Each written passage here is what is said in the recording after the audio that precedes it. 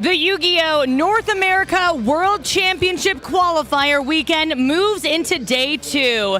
Coming to you live from the Minneapolis Convention Center in Minnesota, 16 duelists battled through the points playoff yesterday, but only 2 earned a spot at Worlds in Tokyo. After this weekend, 4 more will join them, but first they'll have to grind through Swiss. Thousands fighting for the chance to prove they're the best duelist in the world. Yesterday, Duelists also took part in the first ever Genesis Championship, which continues tomorrow, and the Dragon Duel Championship also begins today. So many exciting duels ahead. If you look around me, you can see these hopeful duelists here, but who is going to Worlds? We shall see. I'm Jackie Jing, super excited for the day ahead, but first we have our pre-show with Kangas. Take it away. Thanks, Jackie. We are here for day 2 of NAWCQ weekend. Points playoffs already wrapped, and we have our first 2 representatives for North America at Worlds. They're also joining us on the desk here for our pre-show. So we have joining us Mario D'Amico. How's it going? I'm doing good. How are you? I'm doing fantastic. It's awesome to have you on. We also have Luca joining us on the show, Luca Kovac. So welcome to the beginning of day 2. How you feeling after qualifying? Definitely happy to be here. Great feeling. Happy to have you. And Billy Brake, as always, joining us. Oh, love to be here. Love to watch awesome duelists like yourselves work so hard all year long, and then for it to pay off to go to the World Championship. Congratulations, guys. Thank you. Yeah, I don't think Billy's had an opportunity to congratulate them very much yet. I'll always congratulate over and over again. Even if I already gave them, you can never give enough congratulations. Going to the World Championship is such a big deal. I will say, yesterday started with everybody asking me how I was doing, and that didn't happen today. I thought about doing that. Okay, yeah, you thought about it. Especially when he asked you how you were doing. I was like, we're going to keep this going. Yeah, keep it going. Mario, I want to start with you and just kind of, now that it's been a full night, you've had a chance to sleep, you celebrate a little bit. Has it settled in now that you're going to be representing NA at Worlds? So yesterday after the match, I actually went to go and rewatch my video of when I won, just to go see how I looked, how I felt. And I could just see myself breathing out. I was like, it looked like I was so stressed or / relieved.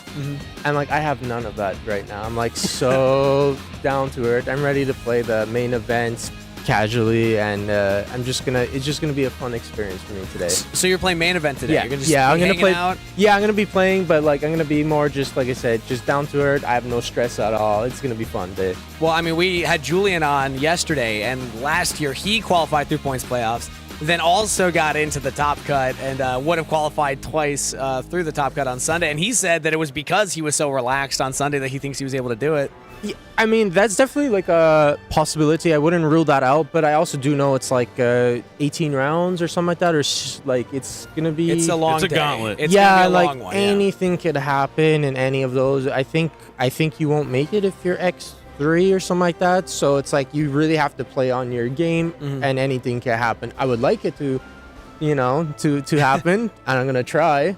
But I won't be mad if it won't happen. Yeah, you already got your ticket. Exactly. Luke, I'm going to go to you. Same question. Now that you've had a day and a night to kind of sleep on it, has it settled in? Kind of in the same boat as Mario. It really hasn't settled in yet, but I'm definitely feeling this is, I think, the most relaxed I've been in an event for the last, 2 years or so, just going into it. Yeah. Super excited to be playing. I'm also going to be playing the main event.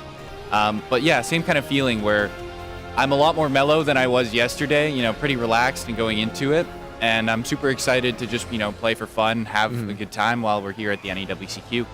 Well, I also got to give you both props because 2 Canadians being the first 2 to qualify in. I even saw all the Canadians on socials were super excited about that. Ruggles was shouting you out, Luca, being like, this guy's been grinding. It's so good to see him. So how does it feel to have that national pride as well? Do you feel like you're representing Canada? Yeah, I definitely do. It's a huge honor to be representing Canada at the World Championship this year with Mario, but we're going to see. Obviously, there's 4 more competitors that are going to be making it. Yep. I'm hoping all 4 are Canadian personally, but are there enough? Yeah, obviously there's enough, but like in terms of notable names that were in the points playoffs, would we have enough to kind of fill that out?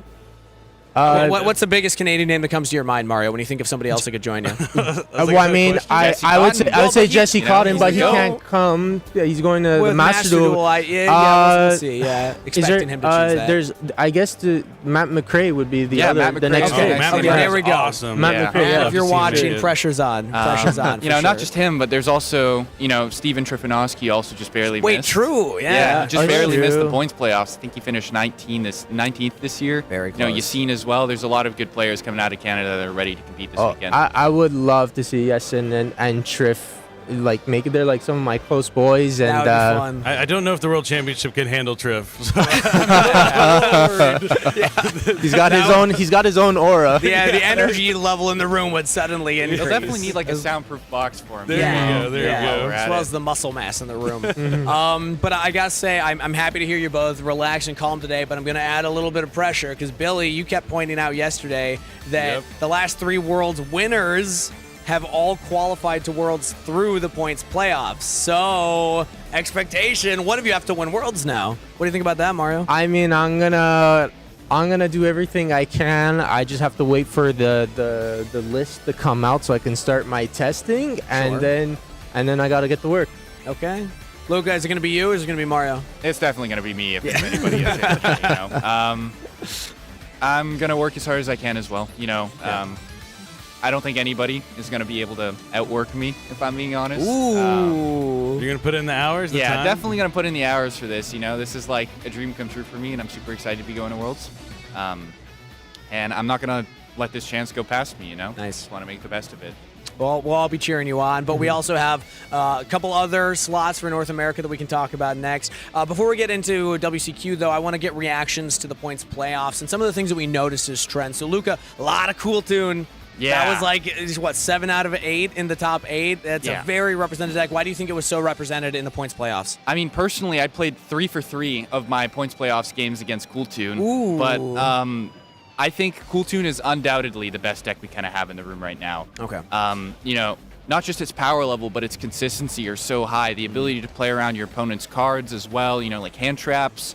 The adaptability you get from looking at your opponent's hand and top deck are all super, super important factors in a deck like this, you know? Once you can kind of decide what you need to do with your hand and your strategy going forward, it's super important to be able to win the game, you know, just having this ability to look at your opponent's cards. It's incredible. I find I've had a lot of conversation with duelists and other casters that Cool Tune is as good as you understand your opponent's deck. Do you agree with that, Mario? Because like you have to know what they're intending to do with the cards. Yeah. So what I've been doing the last few weeks was actually playing other decks as well. I played almost all of them. One, to see if it would be a good deck for the playoffs, but more also to understand their deck. Yeah. So I know, like, just if I know their basic combos, as long as I know how to interrupt them, that's what matters more, whichever deck I pick. Exactly. That's something I've told duelists forever. If you want to know a deck, you need to play it yourself, because then you'll know why you're losing every time, and then you can do that to your opponent. Exactly. So that's excellent. Yeah, advice. like there's some Makes points, sense you what know, you like if I hit right here, they won't be able to make an insane board, and then it's much more manageable. Definitely. So do we still think that Cool Tune's going to be like the heavy hitter throughout the WCQ now for the rest of the event? It has the most hand traps, it has the most consistency, it plays around Droll and Fua fairly well, which I do think, as you see in the playoffs, I think everyone was on Charmies, like Fua and Perilia. I think that would be popular just because like Elf Note and Power Patron, they're so popular, and it just hits all the decks collectively. So it's like a very good thing for Killtune. At the same time, Killtune's bad matchups actually went down, I would say, Branded and Sky Striker, because of the new decks, which is Chaos Branded. Yeah, Chaos, the new Ritual. Yeah, exactly. Like they have such a good matchup against those that I don't think there's going to be as many Branded and Striker players this time. Okay, interesting. Now that's surprising to hear, though, Luca. You said you were 3 for 3 against Cool Tune. Your last match was not against Cool Tune, correct? No, so I played 2 Killtunes. I played Jeremy Glassman in top 16. Okay. I played Jib in top 8. I lost both die rolls against them in the mirror, which could be like very unfortunate. But I drew nice and I interrupted well. And another thing I'm not sure if people know is that through the entire playoffs, I didn't drop a single game. So I did not know that. yeah, I went undefeated. Wow. Yeah.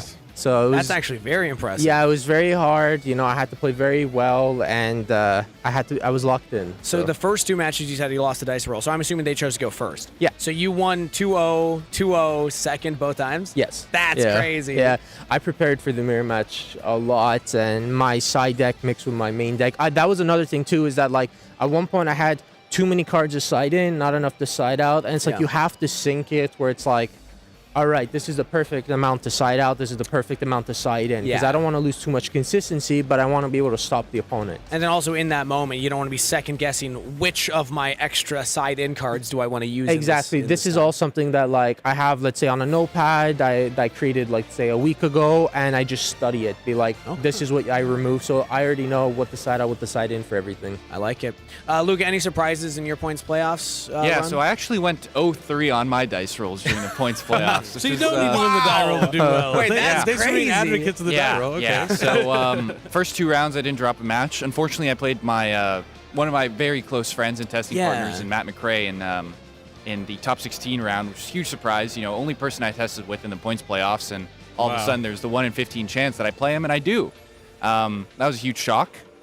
And then after that, I ended up playing a Haitham Johari in top 8, you know, YCS champion, as well as, you know, Logan Shepard, another close friend of mine, on stream for the top 4 match. So I lost all of my die rolls. I won 2-0 for the first 2 matches, and then the last match I lost the die roll, lost the first game.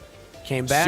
Super tight game in game 3, and it was, you know, a pretty nail-biter game for me personally. That So- cool team synchro off the top in that game 3 That was was like, great. Yeah. it was, That I was knew great. that you like sealed the deal when you drew that. I was like, I think he has it right here now. I think so, yeah. I think that was just like, you know, the nail in the coffin at the end of the game. But yeah, it was definitely a huge surprise for me, I guess, once I saw that card off the top, and I knew the game was kind of over from there. Crazy journeys you both went on. It's awesome to hear how you got into Worlds, but I want to bring the conversation now to the today and the rest of this weekend, because 4 more spots are still on the line. So I want to get a little predictive right now. And Luca, let's start with you actually.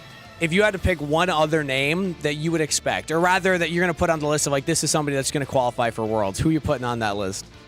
I think I got to go with Steven Trifanowski himself. You're going Trip? Yeah. Okay. I mean, the thing with Triff is, you know, anytime anybody counts him out, he's always back for more, right? We saw him, you know, this year. He's gone on a crazy run. You know, he's won YCS Vancouver. He's won YCS Lima. He got top 8 at YCS Anaheim. He stopped playing for a couple months for personal reasons, I assume. But, you know, after that, he went on a tear and went top 8 at the French Nationals as well. You know, crazy run, 3,000 players there. So I definitely think he has what it takes to make it to Worlds this year. Especially didn't when he only he's lose been- to Julian in the French Nationals also? I think so, Yeah, yeah. His I'm only pretty loss sure. was to Julian, I'm pretty Yeah. sure. But, you know, crazy player. Huge respect for him, you know. But I'm definitely expecting him to do super well in this tournament. Okay, cool choice. What about you, Mario? I'm gonna go a little bit more based on past history. I think if anyone can do it, it's probably Aditya. I mean, he has tremendous results at Nats. It's like this is his breakfast He almost. gets 3rd this year, right? He has to keep with the yeah. chain. Yeah, First, second, second, third. yeah, like He's got one more year select him, where he yeah. can get in. Yeah. yeah, he's a great player, but like at Nats, I don't know if he's been the best performer like Definitely. towards like he's Nats. turned it up a notch every He's year. also a grinder. I mean, when I hear Luca talk about how much work you put in, like Aditya puts in work. Yeah. And he has just an understanding of a game that like he has a different understanding. Like he plays Power Patron, he plays other decks. Like these are things that like I said, I'll test a little bit just to understand the basics, Yeah. but I have nowhere near the same level he does for these decks. Sure. All right, cool. So we got Triff and Aditya. we got Aditya. Two Gotta rep cool the names. Canadians, you know? Yeah, oh, true. There you go. So next up, to kind of wrap up the conversation, we've talked so much about Cool Tune, but I want to get both of your thoughts on the rest of the format and the rest of the decks that we can expect to see out there. Because the points playoffs, we didn't see that much spread and diversity, but I do expect for the WCQ that we will see more. So Mario, let's start with you. When it comes to Chaos Origins and kind of the new cards introduced, What are the archetypes and the strategies that you expect to be able to perform this weekend? So before I say the decks, I would actually say the card. I think Pot of Sloth is gonna be big one. I think it's gonna be everywhere. I think it does everything that you want going second. Is that like you wanna like basically like change your hand, have the consistency, remove some of those cards you don't want. Maybe if you top deck the Charmy, you don't want to just put it back and have that consistency back. Or even 2 Pot of Sloths. Like, it doesn't really matter, right? Exactly. And if one gets ashed, you can activate another. So it's just like almost guaranteed that you will be able to resolve a Pot of Sloth. As for the decks, I think Chaos as a Mina might be a little bit more popular. I do know Branded and Striker will go down in popularity because of that, but definitely like Kiltoon will be maybe not the most represented, but I will think it would be in top cut for sure. I mean, we're definitely expecting that. But yeah, the Light and Darkness ritual stuff is really, really powerful. Yeah, so like if they combo and then you are not able to finish the game on your turn, you almost always lose. Yeah, the grind games. The grind game, that is scary deck in a grind game. Luca, similar thoughts? Anything different in your opinion? Yeah, so I think another part about Pot of Sloth that people kind of missed out on is, as I was speaking about earlier, the knowledge of your opponent's hand in top deck and Cool Tune. Pot of Sloth completely changes the game when it comes to that, right? Your opponent now knows basically nothing in your hand because you've drawn that many cards, put a bunch of them back. So really predicting your opponent's hand is going to be super difficult for a Cool Tune player. Not just that, but I think another deck that's a huge sleeper coming into this event are all the Power Patron decks. You know, with the new Etherealize card, as well as the new Link monster that searches any Etherealize spell or trap from the Power Patron archetype coming into the game, there's a new, I guess, layer of medius the pure, I guess is what I'd call it, you know, where you can kind of bridge your engines into these cards if you have access to any Power Patron monsters. So decks like Elf Note, decks like the pure Power Patron deck, even Doomsy, Archmage, all of these decks now have an extra layer to them that people are going to need to know. Now, the complexity of these decks also definitely helps in the course of an event this long, right? The more complex your deck is, chances are the less your opponent will really know how to play against it. Yeah. Especially in a deck like this, in a format like this, I'd want to play a deck that's very, very strong engine-wise, can really do as much as possible with cards like, you know, the Power Patron archetype has, you know, the Shadow Machine Geppetto as a built-in board breaker that you can kind of search in your engine. And I think that's going to be a really, really solid strategy coming into this weekend. I like that note, especially about the Pot of Sloth changing the information, because that's one of the biggest strengths of Cool Tune is that information. Bill, I want to get your quick thoughts on this. Any like specific decks that you're looking out for that you want to see find success? I would love to see the Light and Darkness ritual deck do well. Like I was looking for it yesterday. A couple of people entered with the points playoffs. Lucas Sacco is one of those players, but it turned on him. He drew horrible every game, had double Mind Shuffle every opening hand. So I don't want to see that. I want to see some Black Chaos, some Griffo. I want to see the deck in action. We haven't got to see it on stream really highly performing, so I'm looking forward to that. But I do expect Cool Tune to be the deck that comes out on top this weekend. Okay, Cool Tune's the deck to beat, but a couple of contenders in there as well. Thank you so much, Mario. Thank you so much, Luca, for coming on to our pre-show. Best of luck having fun today and this next weekend, because you already qualified for Worlds. And thank you for tuning in, everybody. That does it for our pre-show, but the show is underway. Casters, take it away. Long ago, the world was ruled by spells and monsters. Your move, your move! Thousands of years have passed, and the world needs a new champion. Who will be crowned champion? We will know your name.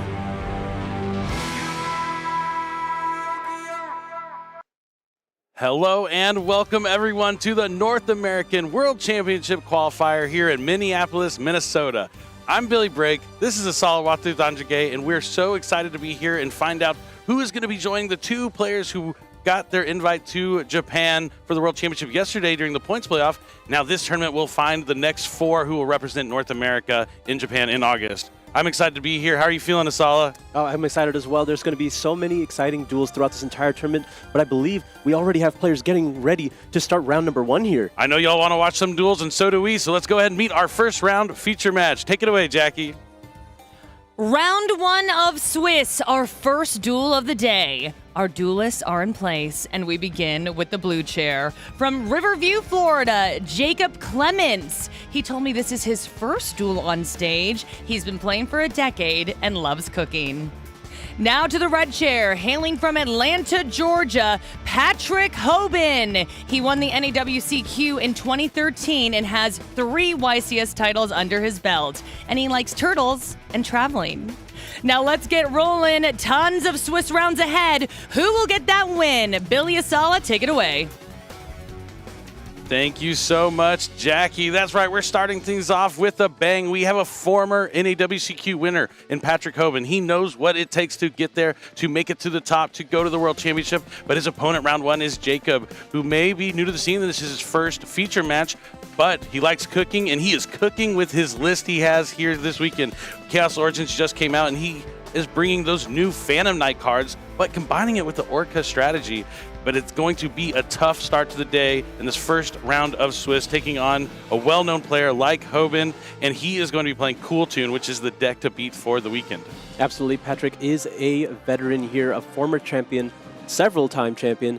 But Jacob, as you mentioned, first time on the stream here, but has been playing for a decade. So kind of a veteran himself, just been needing the opportunity here, and we have his first opportunity here in round number 1 against the champion Patrick Hoban. Yeah, it's going to be an exciting duel to start things off. We like to always start off with one of a former champion to see what they're bringing to the table. He did win in 2013 with Dragon Rulers, one of the most iconic formats in Yu-Gi-Oh! Histories. But that was 13 years ago, Asala. It's been a long time since he captured that title, so you know he is looking to get another championship win under his belt to become a 2-time WCQ champion. Absolutely. Now, if we talk about Patrick Hoban and his accolades up to this point, one thing that he's very known for is he always tries to find an exploit in the format. In 2013, he really put through with Vanity's Emptiness. That was a card that was not so popular at the time, but he used it in his Dragon Ruler strategy to exploit the entire tournament. He knew he was extremely strong in the mirror match, and several times throughout history, he's done the same thing. I look at his deck list right now, and this is the most standard thing I've ever seen. There are no exploits here. That just really shows how powerful Cool Tune is as a strategy. The deck itself is the exploit. Right. It's a solid strategy, and we talk about a lot this weekend amongst ourselves, the players, discussions. What deck would you bring? What do you think is the best deck? What are you looking out for? A lot of the same answers coming back from the players, that it is Cool Tune, but it's not about its power level. It's about its consistency. The fact that you're going to be able to play every game as we enter game number 1 here in our first round. But that's why he has probably focused so hard. Like, if I'm playing this deck because it's consistent, how consistent can I make the deck?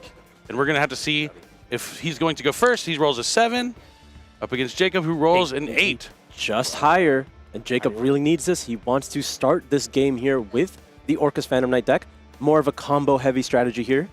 Yeah, I'm a really big fan of the new Phantom Knight cards. They're really good. Like Phantom Knight's Decayed Cloak, Phantom Knight's Doom Solar Ray, lots of more ways to get Phantom Knight monsters from your hand onto the field. Because in the past, you had to use cards like Junk Forward or Kagamucha Knight, just random level 3 monsters to facilitate your Xyz summoning. But now they have more names and more ways to keep accessing those cards. But I'm really interested to see how these two decks, the Orcust and the Phantom Knights, mesh together. And he will be going first, so hopefully we get to see some awesome action. Anything in draw phase? Now, the Cool Tune deck is known for having a lot of interaction from the hand here, so we'll see how this game is going to start. It's going to start with the reinforcements of the army here to grab the Warrior. Starlight Rare. Reinforcing the army is great for Phantom Knights. Anything I'm just going to grab the brand new Phantom Knight here. Yep, Doom Solar Ray. If I have no monsters, I can special summon this. When you control no monsters, you can special summon it from the hand, and then on the field, when it's summoned, you can set a Phantom Knight trap directly from the deck. And they have a brand new one, the Phantom Knights of Umbrage Veil. Because you'll use Shade Burgundy, you can summon it as a level 4 monster, but not so helpful if you're trying to go into your rank 3s. But the Phantom Knights of Umbrage Veil is the same thing as Shade Burgundy, but it's a level 3 monster. Activate. So kind of like a Speedroid Terratop Takken Tomborg situation we have on our hands. And now he's going to overlay these 2 level 3s for probably the new rank 3 Phantom Knight Malevolent Scythe. Yep, there it is. So that's not Wind Up Zen Mighty, but if you look closely, it may seem very similar because you can detach material to special summon a Phantom Knight monster from the deck, but that's going to be met by Effect Veiler. Effect Veiler taking down these new Chaos Origin cards, but that's going to just make way for the normal summon of Mech Knight Orcus Girsu here.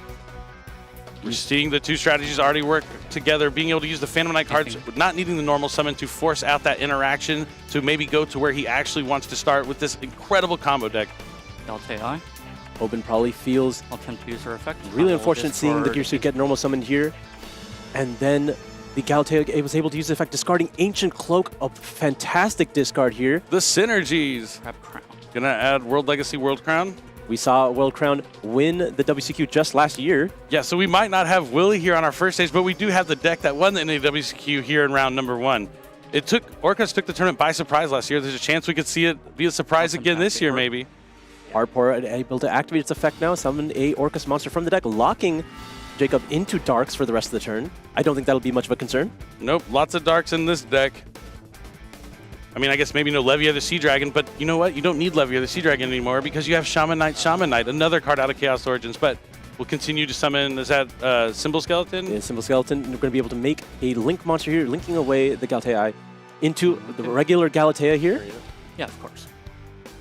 Galtea can use its effect to put back his banished Orcus monster into the deck to set an Orcus spell or trap directly onto the field. So when you're playing against Orcus, the thing you want to stop them from having is Babble. If you could make sure they don't get the field spell on the field, you can weaken their disruptions during your turn greatly, but that is easier said than done. Especially because of the new effective Galtea here, you are able to access both the Babble as well as Crescendo much easier. Crescendo. There's going to go for Crescendo here off the effect of Galatea.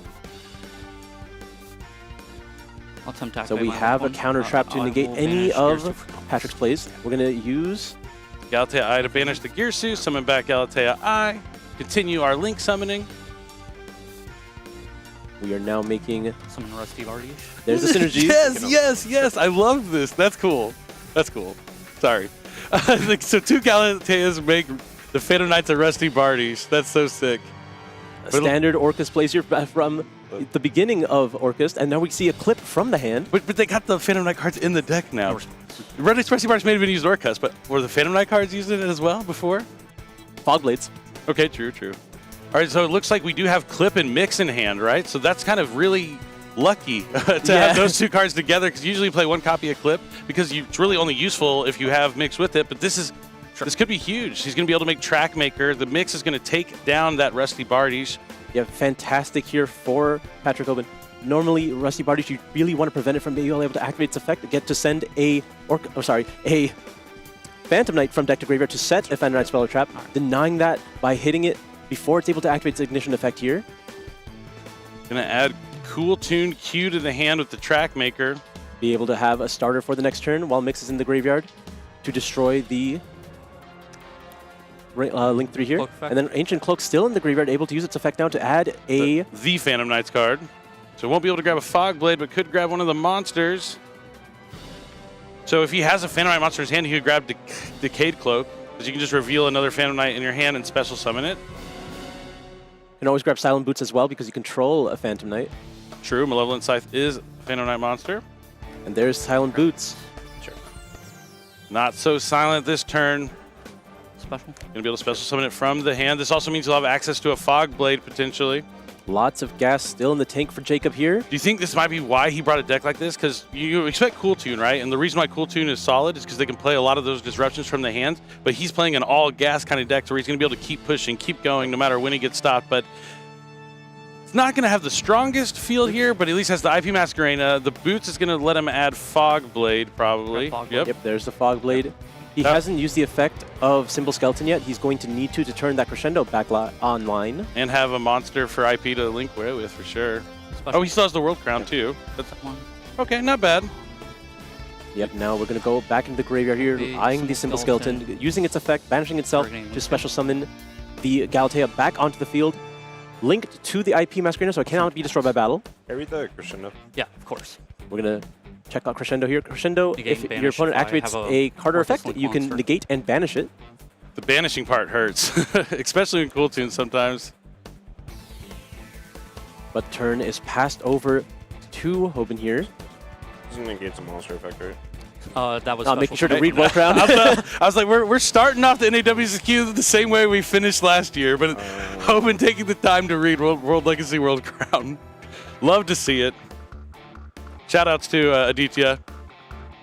Is the DJ coming in third place this year? He went He first, might be. second, third this year. I think he'd be happy with it. He wouldn't mind, yeah. He just wants to go back to the World Championship. We'll have to check in on a detail later on and see how he is doing. At the very least, he's 2-0. Oh, they're true. All right, so he's going to synchro summon using Trackmaker in the queue from hand. I would imagine to make a Zaylin, the Shackled Dragon. This is going to be able to go after the Crescendo. I'll do Chilling. Or not yet, right? He could bounce to the Crescendo if he wanted. Wondering if that's what he's opting to do. He might go after the Galatea instead. But By returning to the hand. That's Trackmaker, if it's into the graveyard for a synchro, someone can return any card on your opponent's side of the field to the hand, non-targeting. So he has to decide his responses first, and then Hoban could go after a different card potentially. yeah, we're just going to force the Crescendo here because if you, It stays engraved. Because it's not destroyed. Thinking on what to bounce. Of course. What do you go after here? Do you go after the IP, the Crescendo, the Galatea? I feel like any one of these cards is an option, right? at this point, it's the IP for sure. Well, Veil does have a quick effect. Yeah. Well, Veil's quick effect, I think, is just makes It changes Seize the levels. monster. Oh yeah, it does the plus It 2. just has tribute from the field. No, it makes you be able to Xyz summon, right? With a Xyz monster. I'm gonna bounce. No, yeah. There's two I thought that was different- Decay Cloak. Or Maybe you Decay Cloak does. Let me see. Umbrage. I don't know. It's You're more okay. of a Phantom Knight expert than I am. But it looks like we are going after the IP Masquerade here. After the Crescendo is already used, the Galatea doesn't really pose Yeah. much of a threat. It lets you Xyz summon for a dark monster. Yep. Ah, okay, perfect. We still have the Fog Blade set here, and we're going to activate Duelist Genesis. I have no response. Hoban finding a way to navigate through this field that Jacob made. Zaylin on the field to potentially interrupt anything that Jacob does as well. Going to add a copy of Synchro Overtake to the hand. Synchro Overtake special card can reveal a Synchro monster, and then you can either special summon or add a monster listed on that Synchro monster to your hand, or special summon to the field. Imagine Fusion Deployment, but for Synchros.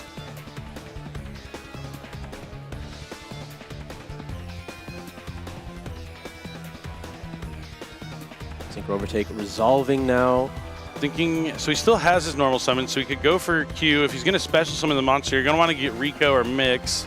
The clip mix combo in turn 1 was so powerful here, being able to set up your plays while forming a disruption as well.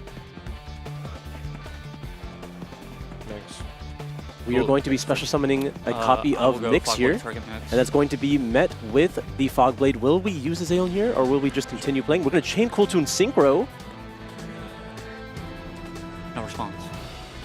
This is going to allow Patrick to get another Cool Tune card and immediately Synchro Summon here And to then- dodge the effect of Fog Blade. We're going to use Rico and Mix here. So he could go into RS. Really picking apart the board that Jacob has made right now. Yep, there's Cool Tune RS. It's going to gain more attack for all the tuners that are in the field or graveyard. Does the Fog Blade go to the graveyard if it doesn't actually get to equip? No, it should be on the field. Unless he chooses to destroy it with the Rico, but I don't think he would. This can be destroyed. Yes. No response. Yeah, the Fog Blade should be on the field. He looks like he's going to add Rotary with the effect of Cool Tune Synchro, and he can't perform a Synchro Summon afterwards because he doesn't have anything on the field to Synchro with. No. Not when I don't have Babble up. I'll wait for you to go back in. Yeah. He's grabbing Rotary off the effect of Mix that he's resolving. He added Rico off the effect of Cool Tune Synchro and synchroed with it. Oh, okay, well, either way, Yeah. they both got added. And Rotary is using its effect now to get an additional normal summon for Q here. Q's going to use the effect to special summon from the deck or graveyard. Looking at that Trackmaker in the graveyard potentially. Nope, but we're going to go into the deck here. It was the Q graveyard effect. Yeah.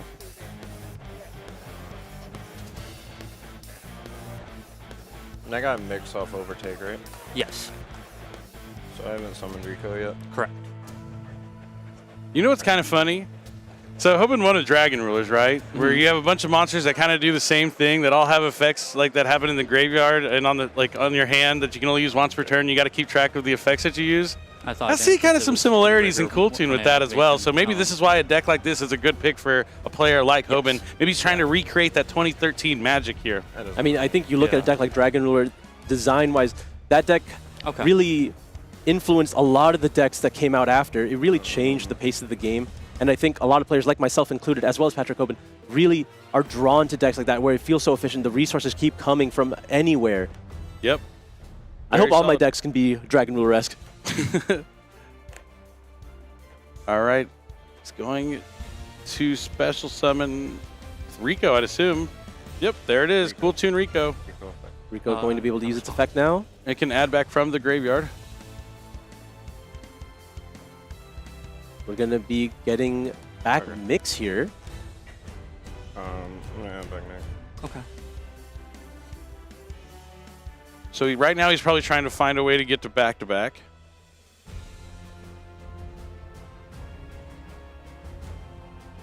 That Fog Blade that's in the graveyard now for some reason could pose a threat.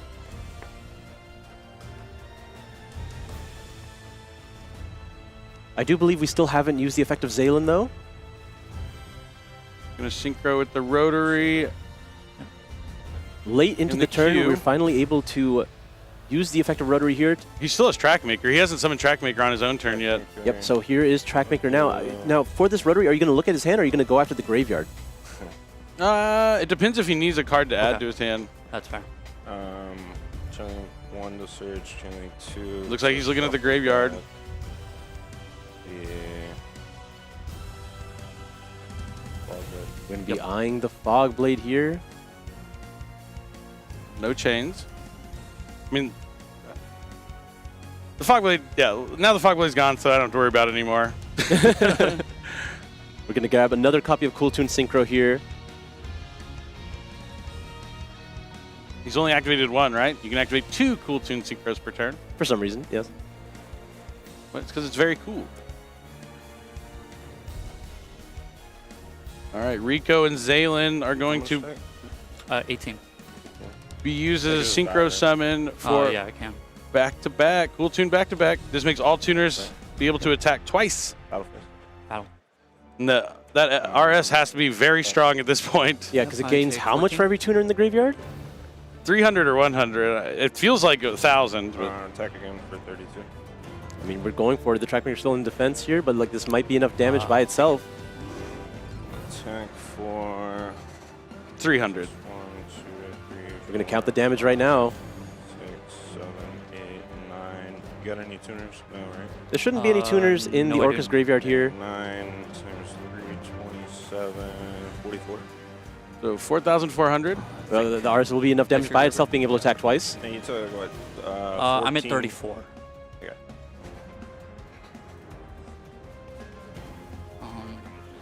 And we still have the second effect of Cool Tune Synchro if we want to try to Synchro Summon again. Yeah, in the battle phase. Yep. I will. What does he have? What is he going to try to summon?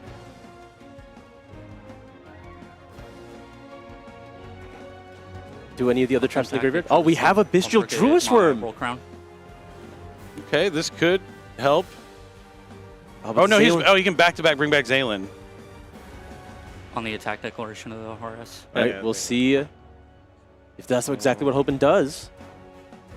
I will Considering his options here, not trying to make a misstep at this point in the game when you know the game is about to be over, we're going to be summoning back that Zalen. Oh, now it's for sure game. Because Zalen can attack twice. It doesn't matter what you... Or you send the Zalen. I will target the But then he has Cool Tune Synchro and attacks with... RS to What? send it. We're going to send the RS, so then Zalen can just attack twice. Didn't the RS already attack twice? Oh, did he do it on the first attack? Yeah, there was no way Yeah. he could stop it. No combination of cards would have stopped Hoban from finishing the duel there in that turn. Cool Tune is so strong in the battle phase, having so many ways to put out that damage, and really just cleaning up nicely here against the Phantom Orcus deck. The Phantom Orcus deck. It was a little scary there. He seemed like Jacob had a lot of stuff going for him, a lot of ways to push through those disruptions. The Effect Veiler slowed him down, but the key turning point in that game was the clip with the mix, taking out the Rusty Bardies. Heavy investment to make that Rusty Bardies. It's a Link 3, and he had to use a lot of cards to get there. Wasn't able to get multiple things off it. I think the Fog Blade, like knowing that Cool Tune Synchro could be chained, maybe you hold that until like the absolute last action that you can use it. Maybe try and save it for a back-to-back or something like that. I think he was really hoping that he didn't have the Cool Tune Synchro, right? He hasn't been True. added to the hand yet. At a certain point, if you don't deny him from getting access to Cool Tune Synchro later, like, then you know that you'll never be able to use Fog Blade. Sometimes you just have to use it early before they have the opportunity to get to Cool Tune Synchro and just hope they don't have it. Yeah, he probably felt like he was down and needed to do what he could, but I feel like he still had the disruptions on the field at that point, and like Mix is just the weakest of the normal summons. But being able to really the clip though, because not only did he get the 2 searches, the destruction of the monster, he started his turn with that track maker on the field that he could immediately use for a synchro summon to put a Zaylin on the field to force out the crescendo and return like other cards and start picking apart the board. So if I'm Jacob and I'm going into this game, if I'm facing down that same kind of turn 1 and my opponent has clip and mix and summons track maker, I might be looking for a guaranteed way to get that track maker off the field. You do not want them to start their turn with it already there. Yeah, I agree. Now, as you mentioned, the clip into the mix there was the reason that Patrick was able to take that game so convincingly. But I mean, I want to talk about how we even got to that point in the first place. When you look at clip compared to cards like Phimena as well as Holisu, those cards require far less setup. I mean, given they do require some amount of setup, but they're a little bit more versatile in how you're able to use them, and the payoff is almost always there. Clip, you typically don't play that too many copies of because you're not trying to do that effect. You're not trying to just have it as an interaction on your opponent's first turn. It's more so something you set up to have as an interaction when you've already been able to play, because it requires such setup, because you don't get to have clip with mix all the time. Only that combination gets to do damage like that. And because Patrick was able to find it in his turn 1, that was the exact reason he was able to run away with this game. I don't think any other interaction could have done what that did. Yeah, it was absolutely phenomenal. And anyone who's like done well in any tournament, they will always tell you, you have to get lucky. But you put yourself in the best position to get lucky. And sometimes it works out for you, especially in the game 1 at the start of this North American World Championship qualifier. I think when you're Jacob in this position, you've played against Cooltoon several times. Going into this tournament, that is the deck you absolutely have to prepare for. So that you know that the chances are there, but it's not something that you will necessarily have to prepare for, or at least you just hope doesn't happen, right? You just need that Rusty Bardiche to resolve, and then you would have had several more layers to your board. You just have to hope it doesn't happen again. I think you play out your strategy almost exactly the same, because there's not much you can do about that happening. Nope, you just got to do the best you can, and he still made a pretty solid field despite that interaction, but it was just enough to have Hoban have the tools to push through. But we're going to find out how the side decks are going to come into play here in game number 2. I have to assume Jacob's going to go first again. He is a combo deck, and he loves going first. All right, Duelists are shuffled up and ready. I'm looking at the Orcus extra deck here, and I'm noticing one card missing that I find I'll go first. Very interesting. There's no copy of Dingirsu in this extra deck. Oh, that is interesting. Maybe he's not aiming for the truck. He needs room for the other Phantom Knight cards. Stay my man.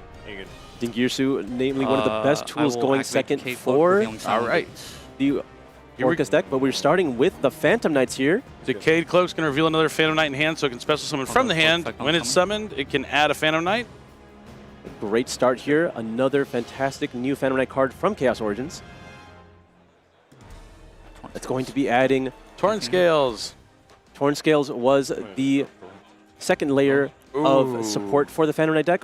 A very strong one, but into Molchami Fualos could be very difficult here. Yeah, Phantom Knight Orcus, both decks play hard into Fualos, so we're going to have to see how he's going to navigate through this. He's going to go for normal summon Torn Scales, use the effect probably to discard, to send a Phantom Knight card.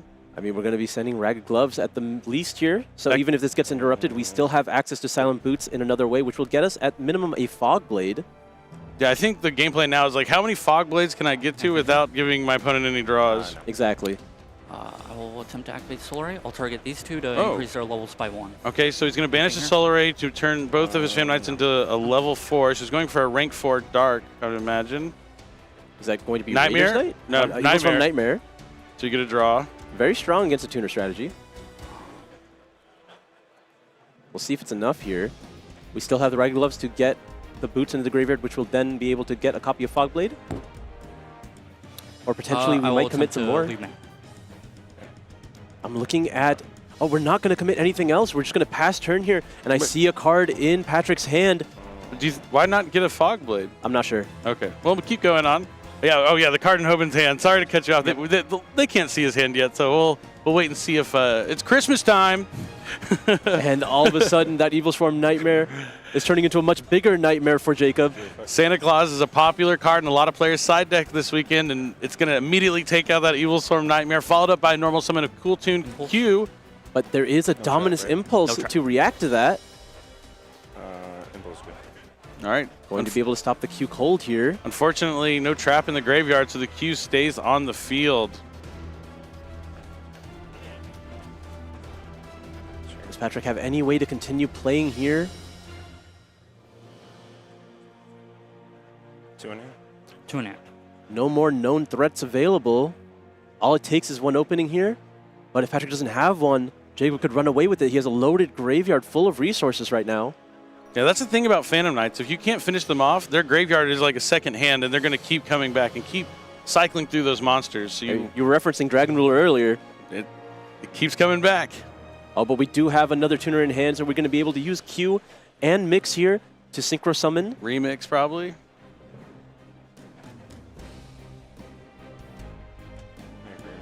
Yep, Cool Tune Remix.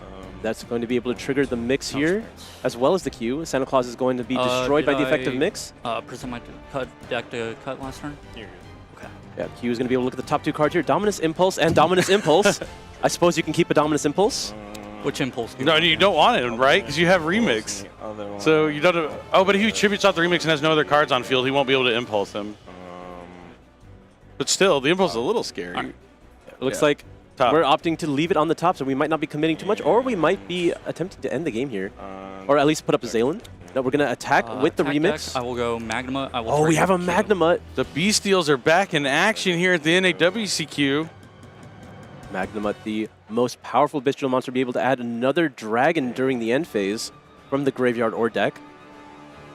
Does he play any cool dragons that you can see immediately? Or is it just going to be I think it's more Bestials, perhaps. Yeah. Any triggers? No. I'll go Magnamut. Magnamut's going to be able to activate on the field when it's summoned to add that dragon during the end phase. Magnamut is...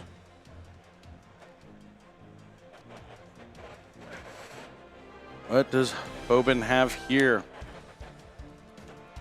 We talked about in the previous game how much damage potential the Cool Tune deck needs to have, but sometimes you can be stopped cold like this. And this is exactly the opportunity that Jacob needs. Magnamut is able to resolve here in the end phase. We're going to add a copy of Druisworm, putting the Dominus Impulse in a different spot. You're not drawing that anymore. Magnamut extra value, mixing up the deck. That's pretty cool. We'll see if he draws the Impulse anyway. The one left, that would be hilarious. And now we draw for turn. Oh, he did. No way. He did. That's crazy. That's crazy. Never tell me the odds, Asala. I will attempt to activate Gloves. But that's okay. We have a second hand here in the graveyard. Raglov's is going to be able to use its effect to send a Phantom Knight card to the graveyard from the deck. This could also enable the Torn Scales to come out. Yes, because of Phantom Knight was banished from the graveyard, Torn Scales is able to summon itself from the grave as well. Ancient Cloak is going to be able to hit the grave. Anything here? No, so he doesn't use the effect just yet. We're just going to keep moving forward, see what plays we have available. Ancient Cloak is going to be able to banish itself from the graveyard to add another The Phantom Knights card, as you mentioned earlier. No Fog Blades. I'll grab the other cloak. I was going to grab another copy of Decayed Cloak here. Jacob might be able to turn this duel around with just this one Magnamut. I will reveal Boots. Decayed will reveal Boots, summon itself from the hand. There is no response yet from Patrick. Typically speaking, we know how Cool Tune is a deck full of engine, but also full of powerful tools in the hand to stop your opponent from playing. We saw that he didn't have much of a push, so you have to assume there are more interruptions in his hand. You would think so. You would think so. So he's going to add Phantom Knight's Doom Soul Array to the hand. Oh, so that's why he plays 2 Umbrage Veil, because he knows he might need the second turn. That's cool. Smart stuff. Jacob definitely practiced here. He did mention how he was a veteran in the game. I understand games aren't as simple as just turn 1. They are not. Especially with a deck like Phantom Knights that has a lot of survivability too. Yeah, sometimes you do want to play a bit more of a mid-range type strategy if you know you have the tools to play a much longer game here. Silent Boots hits the field because he controls a Phantom Knight monster. You're good. I'm glad this is more of a Phantom Knight deck than an Orcus deck. Orcus is, you know, a means to an end, I think. It seems that way. just to get to Rusty. Does he have any banished traps? Ooh, he could go into Shaman Knight, and attach the Dominus Impulse. The gift that keeps on giving here. But he can also go into Malevolent Scythe, which kind of makes more sense. Yeah. So Malevolent Scythe has another effect that if you summon an Xyz Dragon while it's on the field, you can add a rank up magic spell card from your deck to your hand. And there's a brand new rank up magic, the Phantom Knight's rank up magic Requiem, which will special summon a monster from the graveyard, and then you can rank up one of your Phantom Knights or Xyz Dragon monsters. So it's a really convenient way to access Arc Rebellion, Xyz Dragon to finish off games quickly. We'll see if that'll come up here. It looks like Patrick is going to use the effect of Remix right now. And as you mentioned earlier, that will empty his field, so he's not able to use that impulse that he drew for turn. Right. I was thinking about it Or I am going to do nothing. The Q's banished. He only has Mix in the graveyard now. He should have chained it to the Magnament. He can't remix. Oh, good catch there. Yeah, that is going to stop Patrick cold here. Let's go, Phantom Knights. Jacob, Yuto. Jacob, it does seem to be running away with this game now. We'll special summon Solar and I'll use its effect. So he special summons a Solar Ray after adding one to his hand as well. He still has the Boots in the graveyard with the Torn Scales, so those can also come to the field. He's going to set another copy of the Phantom Knights of Umbrage Veil. Anything here? No.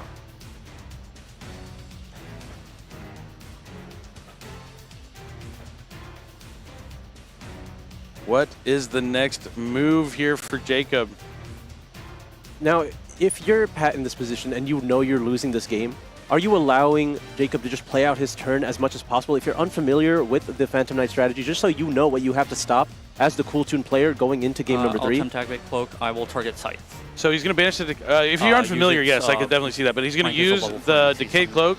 So now he can use the Malevolent Scythe as if it was a level 3 for an Xyz summon. On a new chain, I will attempt to activate Torn Scale. And there's the Torn Scale finally being activated in the graveyard here. Waiting to see what interruptions came from Pat here before opting to use that Torn Scale, committing that resource. You haven't normal yet, right? I have not. Yeah, good point. Yeah, still has not normal summoned. He's going to Ghost Bell the Torn Scales, trying to keep the Torn Scales off the field since it facilitates so much more. Now it looks like this might be the time that Hoban wants to use an interaction from the hand. You're good. Guess not. So now since he can treat the Malevolent Scythe as a level 3, he's going to overlay these two for a rank 3. Is it going to be the myth, the man, the legend? It is! Phantom Knight's a Break Sword. The name of the game here, the original Phantom Knight. He's going to be able to take down a card on the field as well as another card on his own side. And then summon back 2 monsters from the graveyard. If it chooses to destroy itself. We're going to go after the remix here. And what card did he destroy I don't know. Yeah, I don't know what he destroyed on his side. Oh no, he's activating the remix now. The bell's in the graveyard. Oh! Oh man. This is crazy.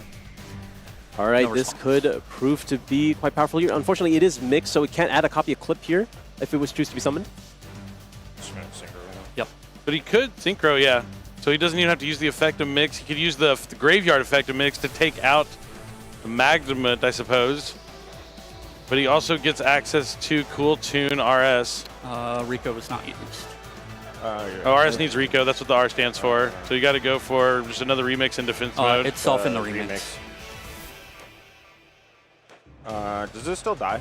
Yes, because it's a them. Yeah, so Breaksword did in fact target itself as well as the remix. Yeah. So effect was activated there, so it's going to be able to resolve. New chain, I will activate Breaksword. I will target turn player Solar Breaksword and Cloak to special summon and increase their levels by 1. Yeah, you come back. Do, Mix too. And Mix will go after the Magnamut there. Response to that. I knew it. I knew that Mix was going to destroy that Magnament. Anything here? No cause for concern here for Jacob. The 2 Phantom Knights will come back with a higher level, and then effect. Boots will be able to use its effect in the graveyard to add a Phantom Knight spell trap. What are we going to grab? Oh, he's going to grab the Phantom Knight's rank up Requiem. We're going to be overlaying with the 2 level 4 now Phantom Knight monsters. It's going to be Raiders Knight. Oh, Dark Rebellion. Dark Rebellion Exceeds Dragon. You actually play this because of that Malevolent Scythe effect now. It's such a cool card. Jacob's trying to end the game this turn. There is that rank up. So he's going to be able to special summon back a Phantom Knight, and then he can rank up an Exceeds Dragon or a Phantom Knight on the field. Doesn't have to be the monster he special summons. Summons back the Ragged Gloves and overlays with the Dark Rebellion into Requiem. Requiem, since it has the Exceeds Dragon as a material, it gets the bonus effects where it's able to negate monster effects. You search those off boots, right? I searched out off boots, yes. Now, what Patrick does not know, that the Impulse he tried to put on the top of the deck is still there as well. And Patrick has a copy of Hydraulis Harmonia in the hand, but the Requiem could stop it. There's several ways to stop it at this point. This is so... Oh, this has been a good game. Not trying to finish off the duel, just trying to control it. He still has the Umbrage Veil. The Ragged Gloves will boost up a Dark Exceeds monster by 1,000 points. As a material, yes. And there's another copy of Breaksword here. Breaksword given by the Ragged Gloves to give it 1,000 attack. So now we have 3K on the Breaksword. Battle. All right, we are entering battle phase here. I'll go 3K. Requiem's going to take down the remix. I will go. They're both 3,000. I will. Does he have a way to get to a Fog Blade? Because right now all he has is one monster effect negate. Yeah, I mean, we've seen Patrick get through one monster negate before very easily, but he doesn't have the Trackmaker already on the field this time. But it looks like turn is just passing over here. Oh, he has the Impulse in the hand too. So Impulse plus a monster negate. Will it be enough? All right, only 3 cards in hand for Patrick.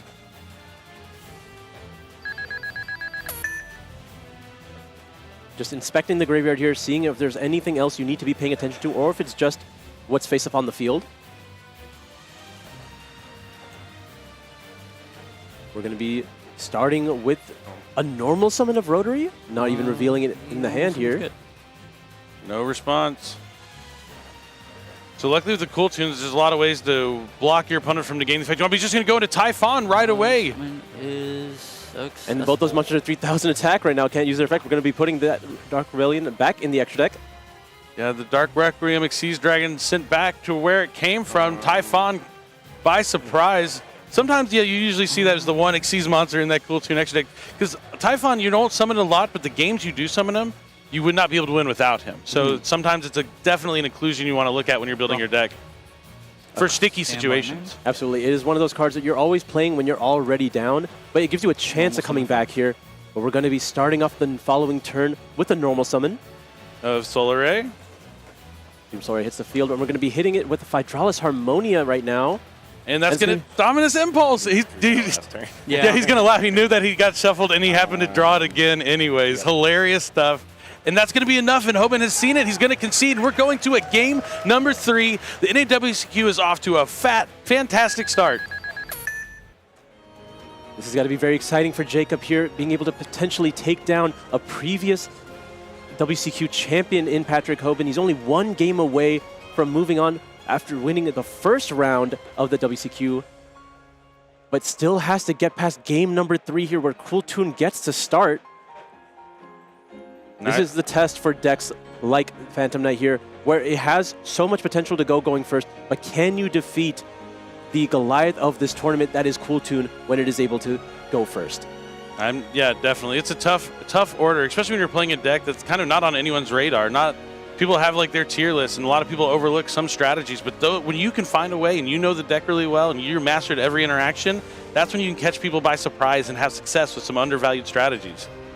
And that's what Jacob is trying to do here this weekend, while Hoban is on the complete opposite end, where he's trying to optimize and have the best version of arguably the best deck in the room. It's anyone's game, though, but it's been a really exciting match. That game was a lot of fun, and like the things that just played out, like not having the tuner for the remix, but then being able to bell the torrent scale. So now you have the tuner so you can use the remix, and he's holding the Harmonia because he knows Phantom Knight's big finishing power is like Arc Rebellion, or there's like key cards that are going to try to attack you. So he's holding the Harmonia as long as possible. But then he rank ups, doesn't see the Requiem coming, makes the Requiem so you can't Harmonia anymore. But then he has the Typhon. But then that's not enough because he drew the third impulse that was on top of his deck, that got shuffled into his deck, and ended up back on top of his deck anyway, that you jinxed and called it commentator's curse, Asala. But was it a curse? Did I not want this for him? Yeah, I mean, it worked out really well, so it's absolutely just exciting start to our first round of the NAWCQ, and I hope all the matches continue to be this awesome. Oh no, just revealed he is playing a copy of the Duelist Genesis. Oh, it's a good thing he played a turn 1. Patrick has the option to go first now, almost certainly will take it, but this is the test of Cool Tune. Cool Tune is a deck that is clearly very strong in the meta, but it's not something you can just pick up and play. You need to have practice with it. It's one of those decks where you need to be able to play every strategy to really optimize playing it, because you get that information from Rotary, but it's only as useful as if you know how to play your opponent's hand, so you have to know what to stop. Patrick has 2 games worth of information now if he wasn't familiar with the Phantom Knight deck before, so he's going to have to use it as much as he can here if he's able to resolve his entire combo, or at least resolve a Rotary here. Yep, this will be the first time we get to see him go first here in the match, so we'll see what his deck can do. Or more so, what are Jacob's defensive options when he's going second? Because it's a lot of gas, so we'll have to see if he has anything to stop Hoban here in game number 3 of our first round of the 2026 NAWCQ here in Minneapolis, Minnesota. The first minigame is always, is there going to be a Molcharmi coming down? Cool Tune notably able to play through either of them fairly effectively, but it does limit you a little bit. There's going to be a Perulia from the hand. Will there be a response from Patrick here? Sometimes you have Synchro Overtake and nothing matters. Main phase? Yep. All right, no response to the Perulia. We've moved into the main phase 1. We're going to be giving a draw immediately here. We're going to use the effect of Rotary to give you an additional normal summon, revealing a copy of Q from the hand, and we're immediately going to be normal summoning that Q. A card is drawn for Jacob. Sure. The first card's always fine, right? Because you're just like trading the Perulia for another card. It's always the second one you want to try not to give them. I mean, if you can manage them, give them 0, that'd be ideal. But you don't want to feel too bad if it's just 1 draw. Yeah, them starting with a 5-card hand anyway, you know, you're not too upset about it. Looks like he's going to special summon that Ash Blossom. Yep. So he's going to be looking to remix that back to his hand on his opponent's turn. One of the cool things you can do with Cool Tune. Good thing we don't have Naturia Rose Whip. Absolutely. That would be a good job, Billy. Really annoying. So now we're going to synchro for Q and Rotary. The classic 1+3 = 4. Trackmaker is going to spin the music, and we're going to add a couple cards. Look at the opponent's hand. Look at the top 2 cards of their deck. Let's see. How did we order this chain here? Imagine you do Q last. All right. Well, that's the choice, right? Is it Q last or is it Rotary last? It's looking like he's going to go Trackmakers last, so I'm assuming it'll be Trackmaker. It's probably Chainlink 1 Rotary, Chainlink 2 Q, or sorry, Chainlink 1 Q, Rotary, Trackmaker. Yep, just to have all that information available before you get to choose off of Q here. Yeah, know what's in their hands so you can decide the top of their deck. Trackmaker is just going to eye a copy of Rico from the deck. Yep, it's going to be Rico, and now Rotary is going to be able to resolve. Take a look at the hand. There is Impulse in there. You got to be Impulse and Magnum. You got to be very wary of this hand here. Strong potential. That's a good hand. We saw how impactful the Bestial Magnum was last game. Oh, Fualos and a copy of Solar Ray. I mean, you don't want. I don't think you want the Fualos on top. I guess maybe if you're just going to chain the remix and not synchro on their turn. You can draw the Fu. You're just going to leave the Fu on top, banish the Solar Ray? Oh, that's off the... this is going to be Rotary is going to grab the JJ full team here. And the JJ's off. Cool. Sure. So he's going to banish the Solar Ray. Yeah. All right. Yep, Wallace remains on the top of the deck for now. We know there is a Magnum on, or rather in the hand. To potentially change that, given the opportunity. And we're going to be synchroing with the Trackmaker as well as the Rico from the hand here.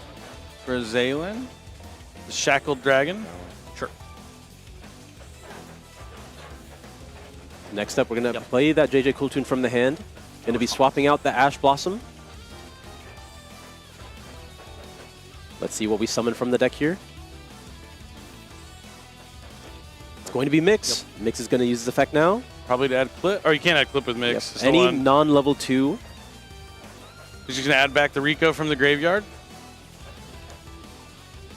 Now, Jacob doesn't know this, but there is a copy of Cool Tune Synchro in Patrick's hand. And we're going to be synchroing again with Mix as well as the Rico here, likely for Remix. I think it's until end phase, right? Okay.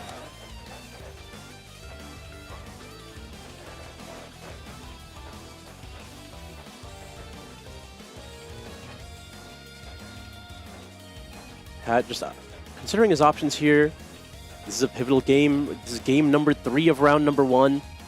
One mistake could end really badly here. It's going to be RS? All right, so he's not going to risk it.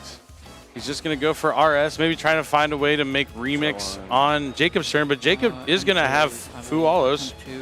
Oh, no, he's not, because he's going to Magnum it. Target your Q? Track Maker. Now, if he draws Fualis again here, given there's multiple copies, so it would be reasonable, but that would be really unfortunate. You had to say that. I did. You had to say that. We got to test it. It's round 1. So far, you're 1 for 1. I want to see how much power I have. Yeah, we're going to find out right now. Yeah. Going to add Druid's Worm. The B-Seals are still good. Never count them out, even if they're down in popularity. I will attempt to activate Druid's Worm. I will target your Rotary. All right, we're going to continue in the end phase here. Druid's Worm is going to go after the Rotary in the graveyard as well. Really limiting options. Loudness War can never have. I'm good to draw. As well as Q. Definitely. Draws for turn. Oh, 2 for 2. Stand by, man. There's no way. You're 2 for 2, Asala. That's a crazy thing. You're banned from talking. Just when the card's getting shuffled into the deck. No more. I will go. Okay. No more Asala. This is their NAWCQ. Don't do this to them. Hilarious though. Unfortunate. I feel so powerful. Chainlink 2, Druid's Worm, target RS. All right, Little Knight Chainlink 1 going after the Zaylin. Druid's Worm Chainlink 2 going after the RS. Druid's Worm effect. Okay, just Druid's Worm actually. SP Little Knight was not made with a monster that would give it the ability to banish a card on the field. But it still has that on-field effect to, if there's any change, to banish both monsters. So similar to how Hoban was able to use Track Maker at the start of his turn in Game 1, Jacob's doing that with his B-Steals to start breaking apart the field before he even has to get his strategy started.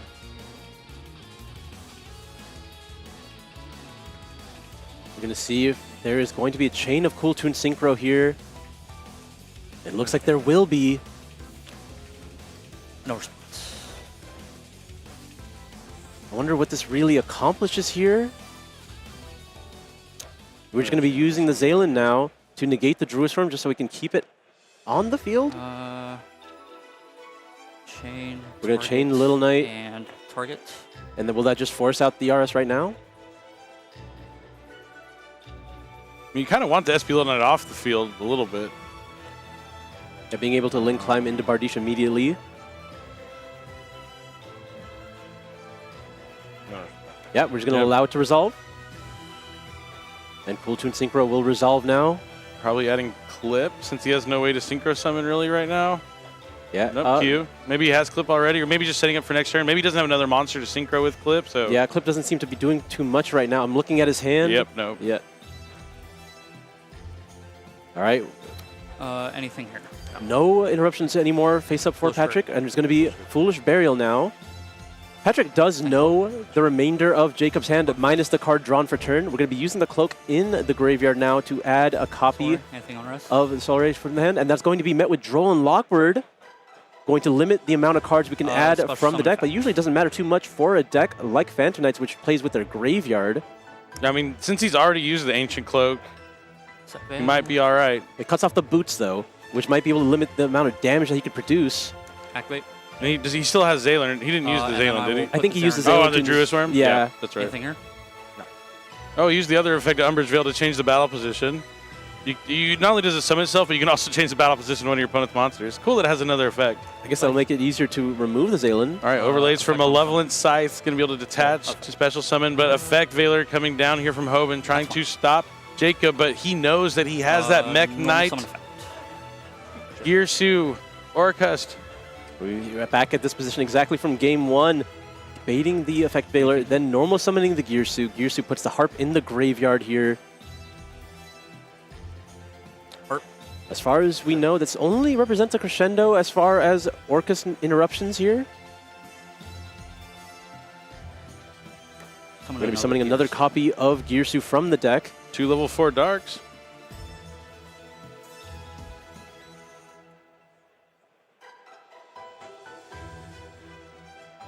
So Jacob knows the only card in Hoban's hand is Cool Tune Q. Still has that JJ Cooltoon on the field as well. If we're able to remove that, put him on just the Q, this could be very simple. Galatea I, and then links those 2 away, probably for Galatea. Yep.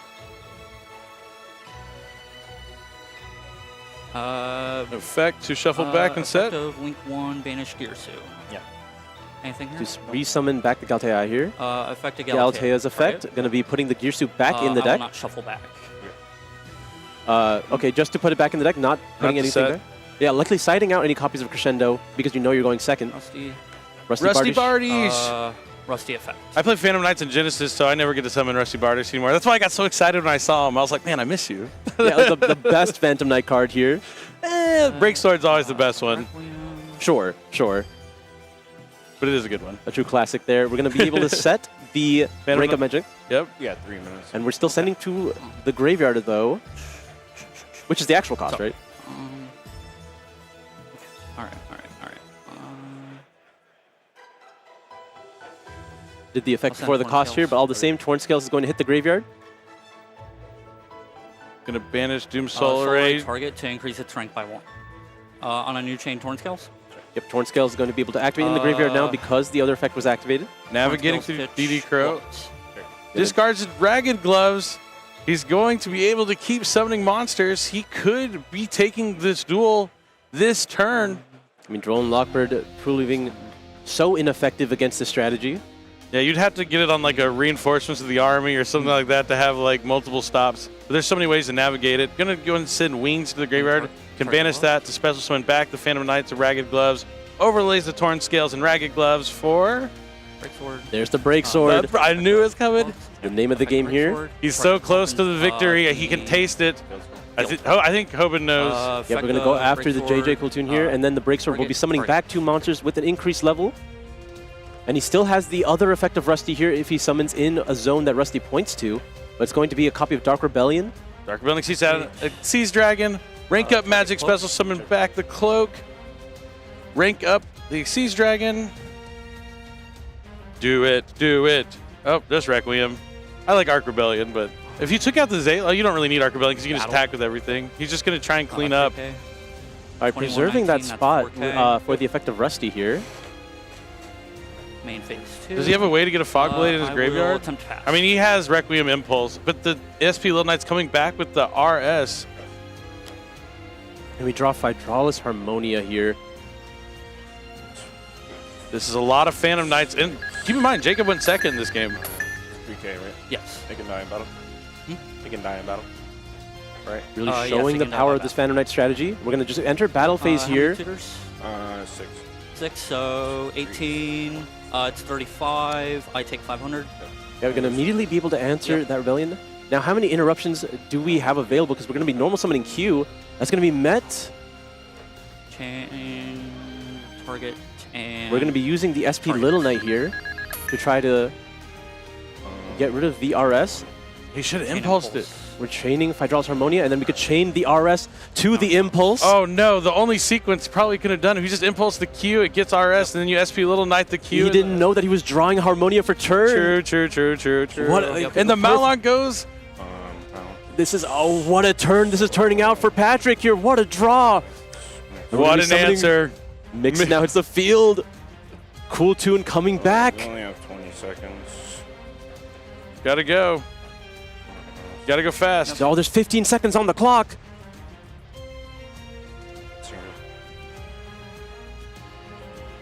We're gonna make a copy of Remix here. Gonna be using the effect of Mix to destroy the Phantom Knight. On a new chain, add from Banish. Just gonna be able to add from Banish here. Sure. Yep. I mean, it's gonna be a draw. It's looking like. Yep. And then it is a double loss here. A draw. Yeah, it's unfortunate that wasn't able to finish things off in time, but I do think. Like, there was a way Jacob could have won this game. Like, I do think there's some sort of way he could have played that turn where he would have ended up with the victory. And I think Hoban knows that as well, so he probably isn't feeling too bad about this draw, because either way, he was going to walk out with the loss. But it would have been better for him if Jacob did get the win, because it would help for your tiebreakers, obviously. But it was an epic match. Unfortunately, neither of the players could finish it before time ran out. And so that's going to end in a draw. So they're both going to have no points for the round. But still moving on, it's Swiss. We have so many rounds of Swiss. 9 today, more tomorrow. And then we'll cut to a top 8 and find out who is going to the World Championship. But I'm really glad we got to see like the Phantom Knights, the Orcus cards all in action, the Bestials. And that's something about the Phantom Knight deck. It's hard to just finish them off, to put them to 0, because not only are they using like their Fog Blades to negate your monster effects, they could Fog Blade their own monster, you can't attack it. You get rid of the Fog Blade, that's going to bring back monsters that they can just stop you from reducing your life to 0. It's a hard deck to finish off, and it has great follow-up. So there's a lot of good reasons to play Phantom Knights, but I think the key cards for him were the Bestials, just that Magnum and Druid Swarm, which don't have any synergy really with the Orcust or the Phantom Knights, just because they're darks, I guess. But those cards were key in putting him in a position to be able to win. But yeah, a draw here. Could have probably gone to Jacob. There has to have been a way he could have got 8,000 damage on that turn, right? Clearly, he was limiting his engine a little bit as far as his damage output, and more so focusing on just having interruptions on the opponent's turn. You know, like, it seems like he was missing that Dingirsu. If he had put the Xyz monster into the zone for Rusty to have used its effect, he would have at least cleared some bodies there to be more damage on the field. I don't know. It might have been possible. I thought he had enough resources, but I do think we have another match that we get to watch here. So we're going to go and take a break, but we have a bonus feature match for you guys to watch, so stay tuned and check out another match we have for our first round here at the NAWCQ in Minneapolis, Minnesota. Good luck. All right, good luck. Draw phase. It's good. Yeah.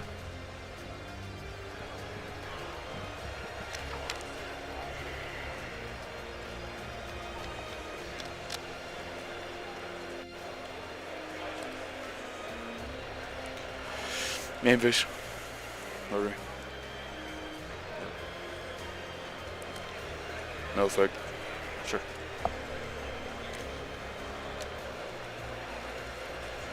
Rotary channeling 1 to look at your hand, make your channeling 2. That is good.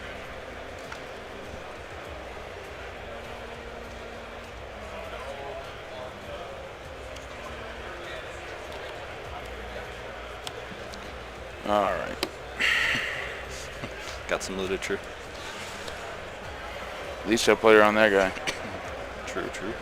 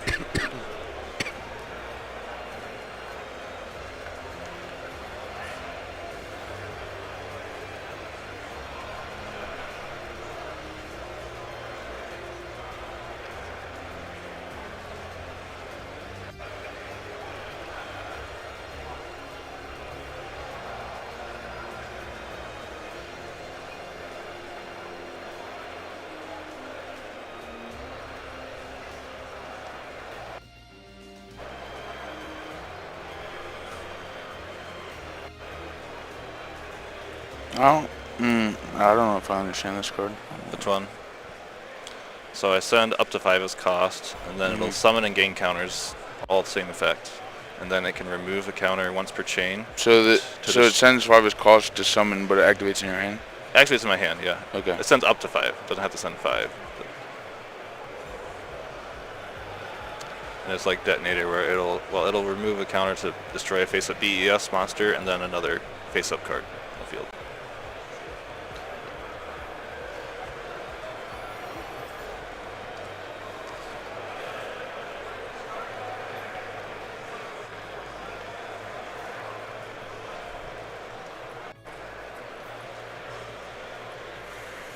Okay. Good.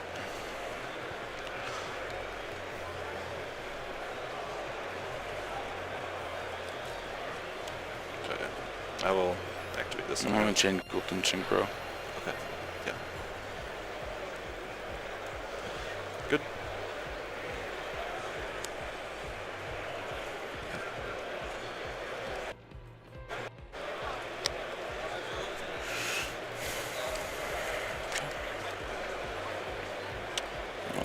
JJ. Yep. Normal Q and use the effect. Yep.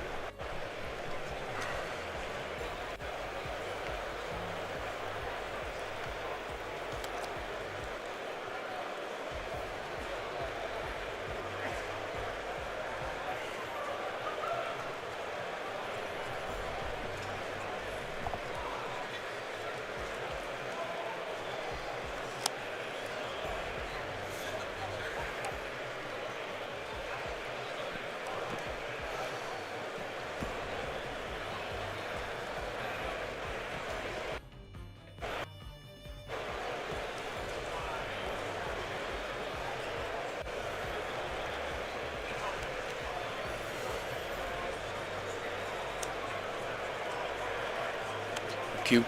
Yep.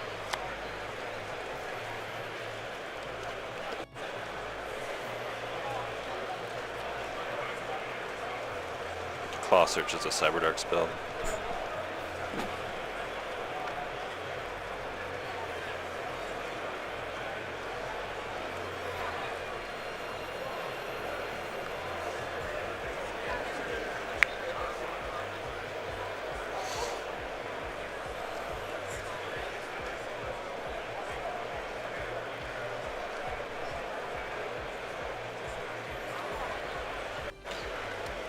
Put core on top.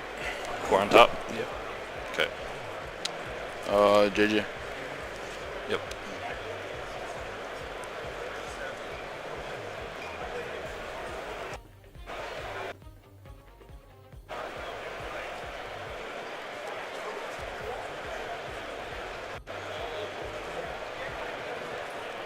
Mix. Yes. That's good.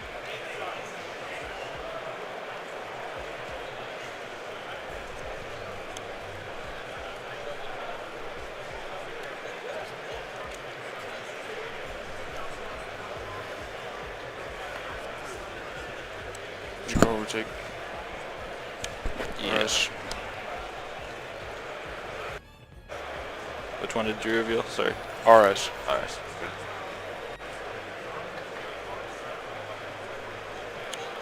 Here we go. Yeah.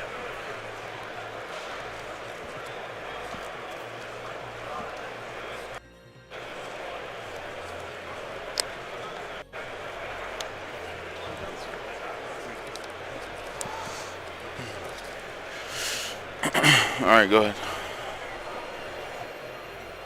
3 in hands. I know. Which one do I know? Draw for turn. Standby. Main phase.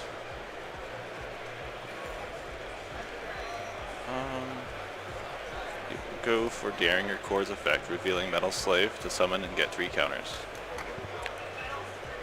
You said essential cost, didn't it? This is the other one. I'm using Daring Your Core to reveal this one and summon.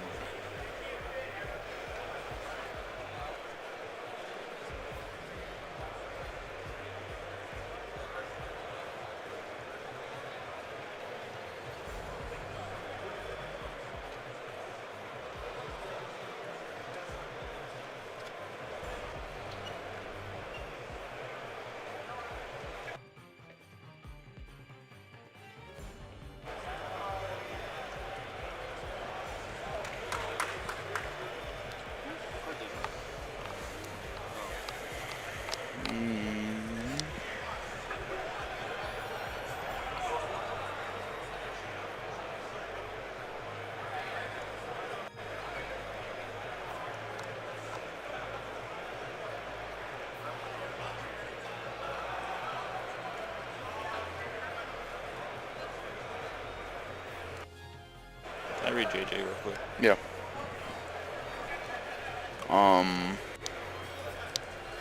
I'll remix. Okay. No response. I'll change that one. Destroys, right? Yeah.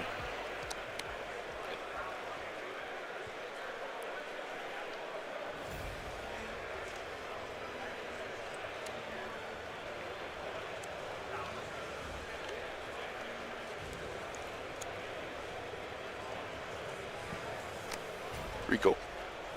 Echo, yes. Echo is good. And can I read back to back?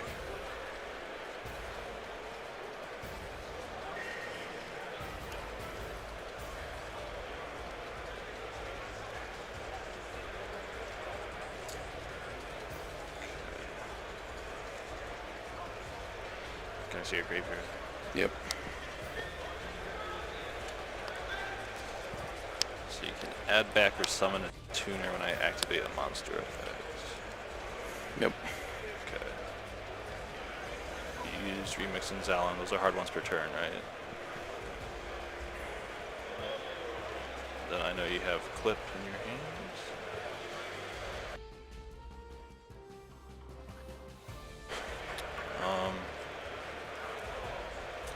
I will activate Cyber Yorman Garter. I mean, one turn, please. Yep.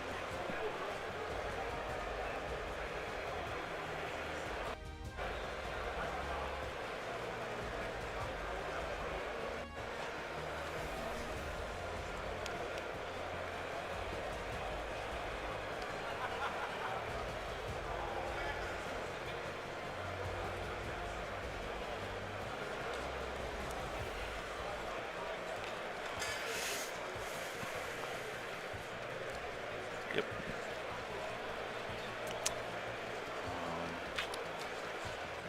I will activate Metal Slave paying cost.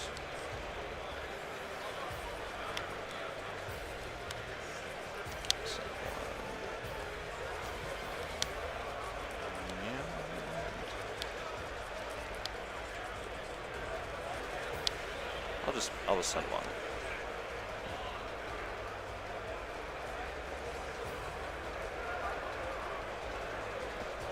I'll chain back. Yep. How big is he? 31. Track maker. Okay. Aggravate track maker. Yeah.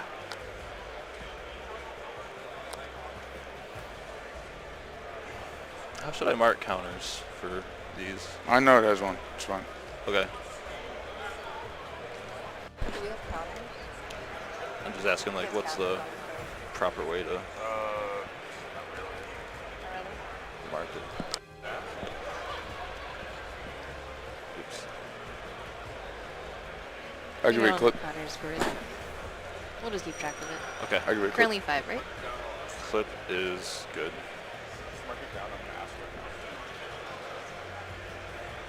So once per turn, summon from the hand, right? Yep. Hard ones. Summon loudness war, track maker effect to bounce. Thinking here. Read loudness roar. Yeah, none of my other tuners could be targeted or destroyed by card effects. Okay, but he can, right? Yep.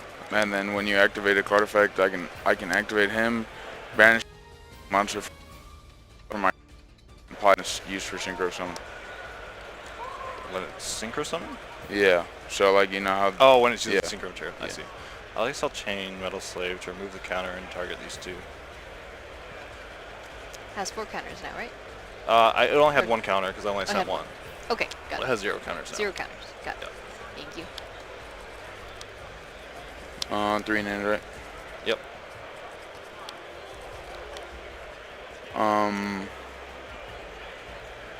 B2B.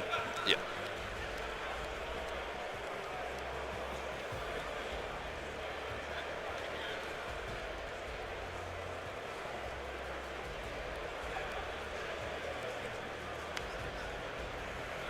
Yep.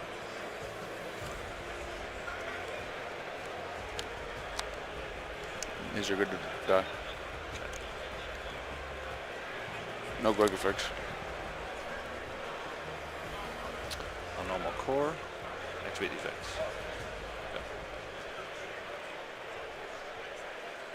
Thank you. Yep. I will end my turn. Yep. Draw. Battle phase. Yep. Tag for game. Yeah, this gets. All my guys get tagged twice. Oh yeah. I'll do it. Wait. Blue ones?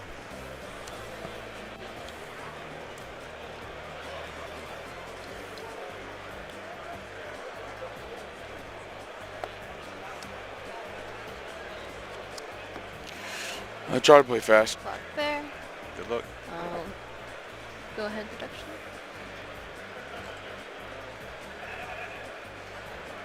All right, duelists, you are ready to begin. Good luck, have fun. Thank you. We have 1749. Draw face. Go to synchro. Get cube.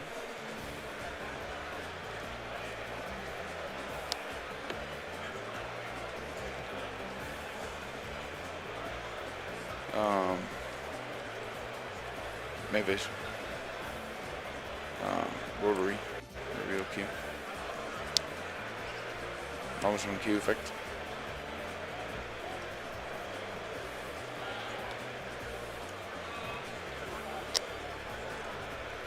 I'm just gonna play fast. Stop me if you need to. Chainlink 1 Q, Chainlink 2 Rotary, Chainlink 3 Maker. It's all good.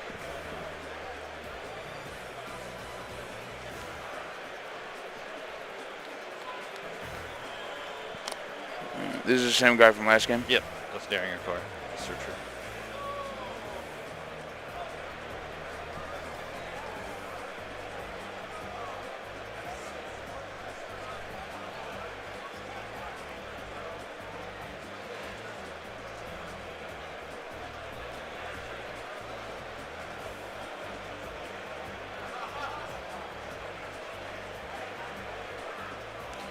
And this card's roto, but it's once return unless I negate it. Right? Great. All right.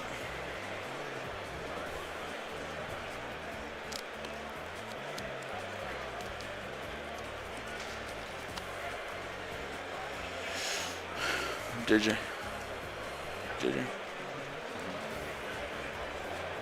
Oh, I have to resolve cube. Oh. Yeah, you're definitely not drawing this.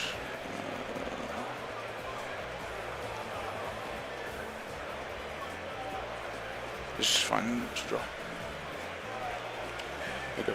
JJ.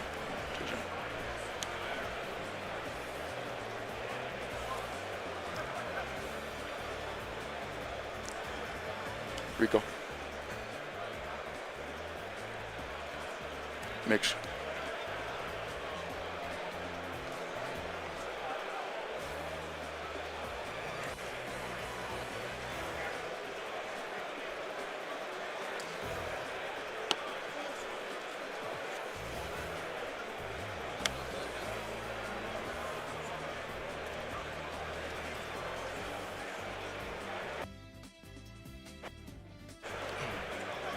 Sure I can't have that one? Yeah, good. Drop turn. Stand by.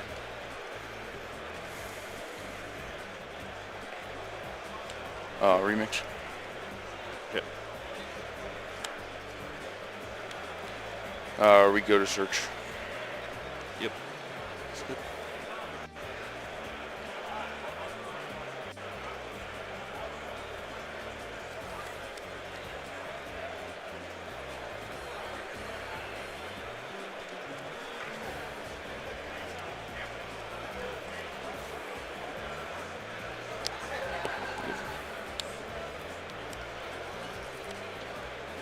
I'll start with emergency.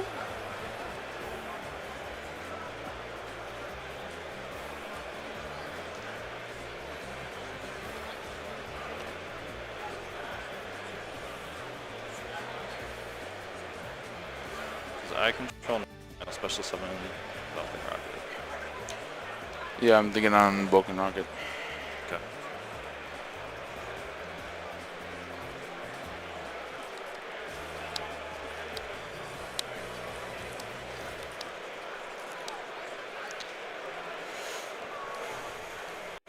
Forehand. Yep.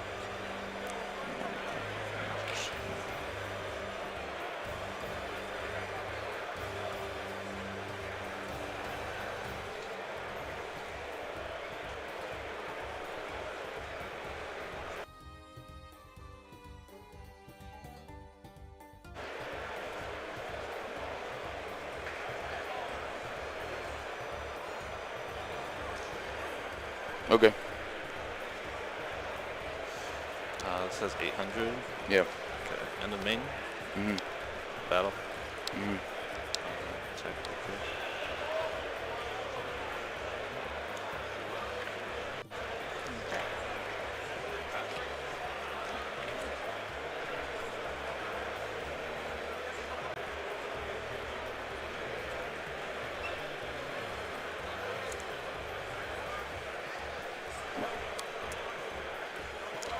Mix effect, destroy. Yep.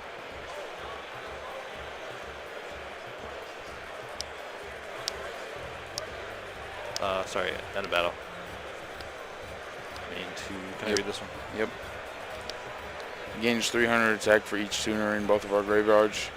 And during the main phase, I could banish a tuner to negate a card face up on your field. Once per turn. I will activate Fuck Doc.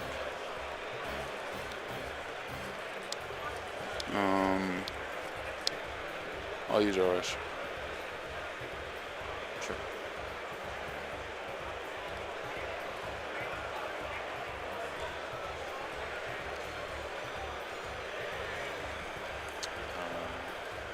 Activate this.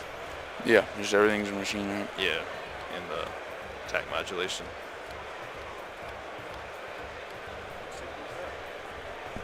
Doesn't actually do anything else on the field, right? Okay, cool. Yes. Yep.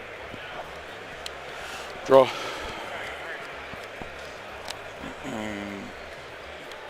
Semi main phase. Also in Q effect.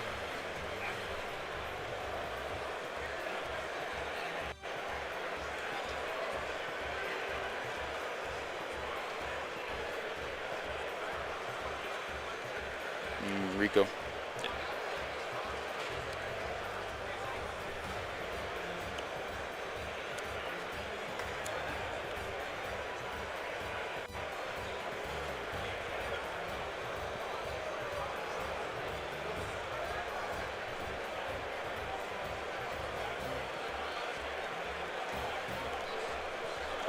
Track Maker channeling 1, Rotary channeling 2, Rico channeling 3 to pop Clockwork Knight.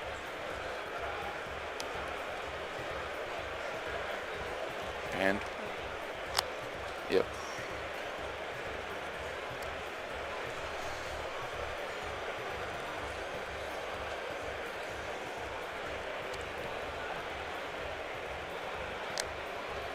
Synchro these for Loudness War. For these, tag for game. Okay. What was your opening hand?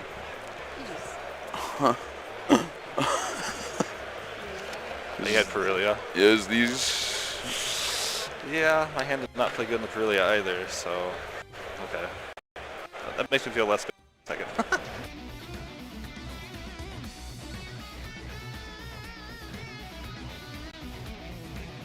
And we're back. Welcome back to the second day of the NAWCQ weekend, but technically the first day of the advanced format main event. And man, Chaos Origins fully in effect, isn't it? And I know it's really been the theme of the weekend. We've seen it a little bit yesterday in the point playoff, and obviously we're going to see it this weekend here as we get moving further into our NAWCQ advanced tournament.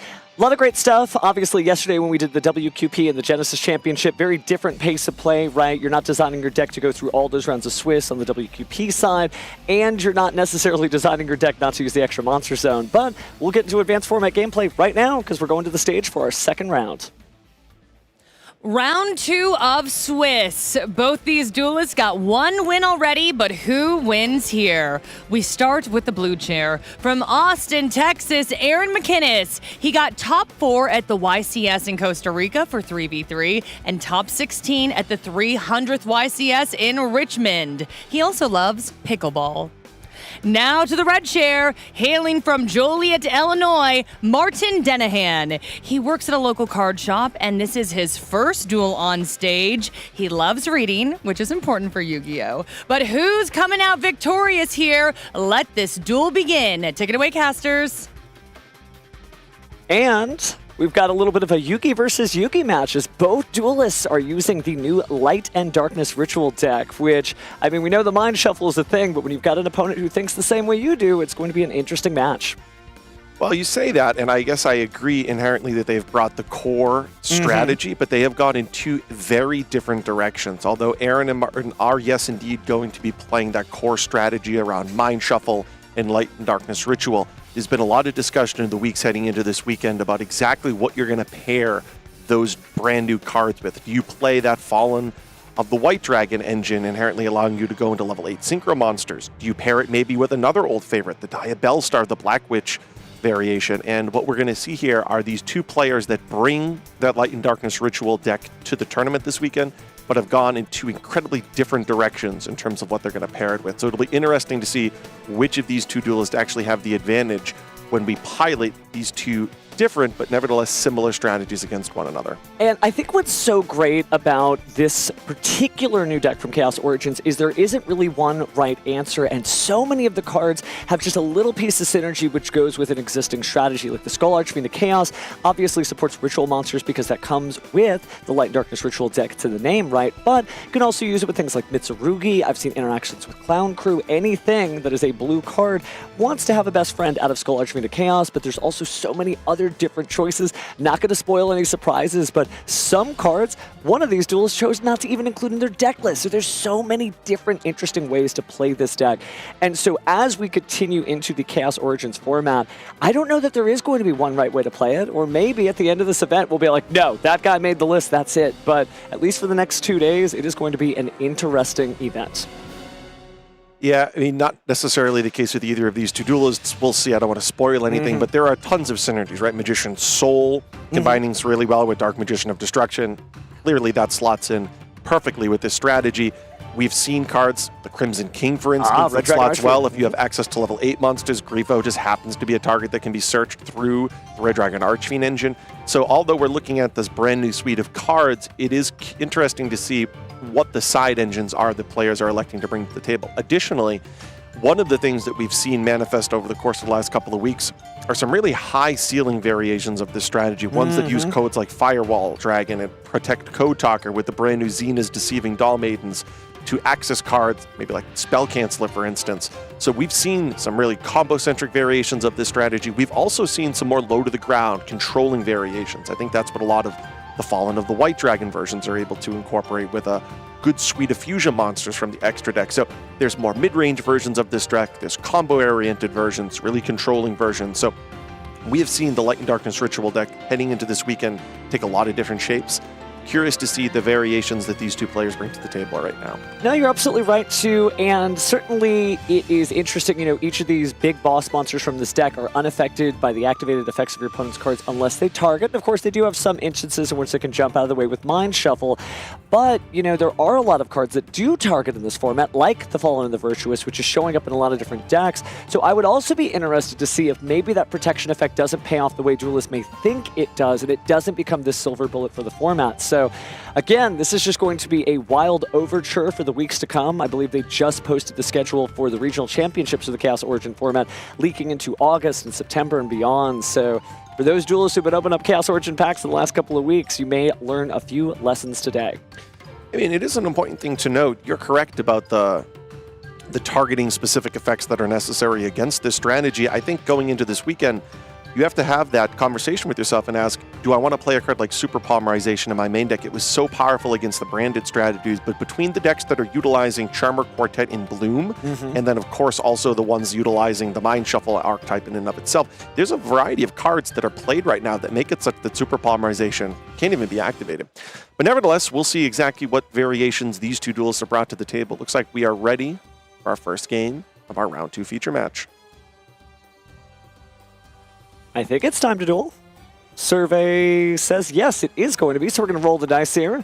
See a 4, didn't quite catch what the other number was. Looks like an 8. Martin's chance, and 7. Unfortunately, 7's less than 8. Hard 8 versus 7, so it looks like Aaron will likely elect to go first. Good luck, man.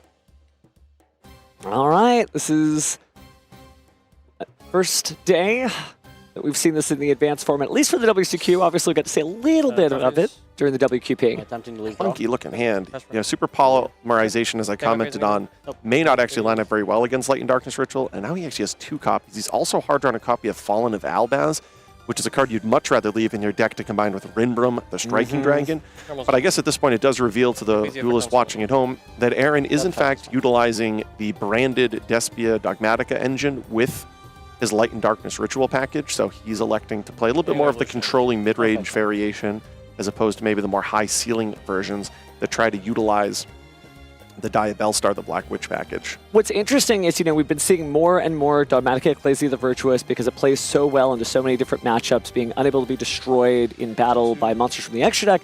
But that's not necessarily the focal point of Martin's strategy here, so this may be a surprise to him. I'll be curious to see what happens when they realize this is a tale of 2 Yugis. I think the last card in Aaron's hand is a copy of Magnamut. Yeah, Distilled Magnamut. So let's talk about these new cards, just in case you don't know what they do. Grifo allows you to discard during the main phase, I believe, to either prevent the next damage you have, reduce that down to 0, or you can go ahead and set a card that mentions Light and Darkness Ritual. That's a trap or a quick play spell, and you can activate that turn. Then you can activate that, use that to search out a card that mentions Light and Darkness Ritual, and then you must discard a card. Discarding the Skull Archfiend of Chaos, but it's sent to the graveyard anyway, allows you to send a ritual of any kind to the grave, and then add a monster mentioned on that. So that's how we're adding that ritual monster to the hand. And kind of in the way that you play like Draco Tail, this is something you could save to the end of the main phase after you feel like your opponent's wrapped up and just kind of jump in. I just want to make a small clarification because we're going to probably see it. It's actually something that can be activated in the draw phase to play or draw and lock. That's right. That's because right. then your Mind Shuffle will be face up and you can resolve the Mind Shuffle search effect. So we see here that Martin still on draw has searched out a copy of Black Chaos. Interesting to see that. But it's curious enough because it's one of those cards that, doesn't always make every list. So curious to see how he's going to continue his combo here. Down by phase, anything? In phase. Sure.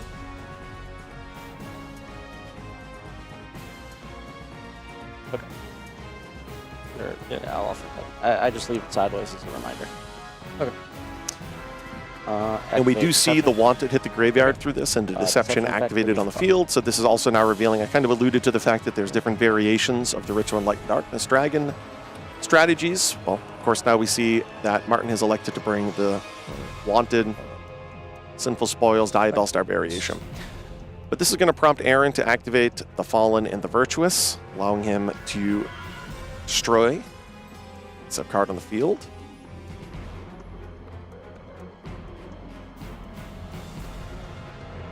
Always interesting to see, what strategy people decide to include with this. I feel like the Deception, the Sinful Spoils, the Zamana package was a little late stage, more combo videos online coming out fairly recently compared to maybe the early variants of this deck, but obviously, the Zena and the opportunities you can run, it was pretty good stuff, but speaking of good stuff, we're going to go ahead and activate the Fallen and Virtuous and get rid of the Deception of Sinful Spoils.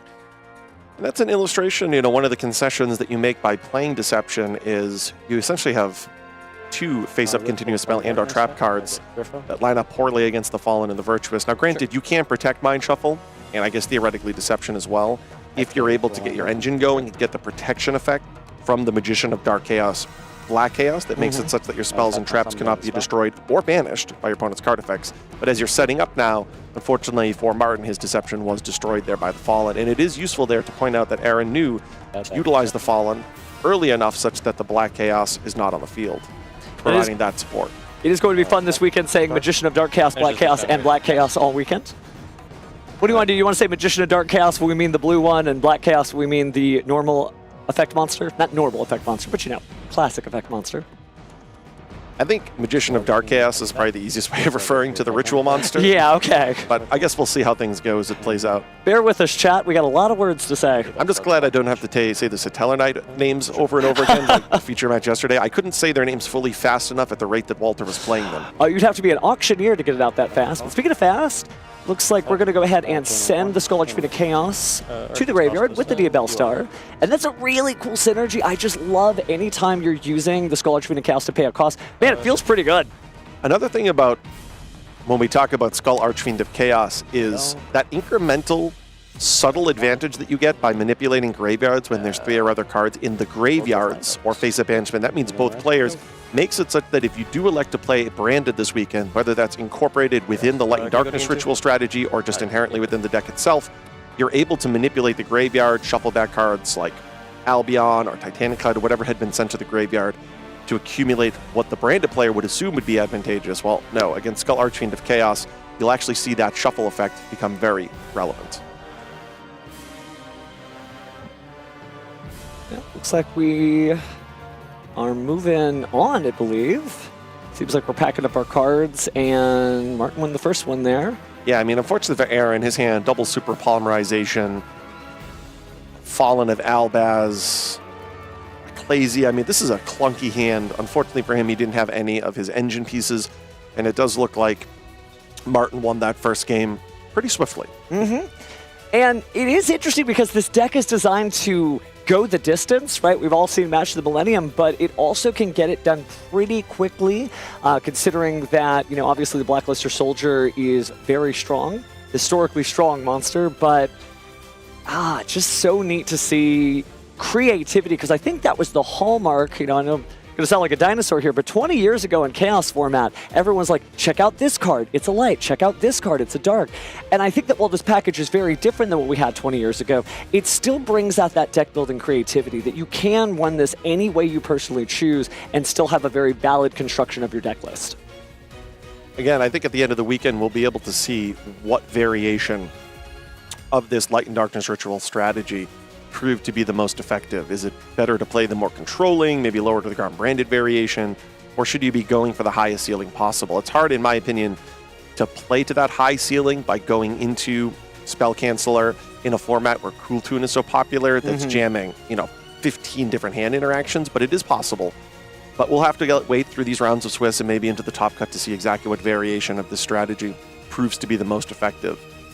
We'll certainly have a long road ahead to Worlds. Again, yesterday was the Fast Pass, although it didn't feel like it, right? The WQP seems like a very small tournament. It's the byproduct of people just grinding out every event over the course of the year, but still have 4 slots for us to go ahead and fill things in. So, yeah, just a very long road to Worlds that we'll be seeing soon, but I'm excited to see whatever happens in the second duel once it gets going. But as we continue to talk here, just a crazy format so far.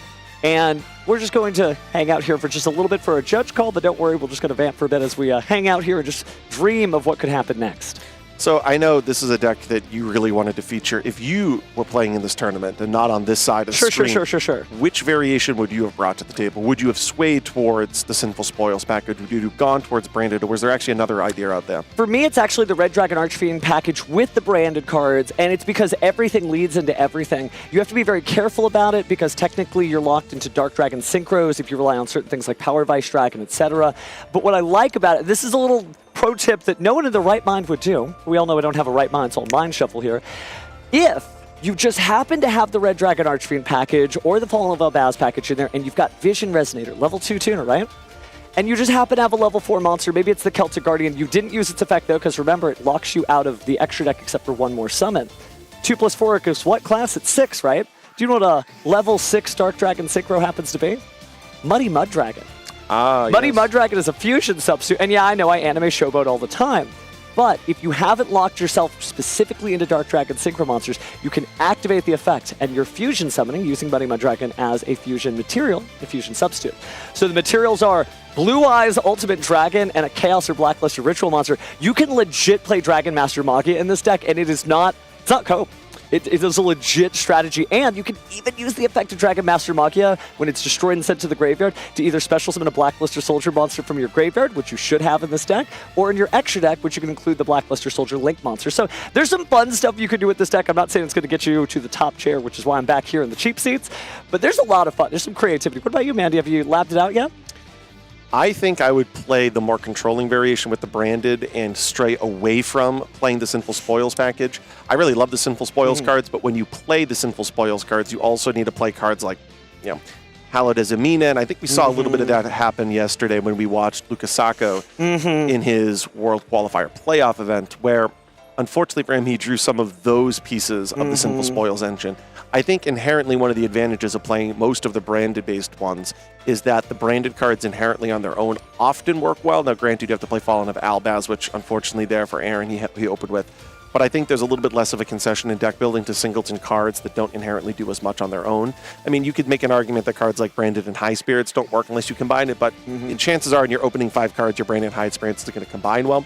And then I love the ability to have access to the Fallen and the Virtuous as well, which is a piece that you can play in both variations, but it's much more searchable when you're actually playing an inherent branded package. When you are playing the branded package, though, you do get access to Despia and Walu Lilith, and if you happen to send that to the graveyard, you can, add a light spellcaster that happens to have the same attack and defense. And what's really cool, though, in the Ritual Light and Darkness deck is that could also include Farah, the Primordial Goddess, and she's got some really interesting, unique interactions where you could reveal her in order to protect Mind Shuffle, but then you can, later use Mind Shuffle, add a card, and discard her at the right time to send her to the graveyard with a card effect, meaning she special summons herself back, meaning she can take one of your monsters. Not bad for the control variant, and still works well with the branded package, so you have those little clips. So some very interesting stuff that you can do with this deck, and we haven't even covered Clown Crew or Mitsurugi. I know all paths lead to Ame no Habakiri no Mitsurugi, but it's so funny that this deck lets you play whatever you were playing over the course of this year already, right? You might be using all the Burst Protocol cards, like the Fallen of Albaz stuff we were talking about. You could be using the legendary Modern Decks 2026, that's Mitsurugi stuff, using the Clown Crew from Blazing Dominion or more. And that's what's the most interesting about this deck, is that if you've been playing the game over the last couple of months, you're not ditching all the cards that have gotten you, various regional tops or whatever. You're taking those cards and you're taking the new stuff, and basically the powers and old and new make chaos. And that's a cool format. I mean, we're talking so far this feature match about Dai Bellstar, the Black Witch. That's a card that was seen in a high percentage of the field maybe a year or 2 years ago at this point. Right? It wasn't last year's NAWCQ season. It would be the year prior where we saw that in Ubel decks and such. I mean, it was the dominant monster in the field. And then it cycled out, right, as original got forbidden. A lot of players put it on their Snake Eyes cards. Some Snake Eyes cards have even come off the Forbidden Limitless, just not original. But you see the Bellstar the Black Witch in the background. It is slotted in as a really ideal card included in the strategy. And as you're commenting on, you can go back even a couple years and incorporate strategies that were once at the top tables with this new Ritual of Light and Darkness Dragon strategy. Yeah, which is really, really cool that old stuff still works. I know we couldn't find it when we were shopping around here, but there's that new package where it's Chaos Origins packs and Invasion of Chaos. We got a draft. If we find that at a shop around here, man, we got to get going. But it is just fun to see that this format is partially about creativity, but I do believe what you're saying, that by the end of this event, there will be all those videos. Look, I got 16th, or I got 8th, or hey, I'm the person who got first place. And I think that is going to inform the choices of the duelists as they kind of sift in maybe this was a little too high skill ceiling, or maybe, I needed to fly a little lower to the ground so I didn't just get, stopped by every single point of interaction from the hand. So I'm very curious for the masterclass as we get through. So thanks for hanging in with us as we wait for the next gameplay. And another thing about this strategy is it really was the talk in the convention center Friday and Saturday, not just necessarily because players themselves were choosing to play. I mean, that was certainly part of it. I spoke to some of the vendors early this morning, and they said these cards were flying out of the vendor's booth. But there was also cards like Trap Eater that were flying out. Trap Eater, and Santa Claus, right? Let's talk about this for a second here, because if you're not... It's a fiend that you could search, right? Well, that's cool. Think about this, right? Mind Shuffle is often protected through the effect of Magician of Dark Chaos, because you can't, right? Yeah, it's but good. Trap Eater, which is a tuner, slots very well with the cool tunes as well. It also works with Red Dragon Archfiend, though, because it's a level 4 lower fiend monster. And you can just send the Mind Shuffle, and unlike if you were to activate the Fallen and the Virtuous, or they'll just chain it, you just Trap Eater. Nothing you can do. It just happens, yeah, just sudden. That's really cool. I'm going to go find some Trap Eaters, because right after this, I also just realized you can search Trap Eater with Crimson Blade Dragon, right? Because that's a monster that can't be normal summoned or set. And then Santa Claus was another card that basically couldn't be kept in the vendor's booth. I spoke to one of the vendors, and they're talking about the second you put them into the case, somebody wanted them, because again, Kaiju Bay, Santa Claus-esque effects always line up really well against monsters like we see in this strategy that are largely unaffected by activated effects. I guess watch out, Santa Claus is coming to town. Sorry, friends. But jokes aside, I really do love that. And I know we are obviously glazing this deck because it's an exciting new deck, but there's a lot of new stuff in this format too. We saw a lot of Blitzkrieg decks out there. We got to see Satellar Knight yesterday. We also got to see Sacred Beast, at least in Genesis format. I'm wondering who's going to be brave enough to try to bring Duel Academy's finest here. But it's so inspiring because this has been an interesting year for Yu-Gi-Oh! Where, not every format could you really just lab out exactly what you wanted to play, and if you put the homework in, maybe it actually works. And it's been like that for months and months and months, and I'm always like, is this too good to be true? Is this going to work? And we're still here.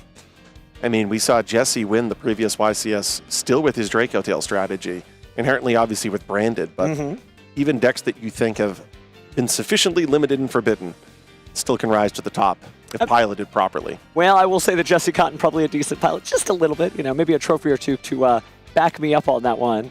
But it is going to be interesting to see as this format shakes out too, because there's a lot of cards that still get through, like the Chaos Ritual monsters we were talking about.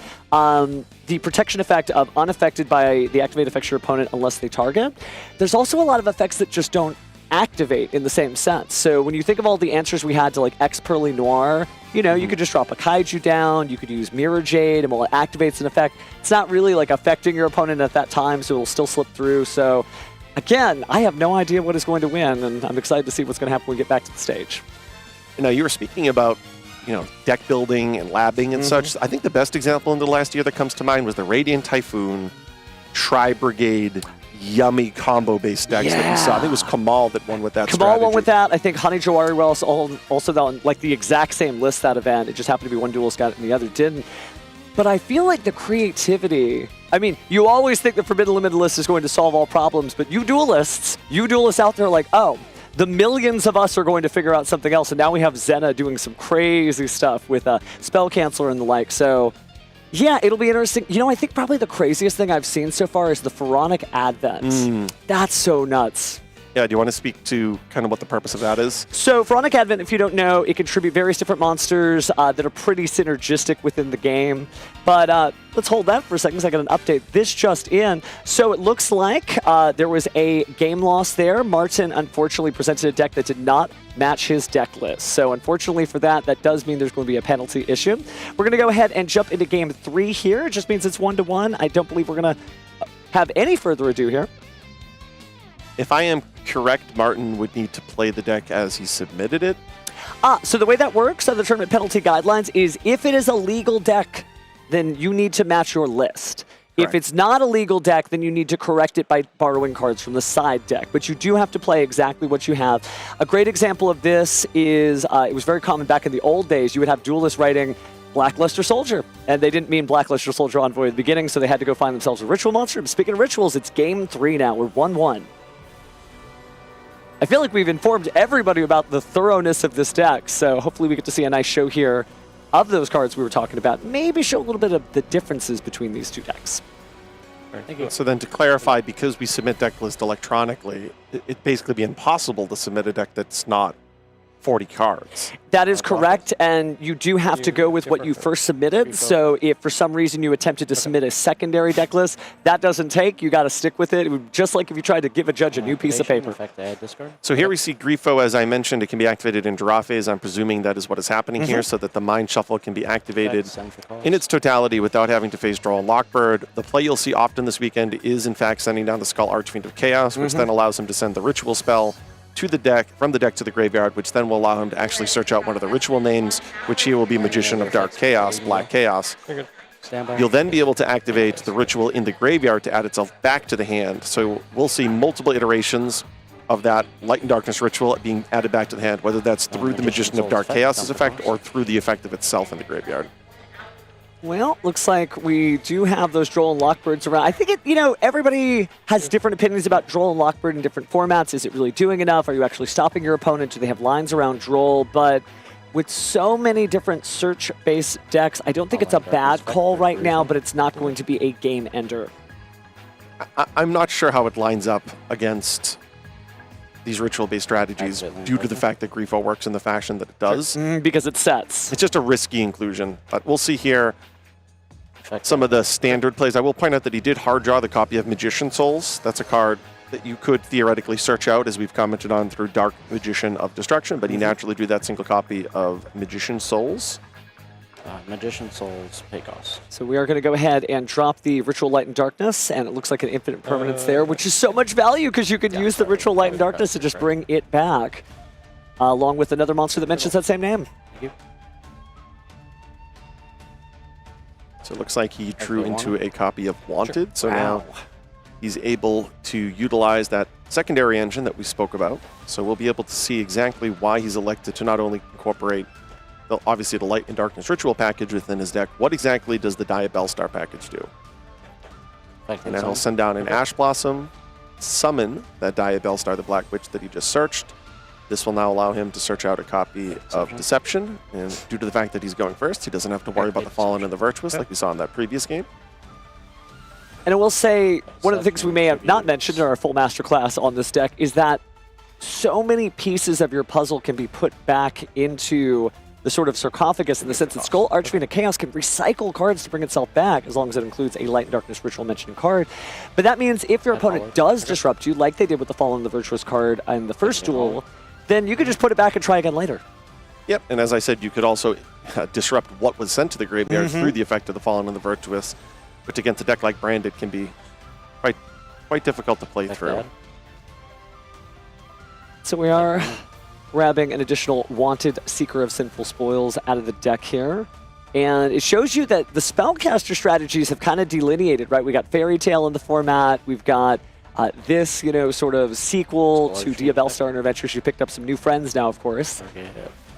Skull Archfiend of Chaos included. Looks like we are going to use its effect, though, to special summon itself from the graveyard. The inclusion is going to be Grifo. Wanted. Infinite Impermanence. And Infinite Impermanence, I mean, feels pretty good. You could go ahead and draw that later. So now we're going to see a Link summon into Cross Sheep. Okay. The Magician's Soul will then turn into Relinquished Cross Sheep Anima. That now triggers the Cross Sheep effect. It does kind of feel like the old days with Dia Bellstar when you're just linking off random things into Relinquished Anima just to have a monster to special summon. Thinking here. Certainly yesteryear's gameplay. Yes. So it looks like Aaron here has asked Martin to stop just for a moment for a point to think. I think there's a copy of Nibiru specifically in Aaron's hand. Well, the Nibiru, the Primal Being, will not be tributing off the Magician of Dark Chaos, Black Chaos, because it's another one of those use cases, unaffected by your opponent's activated effects unless they target. There is that suite of monsters that likely would have continued to serve as fodder for additional Link summons, so I still think it's a quite impactful copy of Nibiru. Do you have any quick it's great. I have no... But it's true that this is very... Activate. Just squinched down, basically. The field is almost completely gone, and there's no further combos. So now we're in real Match of Millennium territory as the Grifo is discarded on Aaron's side of the field. Let's see what he can get done during his opponent's turn. And now he can activate his own copy of Mind Shuffle. Activate effect. That's fine. So this is a really great sequencing here from Aaron. Allow Martin to invest the resources, and now he himself, we can see a similar sequence of plays. He's also going to search and then discard the Skull Archfiend of Chaos. That's then going to send down the Ritual, which will now allow him to search what looks like a Magician of Dark Chaos himself. I think that's going to be the Extended Art Ultra Rare. He's cycled both that and the Blackluster Soldier, Soldier of Light and Darkness, to the front of his hit deck. All right, which Mind Shuffle target is it going to be? And it looks like he's elected to go with the Blackluster Soldier. That makes sense because if you can get it to the field, of course, you can banish a card. And did you notice Nibiru the Primal Being is a level 7 or higher monster? And the Blackluster Soldier does, in fact, target the card opponent controls. Okay. So if one more effect is activated by Martin, you can use that Mind Shuffle, pull the Nibiru back to the hand, use it later, but also have the Blackluster Soldier ready to banish a card.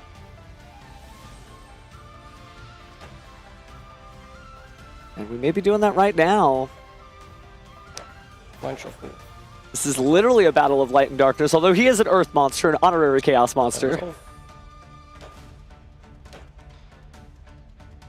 Give me triggers. No current triggers. Effect targets. So we are going to target, and with nothing to Mind Shuffle back, we have lost the Magician of Dark Chaos, but don't worry, you can actually use the Skull Archfiend of Chaos to bring that back. So again, these are going to be interesting grindy duels. I can't wait to see if any of these make it to the later stages of the top tables. They're going to have to watch out for that double loss, but in untimed format, this duel could go for 3 days. Yeah, unfortunately for Martin, he didn't have the corresponding Blackluster Soldier himself to basically protect the Magician of Dark Chaos. if this is the first time you've really seen this deck in action, that's the loop, and that's very difficult to break. That even if you target one, you just rotate out for the other. Unfortunately, you do need both in order to perform that sequencing. Well, looks like Martin still has some gas in the tank, though. We are going to go ahead and banish the Wanted Seeker of Sinful Spoils to place the Deception of Sinful Spoils back in the bottom of the deck and draw one new card. Let's see, how do the cards be with them? Ooh, not bad. Fallen and the Virtuous. Yeah, see, the thing here, though... Did he... Oh, I forgot which ritual we were looking at, but technically... Yeah, this is the Black Luster Soldier. This does not provide the protection. Not providing, yeah. Had flashbacks. You're like, wait. No, that is absolutely correct. Now, the Black Luster Soldier allows the inability for the opponent to attack over your monsters and destroy them by battle. So they both have different protection effects. Black Luster Soldier makes it such that he cannot be destroyed by battle, and then the Magician of Black Chaos makes it such that the spells and traps that you control cannot be destroyed or banished. So this is going to be interesting here because looks like Aaron has just drawn Black Chaos. It depends on how he wants to use that. It's a very powerful monster in and of itself, which has even better immunity as long as the Light and Darkness Ritual is in the graveyard. And he does, in fact, have, obviously, the Warrior Ritual monster on the field. So we could shuffle that back into the deck in order to summon it with its own condition. Well, it's on the field. It needs to either be in the hand or graveyard, but yeah, once, if it were to find its way into said location. Which should be too hard. Technically, he could have even destroyed his own, but we're going to start with the Ilya Sylvia destroying that. Right, that's always an effective way of moving your way through what would otherwise be a hard negation. So back to the main phase. Let's take a look at the graveyard here. Scholarship into Chaos, kind of a little threatening. You know that if your opponent gets to their next turn, they get to do a lot with that. Activate. Oh, so we're just going to discard the Black Chaos in order to put the Mind Shuffle face up from the deck. Do we have a Mind Shuffle to place? Ah, yes we do. He definitely paused for a second. He was like, do I have a second Mind Shuffle? Yes, I do, I'm fine. Well, you can use from your graveyard as well. Ah, that's right, that's right. I guess he was thinking maybe I'll just leave it in the graveyard so you can recycle, but looks like we are going to get the Ritual back, and what other monster do we choose? None other than Black Chaos.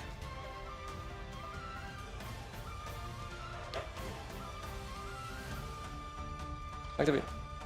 That's fine. So now we see a copy of Branded and High Spirits, and you can start to see some of the benefits to playing the Branded package. He's going to be able to utilize his Harmonia, send down a copy of Albion. Harmonia is so good in this deck again. Level 7 or higher monster, you can go ahead and just pull it right back to your hand. That's what's so interesting about this is these big high-level monsters. Obviously, Harmonia is still in the format, but Nibiru kind of pops in and out. It's even better in this deck. So now he's searched out a copy of Fallen of the White Dragon. Mind Shuffle. That's fine. So we're going to go ahead and Mind Shuffle here, adding from the deck to the hand. He hasn't used that Celtic Mystic yet, but I don't think he needs to just draw a bunch and discard. So it looks like instead we'll really like the ultra rare of the extended Art Magician of Dark Chaos Black Chaos. It's just so like rich in color. He's sending away that Nibiru. No need to have that Nibiru anymore. Nibiru has done its job. It's not fun. You get to use Nibiru, bring it back to your hand, and then shuffle it away for another, well, discard it away for another effect. So it looks like we use the Magician of Dark Chaos Black Chaos to shuffle it away, put that back in the deck, and bring out Black Chaos. But I don't believe the Ritual's in the graveyard right now, is it? That's fine. I think he did return it back to his hand in order to put that Black Chaos, so unless he has another copy in his graveyard. Which is not hard in this deck, but looks like we're just going to, you know, non-target banish too. Seems fine. Now we get to see the Fall of the White Dragon. We will send, it looks like Ecclesia and the Dark Dragon to the graveyard. I mean, he might have a copy of the Ritual in the graveyard because that was an infinite impermanence. And Black Chaos only gets that protection effect while the Ritual is in the graveyard. If that Ritual is not in the graveyard, you do not apply the unaffected by your opponent's activated effects clause. So I would have to imagine you'd use infinite impermanence there. I believe so. But that's it. Too many cards. So Aaron McInnes winning game 3 there. And Martin certainly showcasing his version of the strategy, but at least Aaron was able to clutch it out. It's a great deck, as you can see. But we'll get a lot of looks at it over the course of the tournament. It's not going to be the all Yugi show starring Yugi, but it is nice to kick things off on a round 2 here with a winning deck like this. And again, Aaron, very successful player, multiple premier tops. So it's not surprising that he'd elect to bring it here this weekend. He actually spoke, I think it was to Billy specifically, and asked him, I'm really confident in this deck choice this weekend. I'd love to be in a feature match area, so congrats to him. Yeah, happy to cash that check, and he did the same too, winning that duel. I think that it's really, when we get later stage, now we've gotten to see what the mirror match looks like, Yugi versus Yami. But I'm really curious to see as the tournament plays out if we'll get to see other looks at this deck, how it plays into Blitzkrieg or how Blitzkrieg plays into it, or, what happens when, there are bigger monsters, because that's one of the things you can see. You can pick the strategy apart, as we actually just saw Aaron do, and sometimes just a bigger unaffected monster can do it. Even things like maybe Lunalight out there will get some stuff done. We'll see. Lunalight, I think, is an example of collateral damage. I think Lunalight's always kind of been a behind the scenes, you have to pick the right event to use it, because if people do not have outs to what is often referred to in the community as the towers-based monsters, these unaffected by, you might be able to take an event by storm, because Lunalight is a very powerful strategy. We just spoke about how the vendors couldn't keep Santa Claus in stock this weekend. True. This is more than likely, I don't want to promise anything, because Lunalight can do other things, but it may not be the weekend to pilot a deck like Lunalight's while this is on everyone's mind. But check this out. Speaking of doing other things, we were talking about certain effects while they activate, they kind of put a lingering condition on the field. You could technically use Lunalight Perfume Dancer to reduce the attack by their defense. And so that's not an effect that's just activating one time. It continues through the rest of the turn, is my understanding. So even Lunalight has like a clutch little way to kind of navigate through the Light and Darkness Ritual deck. But I'm speaking about if you bring Lunalights to the field. Oh, are you going to be able to survive long enough to do what I just said? Are you going to face 10 players that have Santa Claus in their side deck? Probably. This tournament, anything's possible, right? But it is just really cool to see, and of course we do have an additional Lunalight card coming out later this year, so maybe this conversation is completely irrelevant now, but it might be relevant later, which, speaking of which, we do have a lot of events still going on, don't we? Oh, there's plenty more coming this year. It's going to be good. Take a look at some of the upcoming events this year. Are we? Yeah, maybe not. But that said, it'll be neat when we get to that stage of the tournament. I know we were talking earlier yesterday about Beyond the Brave. That's a set that I'm so excited about too. So if you thought this was a good year for Yu-Gi-Oh! So far, hold on tight. It's going to be a good one. It's going to definitely be a good one. But beyond that, it's a lot of events coming up in the future here. Obviously, August 14th through 16th, if you're heading on to Canada, where they got some great duelists. Watch out. YCS Montreal. And then September 18th through 20th, the Remote Duel Yu-Gi-Oh! Championship Series in Latin America. But wait, there's more. We'll also be going to Ecuador at the beginning of August, followed by Houston, Texas in the middle of August, August 16th through the 18th. Last YCS Houston was really, really incredible, but after that, you'll have YCS Orlando, Florida in November 6th race night. Cool time down in Orlando. After that, in late November, you're going to have Santiago, Chile for your next YCS. And if you are a stream monster listening to my voice right now and you want to duel from the comfort of your own home and be a YCS champion nonetheless, Remote Duel YCS December 4th through 6th. Get your webcam ready because it's time to remote duel. So we'll be going from Canada to Ecuador, all around the world, maybe even at home. So we'll have plenty of opportunities to duel before the year is out. I love the remote duel events. I know some people are like, it just doesn't feel the same if I'm dueling in front of a computer, which sometimes came up in the anime, but it's fun when you hear familiar voices. It's just kind of like a chill weekend in December as some people are getting ready for finals, and it's a nice way to just kind of wind down the year. So it's always a good event. Hope to hear you there. I would need to see the exact dates, but I'm not sure if the YCS in Montreal is before or after the World Championship. I think it's before, by about two weeks. Okay, because there's a potential narrative of Mario winning the World Championship before going to Montreal, he's from Quebec, and getting that serenading, No, but on this reception of the champion. Order of operations, August 14th, he could win a YCS, and that would just be his practice session to go right on into the World Championship and maybe be our North American World Champion. But we've got a bonus feature match for you, so let's go ahead and send it over to the stage and see what's going on. Round 2, you have 50 minutes. You may now begin. High roll? High roll, yeah. 4? That is I will go first. better.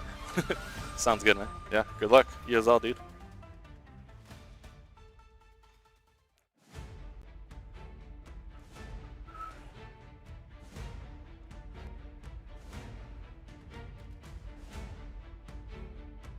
Standby, main phase.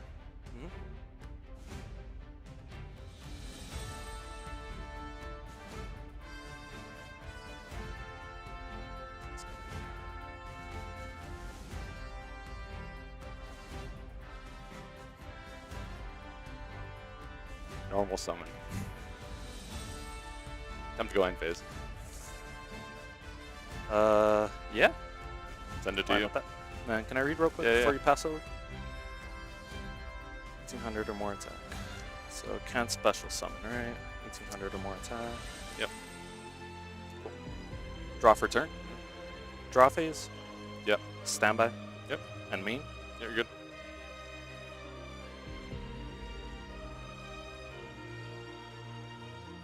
I'm gonna start with normal summon snow effect to target. Read it. Yeah. When it's summoned, I can target a face-up card on the field and flip it face down. That resolves, yeah. Okay. Then I'm gonna go affect a genie target to make it a spellcaster, even though it is one. It's gonna and then summon. Yeah, and then it's gonna summon itself. Yeah. Let's see here. Can you read the base cell monster real quick? This one. Yeah. You're good to go. Okay. Thinking what I want to do here.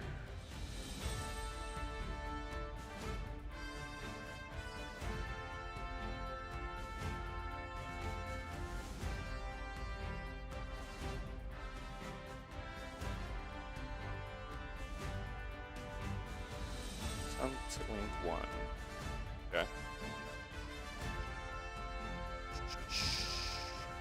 Anything here? No, nothing.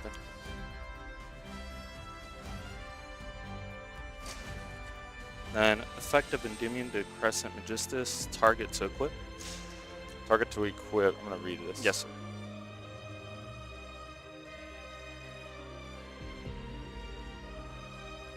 Yeah. Then I'm attempt to activate effect to search for a Magistus card. Well, monster. Thinking here. Yeah.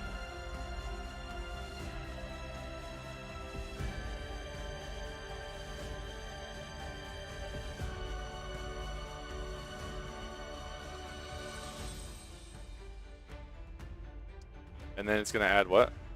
A Magistus monster. I will attempt to chain Ash. Yeah, that's good.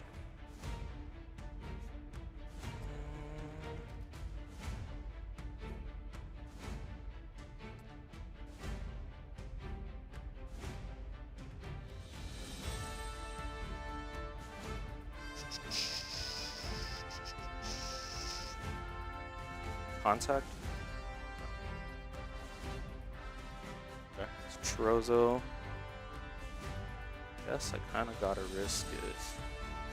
Attempt to activate snow effect. Cost. 2. It's up to 7? It has to be 7 for cost. Okay, gotcha. Cost. Yes. Is that good? Yeah. Special. And then new triggers, Chain Link 1. To add back to hand, since it was banished by spellcaster effect. Can I read? Yeah.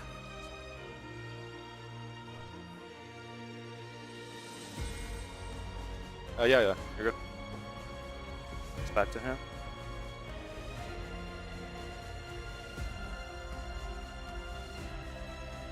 Activate effect of Woodcat. It's gonna let me send 2 Fairy Tail cards to the graveyard. Yep.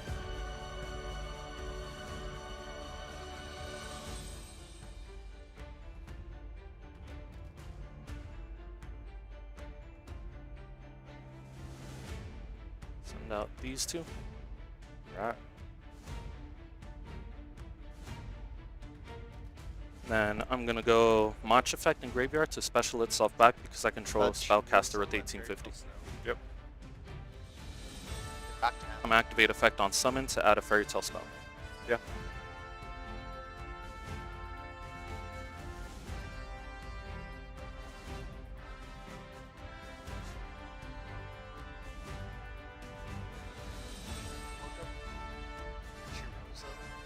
Anything on res? Nope.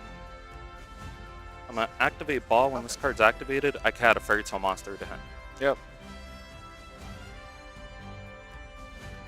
Now Luna.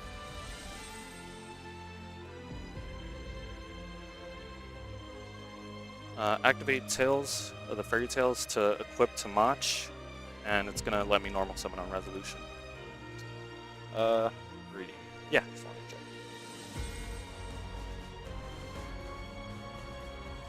check. Yeah, you're good. Equip, normal, and new trigger. Activate Luna to search. Yep.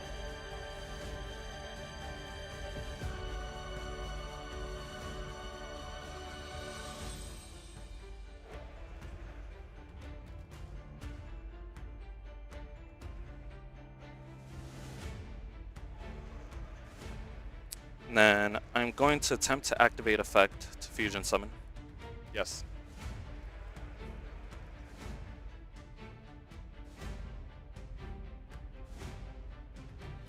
For the Summon a Weaver. Okay. And then I'll attempt to activate Effect. Special Summon a Fairy Tale from Banished or deck. Yes.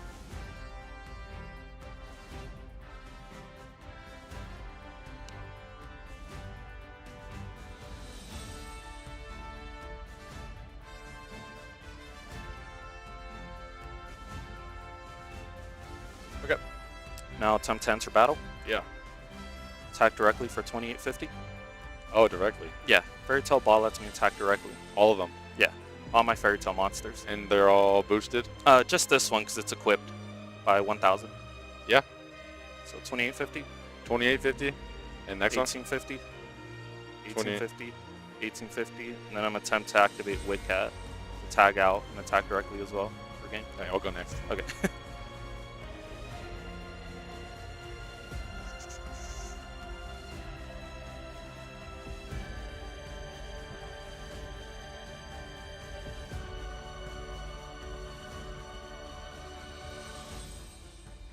All right, gentlemen, you have 40 minutes and 5 seconds left.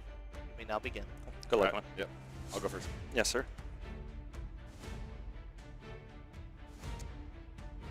Standby, main phase. Yeah. E-wave. Good? Yeah. Time to end phase. Mhm. You? Let me read this real quick. Your player can normal or special summon a player.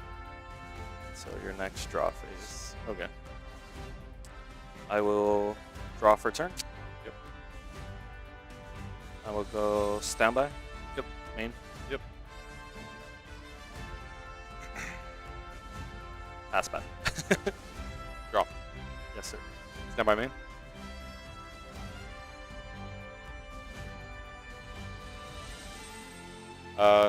Start with the. We'll do Poseidra sending for cost to summon from hand.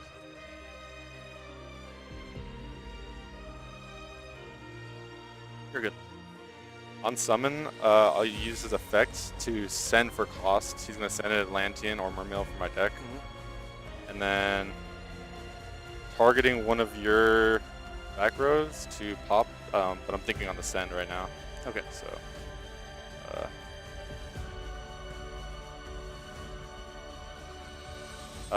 I'll send. What's actually? What is this? Send Shadow Squad and target to return it to your hand. Target this. Yes.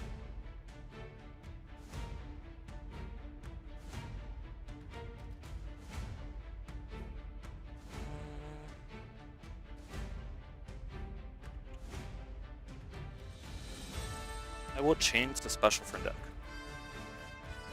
Resolves.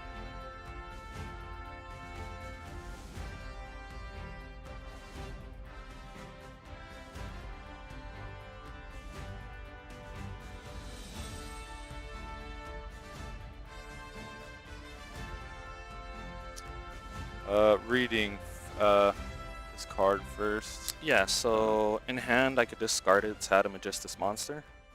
In graveyard I can banish it to equip a Magistus monster as a continuous spell. Mind if I read this? Yeah, go ahead.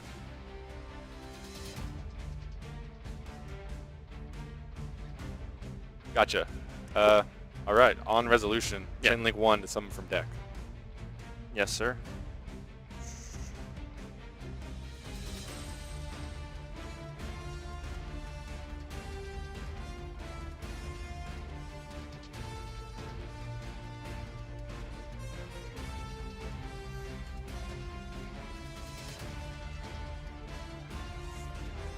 Come from deck. Anything on summon.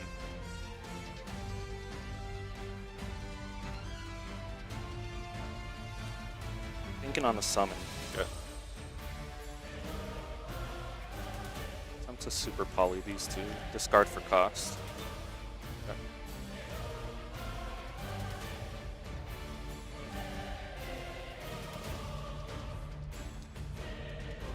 Thinking here on resolution. Yeah.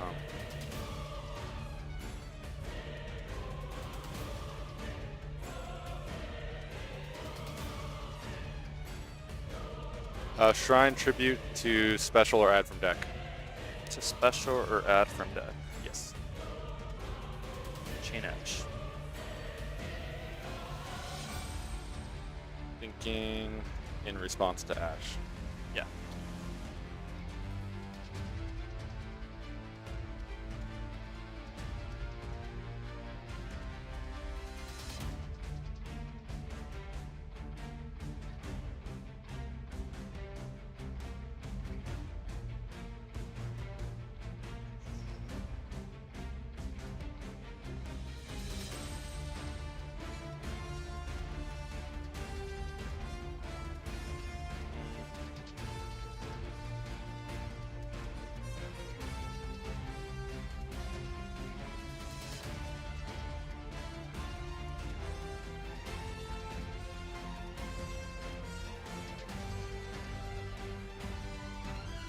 Sorry, I think it's still.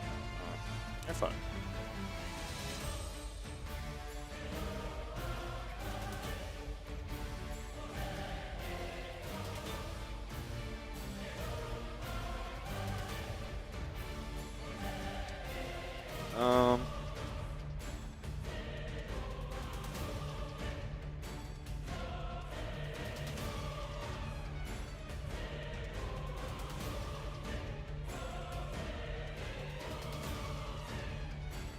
I'll just call by the Ash.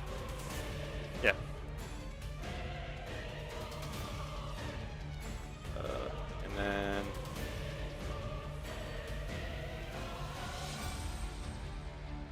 summon Abyssteus.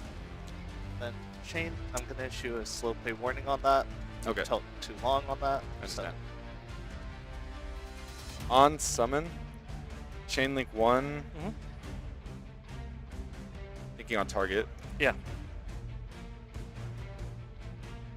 Target to pop, Chain Link 2 to add. Yeah. Very good.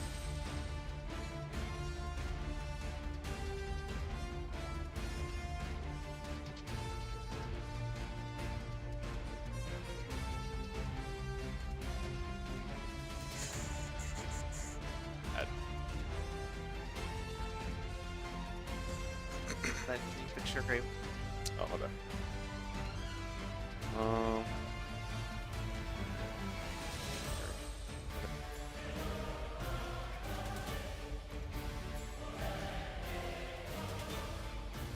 Normal summon. Link.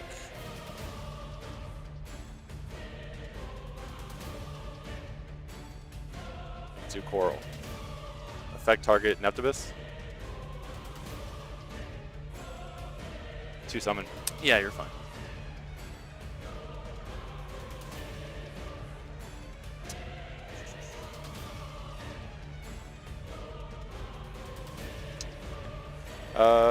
Effect, send for cost. Yes, sir. Send Dragoons, and you have a response to that? No. Adding.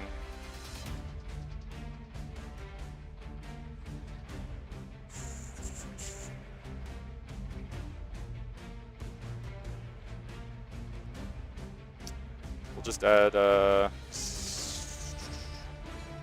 I'm gonna read this real quick. Yeah. I'll add Poseidra. Okay. On res, Dragoon effect, add a Sea Serpent. Yeah, that's fine. Then can you train up the graveyard? Sorry, yeah. I'm adding Neptibus.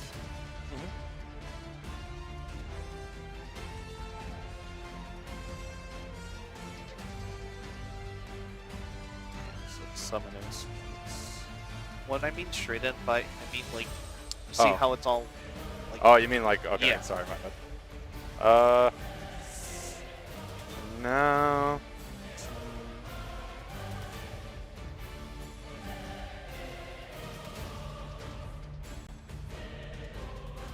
Yep, then phase. Yeah. That's you. I will draw for turn. Proceed to standby. Yep. Main. Yep. Let's see what we get. I am going to start with Reveal, Regulus, and Luna. So I'm activating his effect. I reveal another spellcaster from hand, and I'll burn for the level of it times 300, and he specials himself. Yeah, that's fine. It's first damage, right? Yeah. 80. It's 12. That's 70, 68. Anything on summon? Yes, he's gonna trigger effect to add an Endymion spell. Yes. Which one? Regulus.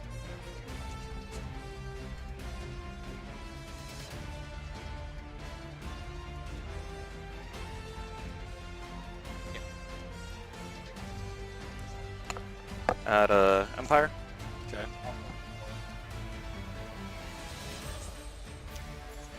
I'm gonna activate Empire of Endymion. This is gonna add another monster that mentions Regulus or Regulus himself. And on resolution, if you control monster, I can special summon. Spellcaster, specifically. Quick question, was there any damage taken? I burned for 1200. Okay. Got it. Thank And you. Did I attack? No. No. I Yeah, it should be fine. Okay, so is this good? Yeah. Okay.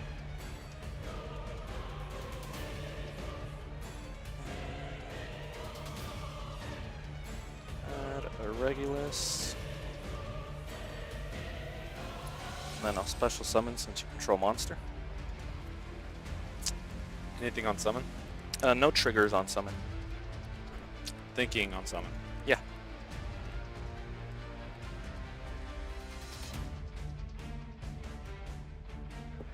Read this guy.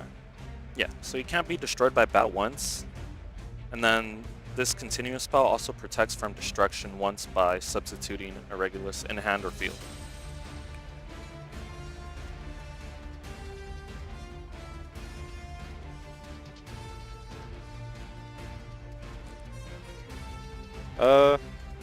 On summon? Yeah. I'll attempt to use Abyss Shrine effect. She'll banish herself, discard for cost to draw one card. I don't believe I cut last though. Yeah, you Can I can cut real it. quick? You can cut it. Oh, sorry. I'll do it.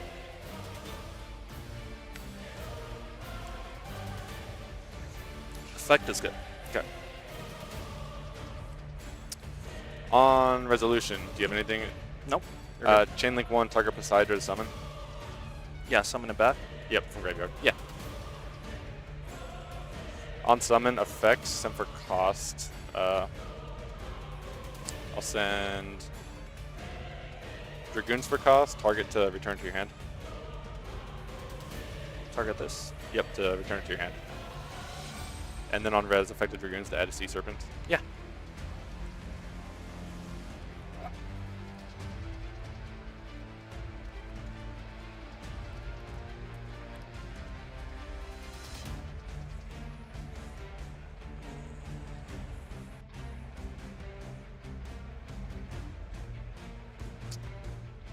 I'll add Shadow Squad. Yeah. You can continue. Okay.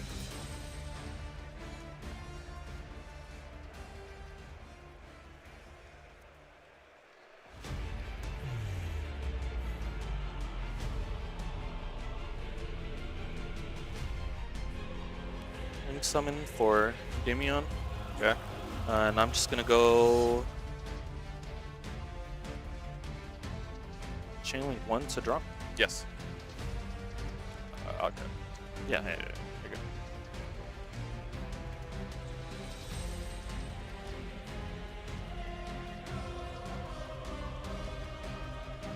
Okay.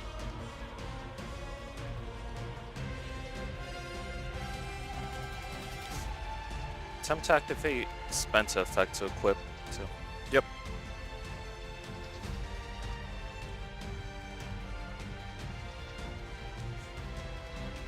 Then I'm going to go effect to search. Yep.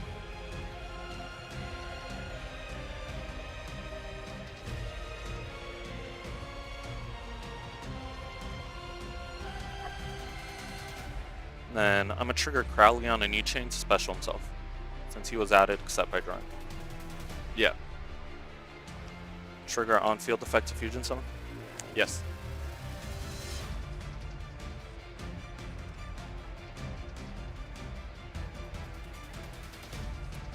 Zoroa. Then I'll attempt to activate his. Can I read these real quick? Yeah, yeah. Before I Good. decide.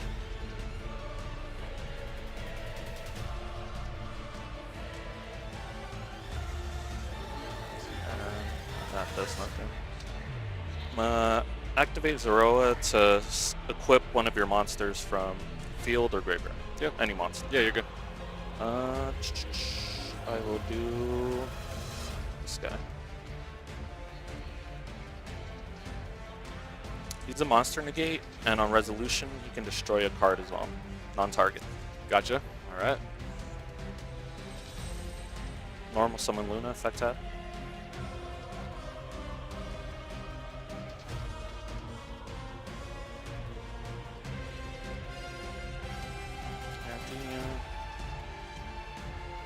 Genia, effect target to make spellcasting. Yes.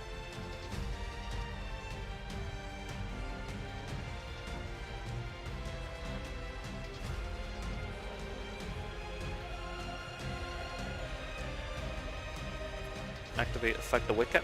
Yep. Send 2.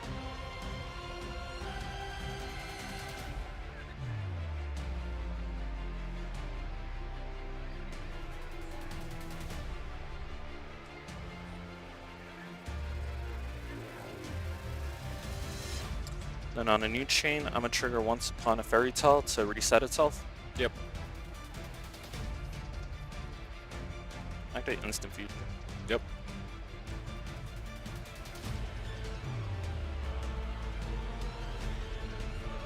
I'll take 1,000. So down on 58. Yep. Attempt to activate Weaver effect special from hand or or from banishment or deck. Yep. And then attempt to trigger Mach effect tab. Yep. Fairy Tale spell.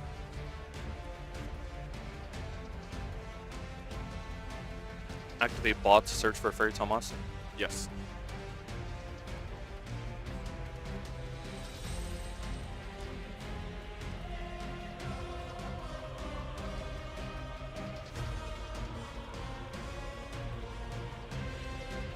Then I'm going to attempt to equip Weaver.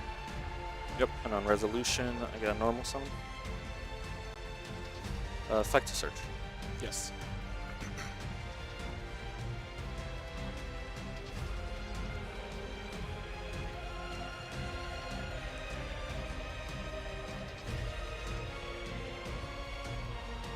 Activate effect to fuse. Yes.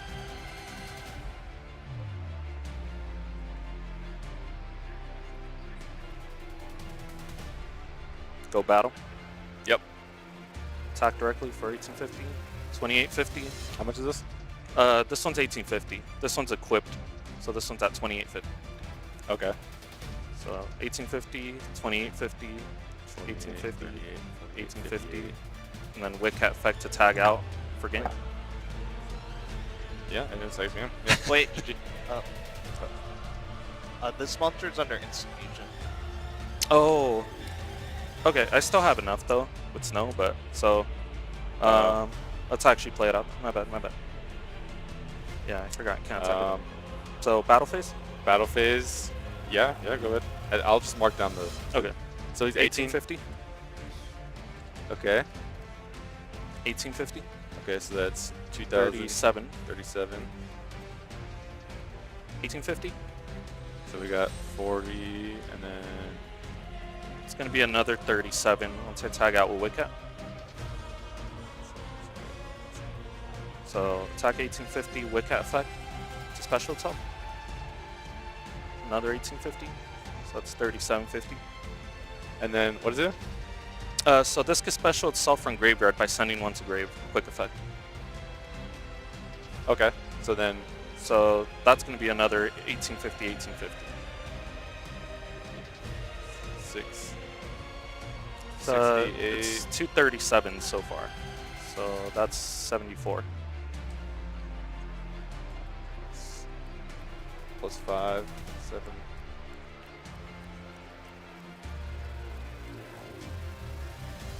$74. Yeah. 74? Beat over for game. That's it. Good game, man. GG.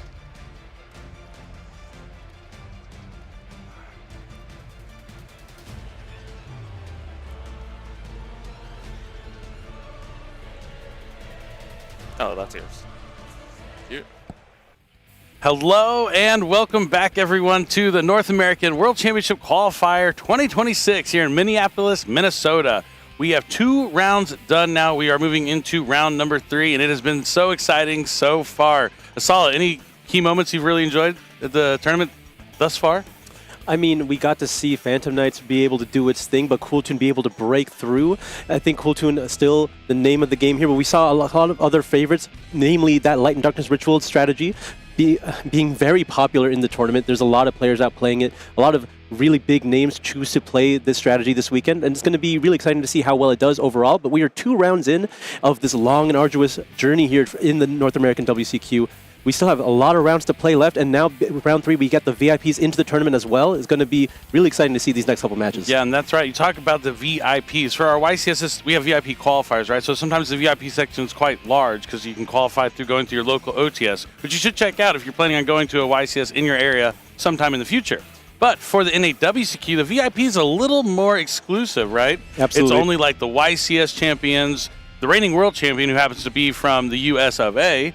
So Julian's going to be over there, so joining the tournament alongside, do the point playoff? All the playoff players as well. Yeah, so we only have like a handful of players in the VIP section, but they are some of the best players from this past year, now entering the tournament with the 2-0 record. But only 7 more rounds today. I think 9 more rounds tomorrow. It's going to be a gauntlet until we cut to the top 8 and eventually find out the 4 duelists who will be joining the first 2 to go to Japan. But let's talk about how many duelists showed up to try and get that ticket to the World Championship. And it's 2,060 duelists who got their invites throughout the year from playing in regionals, qualifiers, and maybe the last chance qualifiers we had on day number 1. But we have over 2,000 players. Only 4 of them will be going to Japan to represent North America at the World Championship this year. Absolutely. They will be joining our players from the playoff. They have to get all the way to the top 4. I suppose one could maybe carry on. We saw Julian in the previous year qualify twice. If one of those players happens to do it again, if Mario or Julian or Luca decide to qualify again here in the main event, they can have a little bit of a pass down going on. But generally speaking, 4 players get to qualify here in this tournament. Definitely. It's going to be an exciting day. It's already been a lot of things we didn't expect. Like, you think Phantom Knights wasn't on anyone's radar, but here it was brought to the NAWCQ and almost took that round 1 win. They did end up in a draw, unfortunate there, but you really got to see the power of some of the new cards that you really just can't look over. You have to really take the time to check out every card and see what you can do with it, because maybe you'll find something special that someone else missed. But on the other side, Cooltoon is the deck to beat this weekend. It has the biggest target on its back, which can sometimes work against the deck. But the thing about Cooltoon, it's so consistent, so strong, and it has so many options to play through those interactions that try and stop it.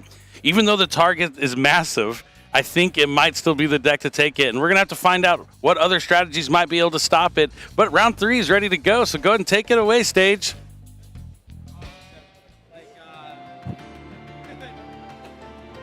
And up first in the blue chair from Minneapolis, Minnesota, shout out Board Wipe Gaming, who hosts tournaments for local charities. It's Brian Kalina. And his opponent today in the red chair from New Brunswick, New Jersey, already locked his ticket to Master Duel World, so he's just here for the Thai food. It's Pakawat Parmornsut. Duelists are already on stage, so let's throw it back to the casters for game number 1. Thank you so much, Kangas. That's right. We have hometown hero Brian taking on notable duelist Pack, multi-time champion, went to Master Duel Worlds last year, is going back to Master Duel Worlds, just qualified at the last qualifier they had for Master Duel, but he wants to win the NAWCQ. Pack is on Cool Tune. His opponent Brian is on the Radiant Typhoon Sky Striker deck that we've seen to be somewhat pretty popular over the past few months. Absolutely. Mainly as a counter to Cool Tune, you were talking about those strategies that were meant to counter Cool Tune. Striker is one of those decks that has so many spell cards being able to play into the field that it's able to take down a deck like Cool Tune if you're not prepared for it. But there are tools that Cool Tune has that can make this matchup easier, and we'll see if Pack has access to them. I see a couple cards in his extra deck that might make things a little bit easier for him, but it requires some precise navigation. Both these players are experts here. They've been in this stage before. Both players have been in the playoffs in previous years. So we'll just have to wait and see this exciting match here. Yeah, this is a good one. They already started off 2-0, so couldn't ask for a better start. But this is an interesting matchup, and I really want to check it out because, yeah, Cool Tune into Sky Striker. Sky Striker has the ability to go first or second, but it can really excel at going second. I know every time I play against it, I struggle a lot more when I go first as opposed to when I'm actually going second against the deck. Not that it's terrible going first, but it lines up pretty well into the Cool Tune because you have a lot of favorable trades. Cool Tune, while it is consistent and strong, it doesn't put up a wide board that maybe Sky Striker might have trouble dealing with. It only has a few interactions, and if you can save your key, important cards like Widow Anchor and stuff like that, you might be able to capitalize on the small board that Cool Tune puts out. Yeah, there's a lot of favorable trades that you're able to accomplish there. A lot of valuable effects that just pick apart the Cool Tune field here. Your main win condition is going to be Loudness War in this matchup. If you're able to put up 2 of them, which is not something people typically play, then you actually have a much easier Sky Striker matchup, but you have to know to be able to do that. And there are players that have known to be playing 2 Loudness War for this matchup. We'll see if Pack is one of them. Yeah, because Loudness War has that effect that you can't target your other tuners, I believe, but itself. And then if you get 2 of them on the field, it's kind of like that dupe frog kind of lock, but for targeting effects, which can be devastating against the Sky Striker strategy. So we'll have to see if that is going to be the case here in our round 3 feature match between 2 top-tier duelists playing top-tier decks. It's game number 1, round 3, NAWCQ, Minneapolis, Minnesota. It's time to duel. Let's see the die roll. Oh, high roll. Let's do it. All right, dice are picked up. Brian's rolling first. You have a 7. 7 average. We'll have a 6. So you got. I'll take first. All right, looks like our Sky Striker duelist is going to opt to go first. We have been talking about how powerful it is at going second and being able to pick apart a board, but let's see what it's going to do going first here. Going to look like he's starting with Radiant Typhoon Visions. Discard one. Not going to add Mystical Space Typhoon. Going to draw 2 and discard a Quick Play or a Radiant Typhoon card. I'll Chain Purge. Okay, so this is something that's pretty unique and Cool Tune, and it's kind of a point of contention. Dominus Purge, really strong when you're going second, cuts off a lot of decks, like especially here, the draw 2. But it turns off fire monsters, which Cool Tune Rico's a fire, so he's going to have to play without the effect of Rico now for the rest of this game. Stand by me. Yep. Yeah, namely, you want to have those interactions against these other strategies. There's a lot more combo-heavy strategies here that you want to make sure that they don't get a chance to play. And if you are going first, you get to set the Purge and preserve your fire effects, but you just want to make sure your opponents aren't able to play. We'll see if that is enough against a deck like Sky Striker that wants to prolong the game anyway. And has so many different ways to add cards from the deck to the hand, right? If we can just get to a linkage to a Sky Striker 0. Definitely wants to simplify the game here rather than make an entire board. And we get to our copy of Engage here. No Ash Blossom will be coming down. He cannot use the effects of fire. We're going to chain Fallen and Virtuous.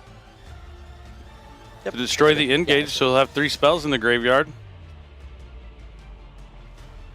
I'm trying to get that draw here off of the effective Engage. Checks that resolution. Now there is 3 copies, as you mentioned. Going to be adding copy of Ray. I'll concede. Yeah, no, that is enough. Oh, yeah. Yeah, the Purge was not going to be able to slow him down. He realized that he's not going to be able to come back. Instead of wasting any more time, we're just going to dive right into game number 2. So a great start here for Brian in his Sky Striker strategy. Can we mention how heads up that play was from Pack here? Not only is, like, knowing that you're under Purge, the game is going to be that much more difficult. The Sky Striker strategy at this point, resolving Engage to draw, adding Ray, is going to be able to do everything it needs to do. You know that you could potentially still play this game, but it's going to take a long time. and time is a factor here. But so Hack is just opting to go first game number 2 here and preserve that time, knowing that this matchup can take a while. Do you think there's any reality where he just lets Brian go first? Because Sky Striker is a really good deck at going second, especially when you're diving into that the side deck, the Sky deck. That's what we should call the Sky Striker side deck, the Sky deck. I think it is something that you could potentially do, but there are so many powerful trap cards that come out of the side deck here that could be extremely powerful against spell-heavy strategies like Sky Striker. If you have any of the new Solemn cards, maybe Solemn Accusation or maybe a copy of Anti-Spell Fragrance, you could take advantage of those post-side when you know you're going first. So I think in this position, it's a bit of a gamble, but you can take it. That's something that would be another mind game that Pat can do here. But I feel like you are inclined to go first. Yeah, it's tough, especially when you lose game 1 going second like that quickly and concede. To have that, usually when you do something like that, let your opponent go first, you want to win game 1 or something. You have a little bit of leeway, not like everything's on the line for that next game, but stoic and locked in. Understood, it's just one game. He's going to be able to bounce back, but he has to stay focused. Brian on the other side also focused, locked in. Technically gave no information here, right? It was just the Purge that was activated on Pack side. At this point, that is kind of telling of Cool Toon. Has been a very popular card in a lot of Cool Toon strategies here. Mm-hmm. But doesn't necessarily give that away. Yeah, no, certainly not. You'd have, but Pack, unfortunately, the downside of being someone that is known, sometimes it's known what deck they're probably playing in the tournament because it kind of like goes viral around the room once the day starts. But this is game number 2. Will Pack be able to bounce back, or will Brian take the clean 2-0 sweep? Yeah, semi main. All right, Pack is going first. Let's see what we start with. Q effect. We're going to be normal summoning Q, using its effect to summon from the deck here.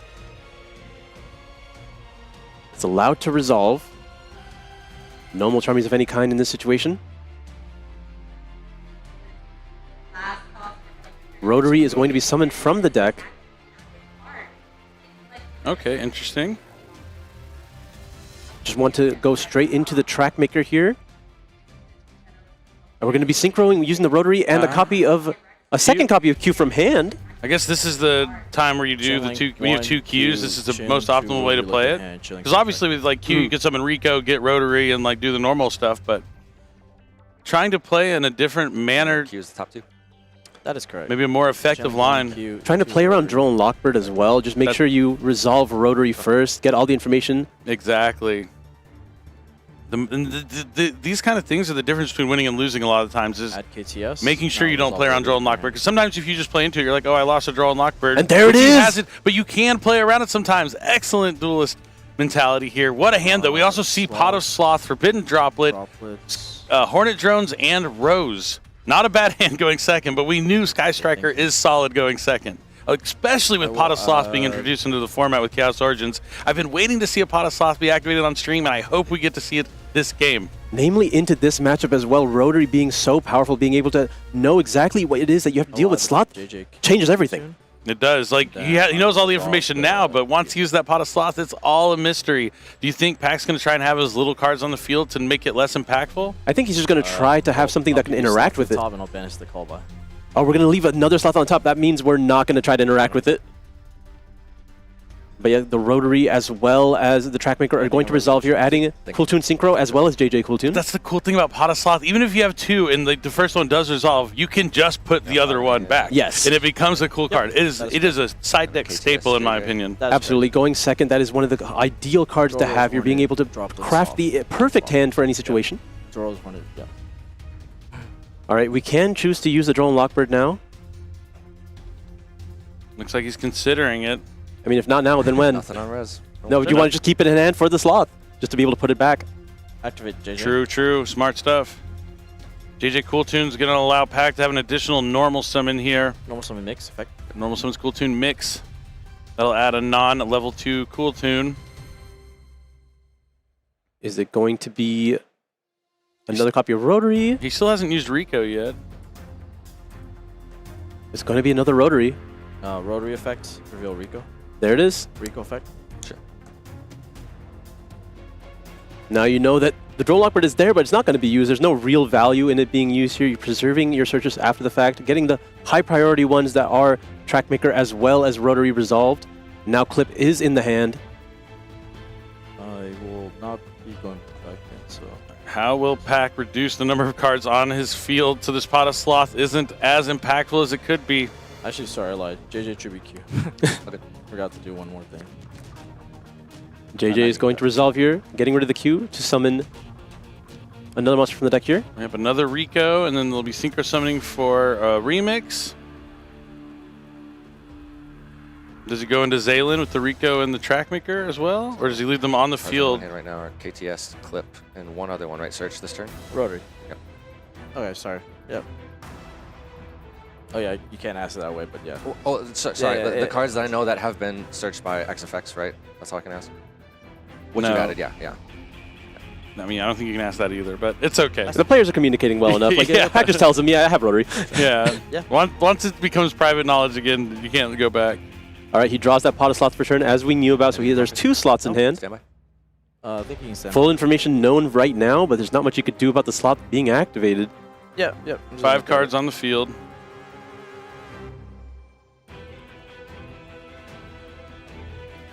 Just thinking about using Remix to go into a back-to-back or a Zaylin. Yep. Am I trying to just consolidate? So I will add... 1 goes to hand, 1 special summons to the field, and then afterwards he can conduct a Synchro Summon. Summon Rico, and then resolve. Going to Synchro with Rotary and... The other Rico? Yep, and level 3.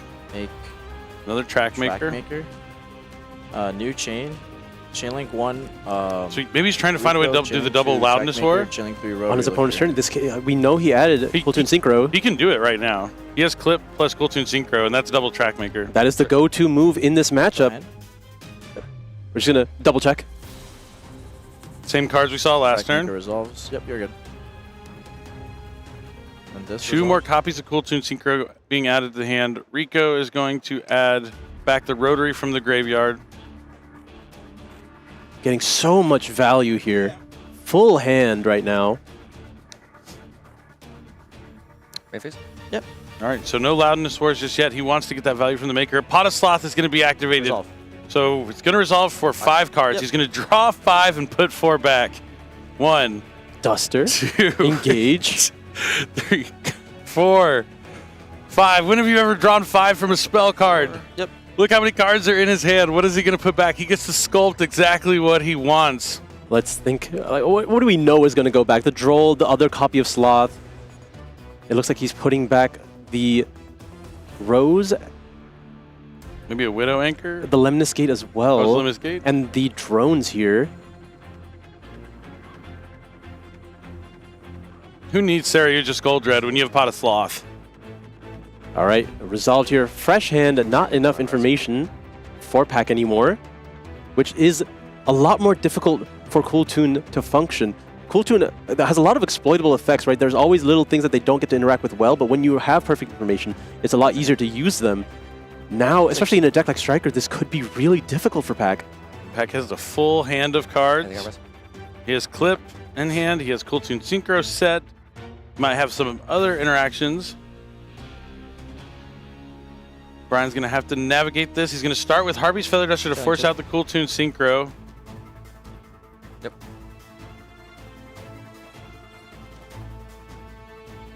So he could add a level 3 and make a Loudness War. He could add a level 3 and make a Zaylin.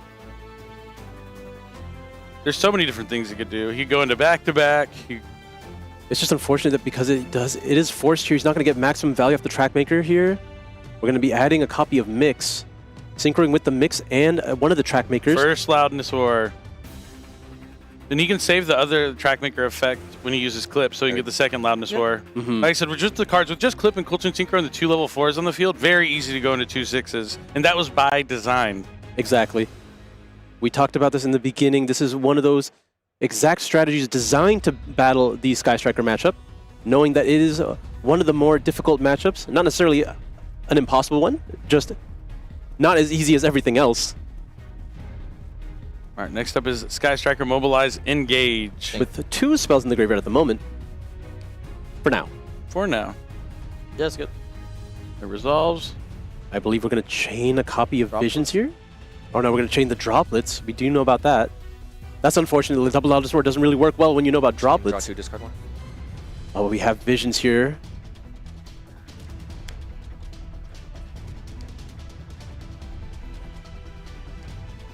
Another reason why Pack has been conserving this play. He doesn't want both Loudness Wars to be on the field right now immediately for the drop to get maximum value.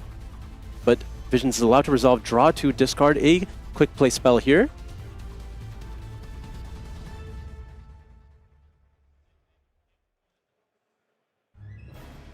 Going to be discarding another copy of Radiant Typhoon Visions. Doesn't need a Mystical Space Typhoon. Absolutely. We had the Duster earlier, and now there are 3 spells in the graveyard to resolve Engage and get the draw as well. Engage is going to be adding a copy of Sky Striker Ace Ray. And at Resolution, we'll be drawing a card.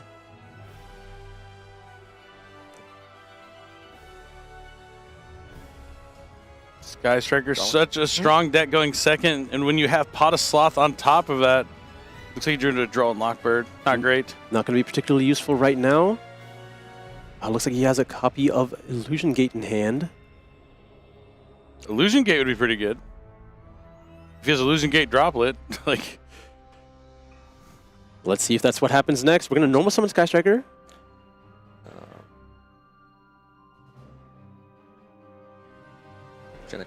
We're going to be activating its effect to tribute itself to special summon, or to link summon. Special summon? Special summon. Special summon.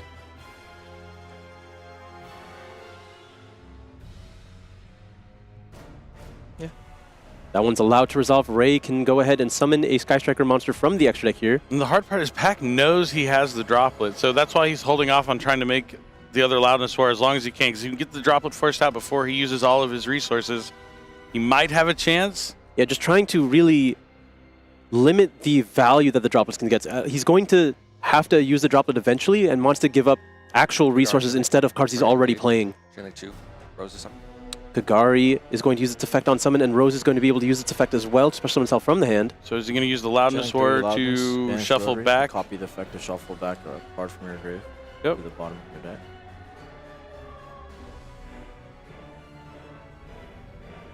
Is he going to use the Droplet right now? It's going to be Widow Anchor. Oh, man. But he has Clip. Chain Clip. Yep, Chain Clip. What will we do about this now? Pack using the information he has really well, trying to make it as difficult for Brian to play into his field as possible. There's going to be the Forbidden Droplet. Still doesn't really deal with the Loudness War. Yeah. And we're going to chain the Veiler on the effect of Sky Striker Ace Kagari here. Because he sent the Widow Anchor, so he can respond with the monster effect. Wait, what is this Droplet accomplishing? It's just, this could be a misstep from Brian here. The Loudness War will likely be synchroed away. Unless he's opting to leave it on the field now. Veiler resolves, now you resolve Droplets.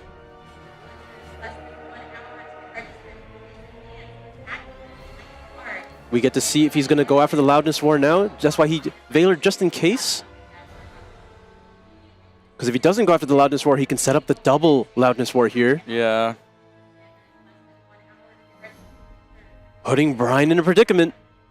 I mean, both these players have been playing really well so far. You can also make a Zayla. There's so many different things that Pack can do. Yeah, you got to go after the Loudness War. Now I resolve Clip. Okay, so he at least forces that out. Now Clip. Thinking on what I want to. You can synchro with anybody. There's so many different things he can make right now. I mean, this is one of those situations where it really shows how optimal it is to hold your resources back. You have a bunch of interactions. You want to force your opponent to use as many cards as possible before you need to use your interactions if you haven't been forced to do so prior, just to make it that much more complicated for your opponent. Droplet was the best answer that Brian had, but Pack made it really difficult here, and back-to-back now hits the board. Does not resolve. The Rose resolves the summon. The Kagari is negated. New Chain Link. Do you have any triggers? No. My trigger is going to be Trackmaker effect. Trackmaker, because it was sent to the graveyard, or Synchro Summon is going to be able to return a card to the hand, non-targeting. I will bounce your Kagari. All right, Kagari's going back. I believe the Ray is still in the graveyard here. Oh no, did we? Because we synchroned with the Loudness War, did it resolve? No, I don't think so. But back-to-back can bring back that Loudness Roar with its effect back again. The protection effect.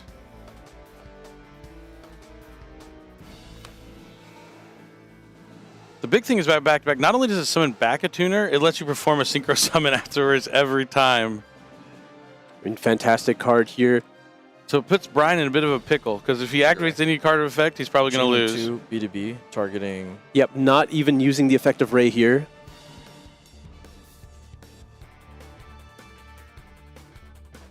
I mean, just exceptionally well played from Pack. Oh, yeah. I mean, it was all on purpose, too, which is crazy. He saw the line from a mile away. Okay. He knew what he had to do. I mean, that's where having the practice with this deck is so important. Cool Tune, notably one of the strongest decks in this tournament, but not easy to play. It is not. Easy to use, but not easy to master, probably. Good way of putting it. Yeah. I will summon. Mix and then comes back. perform a synchro 4. And he's going to make... He can make Zaylin.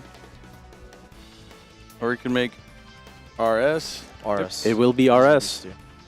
And looks like he can use the effect of Mix. I don't think he's used it this turn. Yeah, oh, there's Ray. Actually was used. Chainlink 1 Mix. I will target your Ray. Oh, he already used the quick effect Yeah, he of Ray. did use the effect of Ray. Yeah.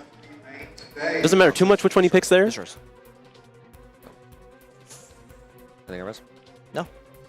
This makes it difficult for him to get into something along the lines of Skyscraper 0.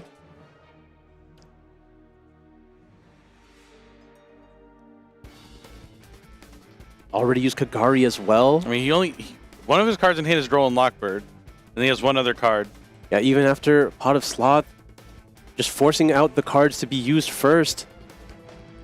I don't know if the cards were the most effective against the way Pack set up his field, unfortunately, for Brian. By design, as you mentioned. That's what's so good about Cool Tune is when you know your opponent's cards, you can kind of set yourself up in the best way possible. Draws off Sloth, but they're all so good that I just didn't need that extra card. It's crazy. But Pack is going to even out the score here, and we're going to be going to a game number 3 between these two top-tier duelists. Yeah. Brian will be able to choose to go first again. But again, this is his choice now, and as you mentioned earlier, Pack had the option to choose to go second. Brian also has that option here.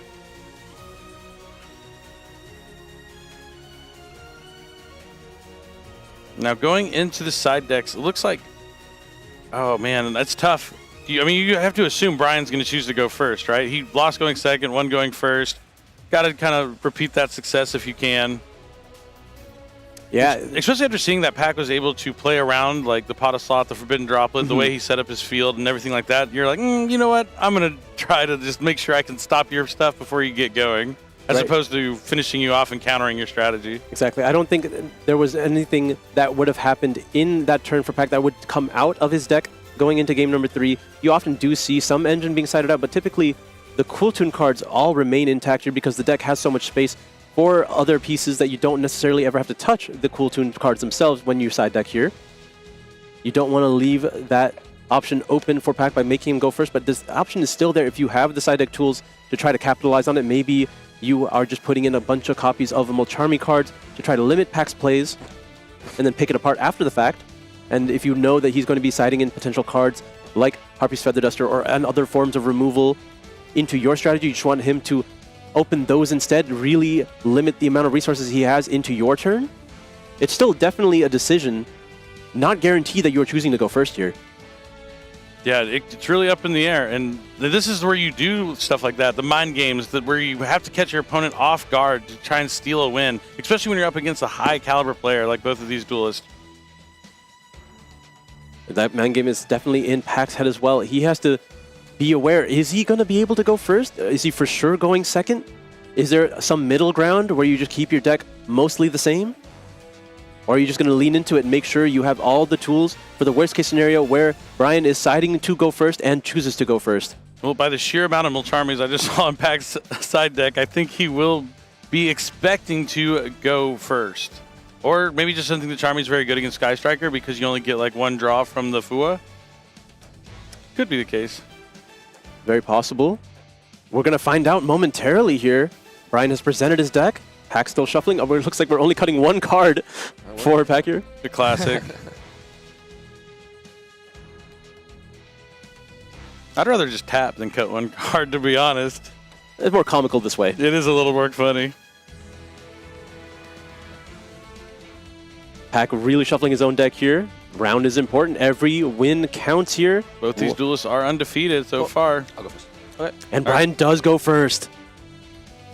The players are ready. Hands are about to be drawn here as we go into game number 3.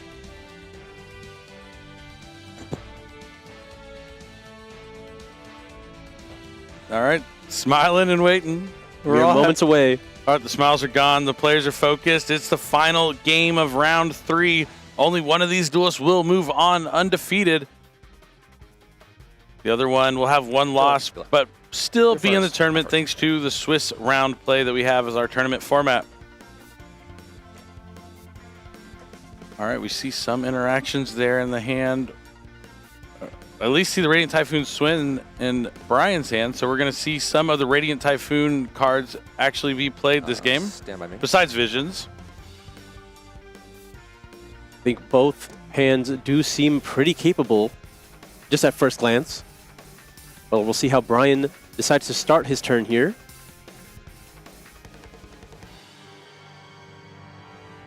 Will it be that copy of Engage? Question.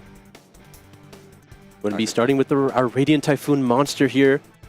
This one is going to be met with Effect Veiler. Now your main monster zone is locked up. What are you going to do about it? Effect Veiler and the Radiant Typhoon in Sky Striker is absolutely incredible. Upstart Goblin is going to really need a good card off the top of the deck. What is it going to be? Draw a way out of it. Oh, I mean, Dueling Lockbird can prove useful in following turns, but not right now. You can't activate that Engage. We're going to be normal summoning it, clear up our monster zones here. Pack knows he's trying to get that Swin off the field, and he might. Does he have Clip Mix? Does he have Cool Tune Clip? Okay. Yes, Cool Tune Does he Clip. have Mix? Hits the field. He has the mix! These Cool Tune players are out of their minds. How do they do it? How are they so good? Opening up the Clip Mix. Track Maker. He's going to get to destroy a monster. Random banish from the extra deck, and he's going to try and keep this Dueling Lockbird on the field in the main monster zone. So maximum value here, getting the Droll out of the hand, hitting a monster on the field. You had the mix, so you're able to get maximum value off the Track Maker as well. Random, right? Yeah. Okay. I'm just gonna roll random. I'm just gonna roll a coin and pick randomly. Okay. Roll a coin, he says. That's what I like to do. Roll the coins. Okay, Oh, Camilla. Maybe I never needed to pop. That's crazy. Well, boom. And then I'll add. Boom. I like that boom. Cool Tune Synchros being added to the hand here. I mean, this... Dueling Lockbird on the field, staring down the Track Maker. He's jamming out right now. This is devastating for Brian. There's not really a way out of this. Does he have linkage? Does he have anything? This game could go as quickly as game number 1 did. He needs linkage. He doesn't. He has to engage, but he can't activate it. Set 1 and pass. Dueling Lockbird on the field. That Effect Veiler was huge. All right, Pack's turn now. You know, Brian has me thinking I should have engaged first. I should have engaged first. We're going to immediately synchro with the Track Maker and Ash Blossom in hand to make Zalen here. Track Maker can now use its effect. Going to put that set back in the hand for Brian. We saw it in round 1, how strong it is for Cool Tune to start with the Track Maker on their field at the beginning of your turn. It is the synchro monster that you can use a monster from your hand to synchro with. So you don't have to normal summon and you get Zalen on the field. You get to take a card and bounce it and return it to your opponent's hand. Absolutely incredible. Cool Tunes just going to town now. Extra normal summon Q, bring back Track Maker. Extreme value here. Track Maker gets to search anytime it's special summoned. We have 2 copies of Cool Tune Synchro known in our hand now. There's so much damage represented. The Dueling Lockbird providing 0 attack. This is a Dueling Lockbird looking down against the scary field. Gonna use JJ Cool Tune to swap out the mix for a Rico. Rico's going to add back something from the graveyard. Nope, going for the deck. Just checking to see if we already had a copy of Rotary. We did not, so Rotary going to the hand here to be immediately synchroed away. Another Track Make. Okay. There it is. He's going to get a search for Rotary. Just get all the information possible before committing to our next couple plays. Yeah, Brian just going to immediately concede. There's nothing left for him to do, and Pack takes it away to move on 3-0 in this tournament. Absolutely incredible. Devastating for Brian. Like, oh man, you know he's going to think about, like, because I understand him not wanting to activate the engage. You want to get that value later on, but if you kind of think ahead enough. What can go wrong? How do I lose with these cards in my hand? What's the worst thing that can happen? The Swin getting its effect negated, but even still then he was like, well, he didn't have the Droll yet. He didn't have the other monster. So maybe even just using the upstart before the Swin might have been key too. I think he just didn't want to find the copy that he wants to get off Swin there, but it would have been fine, right? Is that a bad thing? No. But yeah, I think Brian's going to go back and look at this one and assess that last game and think about his order of operations. Or, but that's what's important. You might make a mistake earlier in the tournament and then be able to learn from it and grow. It's only one loss. He can bounce back. His deck is definitely good. We saw what it can do. I think he's talking about it right now. Like, he's holding his hand like, man, I could have, like, engaged first, like, all those kind of things.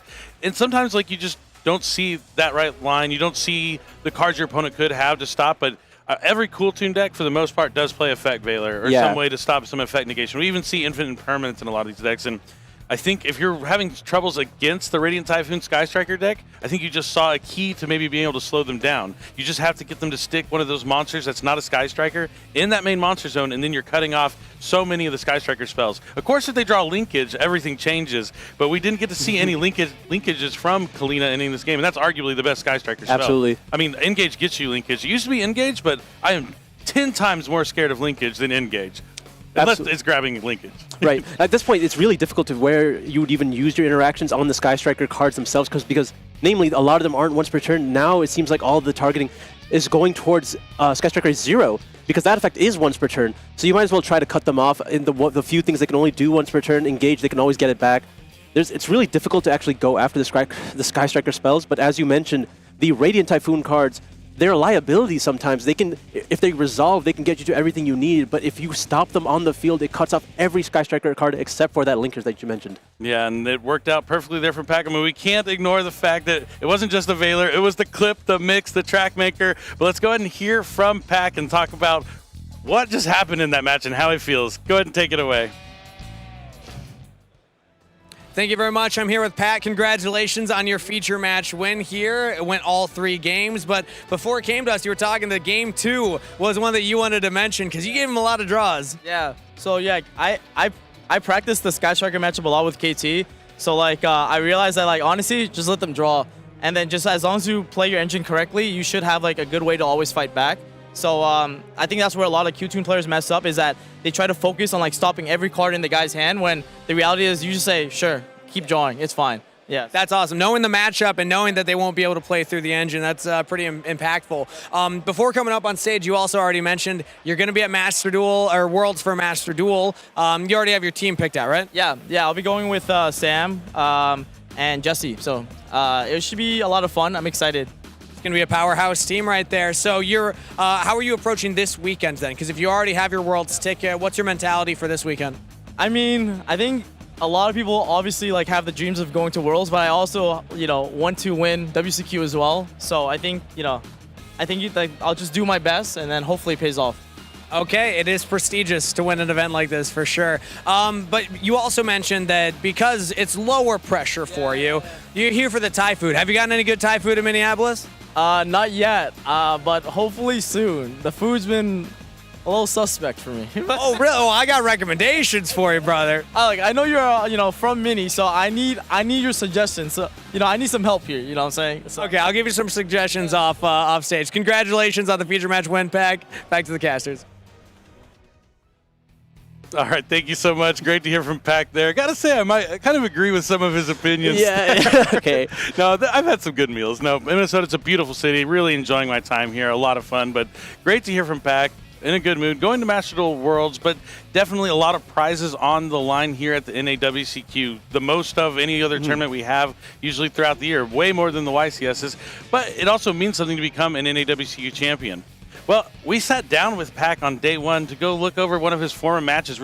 A moment that a lot of you players probably remember very well. Way back in the tier limit days. Yeah, YCS Pasadena. YCS Pasadena, where he was playing against Hani. Pretty epic match, but we got a chance for Kangas to sit down and talk to him, so we're going to take a look at that, and then we'll be back with another bonus feature match. You're not going to want to miss it. We have so much more dueling action coming at the NAWCQ here in Minnesota, so stay tuned. We'll be right back. What's up, everybody? I got Pac here to break down some of his infamous gameplay from past YCSs. Yep. It's awesome to get pros on to talk about some of their past experiences. What moment are we going to look at here, Pac? So we're gonna look at YCS Pasadena, I believe in 2022 or 2023. So you guys know which one. It was the first YCS that Ishizu tier limit was legal in the TCG. Yes, yeah. Iconic event. So yeah, all the new update to the tier limit strategy caused a crazy game state. Exactly. And we're gonna break it down. This was infamous in the community because of how crazy it got, and you got to be there in the game. Yeah. So this game was really crazy because I got to play against Hani. Hani ends up winning the YCS, but this game right here was one of the games that it was really it went crazy viral all over Twitter, social media, et cetera, because we had 20 cards on the field from both sides. So it was kind of like, what is going on? And when people are watching this, especially if you're more into casual Yu-Gi-Oh, it's not like the blue eyes, old school Jinzo type of gameplay. This was far away from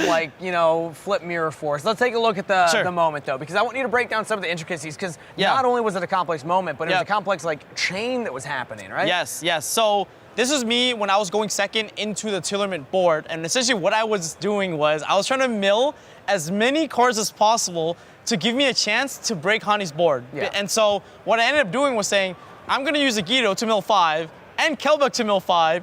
Hani also said, you know what, you're already milling 10. What's the difference between 10 and 20? So he's you know what, I'm milling 10 too.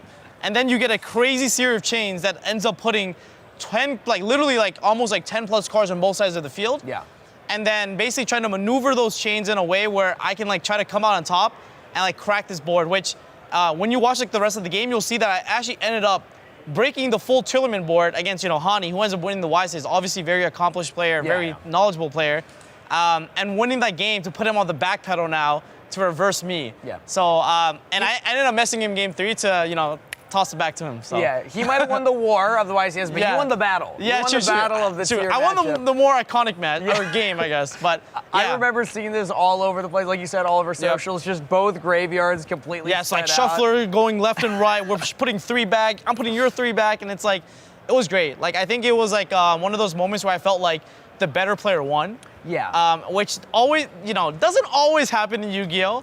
But I think this was one of the formats where if you look at all the players who did well that season, it was all the accomplished players who put in the time, and I think that's nice to have in Yu-Gi-Oh. But obviously you want to have a balance, but I think it was great. So. And that's my final question for you, because a lot of people look at tier limit and we're like, it was too confusing. We didn't like that format. Was tier limit a fun format? It was amazing. It was a lot of fun, and to be in their defense, it is confusing, but I think anyone can learn it. Can learn that format if they want to. Okay. So. It is intimidating for newer players to come in and see all that, but I would say that anyone can do it. At that time, I was only playing for 3 years, to put it in perspective. Yeah. So I was a relatively newer player and was able to pick it up, So I think anyone could have if they wanted to, but you do have to put in a little bit of time, which is, not the easiest with real lives, I guess. Well, not only did you do it, but you won the game too. True, so congrats on I'll that, take it. Thanks for breaking it down for us here. Now back to the show.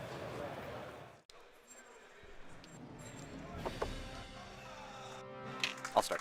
Good luck. I played 8 rounds of Genesis yesterday, and I won for this weekend. I'm sorry to be. It's been rough. I'm sorry to be another one of the dials. It's okay, that's less than time to go to standby phase. Main phase 1. We'll go special. Activate effective set.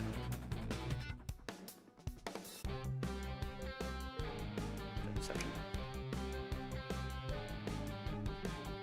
Activate deception. Manage to summon Magician of Chaos or Destruction. Effect add.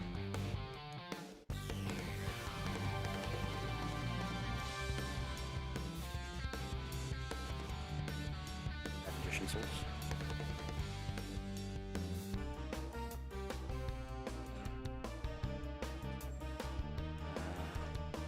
I'll activate Ragged Records. Can I? Yeah, absolutely.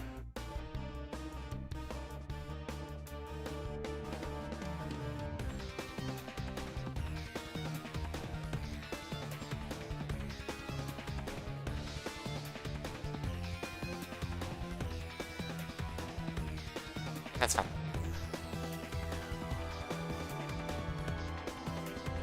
We'll reveal. Cool. We'll add. Yeah, absolutely.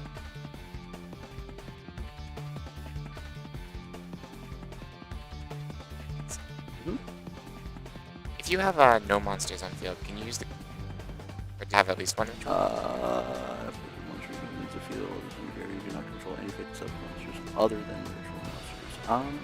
I actually don't know. I would have to call one of these guys. I guess we'll see. Activate effect to set.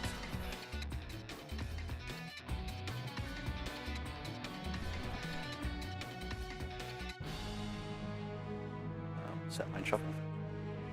We'll activate with effect to add and discard.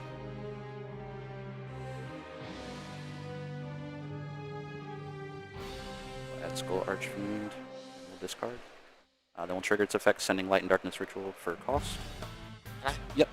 To add a ritual monster.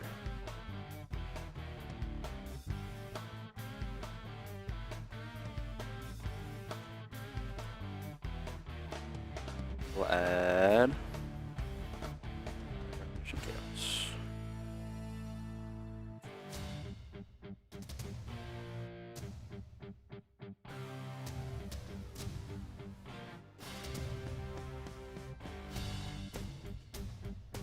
So effect of Light and Darkness Ritual to add itself and a card in my graveyard that mentions Light and Darkness. We'll add the Griffo.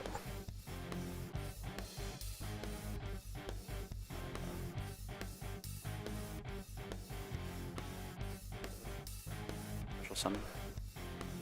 Activate effect to add a spell, non-targeting. We'll add back.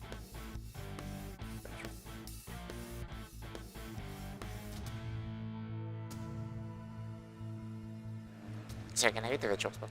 Yeah, absolutely.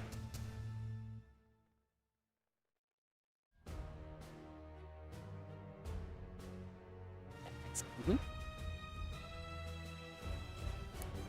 activate Magician's Soul, sending for cost. Summon itself.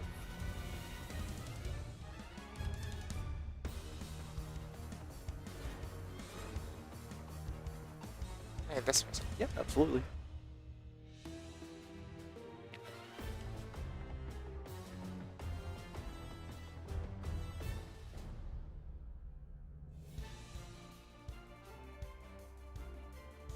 Link 1.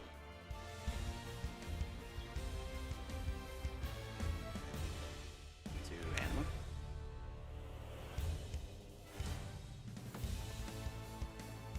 Activate effect, contributing for cost. I'll challenge.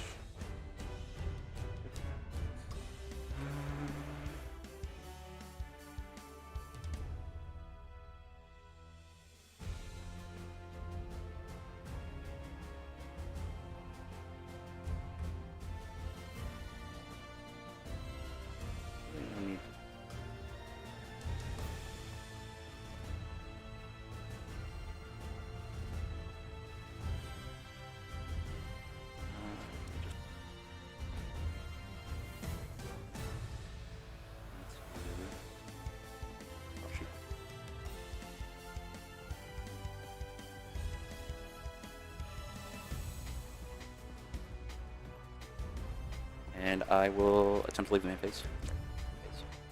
Okay. Yep.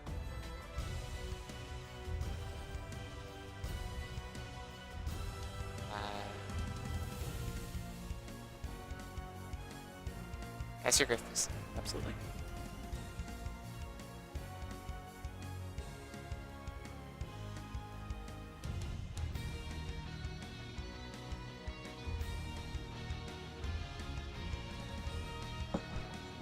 Two in hand? Two in hand.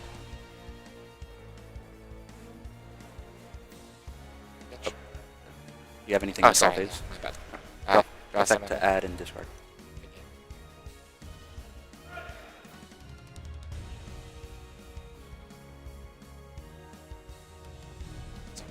Yeah.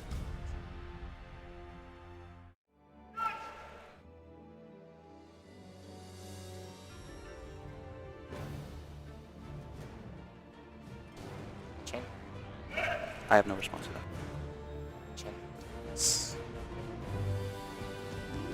Set for cost.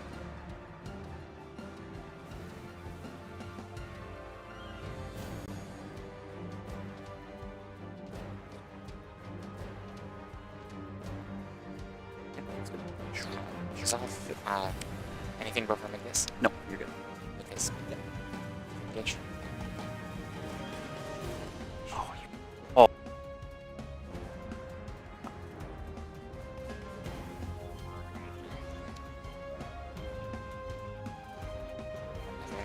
Anything on resolution? Nothing on resolution. Normal summon? Yep.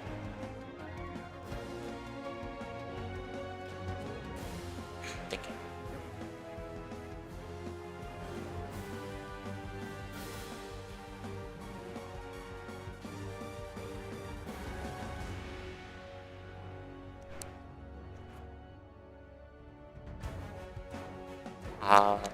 Attempt to leave main. Yeah, leave these on. Battle? Yep. Attack for 800? Yep. Out. Still in battle.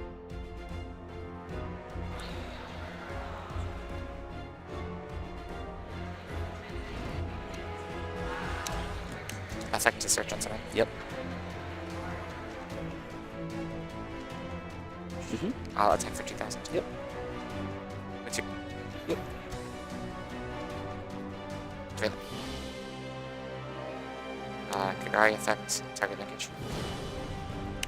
I'll attack for 29. You got it, brother. Yeah.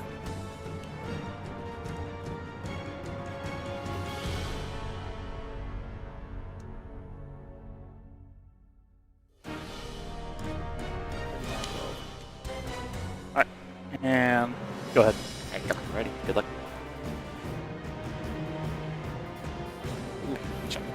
Main one.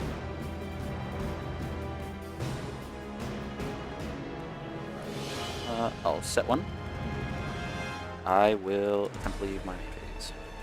Draw. Yeah. Main phase. Mm-hmm. Trigger it up.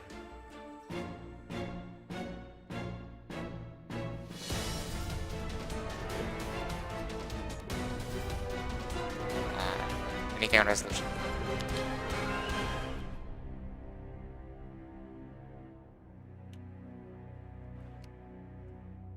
Change roll. No response. Change its effect and discard. Chain fallen. Send it from most. Checks out. Resolution. Good. Normal summon. End of min. Battle. Yep. 15. Ouch. Lackluster feature. Still in battle effect. Yeah.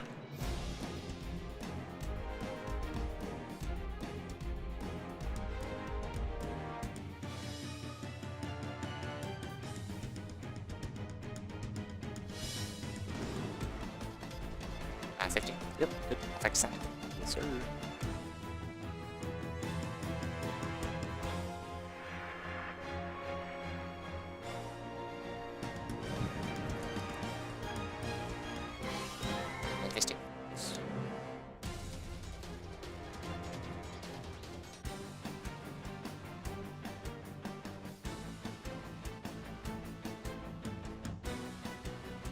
Activate linkage. If it's 0 effect to add.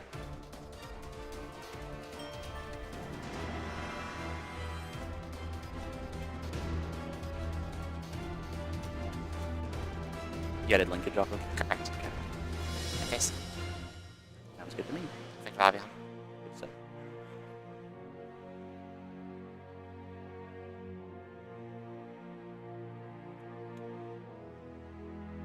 Go ahead.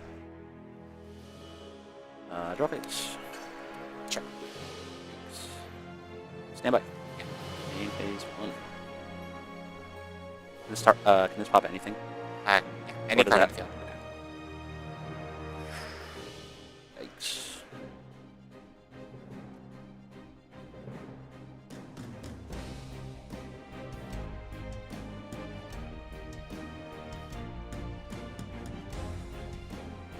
Sorry, it sucks. It's all good. My hand was not good. Top deck the Ash.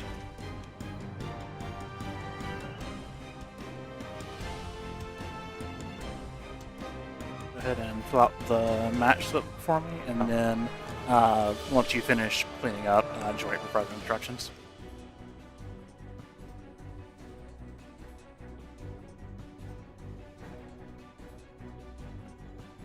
And don't forget your dice. Thank you.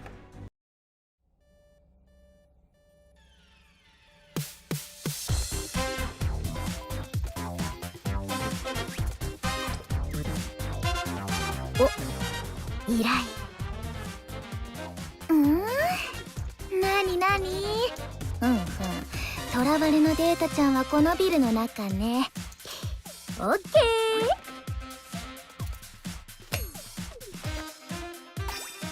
ーよし闇データの運び屋アラートレベル3の執行案件が発生した。通称 IP マスカレード。運び屋として数々の犯罪に関与し、このままではさらなる災いのトリガーとなるだろう。ラッパの死者千代丸よ、命約に基づきこの者の執行を命する。よし終わりお名はごめんはああれあれ逃してしまいました。敵ながらあっぱれです。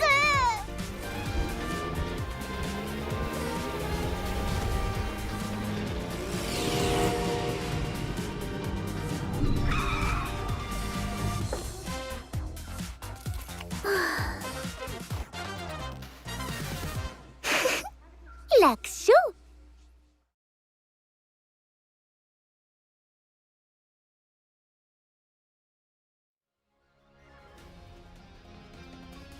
For our next round to start. So while we're doing that, we're going to play some trivia with some of the participants here this weekend. We have Heswan. How's it going, Heswan? Absolutely great. Absolutely great. The experience of a lifetime. Yeah, and we got Antonio. Hello, hello. Having a great time. Now, you guys are playing in Advanced Construct, correct? Yeah, correct. Advanced. How are your rounds going so far? So far, so good. Trio, having a good time. Having a good time. That's good. I see you're repping the team as well. What about you, Heswan? How are your rounds? So I was not expecting that question, but 1 and 2.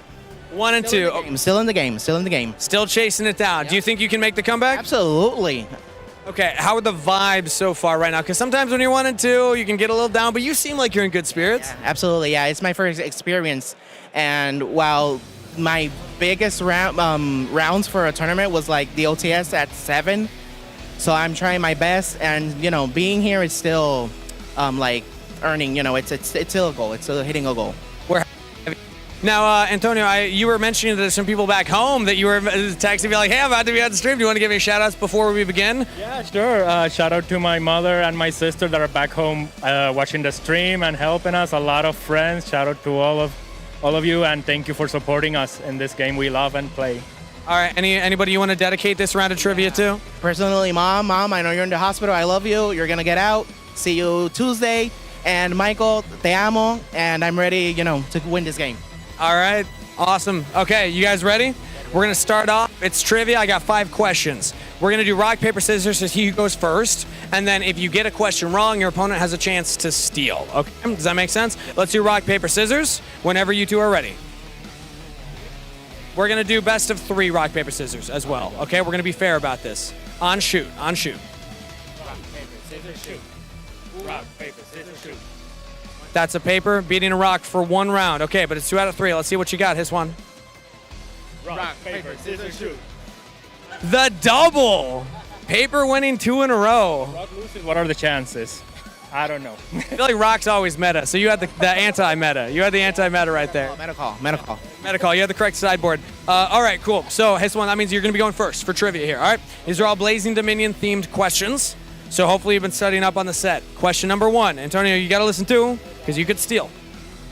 The monster shown on each pack of Blazing Dominion shares the name with which structure deck? King. The Crimson King is correct. Well done. All right.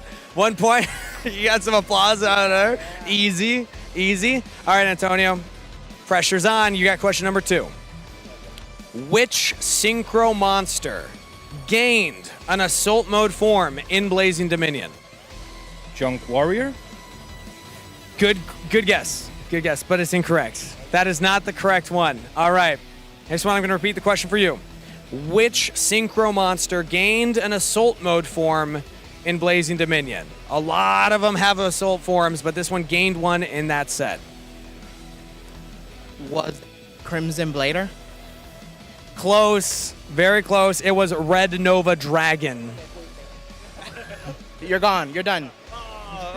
Yeah, that was Antonio's point to go for it. You almost stole it, not quite. So that means it's back to S1. Question number 3. What is the maximum number of cards you can reveal when activating Hydraulis Harmonia? Including Harmonia, 5 more. So 6. 6 total. That is correct. There we go. 2 points to 1. So now, in order to tie, Antonio, you need to get this next question, and you need a steal. All right. Are you ready? Think you can do it? Of course I can. Let's see if you can do it. Question number 4. Which of these words is not part of a fairy tale monster's name? Weaver, teller, or reader? I want to say reader. Reader? That is correct. Reader is not one of the fairy tale monsters. There we go. So that's 1 point. 1 point to 2. S1. You can end it right here. If you lock it down, then you got 3-1. You win. I just want to say that Blazing Dominion was my protocol because I'm about to play Clown after this. Get ready. All right. I think we're all ready now. Question number 5.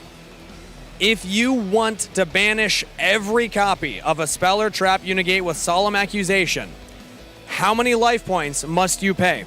3,000 life points. 3,000 life points is correct. Hazelon wins it. Congratulations. How does it feel to be a winner today? Absolutely amazing. Omen of what's about to happen. The comeback. The comeback is coming. You both get prize wall tickets. You win a couple more for taking that one. Antonio, any words for your competitor? I'll see you later on the rounds, and I'll get my get back. I think we got to get that one on feature match. If that one happens, we're going to keep our eyes out for it, okay? I'm going to hold you accountable. All right. Thank you so much, S1. Yep. Shake hands together. Oh, and a hug as well. That's fantastic. Thank you so much for playing. Thank you so much for playing. We're going to let you get going. Our next round feature match will hopefully be ready soon. Once the round is ready, stick around. We'll be right back after this.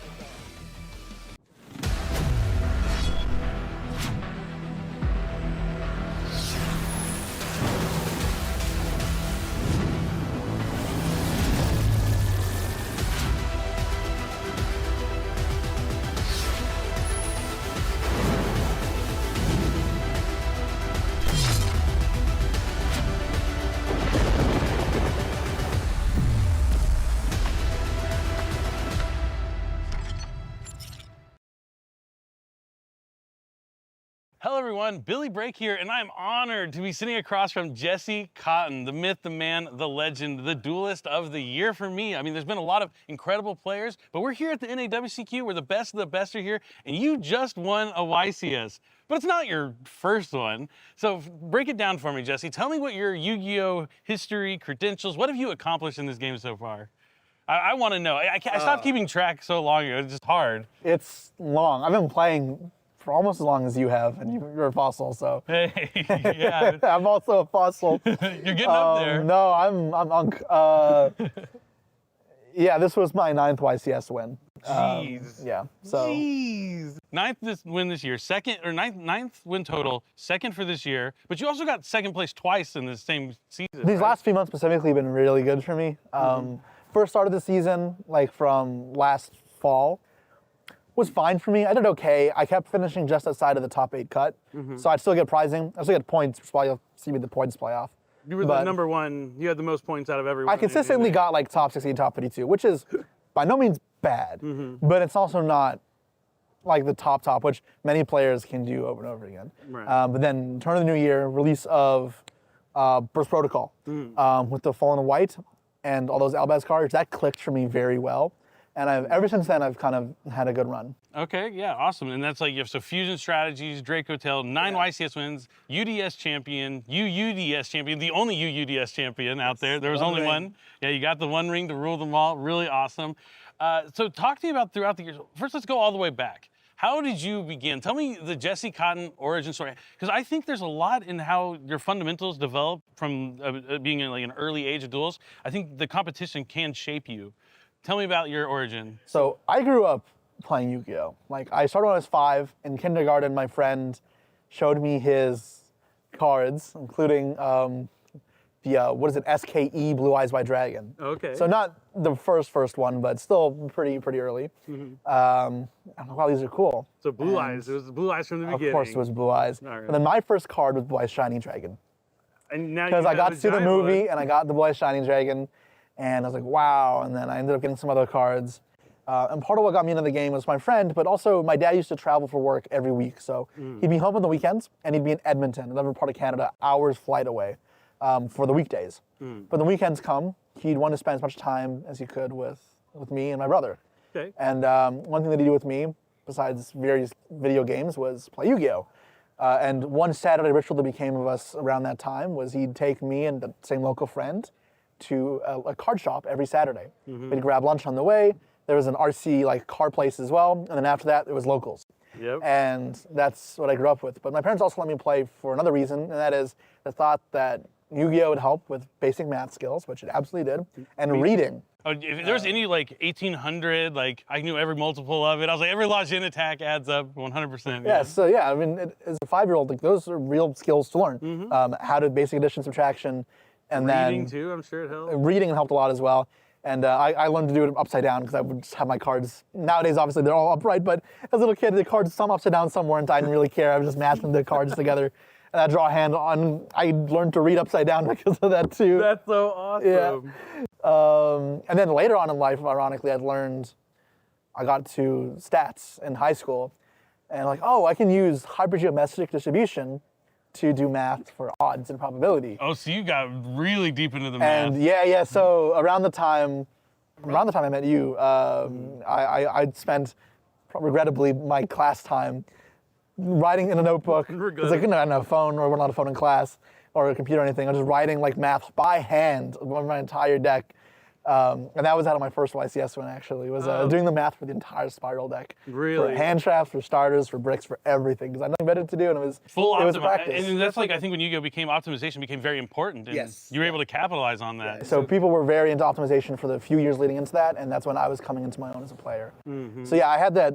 2005 is when I started, but 10 years of me being a little kid, getting in there. My first YCS was the one you won. In Toronto, and oh, nice. Let you talk. Sorry, yeah. Oh, yeah, no. I was just saying. So, like the big like part of the takeaway from the story is it wasn't an overnight success. Oh, hell no. Yeah, you had to like build up and grow throughout like the years. Like, and you can't just expect success right away. Talk to me about like the determination, the grit that it takes to like. It's obviously when you win, easy to like enjoy those moments, but it's the moments you lose and you have to bounce back. You know.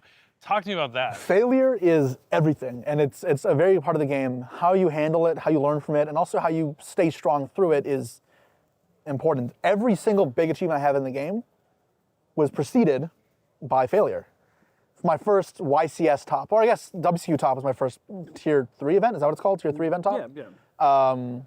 Was preceded by losing in the last round to Swiss, or drawing last round, or second last round, 9 events in a row. 9 events in a row. I just and each time it's close. Like, it feels like harder and harder to keep going, right? Again, like this can't keep happening. Like my first YCS win, I'd gotten third twice within a short distance of time, and several other like close results, and just couldn't do it. You just had to keep pushing, right? My first qualification for Worlds, I'd gotten losing top 16 after having a really strong start, and then getting 7th back when it was top 6 go to Worlds. And that match was a feature match.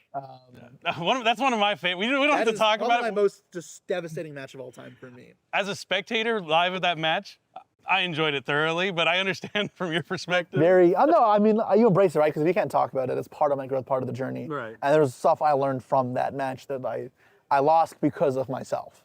But no, there were external factors, but regardless of that, I did make a mistake. There was one clear mistake I made on that, and the odds were still in my favor.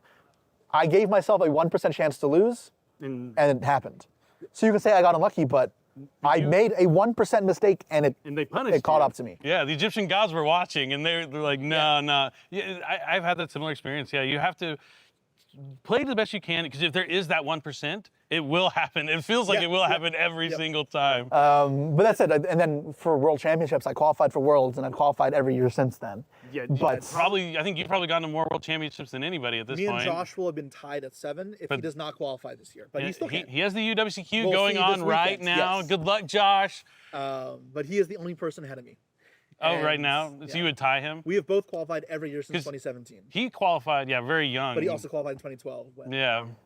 Ironically, I was close for Dragon Duels, but did not. I was thinking you did start out as a Dragon Duelist too, and like worked your way. I mean, you said that you were young and playing, but using that Dragon Duels program to like really get your feet wet, and you was it the 100th, the 150th, 100th. the 100th. You won the Dragon Duels tournament at Long Beach, so you're technically like a historic champion, even on the Dragon Duel level. But that's awesome. But yeah, moving back to like the World Championship thing, right? Because going back to that, having won Worlds, that was my 5th time there. 5th time. Must be nice. But the point was, it came with failure. Like my loss to the eventual world champion Wang Chiacheng in 2018 was brutal for me. I lost in top 8 after beating him round 5 as Swiss. Being first in Swiss, he snuck in at 8th, repaired in top 8, and after beating him 2-0 in top 8, I lost. He's coming back. That one hurt. I know he's coming back. It'll be fun to see him again. And other rough losses, 2023, I lost in the finals to Josh, right? So. Oh, the Master Duel one, right? Exactly that right. That was an epic match. But that's part of it. That's my point is, all these accolades, they've been accompanied by failure first. Yeah, people don't talk about the losses, but those are where you learn. That's the most important things. And to see that, like hearing that from you, absolutely incredible. Yeah, it's some of the best advice. Builds character. It does build character. You sound like your dad, but they know what they're talking about. Yeah, you don't want to, like, even if other things, even like you said, like there were external factors, but you can't look at those. You have to look at what you can control, and that's it's a winning mentality. And I mean, I don't have to tell you, you happen to be the biggest winner of all time. Like so many W's, like absolutely incredible. So talk to me about this most recent win, your 9th one. Does it feel any different from any of your previous wins before? It was nothing like my last wins, and I really was not expecting it. I guess cut this part if it's not okay for air, but so my dog had passed that week. I'm sorry to hear And that. That's devastating. Anytime, so pretty much, I still work, so I can't dedicate a ton of time to playing. Yeah. Thankfully, my strong fundamentals set me up, but I'd originally planned to have most of the week leading up to Columbus off, so that's when I can grind time, practice, and get familiar with the deck. And she passed like right in the morning on Monday. Yeah. So after that, I'm like, I'm just going to take it easy, use Columbus as a vacation, and then play a deck I have fun with, which is Draco Tail. Yeah, a lot of people wrote off Draco Tail after that last FNL list. Like they were just all on either like pure branded. And for what it's worth, it was on my 2-try deck still. Like it wasn't like I'd completely written off Draco Tail. Right. Okay. People expected it to be bad, and I thought it had problems, and I still think it does. But on my to-do list for the week, assuming things had gone normally, it was, I have a theory for a reason why this deck might not be bad. Let's actually try it and flesh it out and optimize. Never did any of that. I had that rough theory, but it was a deck I enjoyed. I'm like, you know what, I'm just gonna play it, and if it works out, it works out. And very fortunately, my theory at a very surface level worked out well for me. And while my deck could have been better, some good luck within matchups, within die rolls, with some hands, and just me being correct panned out well for me. So it was unexpected, but you're happy to be there. But in that moment when you won, like did the feeling feel a little more special because you didn't expect the win, but it still found a way to get there? It never felt special. It felt different because it was like, it had to. I looked at it like, how did I get here? Almost like, do I deserve this? Like, why I was like, everyone's trying so hard. Like, look at my opponent, George Sacco. Yeah, Lucas Sacco. Who worked very hard for that, right? And he's training hard, and he's talked about a lot about training a lot for it, and I feel bad. I robbed him almost. Like he's going for his first. He's fighting hard for this. He's been going, doing better. Here I'm walking up with no intent of doing well at all, and managed to find my way there. So I'm like, what the hell happened? How did this work out the way it did?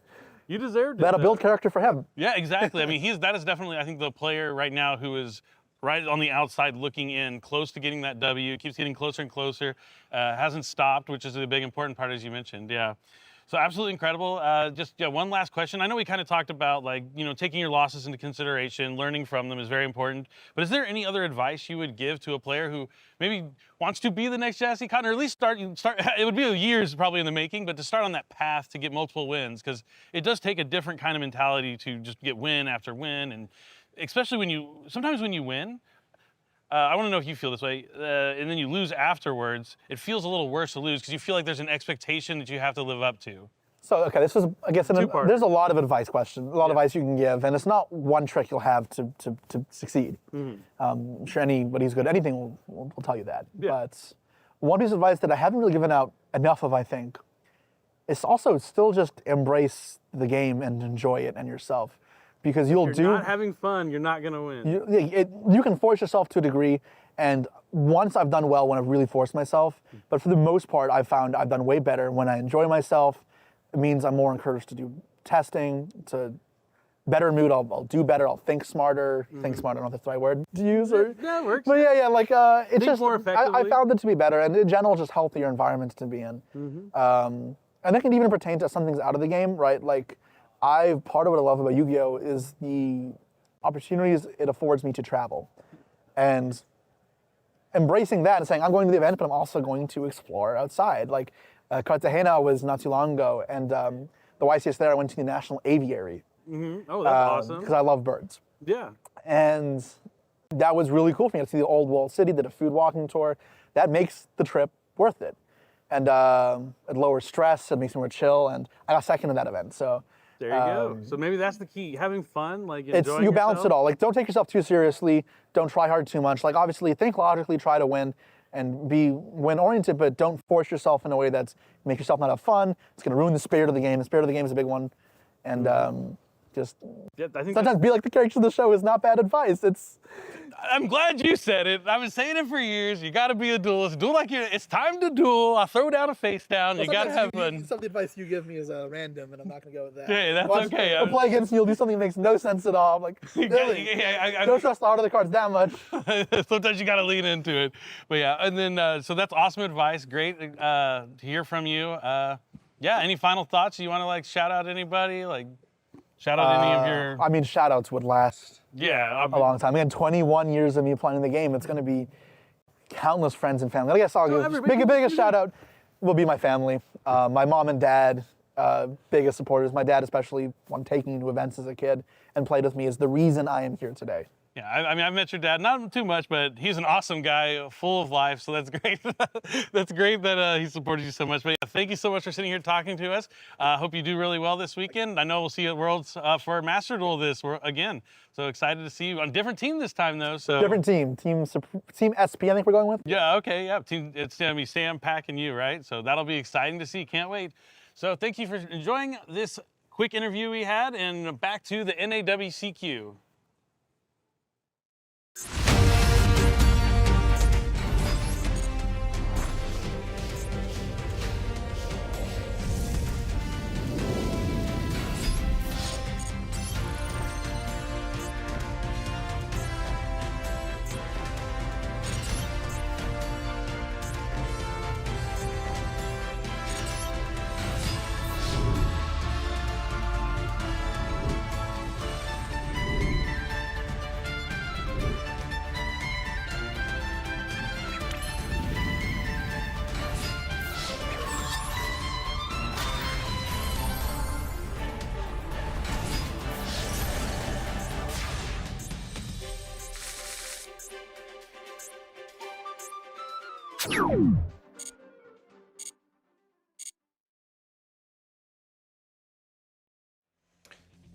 Welcome back to the NAWCQ weekend. We are moments away from our round 4 feature match. This weekend thus far has been really exciting. We've seen Light and Darkness Ritual in the feature match area a few times already. Everywhere. It's been everywhere, though. We just looked at the pairings for this round, and there were portions where you'd see that deck listed 5 times in a row at pairing tables. This is one of those deck lists that's very different. It's just like the entire Light and Darkness Ritual strategy, because, you know, when you get those formats where there's mirror matches, like, oh man, it's the same cards every time. No, it is not. We looked at all these different deck lists. There's so many people doing so many different things, and it is just so cool to watch. But you know, we haven't really talked about how long the grind is going to be for these duelists, so why don't we start looking at the future of this event? So today we have 9 Swiss rounds, 50 minutes each, best 2 out of 3, and then we'll come back tomorrow and play 6 additional Swiss rounds. So these duels will have to push through 15 rounds of Swiss. Those final 6 rounds of Swiss will also be 50 minutes. Then we will move on into the top 8, where both the top 8, the top 4, and the finals are untimed. And need I remind you, the duelists that are in the top 8 are playing right then and there for that invitation to the World Championship. Those duelists, though, that make it to the World Championship will play in the top 4 to crown an actual champion this weekend here at the NAWCQ. That might be the most dramatic win and in, right? You made it to top 8, but if you don't win one more duel, you're not going to Japan, and that could be a very difficult time for a lot of duelists because you are the top 8 duelists in the room, and let's not forget, the battle they had to fight up against, oh, so incredible, but many duelists don't want to settle for just being the top 8 duelists in the room. They want to be the guy. And if there's any lessons that we learned last year, though, some of the duelists that do well on the Friday WCP, maybe Mario or Luca, for instance, if they find themselves into the top 4, just like Julian did last year, we could actually have an invite passed down. So that winning in the top 8, maybe somebody can get lucky and do the Charlie path where you can get sort of that additional invite due to a pass-down situation. Well, it's not just invites that are going to get passed around. Let's take a look at some of the prizing that we actually have here, because our duelists, if you get that first place prize pool, oh my goodness, WCQ trophy, invite to the 2025 World Championship, travel and accommodations to Tokyo, Japan for the World Championship, an ultra-rare WCQ prize card, another Restradios, complete sets of Burst Protocol and Blazing Dominion, an ROG Xbox Ally, Steam code for Yu-Gi-Oh! Early Days Collection, and of course the WCQ game mat. So much stuff to try to carry home. So much stuff to say. But they're not just playing for the prizes. Of course, they are playing for that coveted title. You know, there are so many different world champions under our belt. So many different North American champions. Maybe we'll get the back-to-back-to-back with Adichie in the finals for a 3rd time. Never seen it before, right? I know. I mean, he might want to try and rectify the result of last year's finals. That would be quite a story to make it to a 3rd finals in a row. We've had multiple-time NAWCQ champions. Of course, last year it got so close. But we actually have a shot of every single one of the trophies. And there's not just one trophy, not just 2. There are multiple trophies this weekend. We have the Dragon Duel trophy that will be handed out. Of course, the Genesis Championship and the NAWCQ Advanced Constructed Champion as well. They are so gorgeous, and the inlay there of the Millennium Necklace. It is brand new, too, on that Genesis Championship trophy, so someone will get to claim that for the very first time. And it's also neat because some other duels may just be adding that to the collection. Got to make a little space for like the 3rd, the 4th, etc. We do have some former champions here, so it's going to be fun to find out who actually makes it. I love how they have different Millennium pieces, seemingly every iteration of the trophy, this year being really memorable seeing it as it is. Yeah, well, no Shadow games here, but we do have some duelists to watch. So let's take a look at how those duelists are doing here. Of course, we have got Jackie's choice, Kamal Crooks Valdez, still doing well, a 7-time YCS champion at 3-0. Joe, your choice is? It's Jeff Jones. He's sitting there with a 2-1 record, so not quite doing as well. And going to go ahead and take a look there. We also have some community highlights as well. Clifton and Dominic Couch both doing pretty well overall in the Genesis side of things, I believe. The Shinping Shu 6-1, Michael as well, and then Sam, also known as the Team Samurai there. Well, maybe did not have the best start as possible. And then, of course, Michael Thomas there at Trishula TV. Great duelists to watch, great stuff going on, of course, but it shows you that, man, this is like our big event, right? Duelists from all over the country and all of the other country, because it's North America, United States, Canada, showing up, doing stuff. Just this is the place to be. If you're not here, maybe next year, please, please, please. I know, and next year maybe our Genesis format will expand even further. We have the first Genesis Championship this year. I have to imagine we'll have one again next year. So whether it's Genesis, whether it's Advanced, this is obviously the place to be if you love Yu-Gi-Oh! Fun note about the Genesis stuff, this year's Genesis Championship was open invitation. You walked up with a deck that had 100 points, you can go ahead and play, but next year's is going to be invite only, is my understanding, because they're already running Genesis regional qualifiers. So if you're here, you competed in Genesis, you can go ahead and try again. Maybe you've got a friend who's like, oh, I didn't make it. That's okay. You can go ahead and take that Genesis deck, basically go to public events and try for next year, because Genesis is going to have a long run. Yep, that is certainly the hope. Yeah, good stuff, good stuff. Have you been experimenting with Genesis? What's the deck that's been cooking in there, in that brain of yours? I have appreciated the reductions in cost of the Dragon Rulers. Okay. I think one of the problems, as I found with Dragon Rulers, is the engine itself requires such an enormous amount of cards even though the point totals have been reduced, it's seemingly like a 30-card engine when you actually compile multiple copies of the Dragon Rulers, the Baby Rules, you want to play Super Rejuvenation, you want to play maybe the Red Rose cards. So that was a deck that when Genesis first was announced, I was trying out. The point reductions have made me look at it a second time, but that's always been a pet deck of mine. I really appreciate, obviously, the iconic original Dragon Rulers, but how we've seen the Chasm, for instance, and some of the newer ones as well. I have been unexpectedly, no, I'm kidding, been working on the Light and Darkness Ritual deck in Genesis as well, but it's a little more difficult, obviously, because the 40 points for the Mind Shuffle, the 10 points for the Grifo, the 20 points for the Celtic Mystic, still labbing that out, but it's fun to play it in that format too, just a little more tricky. Yeah, those point reductions, or point totals rather, are pretty restrictive on that strategy. The math fills up very fast with a lot of 0-point cards otherwise, but it's also nice to see that deck's doing so well in the advanced format. You know, we were talking about it behind the scenes and we were like, I don't know, but I hope that this deck has made an impression on you. Oh, I knew going into the weekend it would be a top-tier deck. It was maybe not to the amount we saw, though, right? My curiosity was just which variation would be the most popular and ultimately the most successful. Still don't really know that. We'll have plenty of rounds to watch out to find that out. But there's also a number of other decks in the format, too. Obviously, you know, Branded's still out there. Cool Tune's still out there. There's a lot of classic, tried-and-true strategies. I will be curious to see what that top 8 looks like. Is it going to be the best duelists in the room, the best decks, a combination of both? Be a fun time, but man, is that a couple of rounds away. Well, maybe a day. One impression is we saw Blitzclick perform quite well in the Genesis format, in the Genesis Championship. There are certainly some Blitzclick players that we've seen when we looked at the top tables. You know, for each round, we look at the tables, the decks, and try to pick out feature matches that we think the viewers at home would want to watch. There's some Blitzclick players out there as well. I'm curious to see how well it can perform in Advanced Constructed. It's certainly one of those decks that functions almost basically at its top tier, top level, very little restrictions in Genesis. Has a lot more competition here in Advanced Constructed, but that's another deck that I think eventually we can see in the feature match area.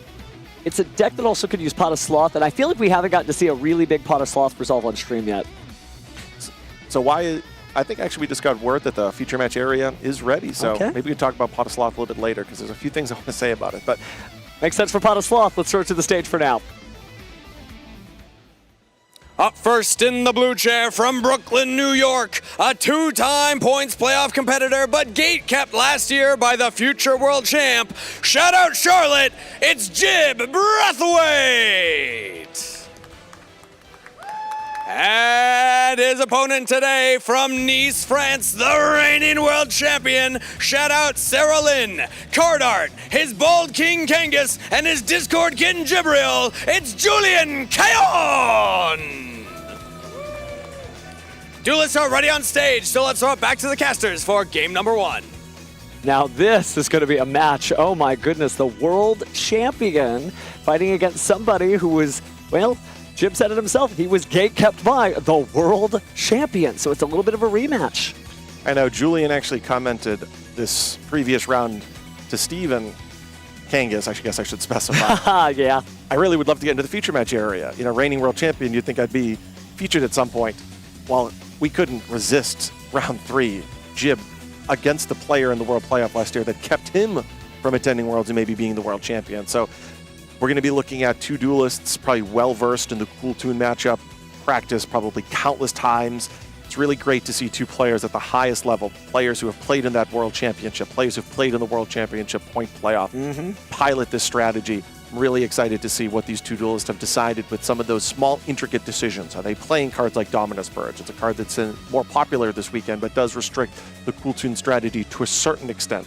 So I'm really looking forward not just to seeing the matchup, but seeing some of the small decision points within deck building between these 2 duelists. Well, it's going to be good practice for Julian because, again, if you are heading to the World Championship, well, the format hasn't been exactly decided yet. Playing against a World's qualifying point duelist is good practice. And the same thing for Gabriel, right? If you want to go to the World Championship, what better practice than to beat the World Champion?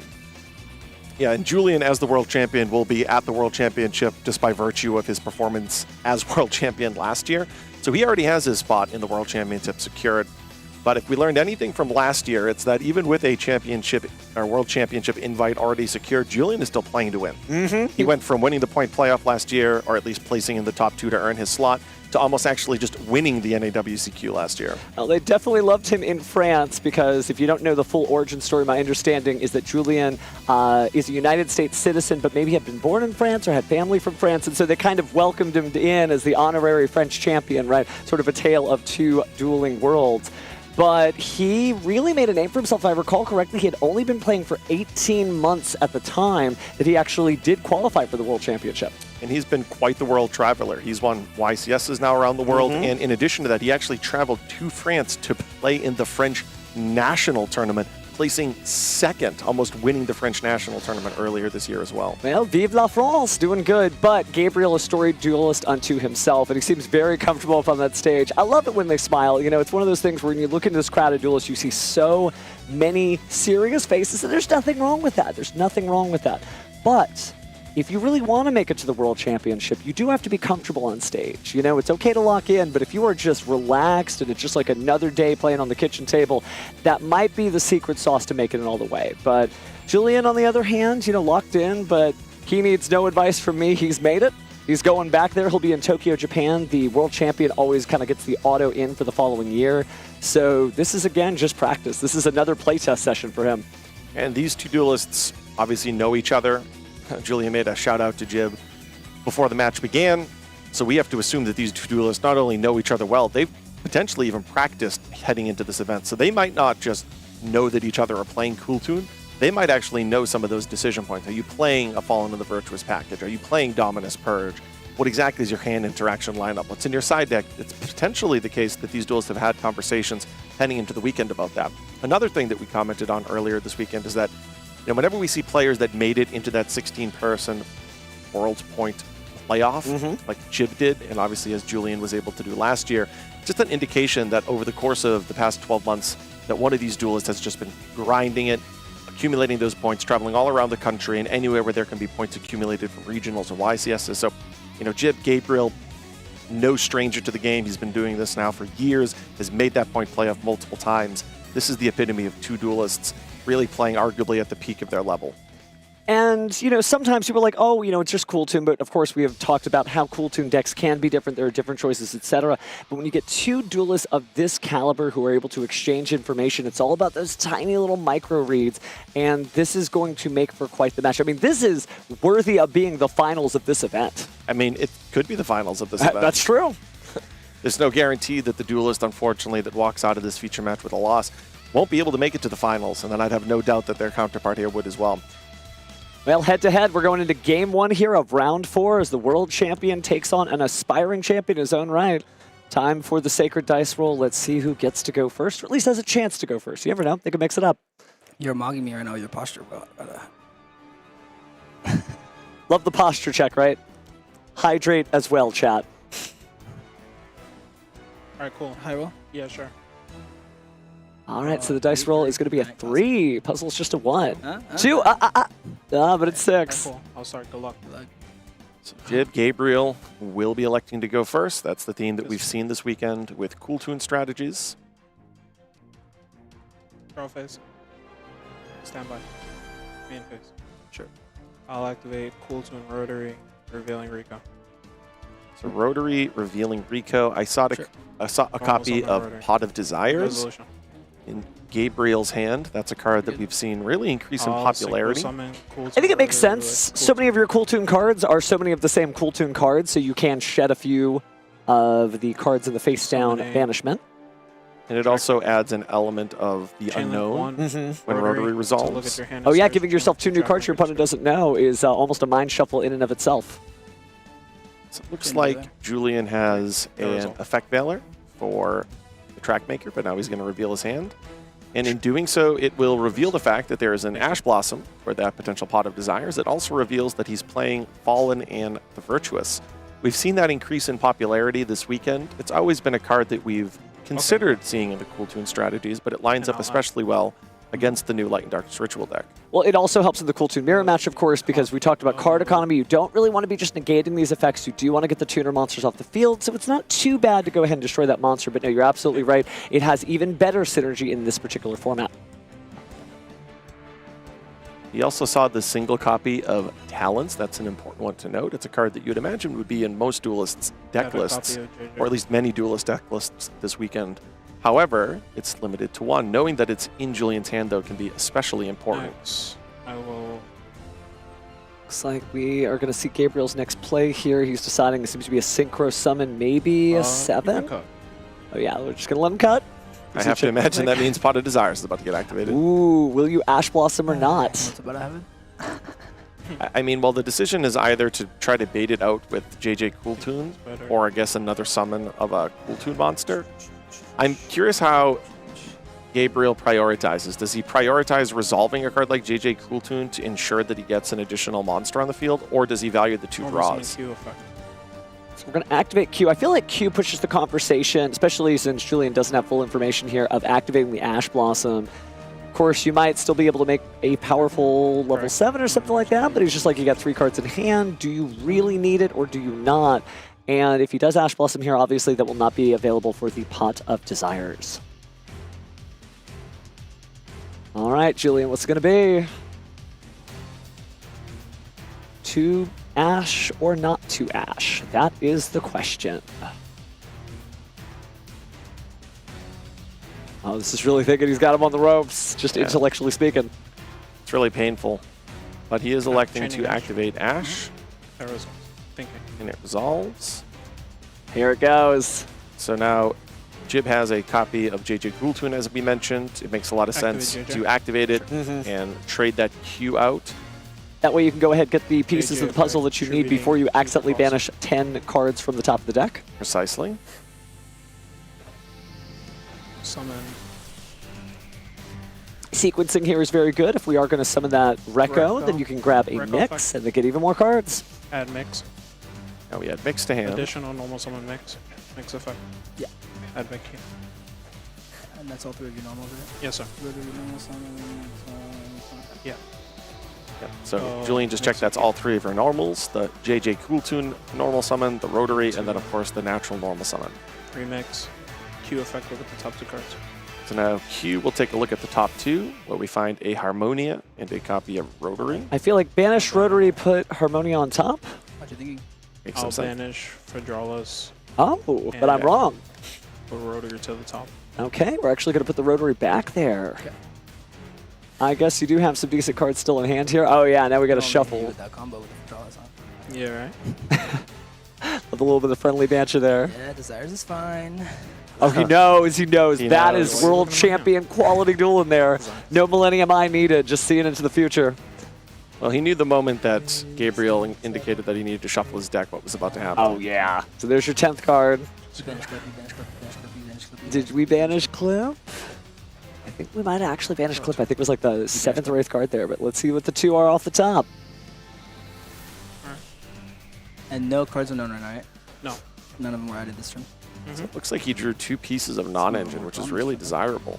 Especially with a fully established field like this and with Remix at the ready. Thinking here.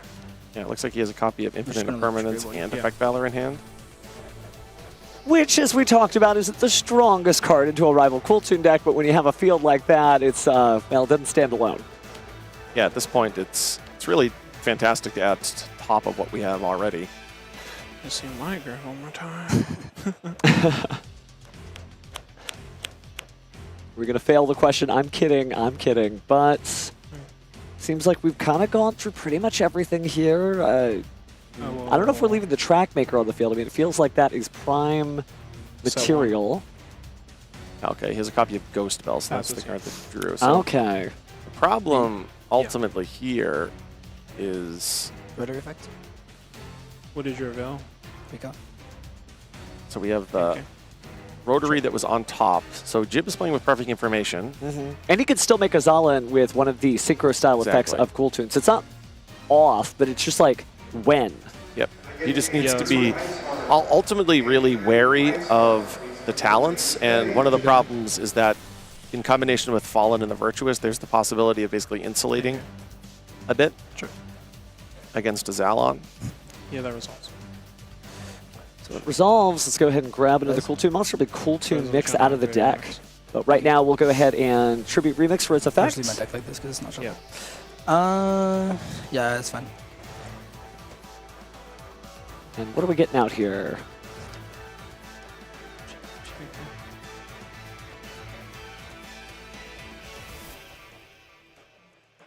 I will summon. Looks like it's going to be Recco to field. Adding Mix. Mix and then to I'll hand. synchro summon. Rico and mix. To go into. Would make a lot of sense to go into RS here. New Now chain. he'll have the ability to Chainlink 1, destroy Rico to search. Chainlink 2, mix target. the to Recco Rico. to destroy. Or Chainlink the 1, mix to Rico destroy the search, Recco. mix target, His my own Rico. Recco will search. And now he has his own way of protecting Yeah, against talents. Okay. We'll clear up that. Of course, that was just the rotary style normal summon, so there's still a little bit of gas left in the tank, but it's kind of difficult. I'm seeing a lot of spells, but not necessarily Back mix. a lot of other So you do starters skip your there. Graveyard in hand. Res? Yeah. You have no traps in grave, correct? No. No, you do not. Interesting read for possible Dominus Purge. Normal effect. Thinker. So, World Championship difference there, making sure to just play out every possible out in your mind and then summon the card. So the Cool Tune Mix, even if it was hit by a Dominus Purge, not that we know there's a Dominus Purge, would not be destroyed.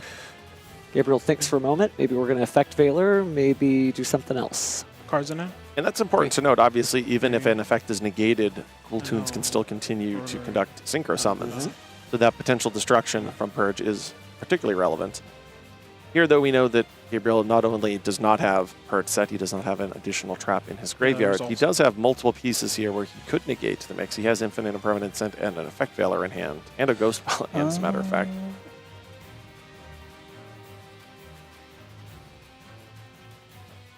Res? Alright, so we're going to go ahead and get Cool Tune Q. Add to hand, nothing on resolution. So Synchro Summon, materials are 3+1. So now he'll go into Trackmaker. He'll have Trackmaker, Rotary. 1, mix. 2, 3. And so we are deciding which to destroy here on Chainlink 3, Cool Tune Q. Well, let's see. Oh, no, excuse me. Using Mix. Mix, yeah. He's waiting. We're waiting here I'll for him target your to make a target. Hasn't selected it yet. Your RS. Going to target RS. This will really prompt the use of the RS. Chain RS, banishing. Can check my banishes before I miss one. Good way to force that out. Take a look there at the banishment. Make sure we're not removing any materials we may need later. So we're actually just going to get rid of a Recco. Banish Rico, target your Maker. Yeah. No results. Yeah, results. So resolve mix. Then resolve rotary. Let me see your hand. Effect Veiler, the Ghost Bell. Yeah, the bell took Julian a little bit by surprise with a heavy sigh. Bell mix. Let me see. And then yeah. Veiler Bell mix. One unknown set. Just check the set and then. Alright. So this is negated.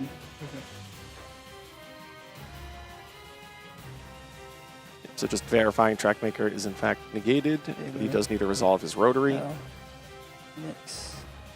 I think Julian just said yikes. Yeah, he was hoping not to see that much non-engine hand interaction. This is going to be tough for Julian. I will say there's a very different aura for somebody who is automatically invited to the World Championship and still trying his best. You can't just be yourself. You just have a moment where you're like, oh wow, this is a lot. Yeah, that's spell. Yeah, he's adding a spell right now. So we're going to go ahead and grab Cool Tune Synchro out of the deck. And then activate Cool Tune Synchro.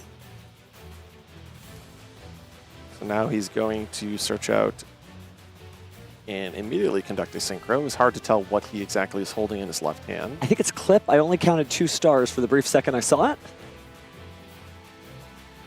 Oh, maybe he can't do it. He did not formally announce the play out loud, and he did not necessarily commit the monster to his hand and then send it to the graveyard, so I think there's a little wiggle room there. Oh, it was a Recco, actually, that he was adding, so maybe trying to get to Zalen. Yeah. Oh, but he just goes for the JJ Cool Tune instead. Okay. Totally different plays. What do we got? Take. Oh, we're going to take a monster. Like, what do I need another Recco for if it's already on the field? And that resolves. As you're good. So now he has a Recco. RS is off the board now, so the level modulation is no longer in effect.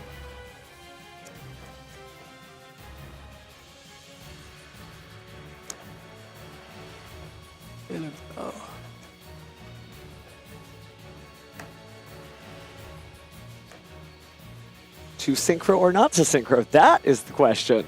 But we are going to do it. And with no spells and traps on the field, it's not a big deal to synchro with your opponent's Rekko. So we get out our Zalen. Dragon has broken some shackles this weekend. And now we get to use Trackmaker. Baylor, Bell, Mix. Baylor, Bell, Mix. I have to imagine at this point that Julian has a Yeah, that's read fine. of Infinite Impermanence in the back row. I feel like a lot of the other cards he's White checked. Charge. Kind of trying to trip every wire, see what it is the opponent may have.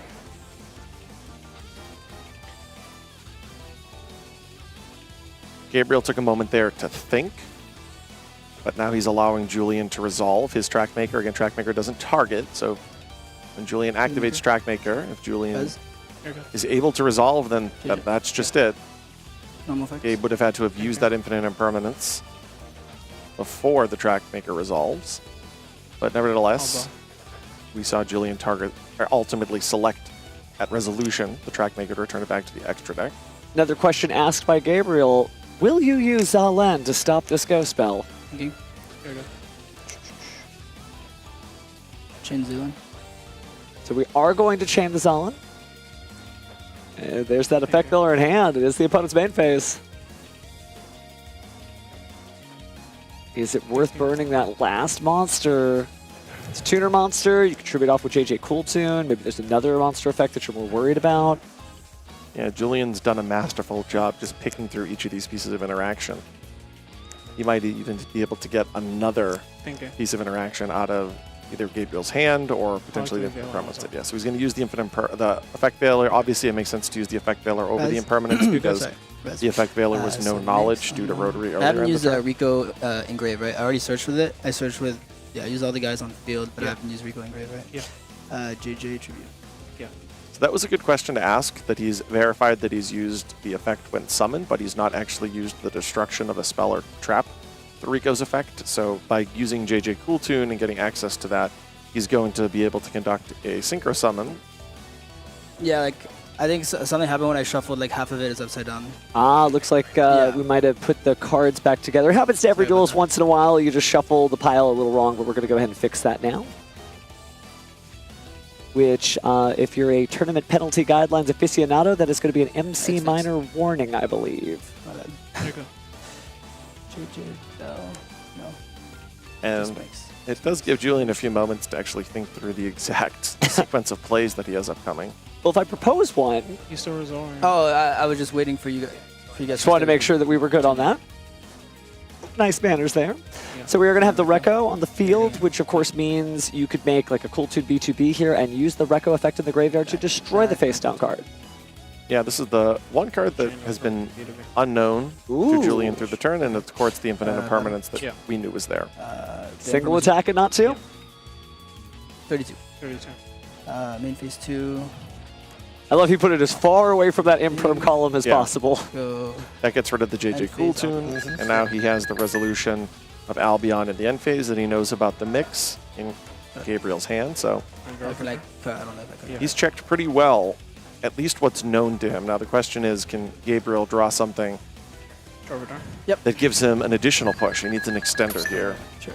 Definitely some very skillful play. Let's see if Gabriel can clap back with the two cards that he has in his hand. It's going to be a little difficult there because obviously if you do things B2B, brings things back to back. I think he might have drawn a Ghost Bell though.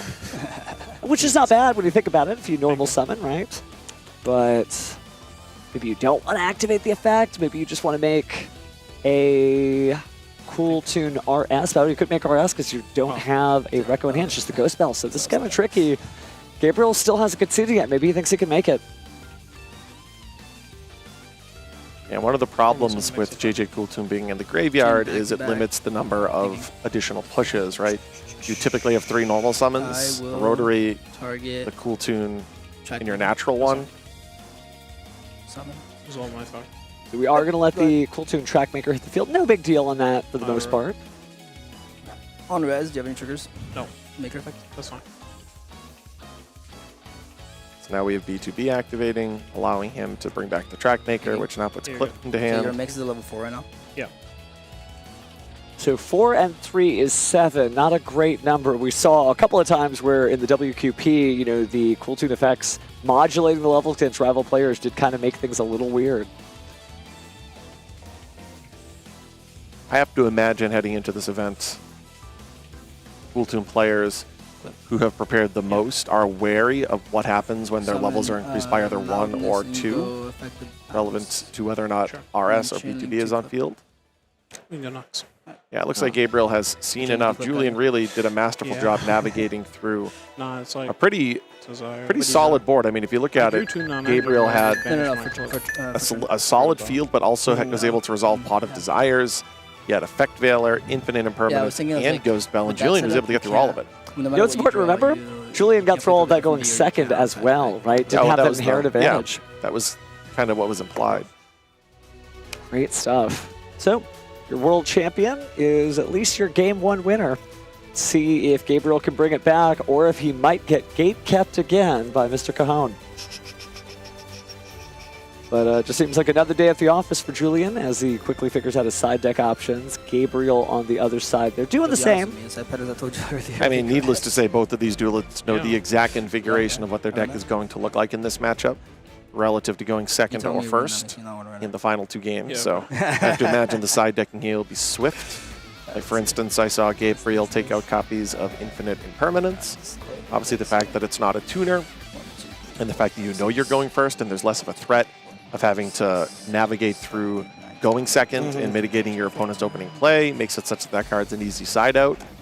You could also include much more potent going first options like Vanadium Reframing once you have knowledge that you're going first in a sided game. Definitely a mirror match I could watch all day with so many different configurations from the side into the main, but you're right, just trying to load up on gas and less breaks, especially since you really need to draw monsters. Kind of gives me shades of Draco Tail, another deck where you really wanted to make sure you had as many monsters as possible to fuse with. A little different here, but you are looking for tuners in order to synchro as often as you can. But we're just in Swiss round 4. Again, we're going to play 9 rounds of Swiss today. And then we'll continue tomorrow for a total of 15 rounds of Swiss is my understanding, so 6 more. And again, it's a marathon, not a sprint, but both of these duelists very familiar with that, so this is just, they could be home, be taking a nap while they were playing this duel out. And then at the end of all of those Swiss rounds, as we've commented on, there's still one more final round in the top 8 to determine the final 4 representatives of North America at the World Championship. So many rounds of Swiss to go, and then also an additional round there. WCQs around the world, but right here we're at the NAWCQ for Game 2 of your Round 4 featured match, featuring your world champion. All right, cool. You're going I'll first. Start. Yeah, good luck. All right, colloquially as he's known, Jib is going to start this thing off. Draw phase priority. So he was using Cool Tune Synchro in his draw phase. And Julian pretty quickly allowed that to resolve. Thinking, hold on.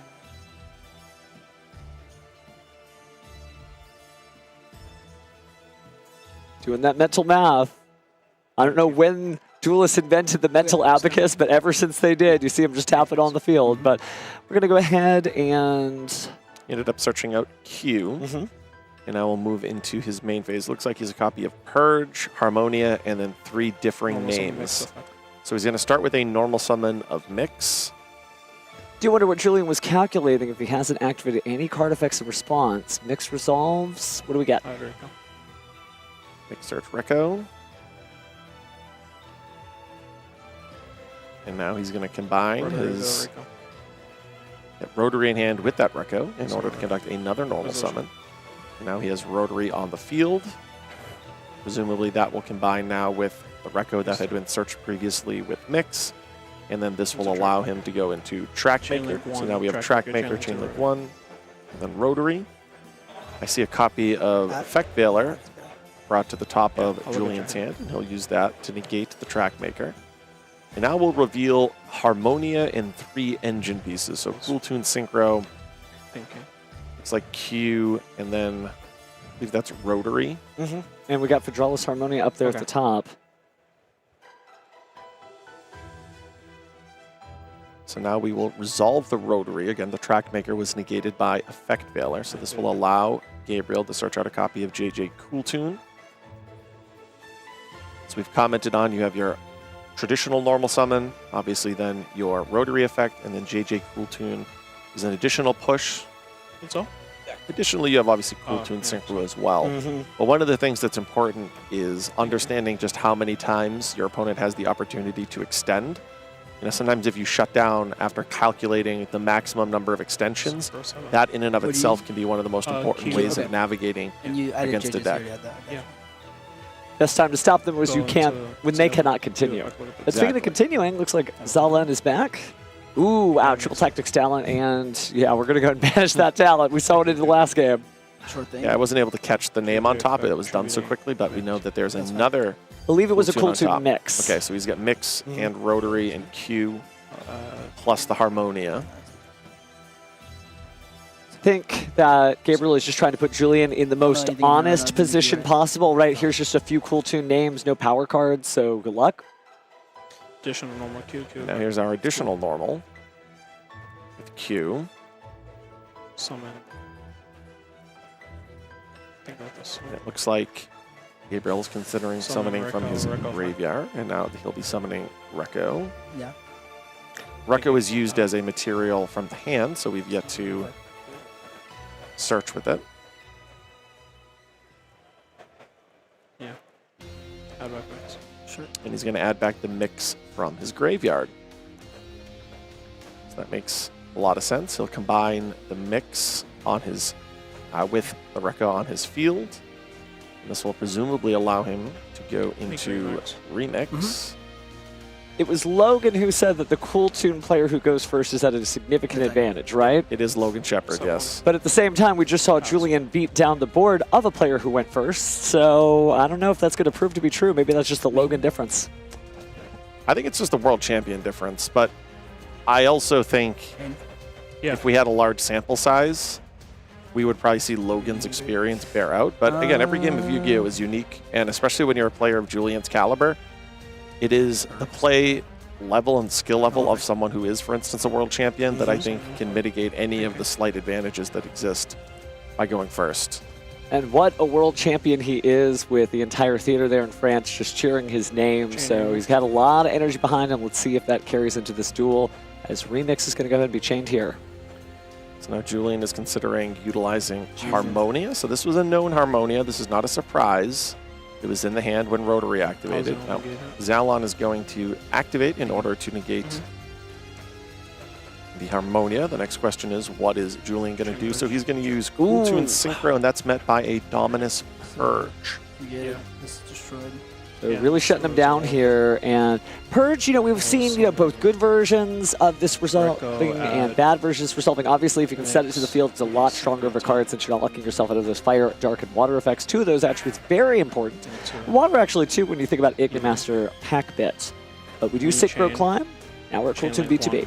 Curious if Julian's plan was to use that Harmonia as a Synchro material with the Cooltoon Synchro, but what we see here is the resolution of Cooltoon Synchro and a B2B hitting the field for Gabe. Veiler now is on top and Rotary has been banished. That's to resolve the Rotary effect that Gabe was able to... Sorry, the Q effect that Gabe was able to resolve in order to summon the B2B. And now we have a copy of Click that has been searched as well. And on cue without missing a beat, Cooltoon Clip drops down, and we are going to go ahead and synchro with the other materials. So it's going to be, I believe, Rekko and Mix combining, and that'll make a Cooltoon RS. Yep, so now we have level modulation with the B2B and the RS. You can see one of the important things that is prioritized in these Cooltoon Mirror matches is clearing a normal summoned monster so that it cannot be combined with a tuner in hand to perform a synchro summon. And as we saw there, Gabriel was really able to navigate going first, shutting Julian off of each of those pushes, knowing that he had full knowledge of the hand on top of the deck. And that means we'll be going to a deciding Game 3.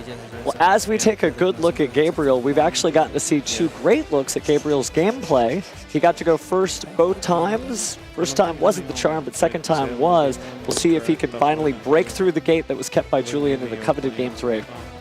Yeah, I think it was really the Dominus Purge that stymied Julian's ability there to navigate through that opening play. You know, one of the things in that previous duel is that 2 of the non-engine pieces that Gabriel had were Effect Veiler and Infinite Impermanence, neither of which will actually clear a monster on field. Not that Purge did that necessarily here in this game, but Purge did limit one of the synchro options. Even if you were to do Julian nothing, Yeah, just like negate my search, have Rotary that's level 4. A little bit of friendly banter there. We always like to just kind of hang back, just like we were talking about yesterday. If you ever hear us go silent, not a technical production difficulty of any kind. We just want you guys to be able to hear those duelists talk. Yeah, you heard Julian there say, yeah, my Rotary would have been level 4 if I kept playing. Obviously, the 2-level modulation from the B2B and then the single one from the RS. But that is the World Champion difference. I think that's the first time we've seen both those monsters on the featured match stage, and somebody didn't try to still synchro through. Yeah, Julian, I am fully in the mindset that Julian is well-versed in exactly what happens when his monsters are modulated by 1 or 2 or 3 levels. Love that we've kept that word modulation after level modulation, even all these years later. Yeah. Sorry, I had to bring in a little Yu-Gi-Oh! History. Oh, yeah. That was a classic one. But looks like we are just about ready to present as Gabriel slips his side deck away. Hopefully he made the right choice because this is his time to prove. Now, granted, either of these duelists, if they take a loss, are still likely to be able to climb their way through the ranks, so we'll probably see them day 2. May even see them in the top 8. Totally conceivable. One of the things in that previous game is that Gabriel didn't necessarily see themselves drawing. Gabriel didn't necessarily see any of the really hard-going first cards. Obviously, his deck was just more geared to this matchup. I'm curious now with Julian being able to go first if we're going to see Solemn Warning, Nadia Reframing, some of the cards that are really slotted in specifically when you go first in those sided games. Because Gabriel really just sort of played with the natural Cool Tune cards. He just drew a good spread of his engine and non-engine there. And we'll see how things pull off. Julian making faces at the crowd earlier, just shouting, "Duelists!" Oh yeah, that definitely caught me. I was like... We're all having a good time here. Yeah, where did that come from? I don't know if the watchers at home heard that. Somewhere there's a meme out there I don't understand, but I'm sure someone's having a good time as we're here at the World Championship qualifier.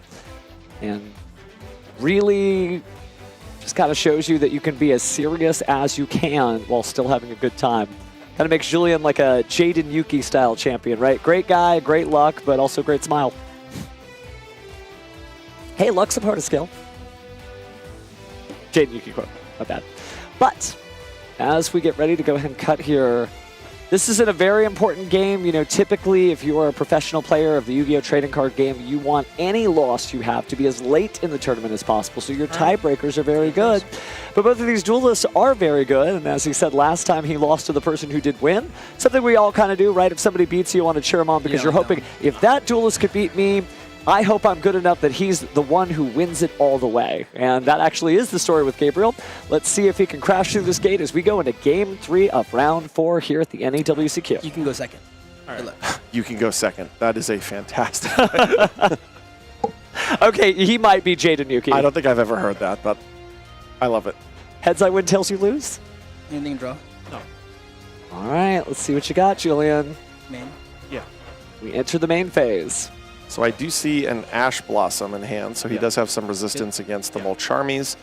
Looks like we'll start with Rotary revealing that Ash Blossom, and that will probably honestly combine with the Ash. I was about to say, you don't reveal Ash if you don't have to actually synchro with it. So unfortunately for Julian, that's not necessarily the most desirable. 1 to look and search 2.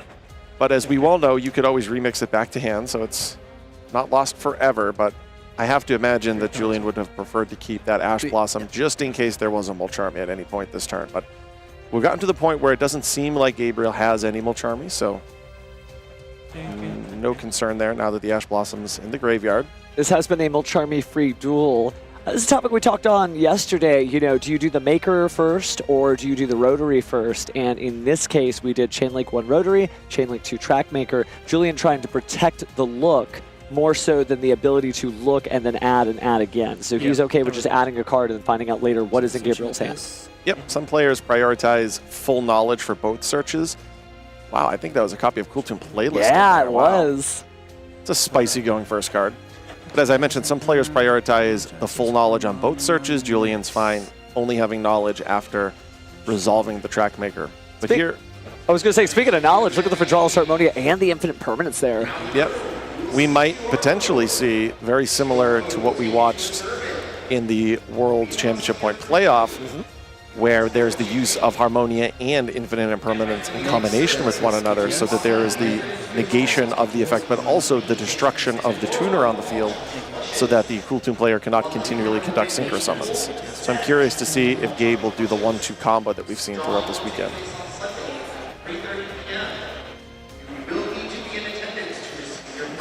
Looks like Julian is considering the Cool Tune playlist. So if I'm not mistaken, the Cool Tune playlist will allow him to basically utilize a Cool Tune in the graveyard's effect when sent to the graveyard as a synchro material, and then add said card to his hand.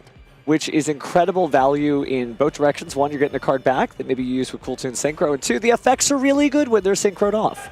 So perhaps you want to use a Reco effect, and it's technically a second copy of the Reco effect, so that could give you an extra destruction, or an extra mix could get that, or maybe we haven't seen a lot of Cool Tune Crackle, maybe you want to reuse that. There's a lot of interesting stuff you can do with that one card that gets you out of so many different situations. Now we find ourselves resolving Cool Tune Synchro. And that's going to combine with the track maker plus the Q that was just searched off the Cool Tune Synchro. Now we'll have a copy of Zalon hit the field. Now Q will give him a look at the top Gabe's deck. Let's see what we have. We have a copy of Rotary and a copy of Cool Tune Synchro. To the top. And a Rotary to the top. Cool Tune Synchro is banished. Now we still have our regular normal summon. That's going to be of Cool Tune Q. Something funny about saying regular and normal back-to-back like that. Well, there's your normal summon, and then you get your special normals. Oh, we're having too much fun. But speaking of fun, cards do keep on piling up here. I mean, knowing that you are possibly playing into Fajralis Harmonia and Infinite Permanence is not really a lot of a mental stack, but you do have to wonder what your opponent's finally going to do, and keeping in mind you do, of course, have the Zalon, the Shackled Dragon there to kind of jump into the fold. Thinking. Yeah, Julian definitely prioritized putting Zalon on the field before conducting his normal summon of Q, adding insulation against some of those effects. But we are going to see, first, Harmonia. So you're revealing 5. Didn't even miss a beat, just Zalon. Yeah, I guess you gotta do it. And now we have to actually fulfill Harmonia's effect. And the cost of revealing the 5. Do have to show. Chain to negate Harmonia. And now we have Zalon that's going to negate. The question here is, does Jib want to utilize his infinite impermanence? He does. Ooh, Cool Tune Synchro. And now here's Cool Tune Synchro. So the second Cool Tune Synchro. This will make it so that Zalon's no longer on the field, and the infinite impermanence will no longer be able to negate. So what this ultimately will do is lead to the negation of the Harmonia. Because what Julian will perform is that Julian will be able to use that Zalon as synchro material. So he is going to successfully dodge both these pieces of interaction. Took a moment to think about what he wanted to grab. He technically could even grab the Cool Tune playlist right now and then just clear those 2 cards off the field, furthering, because obviously he's interested in that card, right? Is he going to do it? Yeah, okay, we're going to see it on the stage. Nice. And then, as I mentioned, he's going to dodge the infinite impermanence. The Harmonia is going to be destroyed and negated. Now we're going to have B2B on the field. Artfully done. I almost forgot. And then I'll summon Mix, grab Rico, grab Mix effects. Yeah. Now we have to resolve Q because this entire chain link began with the activation of Q. Q summons Mix. Mix allows him to search on level 2, and that's going to be a copy of Rico. Yeah. Love the utilizing, oh, go ahead. Sorry, JJ Cool Tune. Here's that normal summon that's additional, which is going additional to be normal summon. Yes. I was just joking about the Cool Tune playlist. You don't get to see that art every day, right? It's just a beautiful card finally getting to showcase itself on the featured match stage. And it is really interesting. I mean, both of those effects just killer, but looks like we are going to go ahead and synchro summon again here. If the World Champion wants it included in his side deck, I trust the World Champion's impression of the format. So here we go into Remix. Now, we don't see the classic Remix Zalon field that we see very often when the Cool Tune players go first. Obviously, we had to use Zalon during the turn, but B2B plus Remix with Playlist Set, it's a pretty great combination of cards. That Ash Blossom that was used at the very beginning of Julian's turn is still in his graveyard, so we can obviously remix that back to hand. He has Clip, and I think there was a copy of Effect Veiler in his hand. So Julian has a real great combination of cards here, and he has full knowledge about what Gabriel is working with. Well, let's see how Gabriel enters the fold here. Still in the standby phase, but Julian getting as much setup as he possibly can beforehand. Remix is going to go ahead and get the Ash Blossom to hand, and I believe the Rekko wants to go to the field. And it does. So is he going to combine that? Yeah, so he's actually going to use the Clip in his hand. He's not going to use Clip's effect itself, but he's going to prioritize putting RS on the field, and now he has the RS plus B2B level modulation. But I don't know that it's just prioritizing putting the RS on the field, because it also gets the Rekko back to the graveyard, so the Cool Tune playlist could be used for something like JJ Cool Tune. So it's two great tastes that are tasting great together. Yeah, and he can also add the Clip back to his hand with the playlist. So it's not as advantageous of a effect, right? I mean, Clip ripping from the extra deck can be impactful. It really depends on what it is. But he might just know that he can add that back to his hand. I would say, oftentimes if you are able to use playlist, getting a destruction effect, such as the one with Mix or even potentially Rico, may be perceived as more advantageous. Oh, look at this. This is great. A little bit of laughter from the crowd there. Thank you. Julian's just holding that Ash. I don't care what you activate. If it can be Ashed, I'm going to Ash it. I love how the roach is kind of like jumping, like, yeah, you can say Ash. All right. You can tell these duelists know each other well. Oh, yeah. Time on the round for the rest of our round, but 12 minutes to go with some change for us. Okay. We'll go to main phase. So we're going to start, I think, with Duelist Gen as nope. I'll activate. I love it. It's just like, what's going to get Ashed? There's Rotary using Mix. Yeah. One of the few things you can on Ash Blossom in that deck. Yep, to fulfill Rotary's effect. So he can either summon a level 3 Rotary or a level 5 Mix.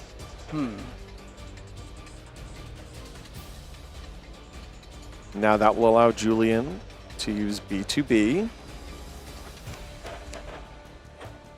Not going to type on it too hard. Do this. Looks like he's considering putting Trackmaker back on the field, and then obviously Trackmaker will allow him to search as well.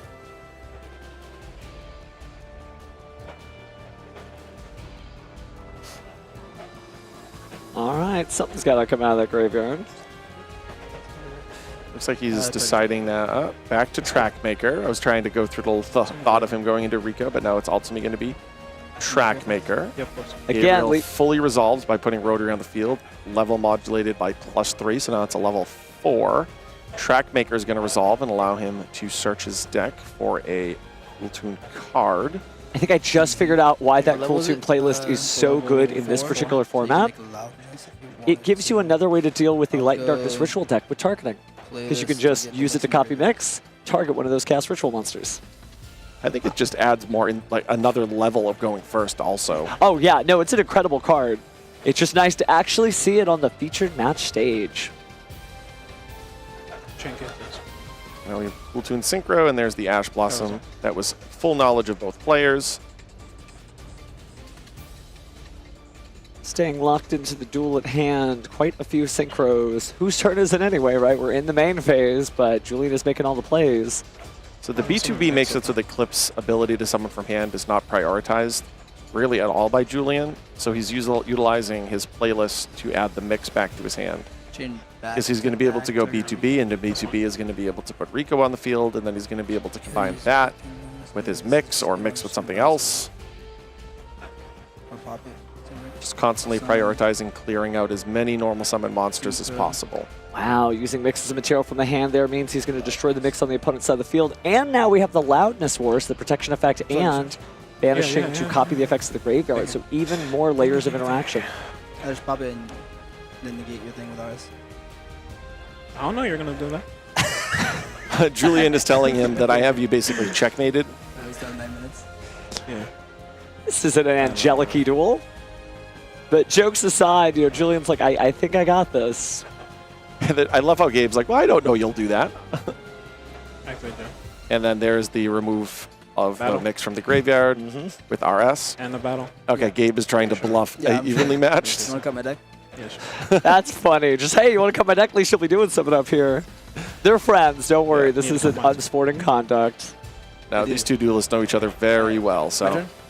But it does look like, once again, Yeah, sure. Julian will at least, I don't want to say totally gatekeep Gabriel, but put a gate in the way that he'll have to jump on, because Gabriel will be moving on with a 3-1 record, and our reigning defending world champion will be moving on 4-0. I know. I mean, you. No faux French champion here. He's the real deal. Our United States representative this coming year. That's good. That's good. Because while he does have the French flag there, he is representing the United States in the World Championship this year as the reigning world champion. And you can see that. I mean, you can see exactly why. Really interesting plays. I think some cool tune things I have not seen in all of our tournament gameplay so far, whether it was the World Qualifying Point Playoff or just me wandering around the tables out here at the NAWCQ. Rocking out that deck box too. Yeah, he's showing the full bling. I think what really breaks so many of these cool tune matchups is the unknown Cool Tune Synchro. Now, sometimes it's known to the players, but whenever you get to activate Cool Tune Synchro as an unknown copy, it seems to always break the interactions, right? We saw in that previous game the Infinite Permanence, Harmonia, Zalon in response to the initial Q effect, but then it was the Cool Tune Synchro that just broke it all, where it's that second activation of Cool Tune Synchro in a turn, where in the case of this duel allowed Julian to dodge that Infinite Impermanence, put B2B on the field, and that was an unknown card. And that's the first thing that Gabe said at the conclusion of that match. You had the double KTS, the double Cool Tune Synchro. Just some good stuff so far. But, you know, Gabriel, don't worry. You still have plenty of rounds of Swiss left. And let me tell you, X1 definitely can top. But shows you the power of that deck still in the format. I think that as we saw Julian's deck constructed, even I got a little like, oh man, it could do this, and it could do this, and it could do that. And I think it is well pivoted in the format, the inclusion of that Cool Tune playlist. Now, that's not going to be right for every duelist, but I can see why he would choose to use that, and he did use it to great effect in this duel. Yeah, it's not a card that I've seen in as many deck lists this weekend as maybe something like Solemn Warning, which we saw quite a bit yesterday. But I think Julian just proved there that the ability to actually search it out, something that's different relative to cards like Solemn Judgment and Solemn Warning, you only need to allocate one side deck slot. And if you can afford to search it in the midst of your opening play, it adds another layer of interaction to your board. And maybe it's something that not as many duelists are familiar with playing against. It's, you know, an interesting inclusion, and obviously he's 4-0 thus far. So, Cool Tune playlist working out well for Julian. Good stuff. We'll put that playlist on repeat. But there always is like a card in like the deck that everyone considers the best in the room that they always usually cut. I feel like last year it would have been something like Ryzel Plasma Hole, right? Where people were like, nah, maybe I'll run it, maybe I won't run it. But Cool Tune playlist, I think, definitely deserves a look, especially after that. But speaking of looks, why don't we go to the stage to talk to our world champion himself? Thank you very much. I'm here with Julian. Congratulations on your feature match win yet again, getting a victory against Jib. I hear that the two of you have a little history here at the last year's points playoffs, this year's points playoffs. Why do you keep matching up against this guy? I don't know, like they don't like us. We're like good friends and they want us to play against each other. It hurts a little bit, you know. But yeah, last year I beat him in the playoffs, he beat me in Swiss. This year he beat me in the playoffs and I beat him in Swiss. So it's a little, you know, gotta keep it even. 50-50 win rate right now. Well, he was also your player to watch because we had you on the pre-show yesterday and you mentioned Jib by name as like, this is somebody I think can do some damage. So I know you just took him down on feature match stage today, but what do you think about his chances at the tournament? Well, now he's gonna have some really good tiebreakers. So I think he's playing well. Like I just opened really good game 1 and game 3. So yeah, it was tough for him. Fair enough. Well, I want to talk about the match now because Joe actually had an interesting point, Joe Giorlano, one of the casters, that it's oftentimes that second Cool Tune Synchro that's the big difference maker, especially in the mirror. So we saw that come out in that last game. What are your thoughts on the power of that card and how that sequence of plays played out in your mind? That card is quick play Ketu. It's crazy. It obviously has like some downsides compared to it because you need a monster in play, but once you're playing, it's really broken. Like I had the option on my turn to start with Cool Tune Synchro in the draw phase to search like something a little stronger, a little more robust than a rotary. But I just was like, this Ash Blossom is going to come back and I don't need extra hand traps. I think my hand's very strong, especially where post side. If I wanted to, I could search a counter trap. So what I did is instead I just went for the full information, right? And he actually had a play that I thought of doing the game before. He had Harmonia Imperm, right? So that I can't check his Harmonia with my Zalen.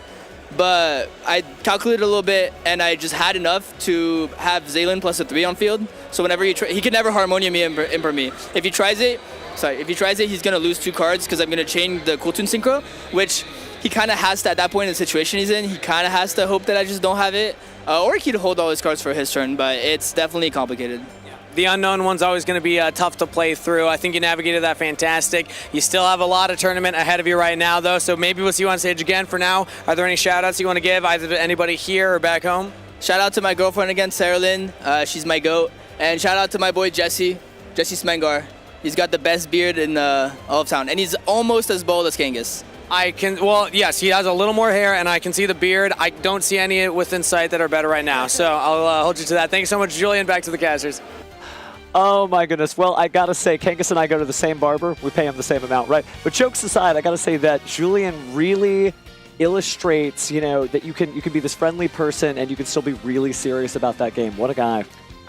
I love hearing his thought process as well, right? He commented on exactly one of the things that I said where, using Ash Blossom as a synchro material, you can always get it back, but it kind of illustrates some weakness. So no, he actually thought, I'm going to hold this KTS, this Cool Tune Synchro, because I think I can go over the top with it. It really can be the make or break of that turn.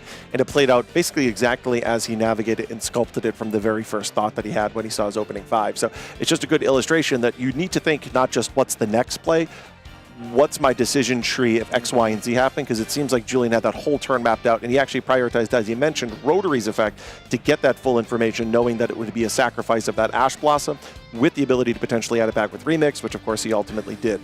Definitely a lot of service with a smile, really great technical play, and I love him referencing that it was kind of like Ketu Draco Tail because it is a very similar effect of adding and then clearing those cards off the field, but it's a quick play, which kind of even makes it better than that. So shout outs to Synchro Tail, right? Not an official term, of course, but it does feel like that.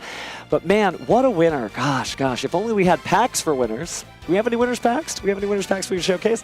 Well, we do have new winners packs, and of course there are some really cool reprints in there. Again, 40 different cards and 3 versions of each. So let's talk about that. You go to your regional qualifiers, get yourself a winners pack, where we usually have those great emblazoned emblems on some of the cards, like from Battles of Legend, Monster Mayhem. You will see that regional qualifier logo there on cards like Ghost Ogre and Dharma Cannon and the Stardust Dragon there. But there's actually more too, right? You can also earn these at your OTS. So if you look there, you see Medius the Pure, Forbidden Crown, and of course another copy there of Daruma Cannon. Not only that, there's also these emblazoned cards in the part of our Judge program, and you see they are called by the grave. So 40 different cards, 3 versions of each, emblazoned by either the regional qualifier logo, the OTS logo, or the Judge logo. And as a reminder, each type of the winners packs contains the same 40 card pool, but each pack, of course, has that different emblazoned logo. And let me tell you, I have been listening to Yu-Gi-Oh! Judges for years say, couldn't we just get like a cool card that has a stamp that has our logo on it? Well, shout out to the Judge program. Yeah, you can. Absolutely. Gosh, that is so cool. I might have to go back and judge some regionals just to get myself some of those cards because it looks nice. I got to see some of the preview versions of those, and those are gorgeous. So hopefully we get to showcase those sometime soon. But it shows you that, again, the future of Yu-Gi-Oh! Is looking bright. Great gameplay, great prizes, great events coming up. Just good stuff. I love the inclusion of the emblazoned logos. We've seen that World Championship cards, specific archetype cards, and now obviously we see it here at these winners packs. But we do have an extra feature match, so we can jump right on over to that and see what was going on while we were commentating that one. Okay, let's see some winners. How many cards in main deck? 42.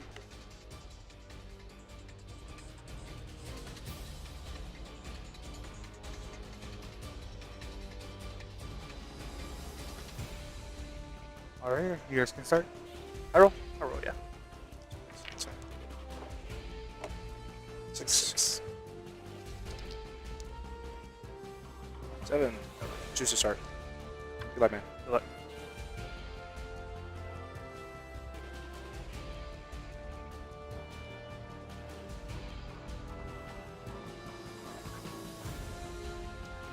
In the draw phase, sure. I'll tentative one is good. Secure of the Sinful Spoils. Add a copy of the Bell Star, the Black Witch, from deck to hand. You have any quick effects on the resolution? You're good. Okay, I will attempt to go to the standby phase. Yep. Then the main phase. Sure. Attempt to a Black Chaos effect. Black Chaos is good.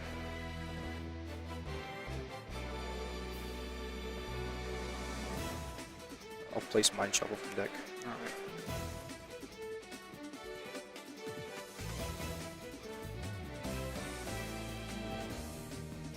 Attempt to special the Duelist or the Black Witch, sending the Duelist or the Black Witch. Effect. Yep.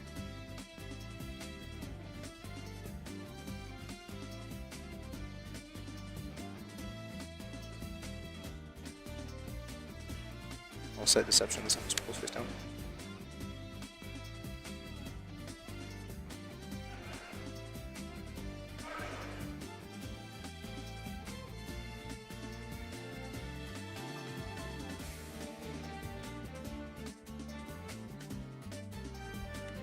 Wait, Deception. Deception effect to reef for cost. Sure. Chain Mind Shuffle. Yes. I'll add Scholar Train of Chaos and send it from hand to graveyard as the discard, and then I'll resolve the effect of Deception. Choose to add Hallowed, and on a new chain it'll be Chainlink 1 Scholar Train, sending for cost.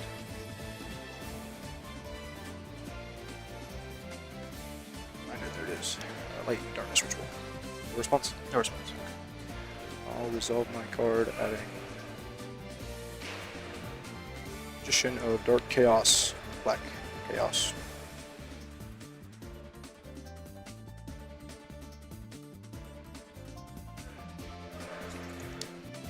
I'll banish the Bellstar.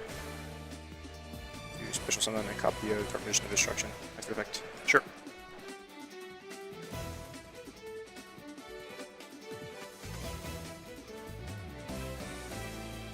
A copy of Magician's Souls.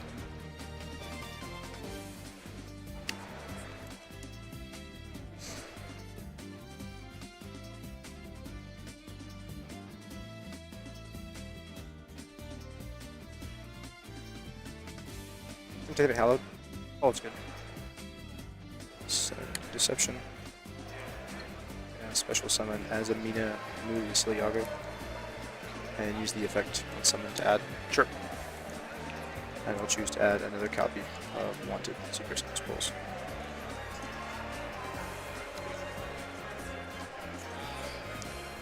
We'll activate the effect of Magician's Souls, sending from deck to graveyard as cost. I'll choose to send a copy of Bellstar the Black Witch. Do you have anything on the summon? Nothing on summon. Okay. We'll link this card into Relinquished Anima, then link Move Siliago and Relinquished Anima to a copy of Quashib. I will choose to activate the effect in graveyard of Hallowed as a Mina. Starting Move Siliago. Sure.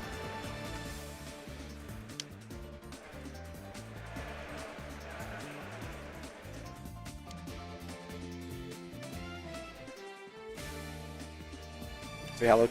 Sure.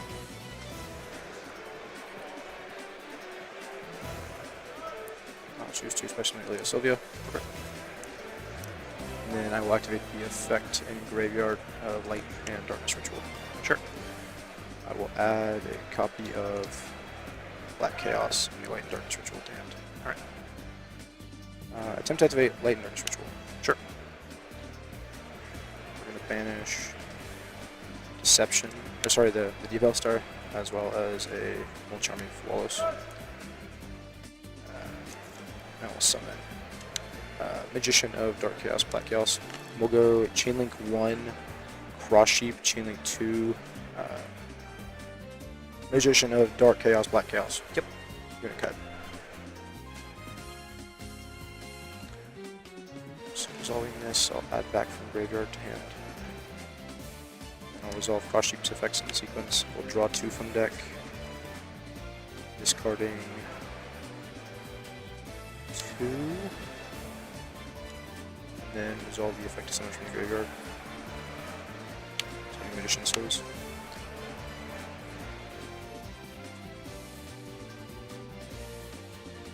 Attempt to take the effect of Wanted banishing for cost to return Deception to the bottom of the deck and draw a card. Sure.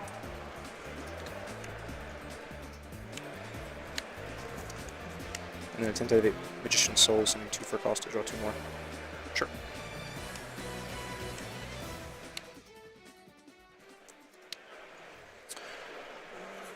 I will link away Magician's Souls and Cross Sheep to make a copy of Protecto Talker then I'll link away Dark Magician of Destruction and Protect Kotaker to make Firewall Dragon.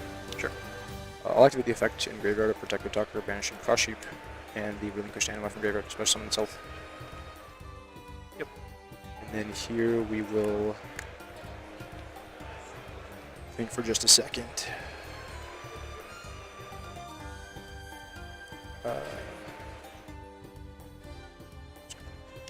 Activate Firewall effect. I'll choose to target my Magician's Souls in Graveyard.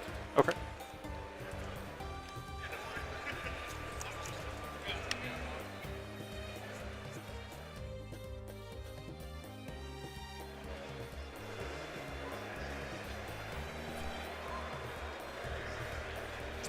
I'll activate the effect of Skull Archfiend of Chaos in Graveyard. I will target the Dark Magician of Destruction, Light, and Darkness Ritual, and the other Skull Archfiend. Sure. So I can do that. Let me double check this here. Yep, we're good.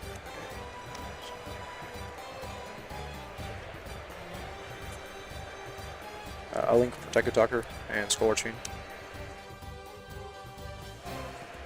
into a bow. Okay. I'll choose to normal summon Magician Souls, taking away Firewall and Souls to make a copy of SP Little Knight. And then I'll choose to activate the effect of a bow, discarding one to this cost to special summon from Graveyard. Sure. Itself, I'll special summon Firewall bow. I will attempt to set 2 cards from hand. And then I will leave the main phase, and the end phase of Bow's effect will resolve, returning to the field. And then I'll go ahead and pass to you. Alright. Draw for turn? Yeah, sounds good.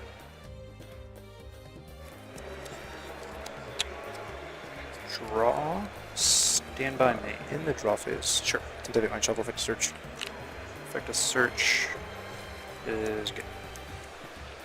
I will add a copy of Skull Archfiend of Chaos and discard it, and activate the effects and the ritual spells cost. Sure.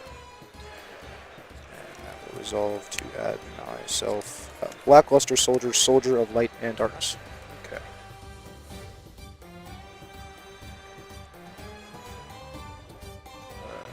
To proceed to the main phase? Yeah, sounds good. Main phase.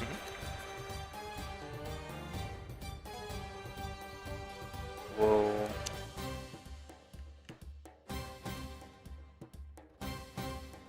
activate Super Polymerization, discarding Fairy Tale Magic Hero. SP and the Gila Silva for a Mud Dragon of the Swamp. Anything on summon?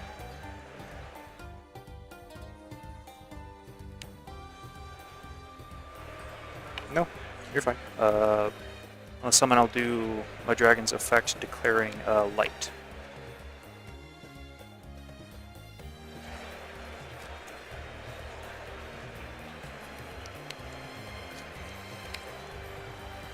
That's fine. I will normal summon Fairy Tale Luna. Use the effect to add a spellcaster with 1850 attack. Yeah, no response, you're good.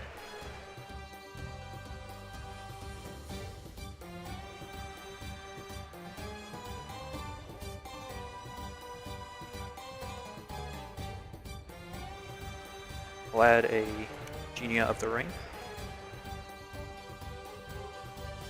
Anything on resolution? Read the card real fast? Of course.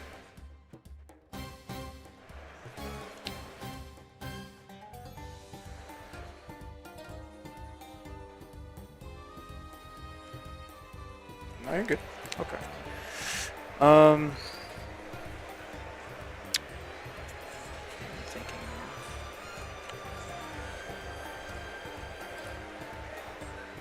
I will activate Magic Gear's effect Engrave because there is a spellcaster with 1850 original attack on the field. I can special summon her. I'll attempt to Dominus Impulse. Dominus Impulse. No response. I will activate Genia's effect, targeting the. I'll target the Mud Dragon. Special summon and then make this target a spellcaster. I'll attempt to activate Mind Shift for bouncing for cost. No response.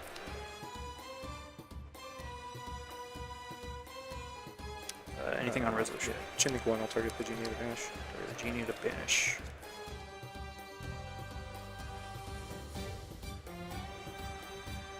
Sure.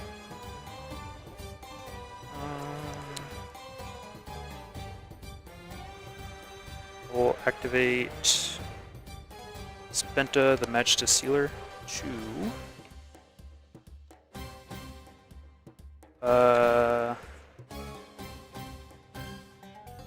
we'll add a Magistus monster. I'll chain Mind Shift bouncing for cost.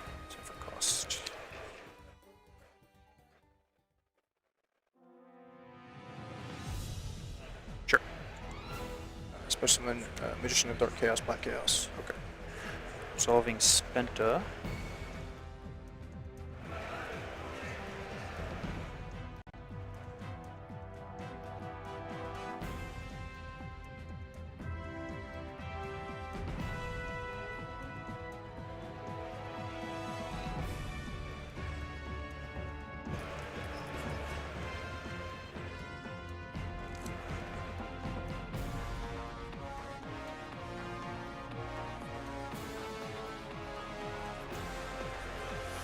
I'll add Zorora the Magistus Infine. On summon effect as Puff and Grave? Yeah. I'll add a copy of Content Secrets and Schools. Sure. Is the Blackluster Soldier's target to banish effect once per turn? Or is Yes. Yeah, it is. You can read it if you want. Thank you. Look at these amazing extended arts provided by Yu-Gi-Oh! Konami. Each of the following effects. Yep. Thank you. Yeah.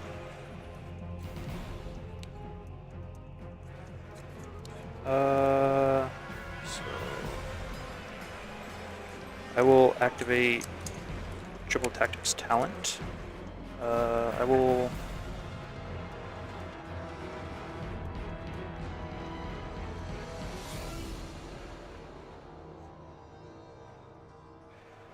I'll attempt to draw 2. I'll Ash Boss for Ghost Ring. That's fine. That's fine. Cut. Okay. I will one set card.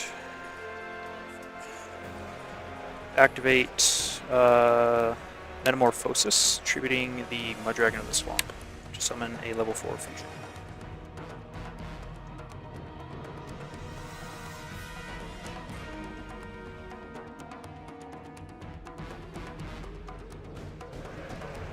I'll choose to chain the effect of the POW discard. And I'll use the effect to special summon. Does Abao have to remove itself to special summon? Yep. Yeah, you're welcome to read the card. Okay. Banish this card until the end if you do. I will attempt to chain Luna targeting Abao. Yeah, I have no response, it's fine. Okay, so return both. Resolve Metamorphosis to, is it a fusion summon? Oh, it's a special summon.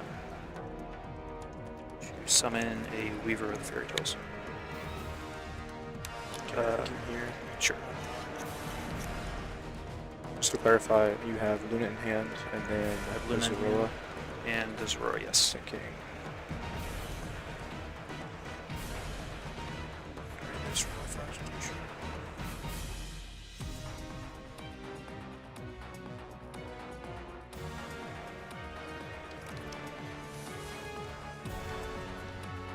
I'll attempt to hit on this spark target.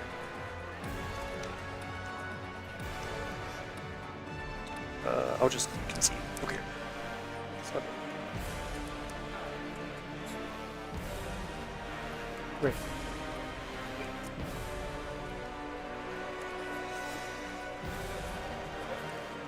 And then when you guys are done, Hello and welcome back, everyone. It's Billy Break and officialyugiohtcg back at it again for round number 5. We got to jump in right here because I know you guys want to see that live action. Unfortunately, we're going to cut off that match, so you were just watching a little short. But we do have multiple streams that you can be checking out while we're watching this. Make sure you open up multiple windows so you don't miss out on any of the dueling action. But I will go ahead and spoil this match for you. Ian does end up taking it over Lucas Sacco 2-1. So Lucas Sacco with 1 loss. That was my pick to win it this weekend. Maybe he's going to have to bounce back. There are a lot of rounds of Swiss to play, though, so we'll have to see how he does. It's been such an incredible tournament so far, though. Amazing player after amazing player. That last feature match with Julian and Gabriel, also known as Jib, was absolutely fantastic. We have the highest caliber of players here playing the strongest decks, and if you want to learn from these best duelists, this is the tournament to watch. Yeah, we got to see how impactful the player is in those strategies. Cool Tune is a very difficult deck to play. Being able to see the mirror match, drastically change based on how the players interact here. It's been really fun to see. I love seeing good players play the game, and we have another round coming up really soon with 2 fantastic players as well. Yeah, it's been awesome. And you talk about Cool Tune, especially the Cool Tune mirror match. You're going to have the information of your opponent's cards, but information is only as good as you know what to do with it. So knowing how to interact, knowing how to play through those moments, knowing what to do and where to interrupt. And like that match with Julian and Jib, they've played multiple times. They played at the points playoff this year, like yesterday. They played the points playoff last year. They played in the main event then and today. It's absolutely incredible. They're both still in it to win it, but we are ready for our round 5. So let's go ahead and meet our players. So go ahead and take it away to the stage. Round 5 of Swiss. Both duelists have 4 wins so far. Who wins here? Starting with the blue chair from Everett, Washington, Logan Johnson. He was second at YCS Indy and has a few YCS tops under his belt. He said his nickname is Gru. Now to the red chair, hailing from Toronto, Ontario, Milano Thithu, a big Yu-Gi-Oh! Content creator with a few YCS tops as well. He's been playing 16 years. Who is going to get their 5th win in a row? We shall see. Casters, take it away. Billy Asala? Thank you so much, Jackie. Great to hear that these 2 players are veteran duelists. Logan hasn't got that win he wants just yet, but came in 2nd place, so you know he's hungry to get the win here. And Milano, a well-known player. Stake your soul, I got your nose, right? Something like that? Something along those lines. I don't know. That's what he was doing with his little nose thing. I know Julian talked about it at the World Championship, but these are 2 well-known duelists entering this 5th round of Swiss. As you mentioned, both these players have been chasing that title for their entire careers here. They've been playing for so long. They've gotten close many times.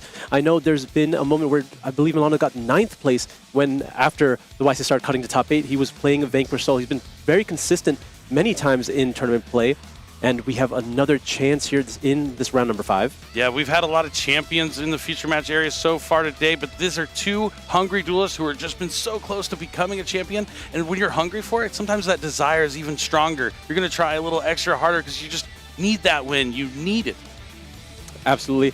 Now, we do see 2 players on 2 different decks this time.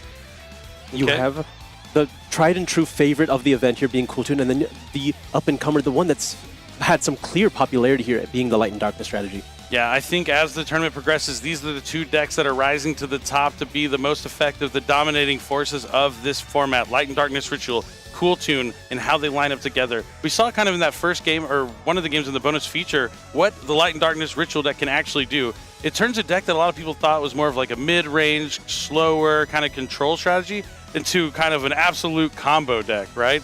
Absolutely. When you look at the Light and Darkness Ritual strategy by itself, it's not a lot of interruption. It's a lot of strong plays, but it's not doing a whole lot. So when you pair it with the Asaminas to just combine the strategies together and really bolster your end field, it could be a huge threat here. Really more powerful going first, but still has those tools going second, especially into something like Cool Tune. So do you think that the more combo-heavy version of the Light and Darkness Ritual deck lines up better into Cool Tune? But first, let's go ahead and talk about, because we're in game number 1, but do you think it is better to play combo against Cool Tune, or would it be better to play more low to the ground? I think, low to the ground is always safer, but it's just one of those things where you know it's not enough. So it's one of those situations. Oh, Logan gets a 12 off the bat here. Good luck, bro. All right, so Logan Johnson is going to go first. So you could play it safe, and it might be a little better, but you're going to need that power to make it through all these rounds and continue to beat some of these other strong decks. Yeah, I think it's a sacrifice you have to make in consistency and just being able to play every game here, but you need to be able to actually win those games that you do play. Definitely. So starting off with Cool Tune Synchro, there's a lot you can read into when a Cool Tune player starts off with this card. There's a lot of times you want to save it to play around like effect negation and stuff like that, right? Absolutely. So you're going to think that maybe he doesn't have a normal card to start, so you can go Rotary, Reveal, Bell. A lot of things we've been seeing from our Cool Tune players is the #1 thing they're doing is playing around Droll and Lockbird, making sure they're going to get that double search with the Rotary and the Track Maker before Droll and Lockbird can resolve. And that's why we see the search here for Rotary and not something like Rico or Q. Absolutely, just making it really difficult for your opponent to interact with you once you've already gotten to this position. You can at least establish... Black Chaos. Well, that is a lot of multiples. Ragged, Griffo. So Griffo. I mean, we're going to be able to cycle here, though. We know that there's a Griffo in the hand, so whatever happens with the Q potentially down the line will not matter too much. Yeah, he has everything for the main strategy, but no defense. Yeah, of course. Okay, can I... So he's going to add... Can I just ask what Griffo does? I just want to know what... I'll tell you. I just need to know what in any phase. Yes. That's all I need to know. Thank you. Yep, just confirming if Griffo can be used as a quick effect in any phase, it can. Yep. You can always ask about the card text of a card. I was pretty sure it's any phase. So yeah, it's Q and Cool Tune Synchro to the hand. Q KTS. Could potentially use the second Cool Tune Synchro of the turn here. Or just hold it. All right, normal summon Q. He knows that there is no disruption in the hand. He does have the Griffo he can activate whenever he wants, but I guess that will get him to disruption because you can activate the Mind Shuffle turn and set, so he could be able to grab like the Black Luster Soldier and then have a banish potentially. No, he has nothing to return on his field. Yeah, no, there's no. I'm trying to look for any answer he's going to have, but he's just going to be sitting in the passenger seat for this game. For this turn, at least. Yeah, for this turn. Normal mix effect. JJ gives an additional normal summon here to get Mix onto the field as well. Mix is going to add another copy of Rico to the hand. Rico! Going really wide here. No reason not to. You know your opponent has nothing that can interrupt your plays so far thanks to the information from the Rotary. We'll see where Logan wants to go from here. He's going to be using the Track Maker as well as that Q. Into a copy of Zalen here. Stack your top deck. Q try to get a powerful banish here. Okay, banish Griffo, leave Mind Shuffle on top. But it doesn't matter because the deck will be shuffled when he in-phases the Griffo. I mean, you can gamble that he only has one copy of Mind Shuffle. The Mind Shuffle. Okay, it looks like that is... the Griffo. Got it. Interesting. Typically, you do see 2 copies in these strategies just because this could happen. This exact scenario, yes. Or if you happen to draw one. The card that's left on top is largely insignificant in this situation. Because of Griffos, you might as well take that chance. We're going to be synchroing with the Rico in hand now. Unfortunate for Milano. So he has the 2 Black Chaos. He had the second Griffo on top, so that would have been 2 Griffos and 2 Ragged Ritual of Rights. So out of 6 cards, he would have just had 3 actual cards. Unfortunate draws here, but that's the name of the game sometimes, and that's why we play a best of 3. Lead main. Okay. We're just trying to go to end phase here. We're not even going to set the Cool Tune Synchro. He's probably holding it, so if he goes the Griffo in phase, he can chain the Cool Tune Synchro and negate it with the Zalen. Stand by. Now he's going to hold the remix so he can chain it to any effect, so the Zalen will be able to negate. You're good. Milano's card. He understands what he has to do here, but could be risky depending on if he needs that Cool Tune Synchro on Milano's turn. You know, it's not usually too necessary if there is no Dia Bellstar to go into the Azamina line. Thank you. And so he's going to be thinking here, does he want to negate the Griffo or does he want to try and stop the Mind Shuffle once it comes out onto the field? Obviously, the Mind Shuffle play is a little more dicey. Not that anything can really go wrong, but as long as he gets the Mind Shuffle out, he could choose not to activate it so the Zalen won't destroy it. But yeah, he decides to wait. He wants to go after that second copy of Mind Shuffle. He knows that he has Black Chaos as well in the hand. Now, next up is Ragged Ritual, right? Thank you. Stand by. Oh, he hasn't gotten to the main phase yet. This was in the draw phase.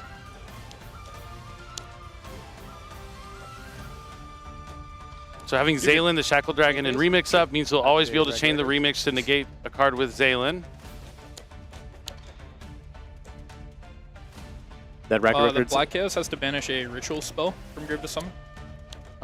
Nope, it just needs to shuffle back a spellcaster or warrior ritual master. Warrior ritual master, gotcha. Let's double check this. I don't think there's any reason to stop the Ragged Ritual. I mean, it'll give him access to one of the ritual monsters for Light and Darkness strategy. Oh, well, if you have an Ash Blossom too, might as well. Yeah, a great way to shut that down. Try to really limit the resources here. Clearly, he's aware of the Black Chaos in the hand. You're good. Trying to prevent it from hitting the field here. I'll activate Mind Shuffle, and on activation, I'll use the effect to pitch and add and pitch. All right, Chain Remix, I'd assume. Looks like Logan is considering it, grabbing his graveyard to see what his options are. There it is. Remix is going to activate here. We'll Now, see if there's anything in between. If Milano could chain something here, it would prevent the Zaylin from destroying the Mind Shuffle and negating it. But since he has no card he can activate, the Zaylin will take care of the Mind Shuffle. Well played, well played. Yeah, Zaylin can only pretty much check the 2 cards previous to the activation of Zaylin. So if you go activate a card, your opponent activates a card, and you chain something, that first activated card is protected and won't be able to be negated by Zaylin. But Milano didn't have anything to chain, and Logan Johnson wins game 1 impressively with a dominating Cool Tune turn. I mean, that's the name of the game with Cool Tune. Understand what your options are as far as being able to interact with your opponent. If your opponent, in this situation, Griffo was the situation that he needed to deal with, so he kept the Cool Tune Synchro in hand, so he had the option to interact with it, forcing Milano to wait until the following turn, and that made it a lot easier for him to restrict his plays because he didn't have that many to begin with. The combination of Zaylin and Ash Blossom really covered it there. No, the Ash Blossom was the icing on the cake. But, you know, heads up to Milano there. I mean, he had a bad hand and was trying to do the best he could with it. And the knowledge to know that Logan was holding the Cool Tune Synchro so he doesn't in-phase the Griffo. Because, like, he has a Griffo in his hand. He knows he's drawing a Griffo, right? So there's almost no reason not to do it unless you don't want them to resolve that Cool Tune Synchro and put a different monster on the field than they already have. So he's kind of mitigating the damage there by not forcing out the Cool Tune Synchro. So he's doing the best with what he has, but unfortunately, the cards weren't there for him in game number 1. Right, but we are going into our side decks now. It looks like Milano decided very quickly, probably doesn't want to change his deck too much. And he does have the opportunity to go first now. Yeah, what I've noticed with a lot of side decks is a lot of people have like 3 to 4 cards for going first, and then a lot of the other cards are dedicated for going second. So a lot of people prepared their main deck for going first, which makes sense if when you win the die roll, you're going to choose to go first. I can agree with that, especially with a strategy like this. You have so much that is required to play in your engine alone. There's not a whole lot of space. So you just want to prioritize winning the games that you can win, especially game number 1, and then have those tools in the side deck and just dedicate it for winning games going second that way.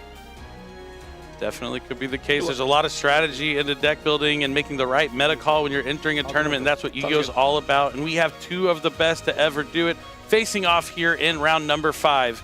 It's Canada versus USA, Milano versus Logan. Game number 2 is about to go down.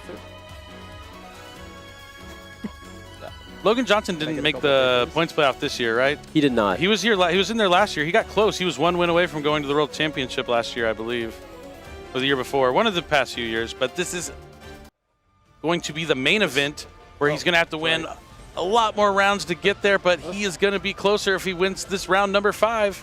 Yep, we're going into game number 2 here. The players are drawing their hands. Milano, I have to assume, will try to go first here. Oh, yeah, for sure with the Light and Darkness ritual strategy. Let's see what Milano is working with. Do we have a Black Chaos or... We're going to start off with a Perulia, though. No response. Main phase. That is allowed to resolve. Not too bad. Activate Deception. All right, Deception is good. That works really well into Perulia. Yeah, we get to skip the step of going from the DBL start. We're going to destroy the Drone Lockbird in the hand to go ahead and grab a copy of Howled Azamina. Yep. Anything on resolution? You're good. All right, now let's see if he goes straight into Ilya Silva or if he's going to search out Wanted. Because as you said, that Perulia and Diabell Star kind of conflict. Activate. That's good. Azamina is allowed to resolve, is going to use the Deception as fusion material. Effect to add. Sort of. Yeah, in a roundabout way. Yeah, it counts as a level 4, which also for the 6. It's an interesting way. Basically, you could just use the Howled Azamina to summon one of these lower level Azamina fusions. You have to use 2 Sinful Spell cards if you want one of the like level 8s. Yeah, you are allowed to round up here. So now he's going to return it right back to the extra deck. Oh, this is cool. So he gets to... That's good. Instead of... A lot of times you want to get the Azamina fusion into the graveyard for value to return it, but you just send it right back from the field. So he's going to be able to send the Wanted as he chains it to the Hallowed Azamina to special summon out Azamina, Ilya Silva, and Diabell Star, the Black Witch, will be in the hand.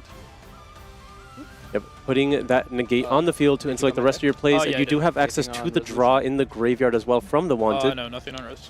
I'll activate Wanted, targeting Deception. Yeah, we're going to go for that immediately here. You forego being able to place the Deception back on the field, but that's not a big deal because you'll be able to search it out on a following turn. Activate Griffo. And there's a Griffo. Sure. Jinx. Masala. Ah. And now Griffo is going to place Mind Shuffle onto the field. Okay. That can be activated this turn. Flip it and that's what he's going to do. Griffo, Best Karibo. And immediately activate the Mind Shuffle here. Going to grab a copy of the Skull Archfiend. Skull Archfiend of Chaos. I'll pitch Skull. You can Skull, send it to the dump graveyard. its If it's into the graveyard, you can send a ritual spell from your deck to the graveyard and add a monster that mentions it from your deck to the hand. Or a monster that mentions Light and Darkness Ritual. So it's one of the ritual monsters. And then the best part about this is the Light Darkness Ritual, you can pick it up from your graveyard along with any card that mentions it and add it back to your hand. So when you resolve the Skull Archfiend of Chaos, you're essentially getting 3 cards. I mean, this is how we generate value here. A lot of the effects when it comes to the Azamina cards feel a little expensive because Deception always throws away a card, but we're getting all these resources back. It looks like there might be something here for Logan. He's considering interrupting. I'm assuming he used Light and Darkness Ritual effect to try and add back itself in Griffo, and that's going to be met by a Ghost Spell. Will this be trading with the Ilya Silver here, or are we allowing this? You're good. I'd probably let it go. Because when your opponent's down 2 cards and you have a negate on the field already, that feels pretty good. Especially if you can continue playing otherwise. But no, we are going to use the Ilya Silver. Decides to go ahead and use it. Back. Griffo and Lad Ritual. Sure. With the Griffo and the Ritual Spell go back to the hand here, so now we can use the talents. Oh, wow. Well, I don't know. I don't know if I would have used the Ilya Silva. Having a negate and a talents to look, he'd be drawing to 3 cards. I have to assume he didn't have any way to continue playing at that point. Yeah, he's conceding. It's enough. Sorry, I don't mean to keep interrupting. Milano bounces back with an incredible turn 1. He was facing down a Perilia, navigated his deck well. Helps that he opened up with the Deception instead of the Black Witch. I know when it like pans over to you, you know. So. And is able to take that quick game number 2 as we dive into game number 3. But this is where things get tough. We've seen what the Cool Tune deck can do going first. But in game 1, you don't have to worry about those side deck cards. And when you're preparing for a tournament and building your side deck, right? What are you going to put the most cards for? The deck that you expect to play against the most, right? So anytime you're going into game 2 or 3, you can expect some Cool Tune specific cards in your opponent's side decks. Yeah, as you mentioned that, Milano put down a lot of cards when looking at his side deck. They were separating quite a large number there. Might be a large amount dedicated for going second into this matchup.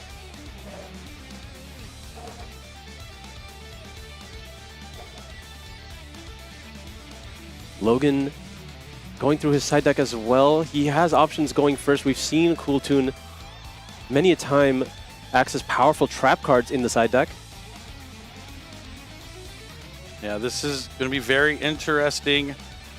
Both players are undefeated, so one of them will be taking their first loss here at the NAWCQ.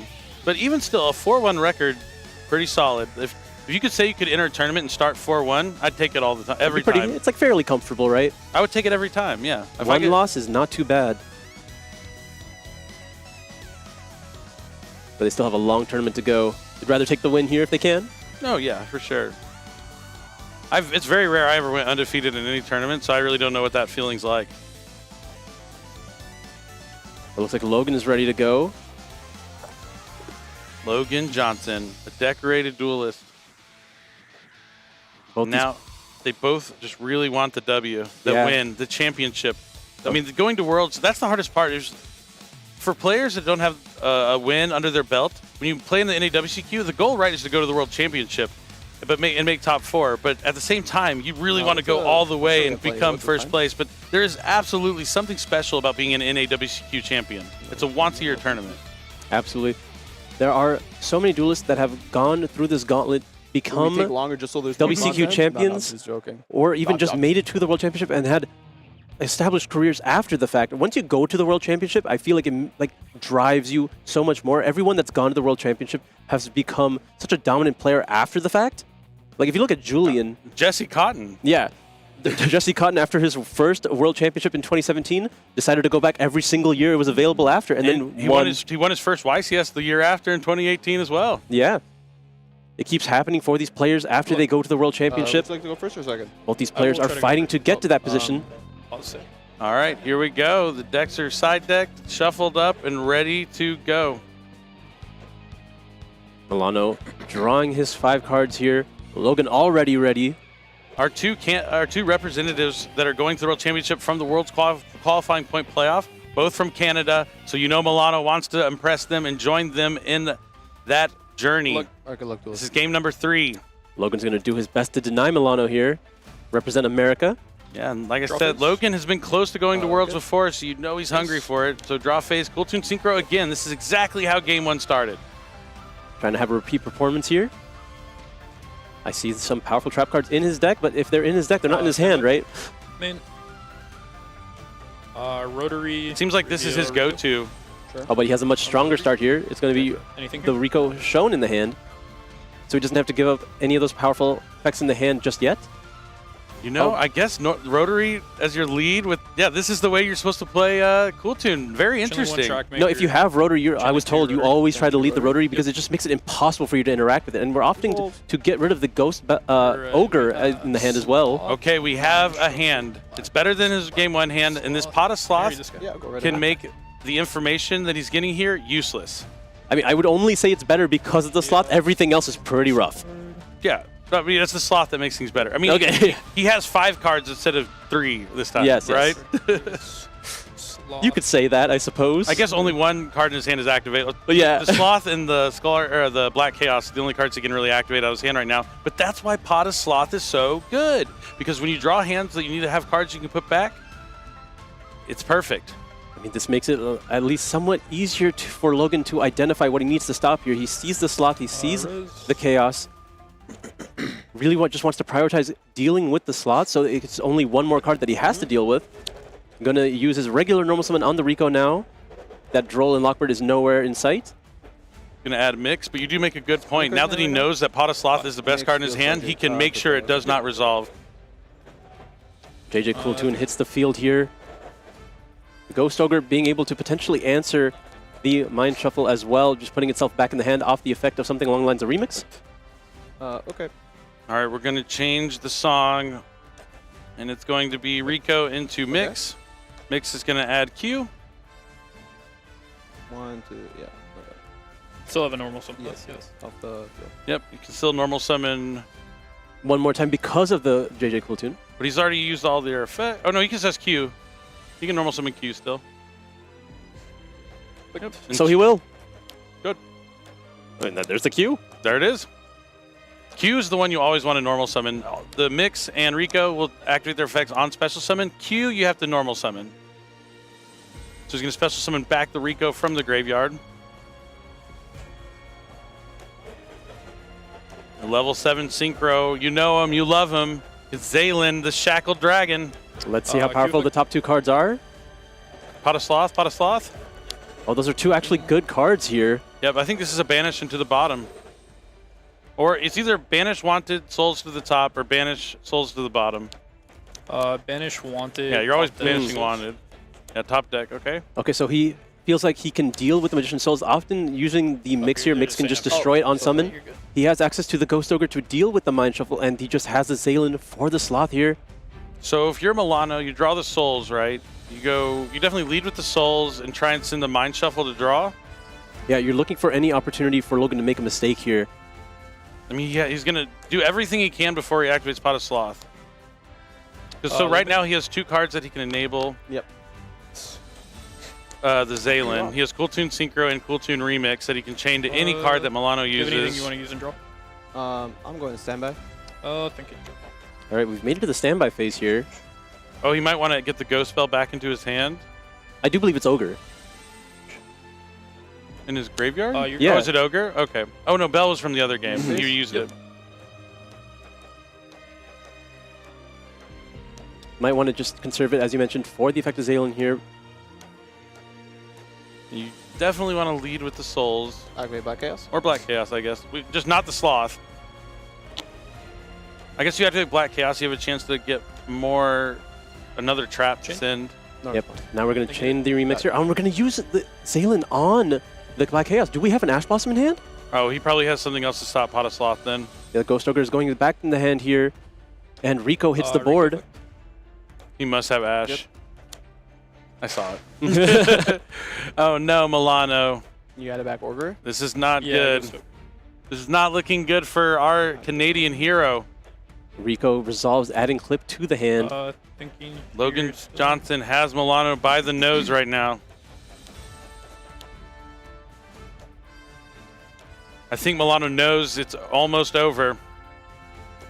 Yep. He's not really... I mean, there's only one card left to play, but we're going to activate Cool Tune Synchro here. All right, so he's going to add Rico and then Synchro Summon for Cool Tune RS. Who needs Zalen when you can negate the Pot of Sloth with RS? Who needs Ash Blossom? You're good here. Just an absolute phenomenal hand from Logan and just a mediocre hand from Milano here in Game 3 is proving to be devastating for our Canadian. Yeah, very limited options, made it very easy for Cool Tune once you have that knowledge to really target down your interactions. Souls, I'll dump his cost.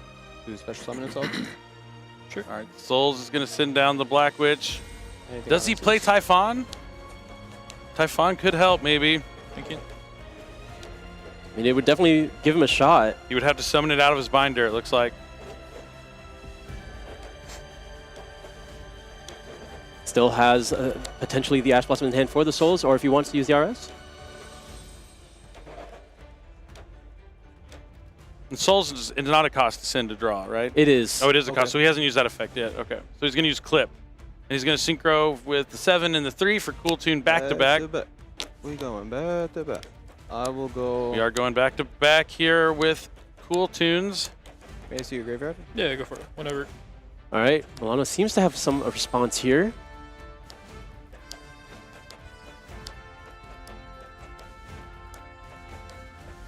Souls for 1.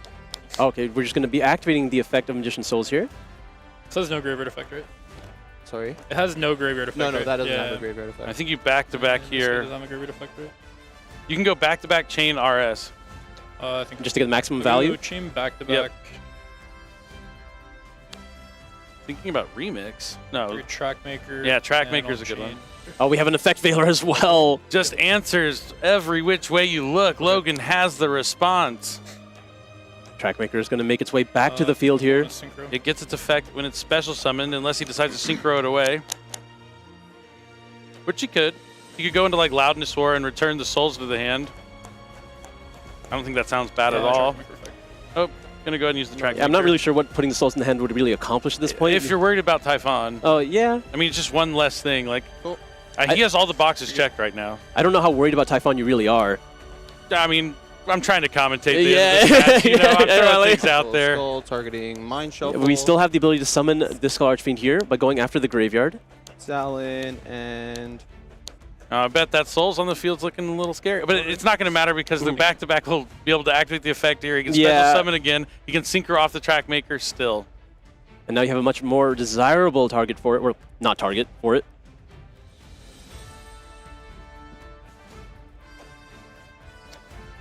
Chain back-to-back. And that's going to bring back... You can get Mix and take them both out. I mean, why not? Just leave them with nothing. I mean, that's the way to play the game. Limit your opponent's resources as much as you can. And there's the mix. And you can go into Loudness War, too, so there's just another layer on top of that. Oh, he's not going to go into the mix, just the Loudness. You just get more value later. The bottom? He's not respecting the Typhon. Rotary and the... Yep. Bottom deck? Yes. Any triggers? Yes. I will go... Track Maker and Clip. Track Maker, Mix. So that's why he didn't use the mix, because he wanted all the value. He wants to search off the mix on top of everything else. No, what are we clipping? One card banished. Cross Sheep. Not a big one. Not a biggie. The Skull Archfiend going back to the hand here off the effect of Trackmaker. And you know, Milano, I feel kind of bad because he's probably like, finally, everything's finished. I got to Pot of Sloth. I baited out every interaction. Right? Yeah, I have like 2 cards in hand. But, you know. But I think he has to know that Ash Blossom is there. Doesn't matter. I don't think he's going to be devastated. He hasn't used the RS yet, right? Oh, yeah, RS is also on the field, yeah. I'll activate Pot of Sloth. He could definitely go Loudness or RS. Activate RS. Yep, we're going to use the RS. Okay. Then Mix. Mix can pop the souls. Tribute summon for Skull. Oh, we're tribute summoning now? Okay. Sure. Never give up. Sure. Believe in yourself, Milano. You got this. Sure. Pretty sure it's like massive, right? It's, That card is always very strong. 300 for every tuner. Yep. Yeah, I'm just going to swing into back-to-back. Swinging it back-to-back? Yeah. Okay. Back-to-back. Sure. So I'll take 700. The mind games. Well, you're going to try to trigger the Skull Archfiend in the graveyard here. To send the ritual spell. And I'll trigger Skull, dump its cost. Okay, so he'll be able to add a ritual monster. Adding Magician of Dark Chaos. Okay, never give up. Always believe in yourself. Still in there trying to find any opening that he can. He's gone further than I expected. The But ritual- also, I feel like Logan has been going for value as opposed to just... I don't know, he's being really efficient with his cards. Sometimes you can be too efficient. You're right. If you did get rid of the souls there, that really would have limited this opportunity. I mean, he would just only have the sloth, right? But Yeah. not that it's going to matter at the end of the day, but I think sometimes it just feels good to get more cards. it's hard to like, if you're summoning a monster that you want to like add with, it's hard not to. But now he's going to be able to activate Light and Darkness Ritual to bring back the Black Chaos in itself, and there's no card that can stop that. The RS has been used. Activate Light Ritual. He gave him this opportunity. I mean, it's Yeah, not going to really right. go anywhere, right? Oh no, did he add the Magician of Black Chaos, Dark Chaos? He did. He can add back the Pot of Sloth and use it. I mean, it might get him somewhere. I'm waiting to see it happen. Let's go, Milano. We had the materials in the graveyard. We're trying to add back the sloth here. He's already used back-to-back twice. He's used RS. He's used Loudness Warp. But if he does have this Ash Blossom in his hand, it's just like so devastating for Milano. I mean, Milano is doing his best here, proving why he is 4-0 in this tournament. Never give up. Your opponent might let you find a way back into the game when it seems unlikely. I can see Logan Johnson moving the Ash Blossom to the front of his hand. No. So he can use the effect to banish a card face down on the field. Sorry, banish a card on the field face down. Just going to get rid of the Loudness War here. We're going to attempt to chain the Loudness War. I think he did that already, didn't he, with the mix? No, the mix was just banished for the effect of RS. Oh, okay, okay. We're going to go ahead and use for Q here, just to look at the top 2 cards. Griffo and Black Chaos? Sure. Top deck. All right, we're leaving the Griffo on the top here. Oh, sorry. That is relevant, because you are drawing that card, I suppose. We got to clean that banish pile up. Whoa! And there's the Ash Blossom. Yeah, that's the part where you're like, he played so well, and it's just absolutely devastating that you have that too. Every single card was perfect. Black Chaos by shuffling back. Okay, but Black Chaos is coming down. Yeah, We're this still is the- going. I mean, this is a real threat here. You thought I was crazy about getting rid of that Magician Souls, Asala. I think at a certain point it made sense. Like once you accounted for the Skull Archfiend, then you should have gotten rid of it with the mix. You did not need to leave the mix on the field there, but okay, at that point. Sure. So effects resolves? Yeah, it targets. If there's It any does deck, not target. Yeah, you're good, if there's any deck that believes in the heart of the cards, it's this one. So he's going to get rid of 2 cards on the field. That's really, really strong right now. And these monsters, are typically very difficult to deal with. Unfortunately, you want to get rid of all 3 of these. You don't want to leave them with any of these cards on the field. And we have to mention, Milano is in main phase 2 here. He was forced to use his battle phase. You have to get the back-to-back in the RS, right? It goes for the field, right? Almost certainly. Yeah. Oh, I tweaked. Sorry, didn't. Oh, no, you have Ogre, that's why. Yeah, you have Ogre. Yeah, he does still know about the Ogre in the hand. B2B and RS. You're going after the synchros here. Face up. I mean, he's done a lot more than I would have expected with the hand that he had into this field. Logan had all the answers he needed. If he just played it straightforward, just card at a time, but sometimes you can be too efficient. But I still think he's in a good position. I don't know what he has in his extra deck. Nothing. Just pass, yeah. None of these have quick effects on my turn, right? Correct. He has no this defense. Is unaffected completely where you have this. Yes. And well, this is activate effects, and this is I can only target by targeted. Okay. Yeah. Yep. And this is anytime, not just when you have this. Correct. Okay. The ritual must be targeted, and the effect monster is unaffected by activated card effects. Can you fix the banishment, not just the graveyard? The judges let them know to like scoot the graveyard together, but the banishment's all spread out. Not a big deal. So normal summon Q is going to be how Logan starts this turn, but man, hats off to Milano. Whether you like win or lose this game, you have to. It's one of those games that you'll lose, but feel good about how you did in that game number 3. Absolutely, put on a show for us at the very least on how to play this strategy. Try to make the most of what you can with very little here.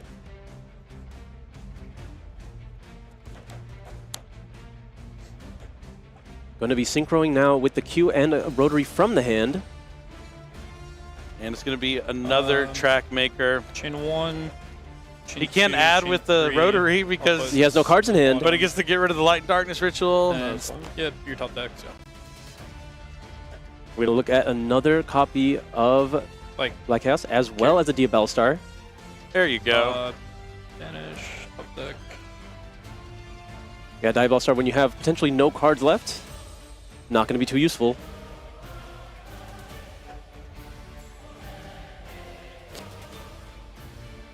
Gonna add mix. So now that the Light and Darkness Ritual has been removed from the graveyard, the Black Chaos is vulnerable again. We're going to be normal summoning that mix that was added to add a copy of Rico. Yeah, I mean, he has all the tools he needs right now. Most players only play one back-to-back, though, and that's a good way to like finish off games quickly, so he's going to have to find a way to get more damage on the field. He doesn't really need to end the game here, because you know that if you at least get rid of these two bodies, you know that he's drawing nothing. He's drawing a Black Chaos. He's drawing Diabell Star. Oh, it was a Diabell Star, you're right. Well, he has the Skull Archfiend Chaos in his graveyard. That is true, that is true. I don't know. I counted him out already, and now I'm eating my words, so I believe in Milano. It's in Logan's best interest to end the game this turn. We're going to summon another copy of RS here. Mix is going to go ahead and target that ritual. And destroy it. Now a Synchro 7. Zaylin that Milano put back. Trackmaker sends back. And Milano is covering the deck just as Yugi would. Not that Yugi would ever concede. I banished him. But just I appreciate the Yugi deck anime style surrendering. Nothing but love for Milano. He's going to take his first love here. And Logan Johnson, a duelist who's been 1 win away from a YCS championship, 1 win away from going to the World Championship, is now 5-0 here at the World Championship qualifier in Minnesota 2026. Couldn't ask for a better start, and you can see why. He may have been playing a little too efficient, but is that a problem really when you're too good that it might be, it becomes a problem? Maybe they wanted to put on a show, give Milano a chance here. Sometimes you want to give that a little bit of a spectacle because you're just generating value and you're confident that you know that you have the tools necessary. But obviously, yes, you could have ended the game right there. Yeah, sometimes you want to do as little as possible, as effectively as possible. But excellent duel, fun to watch, back and forth game between these two decks, which have really seemed to establish themselves on top of this format. I mean, we see Sky Striker kind of looking in, but by far and away, it seems like it's Cool Tune and Light and Darkness Ritual are the decks to beat. Yeah, I think the one dark horse that still remains besides these two decks is the Fairy Tail strategy. I do look forward to seeing more of that deck later in this tournament, but Cool Tune takes down another one here in round number 5. Milano put on a show, really demonstrated how powerful the Light and Darkness deck can be when you have such little resources to work with, and he never gave up until he knew it was over. Yeah, and really, like I was saying, this is a good loss. I know that sounds hard to like take, but when you lose like this, where you play out your mind and did more than you thought you could and kind of push, it's a confidence booster a bit. It's like, wow, if I could do this with so little like cards in my hand going second and still find a way, what am I going to do when I draw well going first? Like, that means you're just one step closer. That maybe if you just had the right cards, a different combination, you have the skill and the know-how to make it happen. Because the only things you can control are what in your control. You can't help it that Logan Johnson also had Effect Veiler, Ash Blossom, Ghost Ogre, plus full Cool Tune board. Like, nothing you can do about that cherry on top Ash Blossom, but the fact that he found a way to get to that second pot of Sloth to be able to try and activate it twice in the same turn, chef's kiss, absolutely phenomenal play from Milano. Yeah, it was a very ideal situation for Logan to be in. He had a very strong hand going into it. He was able to sacrifice the Ghost Ogre from the very beginning of the turn. He started off with that Cool Tune Synchro, grabbed the Rotary. He knows what he's trying to play around. He knows it's the best start in the game for the Cool Tunes deck, just being able to start with the Trackmaker along with the Rotary and just set up the rest of your plays while also getting all that information from your opponent so you know where you want your plays to go.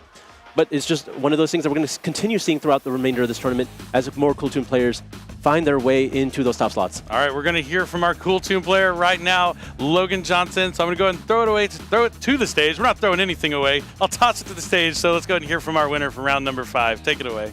Thanks, Billy and Asala. 5 straight wins in Swiss, Logan. I can see the smile on your face. Describe the emotions you're feeling right now. Yeah, of course, it feels good to win. I made a couple mistakes. When you're playing on stream, it's, you got the headphones on with the white noise. It's just a different environment. Like game 3, I just popped the souls and he has no plays. But my board was so big, it didn't really matter. But definitely a mistake there. And then game 2, maybe could have hand trapped differently. But it's pretty much like 3 non-games, kind of like wasn't super interactive. But yeah, it's good to have 5 wins. Good start. Definitely a little bit of a grind there. It went to 3. How did you stay locked in, or how did you recalibrate? I just play how I normally play. Harder to avoid mistakes when you're up here, but it is what it is. It happens, but got the win and see what happens from here. 4 more today. Okay, I love that. Okay, the positivity, that's great. And then Cool Tune. Yep. How does your deck have an edge? Is there anything special about yours? Because we're seeing so much of it, It's kind of a weird deck. It doesn't have like a big edge over anything, but it's kind of not unfavored against anything either. It's like you just take your 1 or 2 or 3% edge against all the field and kind of hope it works out. That's all you can do this format. Okay, and what's your game plan then for the rest of the day? Are you feeling nervous at all or feeling more confident? My game plan is get some caffeine and try to win 4 more. Relatable, Logan. I love that answer. And then last question, anything you want to say to everyone at home?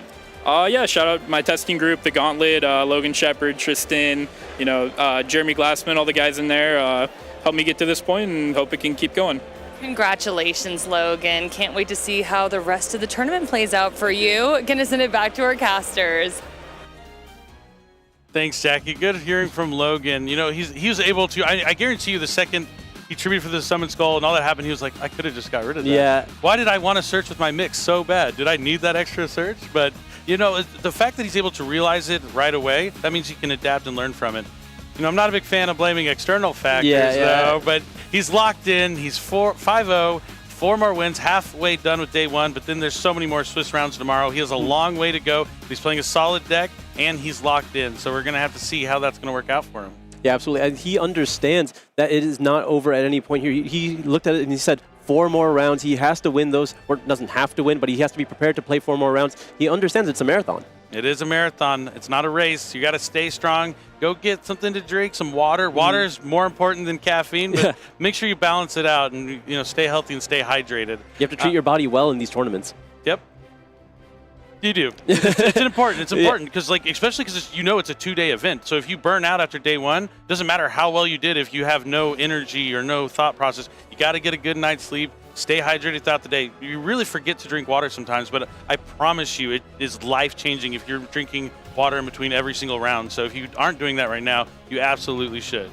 But I think we have something cool to talk about. I'm not quite sure, and it's going to be the Chaos Origins OTS Championship, August 22nd and 23rd at participating OTS locations in North and Latin America in that beautiful game mat featuring Witness of the Ancients. He has that holy water energy in between those oars and the rainbow behind him. It's one of the most beautiful cards, and to see it on an epic game mat like this, you can get this only at the OTS Championship with the champion logo right there on the side. So make sure you check out yu-gi-oh-card.com or Neuron and find your closest OTS, and make sure you attend the Chaos Origins OTS Championship. Definitely want to get that invite early for the next season here, going into the next World Championship qualifier for the following year. Get those championships early. Yep, definitely. The OTS Championships, you can get your invite at them, which is really cool. But we will be back very shortly. As always, we have a bonus feature to watch, so we're not stopping the dueling action. So stay tuned for round number 6 coming up, and then we'll see what our bonus feature is this round. We'll be back shortly. Ooh, 7. Really? All right, 6. Your call? Yeah, I'll start. Good luck. Good luck, bro. Two.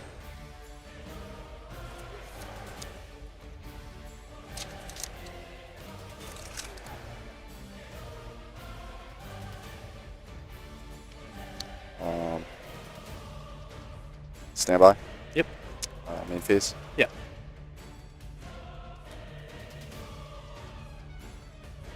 Normal summon. Effect. Effect. That's fine. I'll add mix resolution. Yeah, I'll activate roll. Roll.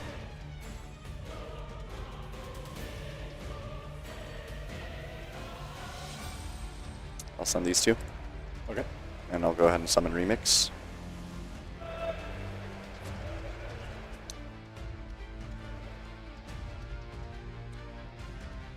And I'll go ahead and I will intern. At end phase, I will activate Grifo. Grifo is good.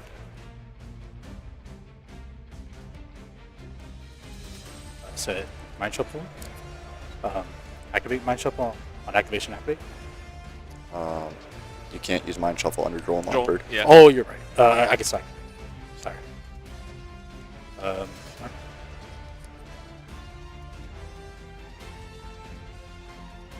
Draw for there.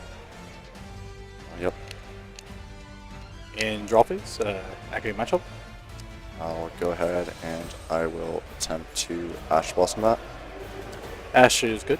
And then resolution. Yep. I'll go ahead and remix. Yep. And I will add mix special Rico and then trigger Rico effect. I'll activate Ash. Yep, that's good. Standby. Yep. Main. Yep. I'll go ahead and attempt for end phase. Okay. Good. Pause for a second. Yeah. Pause. No. Type in.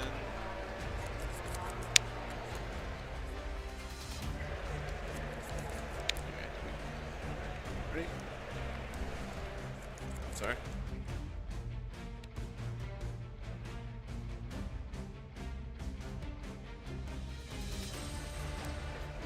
Yeah, you do return.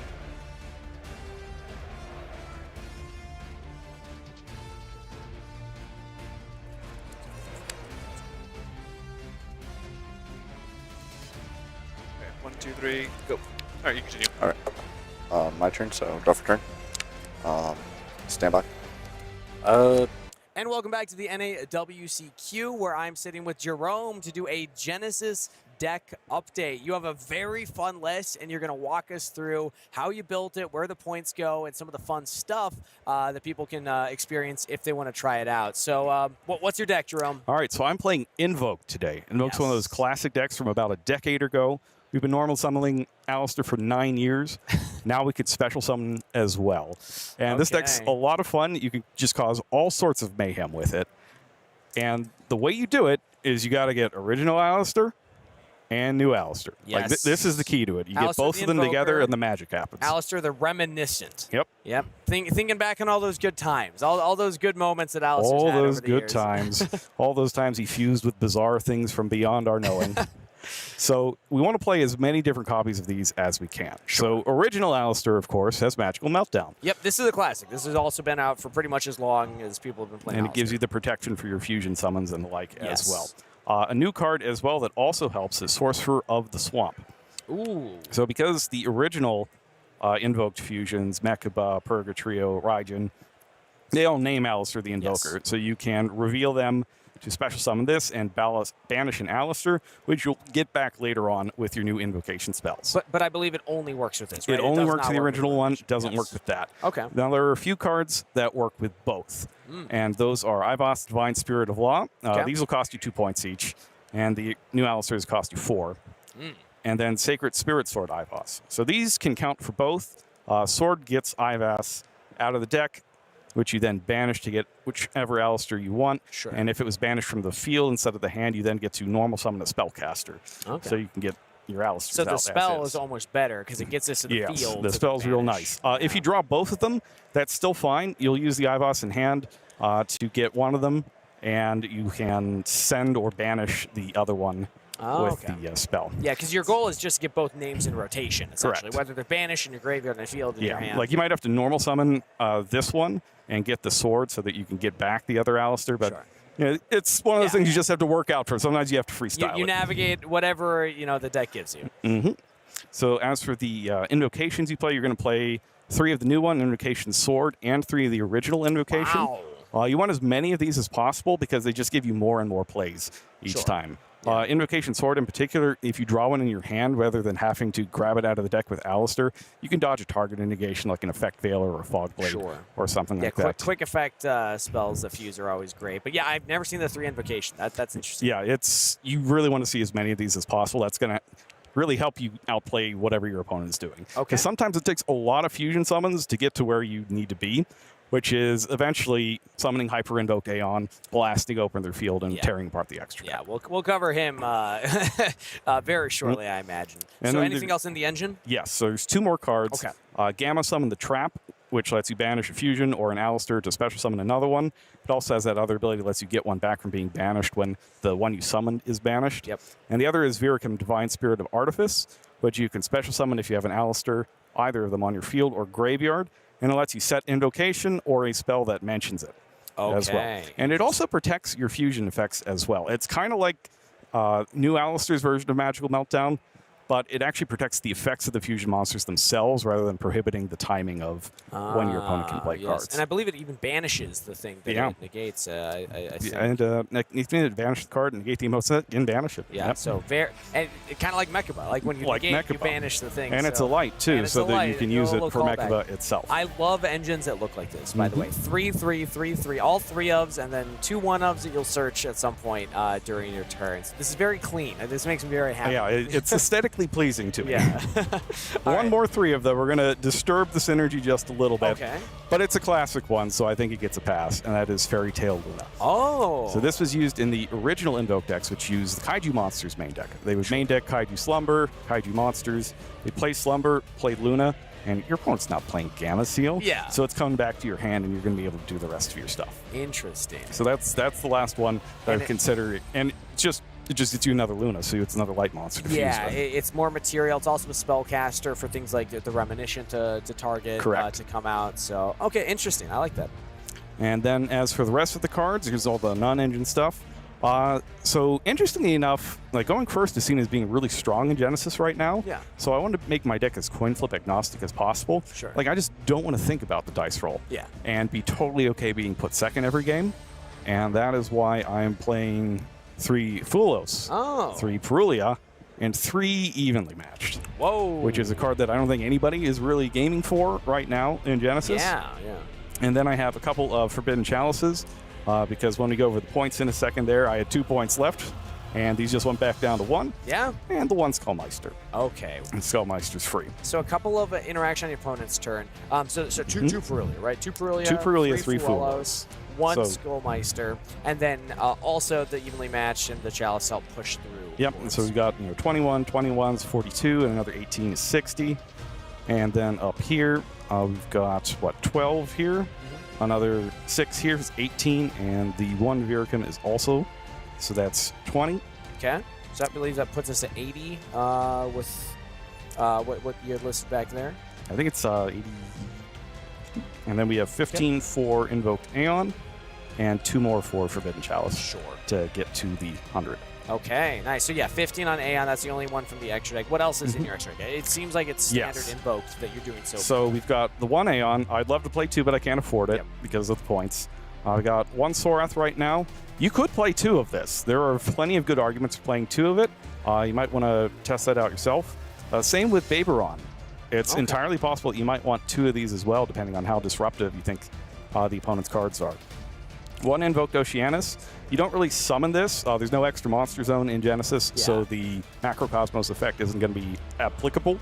But because it's an Earth, it's the fusion material for Invoked Baberon. So when you play Alistair to get the sword, the card you banish the cost is Oceanus, and now you have the materials to get this, to get the Virachem, which can get Invocation, to get to Sorath, and these just kind of chain back into each other because of the 2 attributes each of them can use. That's pretty cool. And once they all get into the graveyard or all get banished, when they're all banished, the sword that you want to set with Virachem brings them all back on the opponent's turn, and it hits them with Aeon on their turn. Now, if I had a second Aeon, when it gets over to my turn, I could then banish them all again with Sorath to make another. So the rest of the extra deck, we got Magistus Trozo. That's useful because you need to get stuff into the graveyard. Sure. It's also a tuner. And because it's a tuner, I've added some synchros as well. So you can make, this in a 4 makes 8 for Stardust Dragon. There's a lot of cards like Interrupted Kaiju Slumber, Dark Hole, Twin Twister, a lot of those destruction spells that you used to negate with Stardust Dragon, you can now again negate with Stardust Dragon. And then I have 2 different level 10s. So if I'm going first and everything works well, I want to have a level 10 that does something on my opponent's turn, and for that it's Fabled Levusible, which lets me steal an opponent's monster. And if I'm going second and I just need to get rid of something and get more damage in, I have the new Angelic Shranja as well, since it can banish any monster your opponent controls, 3,000 attack points. Neat. So there's the synchros, and the new stuff in terms of invoked. I'll just put this over here. Okay. Then we got a couple of Xyz monsters as well. There are a lot of pretty good trap cards that you want to get rid of. So we've got Tornado Dragon, that's which is also a wind, which is useful as fusion material, and Evil Swarm Exciton Knight, Yep. which is also good. It's kind of evenly matched out of your X deck. Before there was evenly matched. We got these 2, and then for the original Invoke Synchros, I've got Invoke Mechaba, 2 of them. Sometimes you'll end up in a situation where you do make 2 of these, and you have like a monster and a spell in your hand, so you can negate both. Sure, yeah. I like to play both arts because they're both so cool. They are. Invoke Purgatrio. Sometimes you still just win games off Purgatrio. Yeah. Invoked Raijin. Yep. Raijin's a good one to summon with Gamma Summon because you can flip something down, but if your opponent decides to not do anything and you want to keep the Raijin, you just flip it down so it's not connected anymore. Sure, yeah. And again, like Tornado Dragon, again, gives you some attributes to work with. Exactly. And the last one is Invoked Aegides. Yes. Which is just all sorts of useful. Yeah. Really useful to push through boards. And don't forget about its attack boosting effect as well. Yeah. So you can banish something from the graveyard, boost its attack. And similar with Purgatrio, you can banish Baberon from your graveyard to reduce the attack of all your opponent's monsters. So if you have that combination together, you can reduce it by Purgatrio's attack and then have Purgatrio attack over everything. That's cool. And win.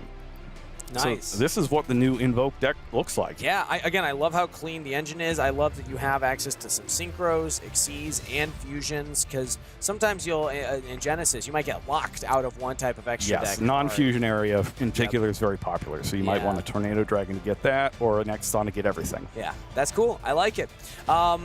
Could you demonstrate kind of like an ideal type of line? Because you mentioned the goal is to get to both of these. So demonstrate to the viewers what happens if you're able to get to both of these, or maybe even if you want to make it harder for yourself, whatever you want to showcase, because this is your opportunity to show off how cool the deck is. Let's put all this stuff aside. Yeah, we're not going to need shouldn't these. need most of this. We do need some invocations. We always need more invocations. Yep. So there's 2 basic versions of it. So let's start first with just actually drawing both Alistairs. Okay, cool.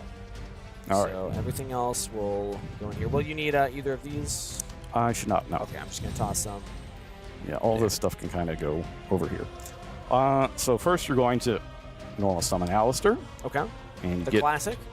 An invocation. Then you're going to special summon Alistair, targeting this one. Yep, Alistair the Reminiscent, targeting Invoker. And then we're going to go ahead and banish Oceanus for the cost of this to add Sword. Okay. So now you have both Alistairs and both fusion spells. So from here, only good things happen for you. And a lot of people might be thinking, oh, it's a 2-card combo, but you already showed how many 3-ofs you have to essentially get you to this spot. Yeah, and if I had points to play draw spells, then I would do that too. Yeah. Back in the old days, it was Pot of Desires sometimes. Sure. So let's go ahead next and play Invocation Sword. Okay. And we're going to go ahead and fuse these two to make Beberon. And then Beberon's going to activate the effect to add Viracum. Okay. There's Viracum. There's one of your 1-ups. Yep, and banish Oceanus. Okay. Because it also gets to banish something. Yes. Yeah, which you could also banish from my graveyard. Yeah. Correct? So even if I had so that's one of the things that's difficult about fishbowling this, is that you don't know what cards are over there. Like, you can actually do some more crazy stuff sometimes if the right cards are around. All right, so next we've got Invoker and we've got Beberon. That's 2 of the attributes we need. The next thing we're going to need is the Sorath. Okay. So we have Earth, Fire, we need Light. Yes. Or it's just a 3rd attribute. Yeah, 3rd attribute fusion monster. So while we have the cards available to us, let's go ahead and you don't have to do this right now, but you can. You can special summon Viracum here. It kind of insulates you against some monster effects, Yeah. right? If they're activated in response to your fusions. Correct. So we'll special summon that here, and we're going to set Invocation Sword over here. And this is what we're going to use on our opponent's turn to hit him with the Aeon. Sure. So we have another sword now face down. Mm-hmm. All right. So next, we need an Alistair and a Fire or Wind monster. But before we do that, I'm going to send a Fusion and a Spellcaster to the graveyard. Okay. To make Magistus Teresa. Yes. Because, of course, Invocation can use the Alistair from the graveyard with other materials, so you don't really need them on the field. Correct. In fact, I believe Invocation's hand or graveyard, correct? Yeah, from your hand is fusion material, so it's kind of necessary to get the Alistair into the graveyard. you got to use it. All right, so next we're going to go ahead and use Invocation here. Mm-hmm. And Invocation's going to go ahead and take... Oh, it's got to be these two. Okay. I'm going to make Sorath.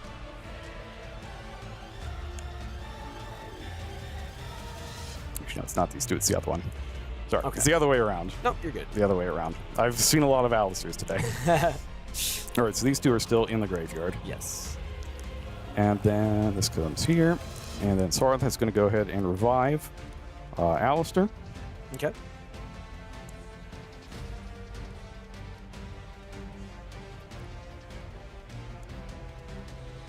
And then we're going to go ahead and... Now, again, I'm trying to remember if this is... it's just only normal summon. I was like, do we get another Surge? No, we do not. Yeah, no, I go ahead a little and too excited. Synchro Summon with which two again? So you can Synchro Summon either a 10 or an 8. Yes. Right here. And let's see, let's go ahead and make the... We got to get this back into the graveyard. So we're going to go ahead and make the 10. Yeah, because then once that's in the graveyard, it can continue to fusion summon and just keep your combo going. The 3050. Yep. And then Sorath in the graveyard can go ahead and fusion summon again, banishing monsters on the field or in the graveyard. I'm going to go ahead and do. And that's going to be Mechaba. Yep. A light monster and Alistair the Invoker. And then we're going to... You actually have choices here on how you want to do it to get the most amount of stuff. Sure. So depending on what you think your opponent is going to have to negate, you can either use the Invocation to pick up Alistair or use the Invocation Sword to pick up Invocation itself. Oh, so a spell or monster. Right. For the Mechaba ammo, yeah. Right, Because so- remember, we assumed only 2 cards. You would have at you least probably 3 have other something, cards. so you're going Yeah. to use whichever one you don't already have. Sure. So let's just say we use, let's use Sword to pick up Invocation. Okay. Because we don't want to get hit with a Dark Hole or something, or a Yeah. Twin Twister on this. So we'll just have it like that. Okay, so we have all of the stuff here. We have these 3 cards banished, so we've got our 3 materials. They're banished there. We've got our Mechaba to negate something. We've got our Levy Zeeble to steal something. We've got our Viracam to insulate Mechaba or the hyper-invoked Aeon. And of course, on our opponent's turn, once they do enough stuff that's considered threatening, you go ahead and use the sword You send these 3 back to the graveyard, and you blast them with Hyper Invoke Dagon. Banishes 3 cards on the field or graveyard, or just field? Both. Both. Yeah, Okay. 3 and then pain or also, graveyard. because you use the 3 different attributes, the 3 Yes. materials, you can also look at my extra deck and banish 3 cards from there. Yep. That is almost the more painful one. It's rough. Yeah, because sometimes that can shut down entire Genesis decks. Some decks are on multiples of extra deck cards, Mhm. but a lot of them have the 1 Exciton Knight.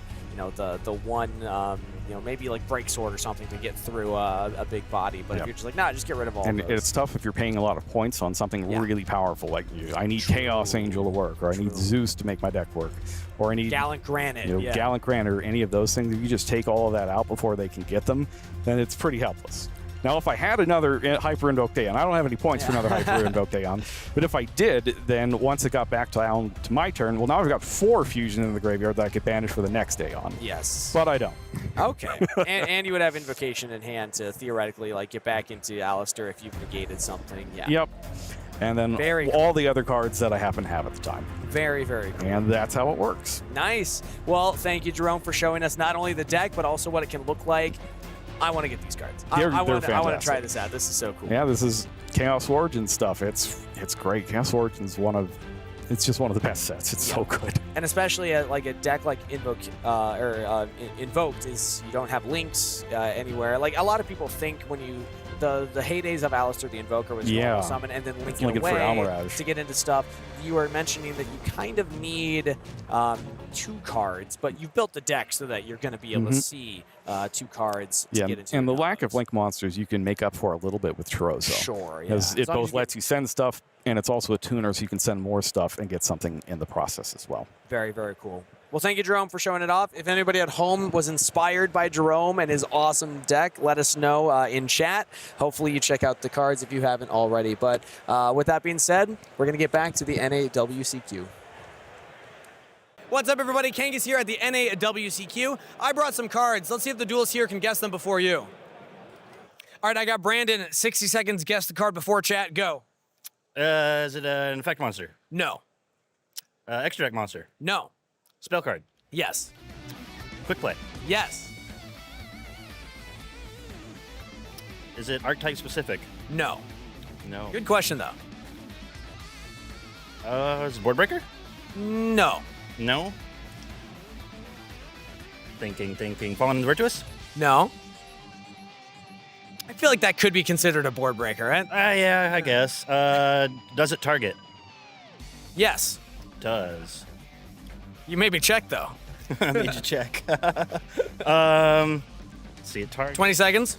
It targets. Does it target back row? No. Monster specifically? Yes. Ooh. Well, that's a tough one. Think about where it would target the monster. Extra deck zone? No. 5 seconds. Where it would target the monster. Graveyard? Yes. Last question. Spell card monster reborn? No, it's called by the grave. It does target an opponent's monster in the grave. Okay, yeah, that's fair. Yeah. Your friends wanted me to pick this because you were just talking about it. Thank you so much, Brandon, for competing. Thanks. All right, Tyler, you got 60 seconds. Guess the card before chat. Go. Is it a monster? Yes. Is it an extra monster? No. Was it printed before, like, 5D's era? No. Zexal era?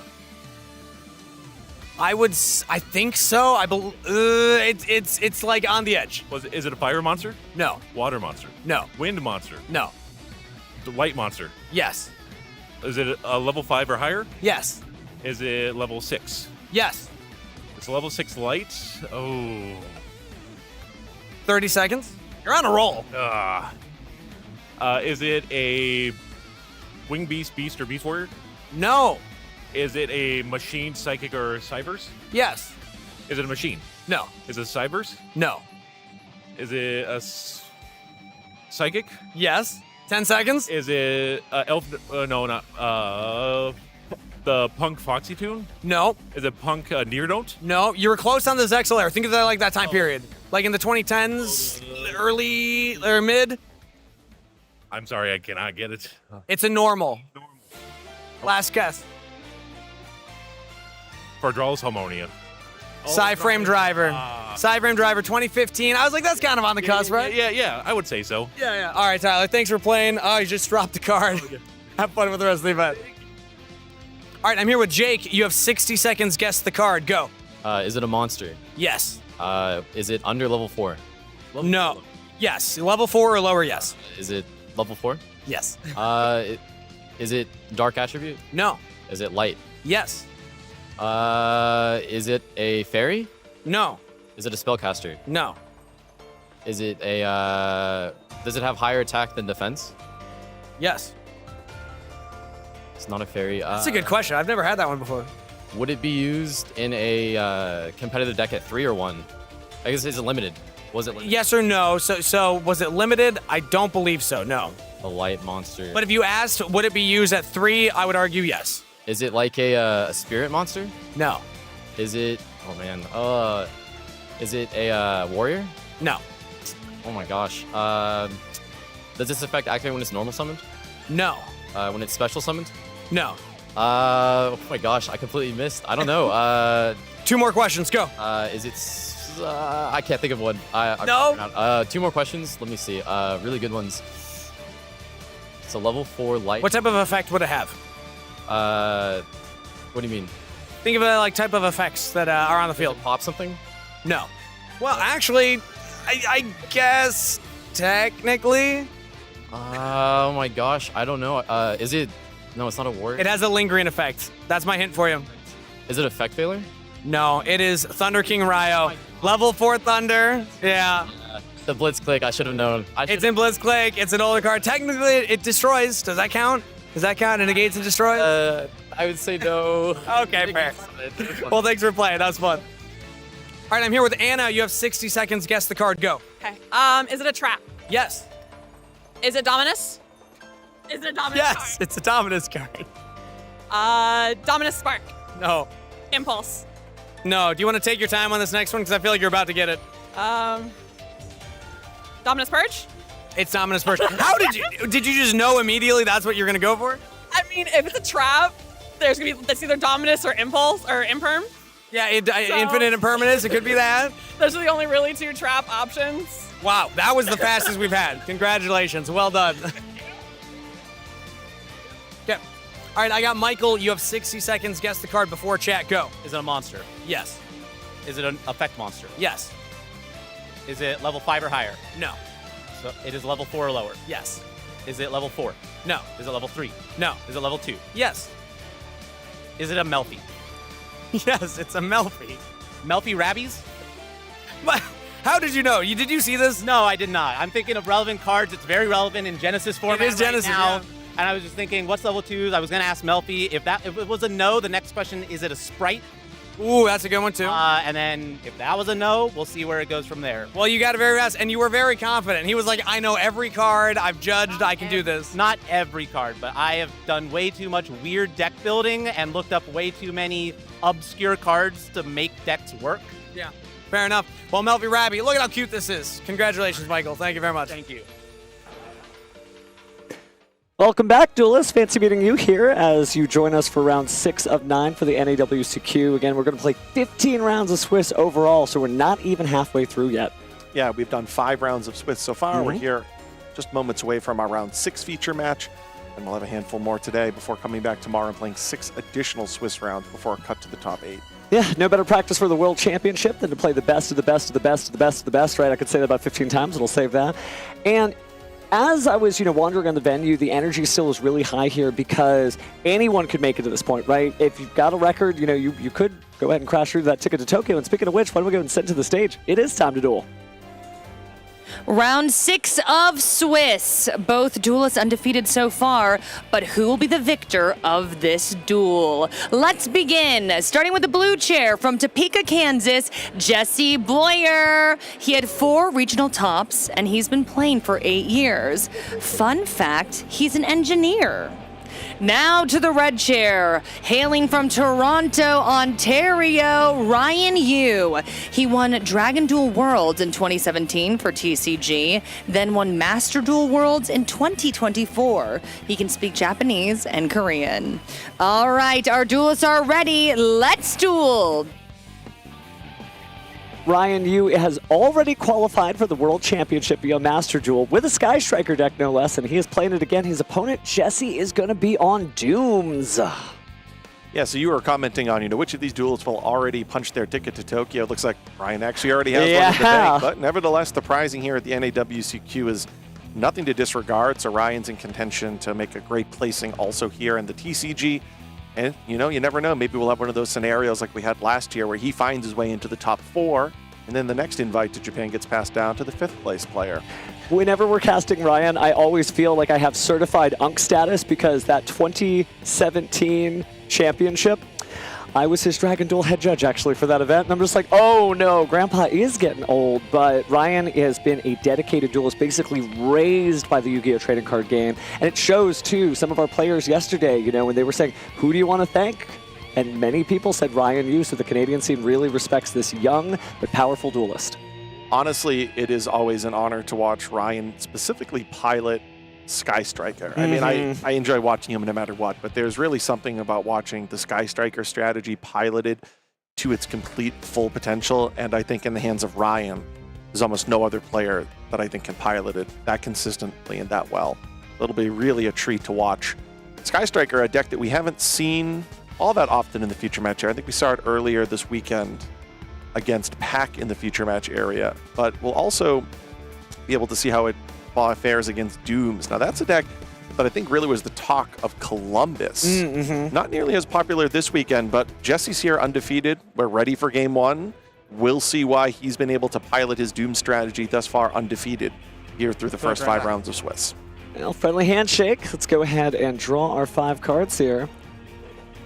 I'll start. Okay. Looks like Ryan had already won the dice roll, so he's going to go ahead and start. And we're going right into it, starting with Pot of Desires, Banish 10. Yeah, it's a great first opening play from Ryan. Looks like on Jesse's side of the table, he has a whole lot of engine. That I think is one of the downsides of the Doom strategy. Your deck does require a lot of engine pieces. Anything on us? No. Yeah, all I saw was Drastea and, of course, the newest addition to Dooms, the Jupredo, but nothing to actually do anything on this turn. Resolution? Yep, good. So we have a quick activation there of engage into Ray, and now Ray will turn here into Kagari. Yes. That'll add the engage back to hand. No additional draws yet. Curious to see how Ryan sculpts the rest of his turn to see. Are we just going to search out? I think we are just going to search out an interaction piece for Jesse's turn. It looks like it's going to be a copy of Linkage. Now here's the activation of Linkage right away, actually, here to go into 0, and a 0 will allow him to search his deck for a Sky Striker spell. Is it the 3rd activation of Engage so far this turn? I think it certainly is, and 3 spells. So this will be the one that will allow him to draw. So great way, basically, of filtering out an additional spell to the graveyard, turning your Kagari into a 0 through that activation of Linkage, and now this is the copy of Engage that will actually allow him to draw. And I love that Ryan plays so instinctually, right? He has been on this deck a lot, because when you think about it, it's not just going to be his time here in the TCG scene. Master Duel, that was a full weekend, and Ryan got more points than anybody else in the world just grinding it out for 3 days straight. So we see there the inclusion of a small Radiant Typhoon draw package. That was a Radiant Typhoon Vision. Allowed him to send down a Shark Cannon. I think he drew a Fallen in the Virtuous, so a great piece of interaction. So now he is going to have the classic 5 spells and traps with that 0. So here comes Jupredo on the Pendulum Zone. Very good card. A little bit of laugh there, but I think the players are musing to themselves. Destruction is something Sky Striker does quite well. Hand or face of field. Destroy a card on the field. Optional.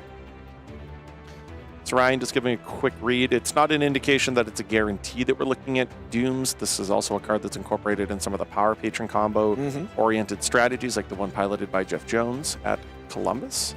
Just missed out on a top 8.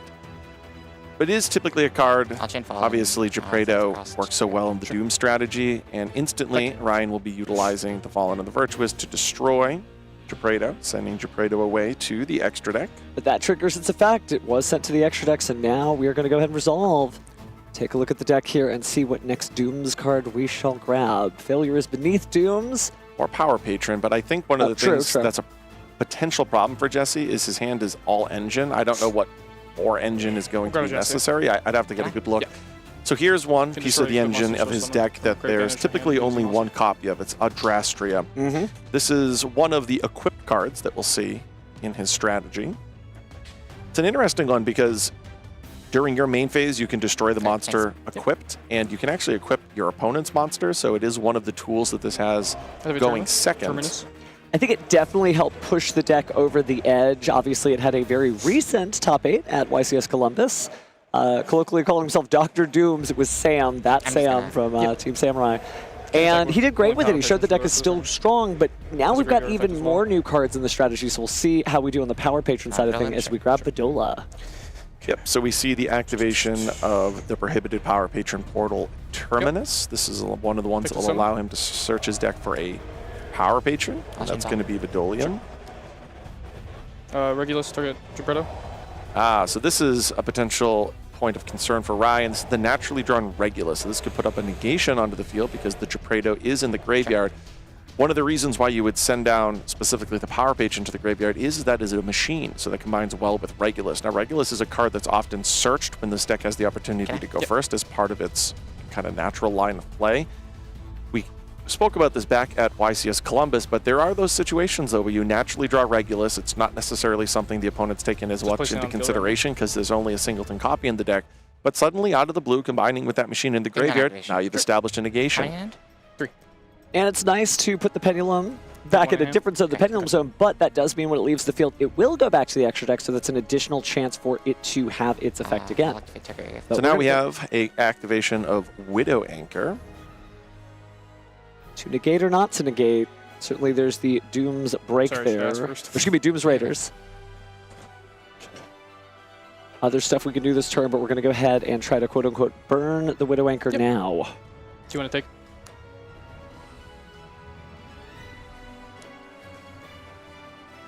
No. Okay. You're good to continue. Okay. Raiders effect.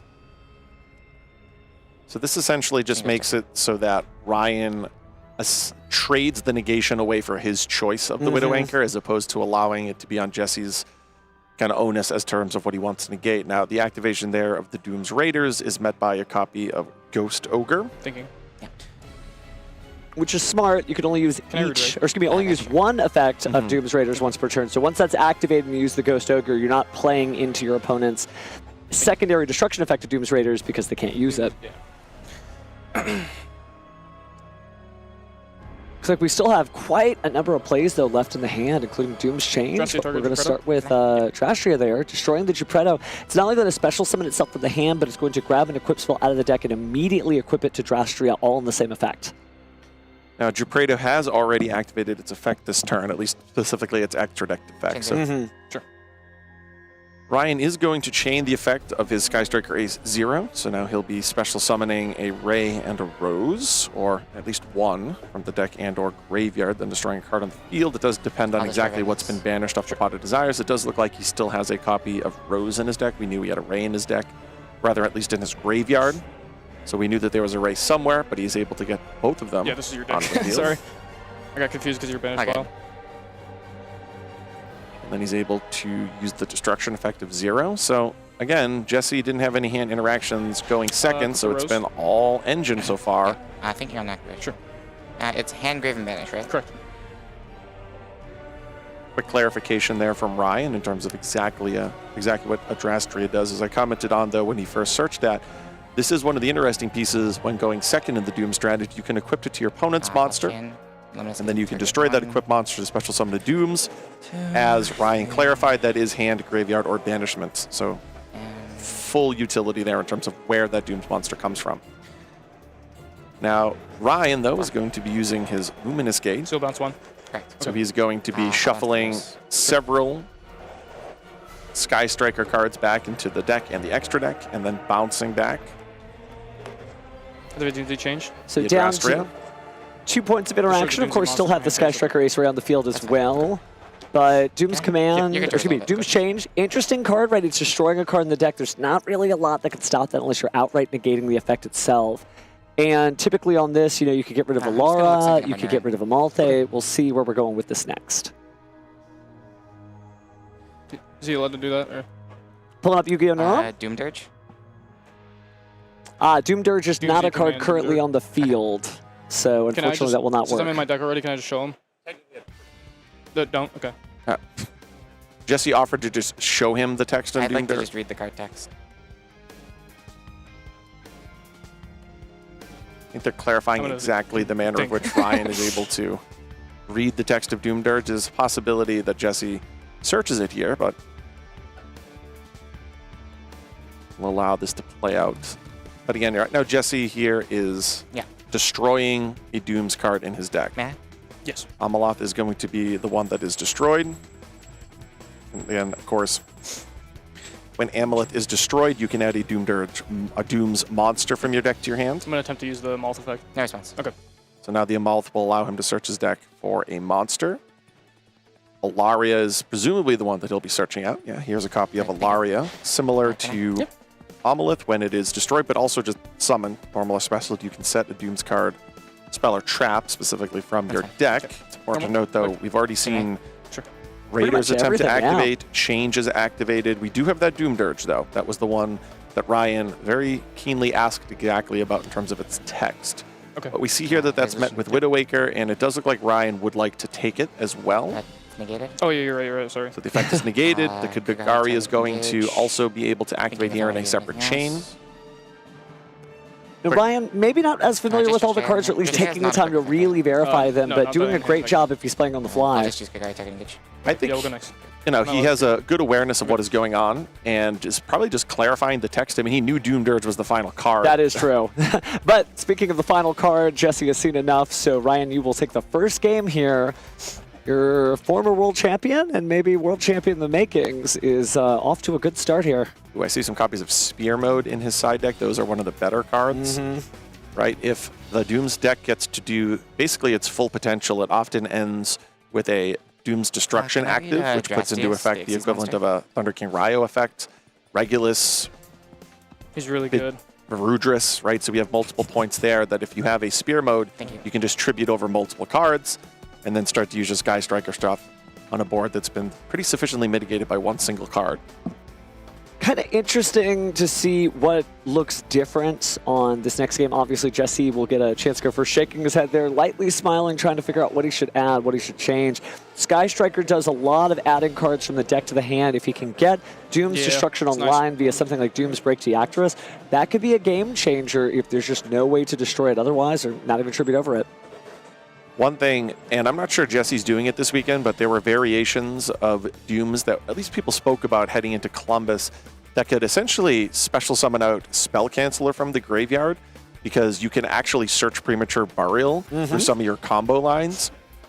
I don't think that's something that Jesse's doing this weekend, but it is something that could be in the back of Ryan's mind. Not that he wouldn't already put Spear Mode in his deck, but obviously we've seen throughout the years, whether it's Anti-Spell Fragrance or Spell Canceller, any of those cards that totally lock out the ability to use spell cards have not been friendly to the Sky Striker-based strategies. Oh, they have not, and Spell Canceller is certainly running around in a number of combo decks this weekend, so we'll see. That's, well, the final note in the coffin for any deck that's using spells, or if it just turns out to be hype and maybe nothing less. You know, we'll see what this ends up shaking out towards the end of the tournament. But as far as we're in this round, both duels seem ready to go. Almost got you. Although we're still seeing... Still, you got 3 minutes to side deck, by the way, so it's not like you're taking it too slow. Not too bad into this matchup, because... I think this is one of the decks, specifically Sky Striker, that can really put Pot of Sloth to use. Oh, I would love to see a big Pot of Sloth. I feel like that's the one thing we haven't seen this entire tournament. But you got new cards. It's a great card for the side deck, because even if your opponent establishes a big board, if you resolve that card, you can draw up to 11 cards, technically. Actually, more, 12 with the extra monster zone. And with Pot of Sloth specifically, right? I mean, you get to craft your hand. It puts a spell in the grave. I think it's just one of those cards that slots in especially well in a deck that already just innately does well with the attempt of board breaking. That's one of the advantages of Sky Striker, is that just the deck in and of itself has always historically been obviously great going first, but reasonable going second. There are periods of time where people elected to go second if they won the die roll. So Pot of Sloth slots in really well when the Sky Striker engine inherently performs well when having to go second. So it looks like Jesse opted to go first, wishing his opponent good luck. Not going to draw the card just yet. Don't worry, we'll be ready before you know it. But this is a really interesting match when you think about how Dooms typically requires like 2. Every time they play 1 card, you typically got to use 2 against them. Speaking of 2, it's game 2 here as we enter round 6. Oh, it's still like good. Love the banter from these two. Yeah, these two duelists done a really good job in terms of sportsmanship. Very different hands here, and also getting to go first. Let's see what Jesse's got. I loved when Jesse was like, I can just let him read the one on my deck. The judge was like, no, he can read it off our neuron. It looks like Jesse's got a lot of engine again here. I see Terminus in his hand. I see Medius the Pure. I think I see Vidolium. I think I see Alaria. Malthae. I mean, he looks like he has all the normal summons, which is usually not great. Now, this is going to allow him to send down a copy of, I was assuming Gepredo, maybe not. Maybe he has... No, you're right. Okay. I mean, there's just one staring at him in the face, so maybe he just wanted to trick the commentators knowing what that would do to us. I think he has Vidolium in his hand right now, which is usually a singleton copy in most non-committed Power Patron decks. When I say non-committed, I mean unlike the one that we saw piloted by Jeff Jones at YCS Columbus. Oh, that was a beautiful deck for sure, but looks like we're using some of the notes of that as Vidolium, Unstable Power Patron Unity, returns to the field. Yep, so Vidolium allows you to special summon back the Gepredo. It has to destroy itself. Now it's gone to the extra deck, and then obviously now we get to search out a copy of the field spell, the plundered Power Patron Plane, Vidolium. Let's take a look at the card up close and personal here. Again, Medius the Pure, nowhere to be seen so far, but overall, deck seems to be doing all right. There's a copy in his hand. Fortunately, though, there's Medius. his hand also has a bunch of other normal summons, so it'll be curious to see how he navigates through this. But Medius the Pure comes down and is going to summon out Power Patron Dooms. I love Power Patron Dooms. It has a kind of Zodiac style effect where you're doing a 1-card Xyz monster. It targets the card with level, equips it to it, and then just goes ahead and slaps on an Xyz monster on top of it, then making Power Patron Dooms an equip card. You can actually use that for Dooms Break Deactorus. Let's see what he does. Nope, going for Gepredo instead, though, so not trying to prefer the Dooms Destruction Lockout. Well, we could still get there. The Doom's Destruction is usually searched through the deck by destroying your own Doom's Change in a chain when it's been activated on the field. You can always destroy your own Power Patron Dooms, but it looks like that is not on the menu. Yeah, you're good. Yeah. It's not like a super big mess up, but it was just bad sequencing. I think. Sure. Effects. Oh, okay, we are going to do it, so we're going to reveal and then go ahead and reach deep into the deck to grab Gepredo again. So now we have all the Gepredos you need. This will require him to banish face down, a card in his hand. Power Patrons just love robbing you of reality, banishing cards from your own deck. Gotta get things set up, although they do have some ways around that, but that's fine. We're gonna go ahead and do top 3, so goodbye to, I think the Regulus just got banished. I didn't get a good chance seeing it, so. Doesn't make me feel very good. Yeah, hitting those singletons not great, but we've established now 2 copies of Jupiter. Attaches from hand, right? Yeah, it's from the Gepredo effect. Yeah, it will. Alright, so gonna go ahead and attach 1 card from the hand. Looked like it is the Amalthae there. Now, using the Gepredo effect, 1 more card to add to the equation. What are we searching out from the Doom's directory? It's going to be the Doom's Raiders here. Maybe using that then to destroy the Power Patron Dooms and get the destruction. I'm so addicted to the Thunder King effect when I play this deck, so I seem to be pivoting that way, and Jesse's not. Well, we know who's right. Yeah. Now we have a copy of Ghost Ogre coming down, though. Same deal. Oh, this might be a tough spot here. Looks like we're going to utilize both of the Gepredos as material for an Exceed summon. 2 Xyz monsters, not the same level. Or it means the same level, but not number monsters. Interesting. So this is Futures Exile, I believe. Ryan picked it up relatively quickly, but looking over his deck list, I believe that is the only variation of the Utopic monsters that he does. Yeah, it is in fact Futures Exile. Good to see Duelist Advance still doing well. Card that came out was the cover card for the set that Medius the Pure came out, and it's, again, good to see them working together there. But now we get one more Dooms card.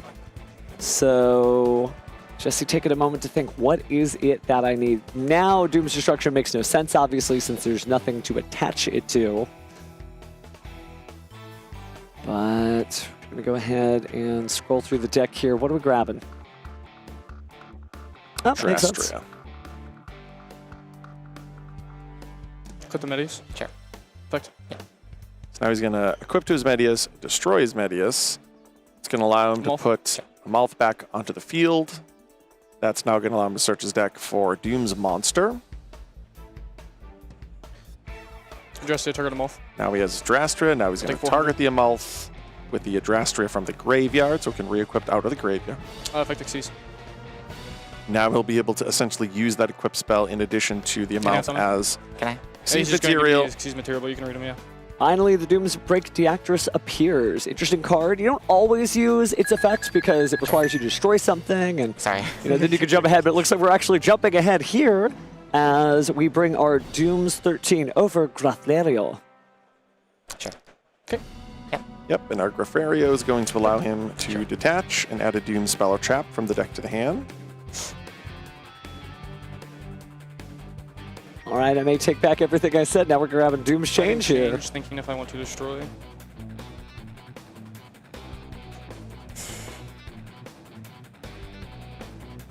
Let's look at the graveyard, seeing what pieces of the puzzle have already been used up. It's nice to see that Doom still has some life left in it. I feel like it left a lot of conversations from Duelists' mouths once Blazing Dominion, kind of wasn't the newest set, right? We've had 2 sets since then, but still really cool deck. I mean, it did a good job at Columbus. I mean, cut to top 8, limits the number of any single deck you'd expect to see, and it made top 8. It did. Alpha Professor. Okay, so we see Alaria special summoned because Graflerio was destroyed. I think it destroyed itself. That allowed him to summon the Alaria from the deck. Drastia with the Doomdirk equipped is such a powerful card. Being able to have the Quick Xyz summon and the ability to take not 1 but 2 cards possibly with the bigger brother Xyz monster Doom's 12 and Drastrius. We'll go change. Change Drastia to pop card. Yep, so this is the sequence that I spoke about earlier, where you use change to destroy destruction from your deck, and then chain the Drastia's ability to destroy the actual change in and of itself, and then of course when that is destroyed, you get to add back from the graveyard destruction. Chain 2 destruction. Best math possible. I see why he's 5-0. Can I read the trap? Sure. That's Colossus. An important trap. Yeah, he just says Colossus. I mean, it is. Technically, Thunder King Raya would be the original. But same idea. When that card is face up on the field, you want to add a card to your hand? No, you can't do it. And that's pretty good in this format, too. Played some games on the side with the Light Darkness Ritual deck. Joel Lockbird actually hits it pretty hard, and a searchable equivalent of that effect is just as good. Yep, and then we get to equip the Gepredo as well. So ultimately here, what we're going to see... Yep, added back the wrong card. Okay, I honestly don't mind, it's fine. Oh. Make sure that we resolve that properly, but I don't think we can, even if Brian, you said it was fine. Once you, under the tournament policy guidelines, make a legal, verbal declaration. It's not a big deal. That's, I'm sorry, Ryan, it's not whether or not you as a kind duelist care. That's fine. It's about whether or not he said or added that card from his graveyard to his hand. Yeah, I think it was just tough because Ryan was reading it. It added just a kind of a weird, where exactly is the destruction moment for Jesse there, so no harm. It is unfortunate. We'll see to the extent that that will matter. I think it matters when you can't be able to, stop your opponent from... This would have been one of those things. Yep. So maybe a little bit of nerves there, or just sometimes you get lost in the sauce. Well, this is a drawing effect, so this is so far... Wouldn't be an issue. Wouldn't be an issue. But if we get to those Sky Strike or Mobilize engages... Sure. End of battle. Oh, well... Never mind. It didn't matter. Never mind. Change Drastia to Xyz something. That's smart, because I think we are going to go into Drastrius, and Drastrius by itself can do a lot. Won't be able to suck up any monsters for equip spells, because there just aren't any right now. If I banish this, do I have to banish this? You banish at the same time because it's I couldn't remember, sorry. You're good. Yeah. Sorry, man. Yep. So, Drastria is such a powerful card. I do love the. I don't know if Ryan had that evenly matched, but you have destruction. That doesn't really matter. Yeah, no, that's true. That's true. Made my job easy. You didn't have to think about nothing. Jesse certainly wearing his heart of the cards on his sleeve. Just good humor, you know. Sometimes that's all you got. So it negates. But Drastrius is really good. It's going to be able to negate the effect of a monster. And then equip. Face a monster you control. Yeah, but it can equip a different monster, which is maybe not as relevant against Sky Striker. Sky Striker doesn't typically go super wide, but there are times where you get to destroy one monster, or rather negate one monster, but then also equip a separate monster. Yep, of course. Well, it also can't be destroyed by card effects or battle the first time. It would be destroyed by that.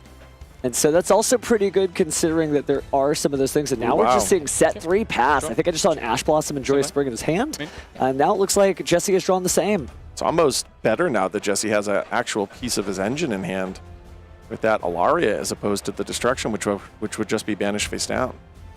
Dooms is definitely a deck where you're just playing Dooms cards. Wow, amazing. But joking aside, you have the ability to repeat the combo multiple times. And now we're going to normal 7. It's actually a Malthae, not Alaria, that was added to hand. But still an engine piece, a starter.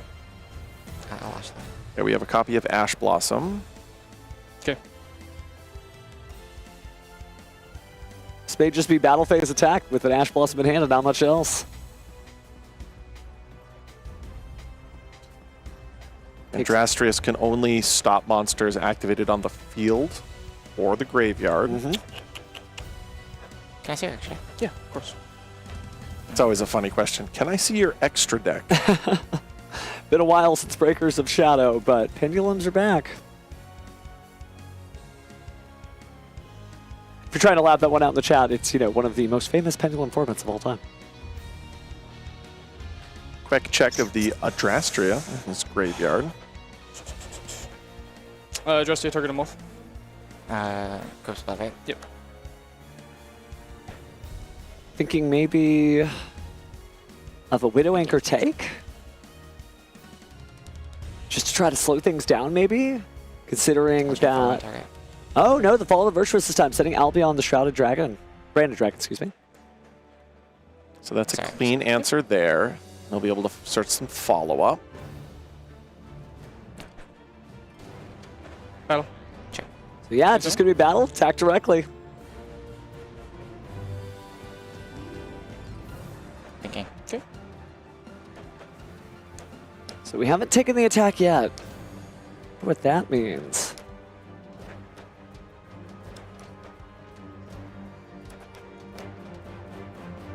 Yeah, Ryan's deep in the tank here. Just not sure where he's going with this. Clearly has a plan. It's important to the graveyard, but decides to take that damage. Yep. I'm thinking main phase 2. So we're in main phase 2. Ryan drops 5,300 life points, but Jesse, not really a lot of follow-up. It's Time to end phase. just ending. End phase. I'll be on. Yep, so now Ryan will be able to resolve. Yeah, I'll go ahead and negate. And that activates in the graveyard, so that's where the It's what we're doing, Drastrius right? is going to use its first material. And important to note that the Doom Dirge is still in the field, so sorry, while I it's can't under target Machine because, right? Wind Xyz monsters, sorry. it does have It has that the powerful destruction additional effect as effect. well. Yes. Get to attack directly. Get to, and unfortunately, have your monster destroy at the end of the turn, unless, Oh, okay. it's going to be battle phase, Because it's summons unless it's Oh, okay, yeah. Doom's I thought it was my Drastria, because Drastria can't be destroyed that first time. So interesting little synergy there, and depending on what's going on here, it may close this out, maybe not. Yeah, the increase in attack is not something that comes up as often, and if you don't attack, I'm not sure it gets destroyed. But it's the direct attack. Yeah. You do have to, like, you know, use the effect, but it's just a really neat thing that this particular deck does, which is no longer unique, though. We saw the direct attacking with the Fairy Tall Ball yesterday. I think in this matchup, the most relevant is the inability for it to be targeted. Yeah. Or Oh, yeah. Yeah, target this card. So, what we see here, Link Gauge activated during the end phase, getting rid of a Pot of Desires, allowing Ryan to summon Shizuku. And now during the end phase, he'll be able to add a Sky Striker spell, different from one in his graveyard. So, following up on the move there, Jesse is getting a procedural error minor for the illegal activation of Ash Blossom and Joyous Spring in response to linkage. Again, just a warning, no big deal, and play will continue. Okay. It does add an interesting element there where maybe Ryan is circumventing the search of Sky Striker engage, knowing that that is there, but, you know, such is life. Sorry. Yeah, we're good. Yep. Sometimes it's not a perfect duel, sometimes it's just the duel we have. But Ryan now is going to be able to get into his main phase with a Link monster that can now turn into a myriad of other Sky Striker Link monsters. So I think that's really a huge component of that previous turn. Ryan survived, and now he's able to access his extra deck. He wasn't able to access his extra deck on the opening turn as easily. Gonna make the prototype Sky Striker Ace Amatsu, but then that just gets linked off. And now we'll go with Tayate. Attack directly. Now we have an attack directly. This is one of the classic Sky Striker monsters. This will now allow him, because it was engaged in battle, to send down a Sky Striker card to the graveyard. So now we're going to put a copy of Engage into the graveyard. Activate. Now in the battle phase, we're going to use Escape. Sure. And now he's going to bounce back to the extra deck for Astrius. All of a sudden, the use of the prototype Amatsu makes sense. You're getting an additional Link monster to the graveyard that is a Sky Striker Ace card. So with that in mind, that means he gets more cards for that play right there. Now going here into main phase 2.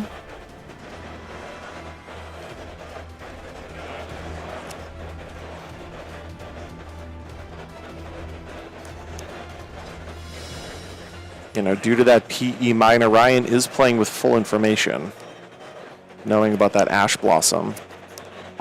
Does kind of put a dampener if you're trying to do anything fun with the best card in Sky Striker's arsenal. I think Ryan, you know, has done a good job kind of navigating if I have to just forego Engage.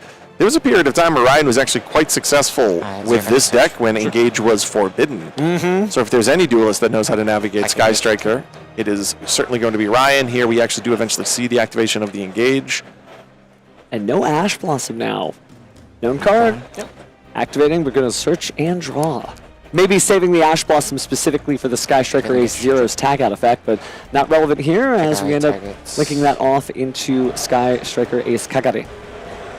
He'll be presumably adding Engage back to his hand, activating Engage. So now he's just going to build up the number of interactions that he has. Looks like he's considering adding a copy of Widow Anchor to his hand.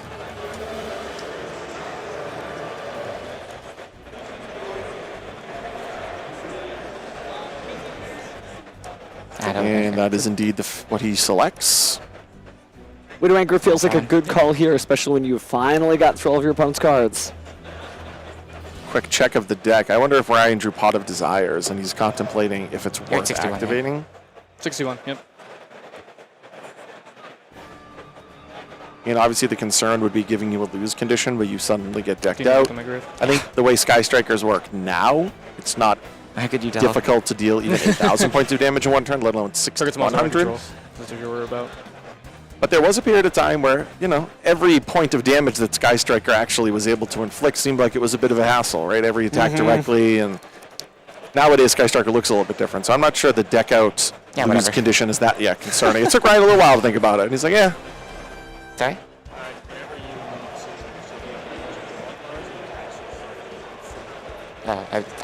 Okay. Oh, they're asking just to make sure the deck is properly shuffled. Yeah, I mean, makes sense.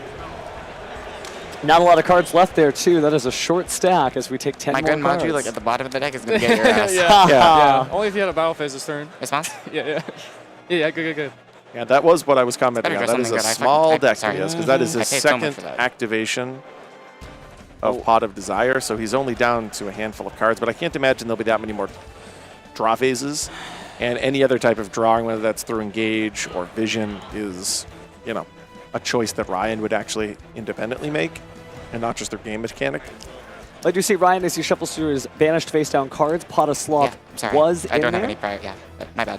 And still haven't seen Pot of Sloth resolve, but I guess that wouldn't be a big deal here because the opponent controls no cards. Down to 4 cards in his deck. It'd be pretty funny. Okay, there is. Wow. There actually was a name. But now there's 3 cards left. Wow. Talk about magical hats. You're just mixing them up and setting it down. All right, so we're going to draw him. Oh, I think he has a called by to go with his strategy. How much 17? So he does have the Adrastra in his graveyard, I believe. Sets and passes. He still has life points. That is the only defense he has right now. Yep. Draw that 1 card. All right. 2 cards are upside down. Yep. Should be good. Send him in. Yep. You can still get a lot of stuff done here. Remember, if there's a Lemnis Gate in that graveyard, you can recycle quite a few cards as well. But let's link summon first, Kagari. Target linkage. Oh, can I look at grave? Sure. Thank you. There is a Kagari in his graveyard, so he can use called by on that other Kagari and cut this off. I'm not sure if there's enough value in doing so, but I'll call by target Kagari. It is a legal play here. And it does cut off that Kagari. But Ryan does have a copy of Rose in his hand. Kind of a duel puzzle in and of itself. Can you win this duel by life points before you deck out? Yeah, relax, you're good. I think he definitely can. I mean, if he summons Rose, that's already, what would that be? 18 off Kagari plus the 15. That's already 33. Doesn't Kagari have an additional boost for the number of spells? 100 each. 100 each. So, I mean, he can definitely deal enough damage. The terminology that's often used here is the clock, meaning how many turns of these exact monsters attacking directly would deal enough to win the game. Obviously, with 6,100 life, all Ryan needs to do is do 3,050 over the course of 2 turns. The clock is in his favor, so that if he's unable to win this turn, he will win on the following turn, if all things are considered equal. And here he's just amassing a little bit more resources. Plus, also, he's going to be able to shuffle back into the Luminous Gate. So even though his deck is only a couple cards at this point, he can actually replenish it to some extent. Looks like Jesse drew a copy of Solemn Judgment. That's not likely. If you're wondering about that life point math, by the way, that call by the grave would be negating its effects. So the power boost wasn't there. It was just the raw math. Fair. That's true. Yep. I'll pop this out. Yep, you got it. Oh, and Ryan Yu advancing. That call by the grave is secretly actually pretty important because if that call by grave wasn't there, that Solemn Judgment might have actually been able to stock the Luminous Gate. And then all of a sudden that potential for deck out actually becomes real because we know that Ryan had copies of Widowmaker, and now all of a sudden he might not actually have a monster on the field to deal the remaining points of damage. So that call by the grave that he had, it seemed like Jesse was down to nothing. Well, he really sort of was, but there was that lose condition that was introduced. That call by the grave was really pivotal. Call by the grave is still a great card, and especially with so many decks having duplicitous amounts of monsters, including Sky Striker, Ace Kagari, and a lot of graveyard effects around too, like Grifo and so on and so forth. It's definitely a card that can save your life. But again, it's always an honor to watch Ryan play Sky Striker. He piloted that very well. His plays have always very fast. Getting every ounce of value, which I think in many ways is the name of the game for Sky Striker. Always was a deck, as you said in the past, very much about little bites, right? 15. Okay, you're trying 15, but now things have changed. Now it takes much bigger bites, bigger appetite, right? Bigger Duelists too, as Ryan continues to grow into his own and play his favorite strategy. So maybe Sky Striker Strongest Soldier, we'll find out in Japan. He's already qualified. But he's playing for some fabulous prizes today. Maybe even Dealer's Choice. Do you want to forfeit your right to play in Master Duel to play in the TCG thing? Don't think he'll do that to his team, but yeah, never say never. Yeah, I mean, I think when Sky Striker was piloted by Ryan initially, those small bite aspect was definitely apparent. Hayate basically attacking directly every single turn. Cards like Linkage make it such that Sky Striker actually packs quite a bit of a punch and can really honestly win the game out of nowhere. That, I think, to some extent, zero as well. But nevertheless, you still saw a really good control of the game at virtually every point there from Ryan, which is one of the reasons why this strategy in the hands of a well-versed and experienced pilot can be very daunting. Right? If you are playing against someone that's put in a lot of practice with Sky Striker and they just get every ounce of value, it can be very difficult to navigate through that.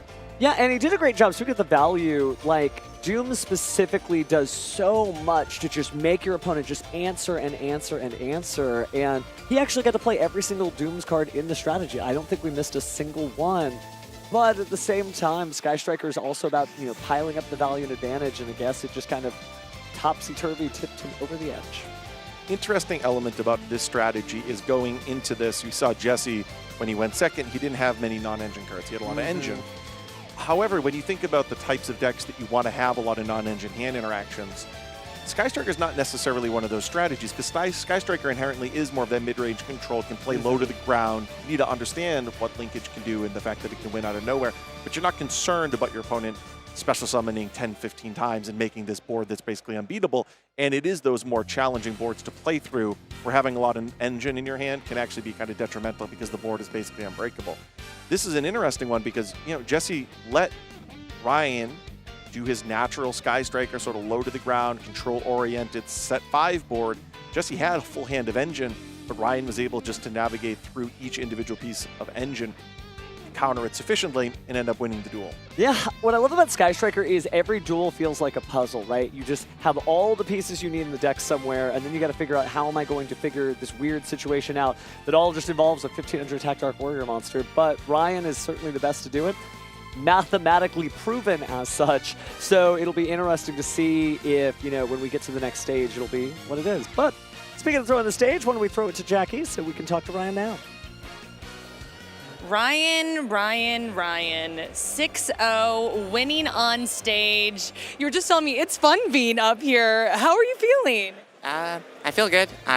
It's nice to come up on the stage with a nice background. It's just something different from normal, so I enjoy it. I love that. A lot of people tell me they get really nervous when they come up here. Are you feeling that at all, or maybe relieved? No, not super nervous. Just excited to be here. Okay, very confident, and obviously we gotta talk about Sky Striker. This is a deck that you've been very faithful to. Do you want to elaborate on that? I've played the Sky Striker deck for, oh my god, 6 or 7 years now. It's something that I've played when it's been good and when it's been bad. Right now it's historically in one of its better positions, so I'm getting to enjoy playing it while it's strong.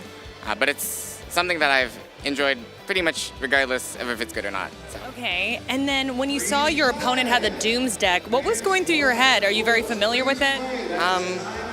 So for the YCS in Columbus in May, I read all the cards back then to prepare. Since then I haven't played a lot of TCG, so I had to refresh myself a little bit. Like when my opponent would play a new card, or there's something I want to check, I'll make sure to read it. But I have a cursory understanding at least. Okay, great. So you were feeling confident when you saw it?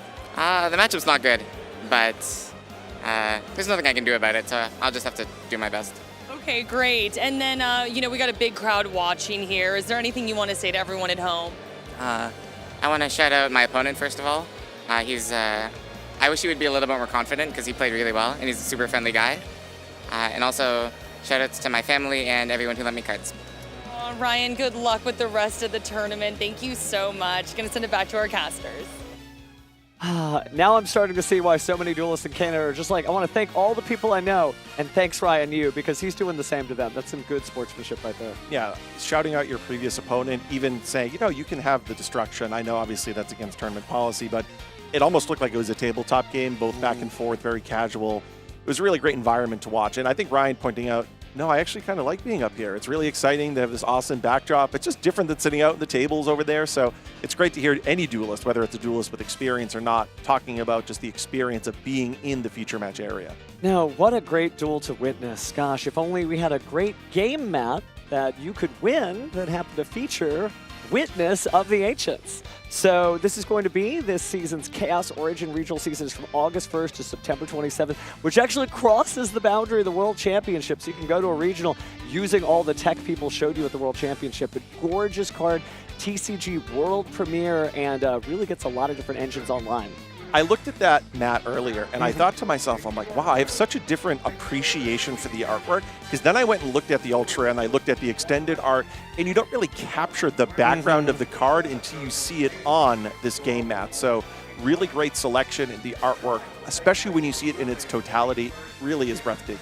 And let's talk about the top 4 card case. You can't see it until you open it, and it was actually a surprise to fans the first time this was given out. On the inside, in this nice vinyl lame, is Blue Eyes White Dragon. So it's not just a blue deck box. It is Seto Kaiba's own favorite monster inside. Wow. So incentive there to make the top 4 of your next regional. Yeah, definitely. And the regional season will be cracking underway. It's so wild to think that there's already regional qualifiers that will be held here this weekend after, of course, we get through the NAWCQ on Sunday and we start cutting the top hit over in public events.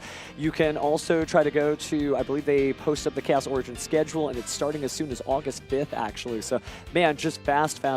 So if you didn't make it to this championship because you didn't have your invite, don't worry, 2027 will be here before you know it. So you'll be here before you know it. So. Or you could just start your points grind for next year's WCP. Oh my goodness. You can never start too early. You can never start too early. It's so wild that it really does start today. And there's so many duelists. Like these people, if you didn't watch yesterday's World Qualifying Points Playoff, you should go back and watch it. Familiarize yourself with these champions because they're just showing up at your local shops. Like we talked about yesterday, I was at a regional and I looked, I'm like, oh, there's 2024 World Champion Ruben Penaranda. And he was doing the points grind. And how? It's because he went to those events. And you can too. But it's wild to think that like somewhere out there when there's a regional, it's somebody doing stuff. Yeah. I think, one of the things is you see so many players not just compete in one, they compete in multiple, right? Gabriel that we have in the future match area, that was the interesting fact about him. Oh yeah, I've made it to the point playoff twice now. Well, speaking of players, why don't we throw it to our players to have a little line talk?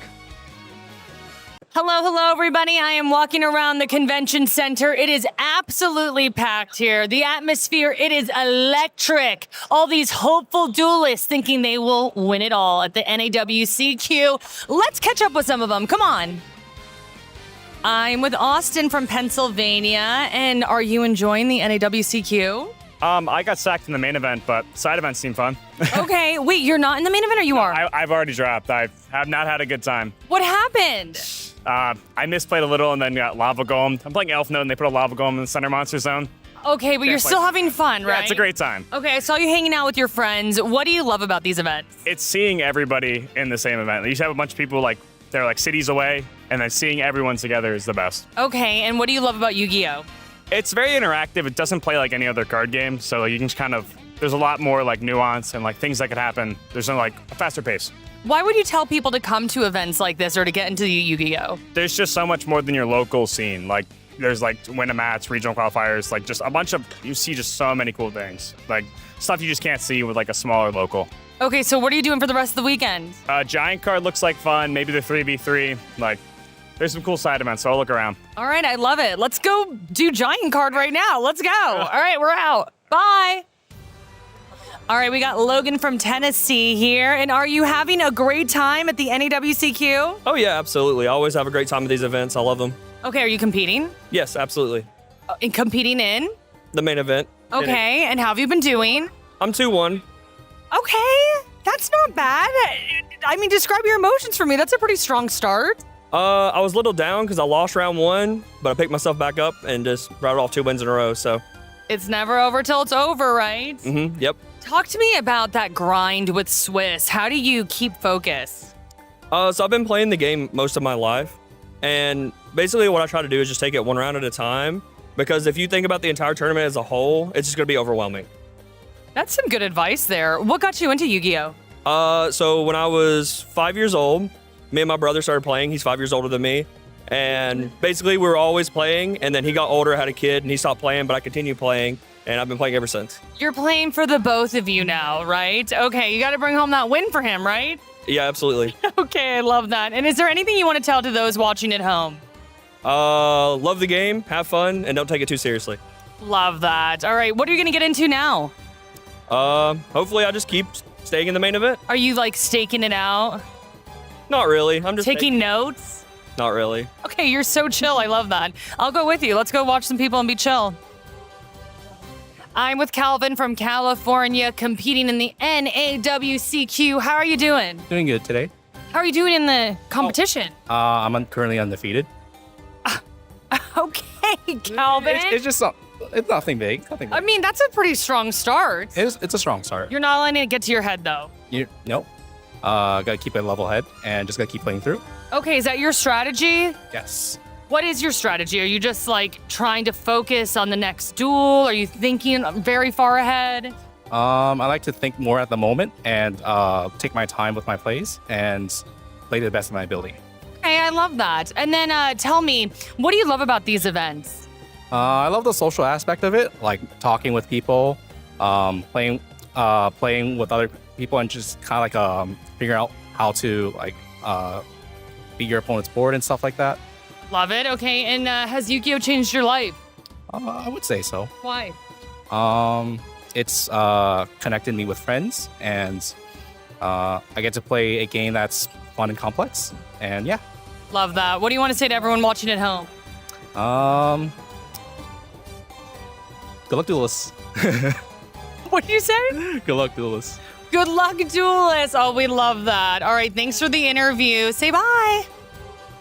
All right, we got Benito from Florida here. Are you enjoying your NAWCQ? How's it going? Oh, yeah, it's great. I met all my close friends from all around the world. It's just the greatest feeling in the world, just to reconnect. It's like a big old family reunion. Love that. Are you competing? I am competing. How's it going? I just lost my round 2, so we're in round 3 right now, so X1, but we're still gonna make it there. Okay, not too bad, right? How are you staying focused? Keep a mentality one game at a time. Okay, one duel at a time. I like that. All right, and what do you love about these events? The atmosphere. Everyone's here for the same reason, have fun, go on vacation, spend time with their loved ones. It's like a great event for that. All right, and what do you want to tell everyone watching at home? Naya, I love you. I'm so excited for our baby girl coming in. Oh, I hope you're watching because I'm giving you a shout out right now. And then everyone back home, I love you too. Okay, when are you teaching the little one Yu-Gi-Oh? Oh, yeah, she's going to be a little Dragon Duel champion for sure. We love to hear it. All right, thanks so much. Say bye. Thank you, bye.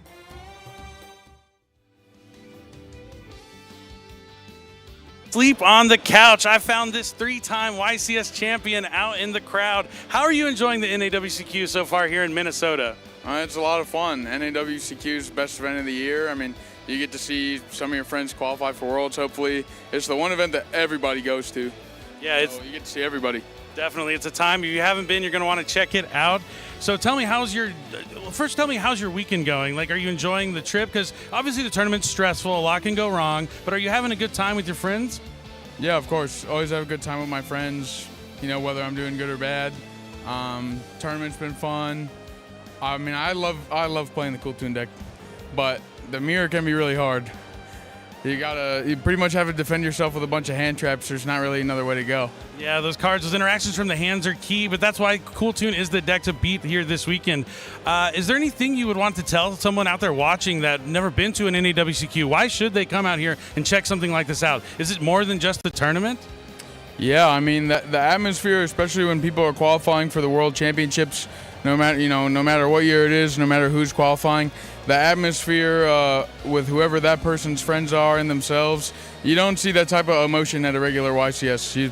You really only see that at our World Championship qualifier. Definitely appreciate you on that one. So talk to me about your preparation. Like, how much work did you do to get ready for this tournament? This is actually, I tried really hard for this tournament, I'm not going to lie. This is one of the ones I've prepared for the most, like in recent memory, like over the last couple of years. I mean, the World Championship qualifier is the one I always care the most about because I've never gotten to participate at the World Championship, so I'm hoping to change that. Hey, it might be this weekend you could turn it around and change it. I hope you do really well. Is there anything that you want to say to your friends that are out there watching you that you're going to inspire them, give them hope that you're going to make it to Japan this year? I'm trying as hard as I possibly can. Wherever chips fall is where they fall, but I'm trying my best every single round. Yeah, that's what it's all about. So going away from the tournament setting, Chaos Origins was the most recent release, had a huge impact on the field. What are your thoughts on that set, Chaos Origins?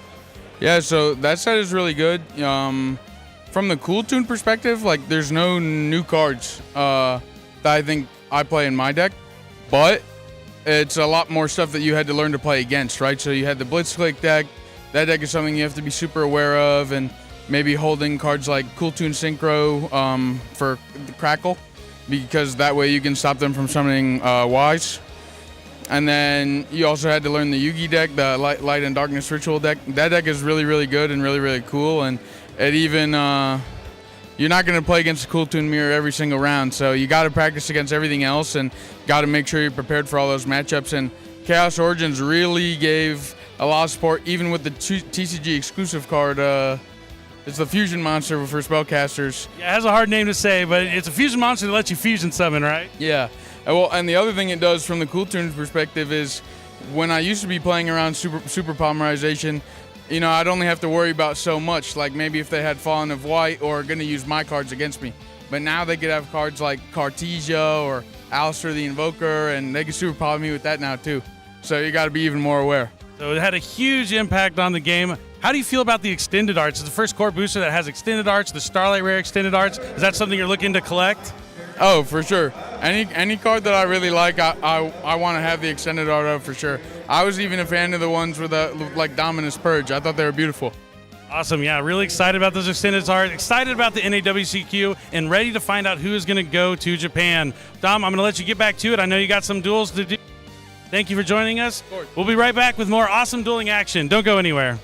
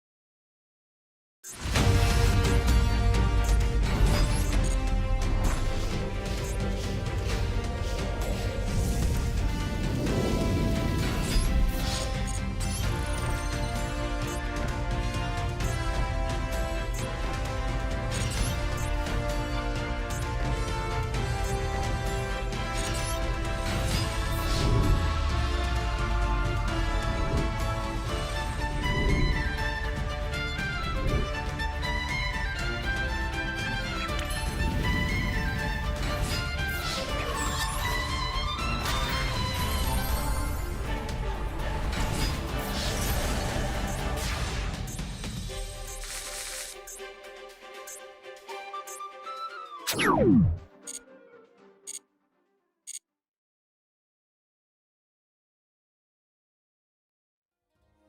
and welcome back, everyone, to the North American World Championship qualifier here in Minneapolis, Minnesota. I'm Billy Brake. This is Asalawathuthanjage, and we are back at it again for another round here in this epic tournament. This is round number 7 now. We are getting closer to the end of day number 1. Still a lot more rounds in day number 2, but we're getting to that edge where people really want to get comfortable. Can they go the full 9-0? Doesn't guarantee you the top 8 just yet, but it makes you that much more comfortable, right? Only a few more wins away. We're just trying to get to that point. Yeah. How do you feel, Billy? Oh, I'm feeling good. We've had some really exciting matches. It's been a long weekend because we started on Friday, right? And today's Saturday. But we started with the World's Qualifying Point Playoff. The top 16 players who have the most points throughout the year of competitive play faced off in a single elimination tournament, to where we found the top 2 who already are going to Japan. And they're excellent duelists. It was Mario and Luca, both from Canada. So we're going to be trying to figure out who is going to join them to represent North America. And as you said, we're in round 7. So we only have 2 more today after this one, and then a few more tomorrow before we cut to that top 8, and then we will be so close. So I'm pumped. I got to know who the team's going to be. I really hope we get some USA representatives, but the Canada players are coming out in force here in the tournament here this weekend. Absolutely. We saw it, just Ryan Yu winning the previous round. He was already qualified for the Master Duel World Championship, but he is dream crushing right now, continuing on with an undefeated record. There's some amazing prizes on the line beyond just the invite to Japan and the World Championship. So I definitely know why he is fighting here and dream crushing. And also the title. He's been close. He did make the finals of the championship, which replaced the WCQ the year there wasn't a World Championship because of the pandemic. Yep. But he came in second against Hanze, and he was playing Sky Striker. Sky Striker, yeah. So he's going to try it again this weekend. Will he make the finals again? We'll have to find out. But he's one of those excellent Canadian players. There's so many. We had Milano on earlier. Canada has been a powerhouse since the beginning of the game. Absolutely. A bunch of capable players here. They all really get to work with each other. You saw how important community is in building the game. When you get to play with other great players, you're going to be great yourself. Yeah, that's the biggest thing. I mean, that's how I grew up. I went to a tournament, my official tournament store, and everyone there was better than me. And I could have been like, oh man, this is tough. Like, I just keep losing to these people. But no, I looked forward to losing to them. I was excited when I lost because every time I got a little bit closer. I made it a little harder for them. I worked a little harder to beat them, and it pushed me to a point where I just kept getting better and better. The best way to get better is to lose. But we're going to find out if who's going to lose this round or who's going to win this round. So let's go ahead and meet our round 7 feature match players. So I'll go ahead and toss it to the stage. Take it away. Up first in the blue chair from Portage, Indiana, getting back into Yu-Gi-Oh! This year and already making it to the NAWCQ, Jordan Nieto! And his opponent today in the red chair from Toronto, Ontario, a Master Duel Worlds 2023 representative, happy to continue competing at the top level, Victor Lee! Duelists are already on stage, so let's throw it back to the casters for game number 1. Thank you so much, Kangas. That's right. It's another USA versus Canada matchup. We talked about how Canada is coming out in droves here this weekend, and they're doing well. Let's take a step back into the past for this round.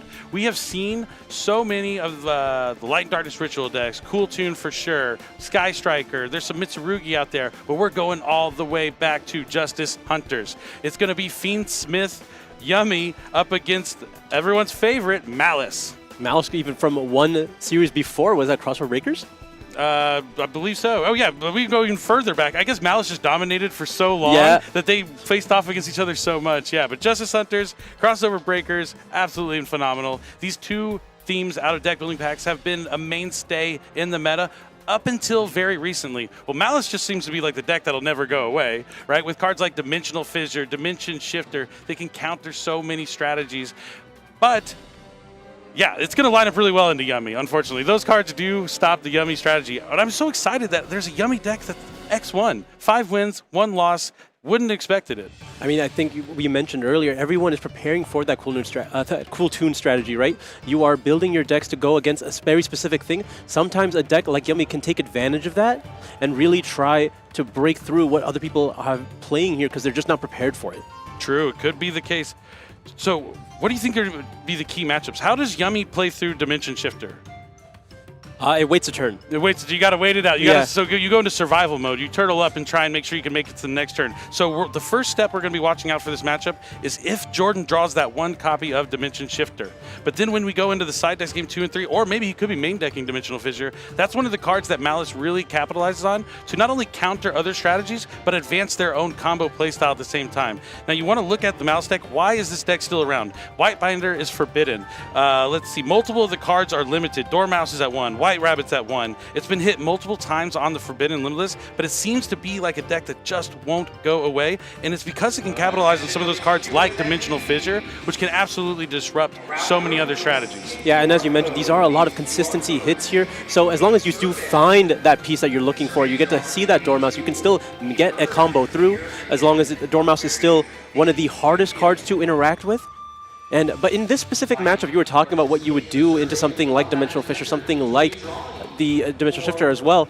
Something that Yummy has going for it in this matchup is the effect of Cookie Way, being able to set their monsters face down. So all you have to do is set up a Snatchy as well as another level 1 monster. So it's really going to come down to the die roll if Shifter is in the hand.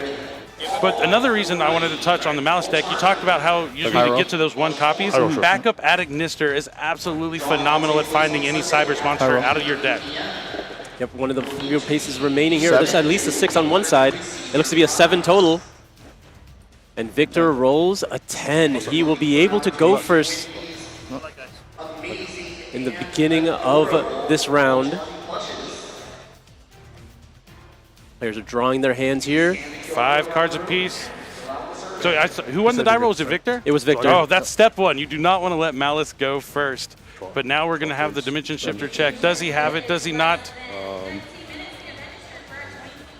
Seems like Victor's allowed to go into main phase here. Perfect. This is what I wanted to see. I'm a big fan of the Yummy deck, so let's find out why it is still viable, this format. Because as a Yummy Duelist myself, it's a deck I put down.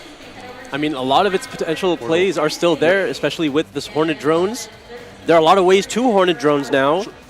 That's a card I cut from my Yummy deck because cards like Dominus Purge makes Kagari not as strong, but when you're able to go first and start with that Drones, you play into Ash Blossom a little bit, trying to get to that Yummy way since you won't have any Yummy monsters in your graveyard, but still, with the loss of the 2 Cupsy Yummies, you're going to need more ways to start.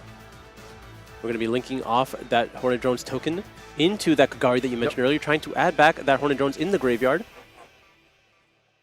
Imagine immediately we are going to play back the Hornet Drones, putting another level 1 monster on the field. This is how you start your Yummy plays here, as you mentioned, with the loss of the individual copies of Cup C in the main deck. You just want to get to Cup C Way. Yeah, the other options that you could play, like Piri Rice Map, where you're able to still get to that 1 Cup C Yummy and you won't be vulnerable to Ash Blossom. So now here's the second check. We passed the Dimension Shifter check. Is there an Ash Blossom? Hitting it here on the Cup C Yummy Way would be huge because they can't bring anything back. No Ash Blossom. I mean, this is everything you want to see if you are a Yummy Duelist. You get a copy of Cup C here and 1 more. See what he goes for. It looks like he's eyeing a copy of Marshmallow, and then now has to discard a card. Likely going to be discarding that dead Fuwalos in the hand. Quarter Century Secret Rare at that. Maximum value there, getting rid of a card that was not going to be useful anymore. And then there's Fiendsmith's Tract as well. Fiendsmith's Tract's going to add a light fiend to the hand, and then Victor will have to discard a card. Fabled Lurie. Going to be adding Lurie, going ahead and discard it for the effective track, which will trigger Lurie in the graveyard to special summon itself back onto the field. Been a while since we've seen this, but it's been a tried and true strategy. Yep, Fiendsmith's Requiem. I'm a big fan of the Fiendsmith. I love to see these cards still viable in action. It really shows that you can play what you like as long as you know it well and how to beat all the matchups. Even if it's not popular, maybe it's not the most played deck, or maybe no one else is really playing it, it doesn't mean that it's bad. I mean, yeah, you can say that Fiendsmith is no longer popular, but if it's in front of you and you don't have an answer to it, it's going to be really hard to deal with. Yep, so quick the Requiem, and now we're going to fusion summon by sending those 2 fusion materials to the graveyard for Necroquip Princess. Yep, Princess hits the field here. We have Engraver in the graveyard now as well to put itself back on the field. Threaten the Xyz summon. I mean, DDD High Wave King Caesar, still an incredible card. He still has Cupsy, Yummy, and Marshmallow. So he hasn't normal summon, but he didn't special summon the Marshmallow before he put another monster on the field that would prevent him from special summoning it. I don't know if that really matters. Princess, draw. Sure. We're just going to get the extra value of the Necroquip Princess here using Engraver after the fact to get the draw. Another copy of Tract added to the hand.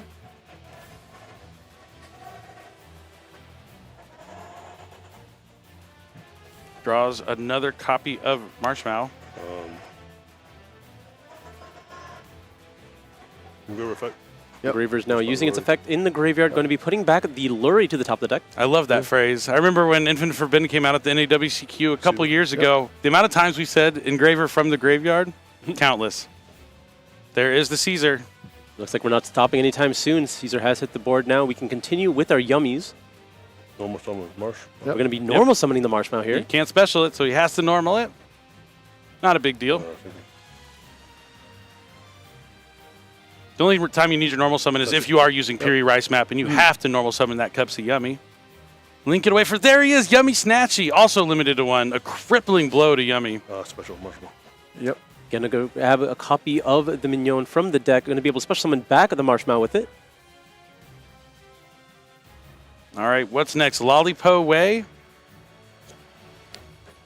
The cool thing about Yummies, it's been a while since you've seen them, so if you're not familiar, they can treat the Link ones as tuner monsters for their level 2 Synchro monsters. Lollipo Yummy Way is going to summon back 2 Yummy monsters. Their effects are negated. We're going to have to find a way to summon this Cupsy from the hand to get access to our Quick Play spell, if we haven't already done so. Reproductus is coming down, so it usually you use that to access the Fiendsmith cards, but he's already has them, and he's already used Requiem. I mean, we'll see what he tries to do with it here. Could overlay for a gigantic sprite. He special summoned the Cupsy from hand? I think so, yep. He didn't use Piri Rice Map. That's just me talking about another card you could use in Yummy. Call Fiend. Yep. Calls Fiend. But why? Oh, because he needs it as a material for sequence. Yep. No, he doesn't. You just need 1. Yeah, that's awesome. That's cool. So even though he already got rid of all of his light fiends, by using Reproductus, he found a way to go back into the Fiendsmith card. So he's able to use the Necroquip and get access to sequence because of his sequencing. Really cool stuff. I'm a big fan of the Yummy stuff. I'm really enjoying this. Yummy and Fiendsmith. Yeah, clearly, these are 2 of your favorite strategies here. Still so strong here at the NAWCQ. Fiendsmith's Desiree has hit the field now. Will we climb even higher into the Aghanim Day? If we can even fit that into the extra deck, it looks like we're just going to be linking away the Cupsy as well as the sequence here. This is going to be for, an SP Little Knight. What's funny is I tested Yummy a lot afterwards, and a lot of my inboards did have SP Little Knight involved. It just gives you that extra way to pick a monster off the field, which is actually pretty good against Cool Tune because every monster on the field threatens a Synchro Summon. Not so good against Malice. Yeah, again, Malice, but you do have the Desiree as well as the Caesar, which are particularly strong into Malice. And the Cupsy Yummy Way. Sure. I mean, that's the cool thing about Yummy is there's just so many interruptions with so few cards, but along with the Fiendsmith cards, you get so much more on there as well. What an unfortunate draw for turn. It was a copy of Impulse. Just in time. Activate Allure. All right, we're going to try digging here. Allure of Darkness can get your play started by banishing a Malice if we do draw one. Every time you're playing a dark deck, you at least have to ask yourself, can I play Allure in this deck? Should I play Allure? It's extra good in Malice because when you banish your Malice monsters, they will special summon to the field. So you get to draw some cards and get a monster on the field without using your normal summon. We are going to respond with the effect of Cupsy Way here to summon back 2 monsters from the graveyard, and then still in response, we're going to use the effect of Desiree to go ahead and negate that Allure of Darkness. Do you think if you've seen Allure, you have to read Malice? Very possible. It's not worth the risk, that's for sure. So he's going to bring back Lollipo and Cupsy, and then he used Cupsy Yummy's effect to draw a card. He's still waiting to get the Croaky onto the field. Normal summon? We're going to be normal summoning the Chessy Cat here, usually indicating that we have multiple Malice cards in the hand, or it could be bait.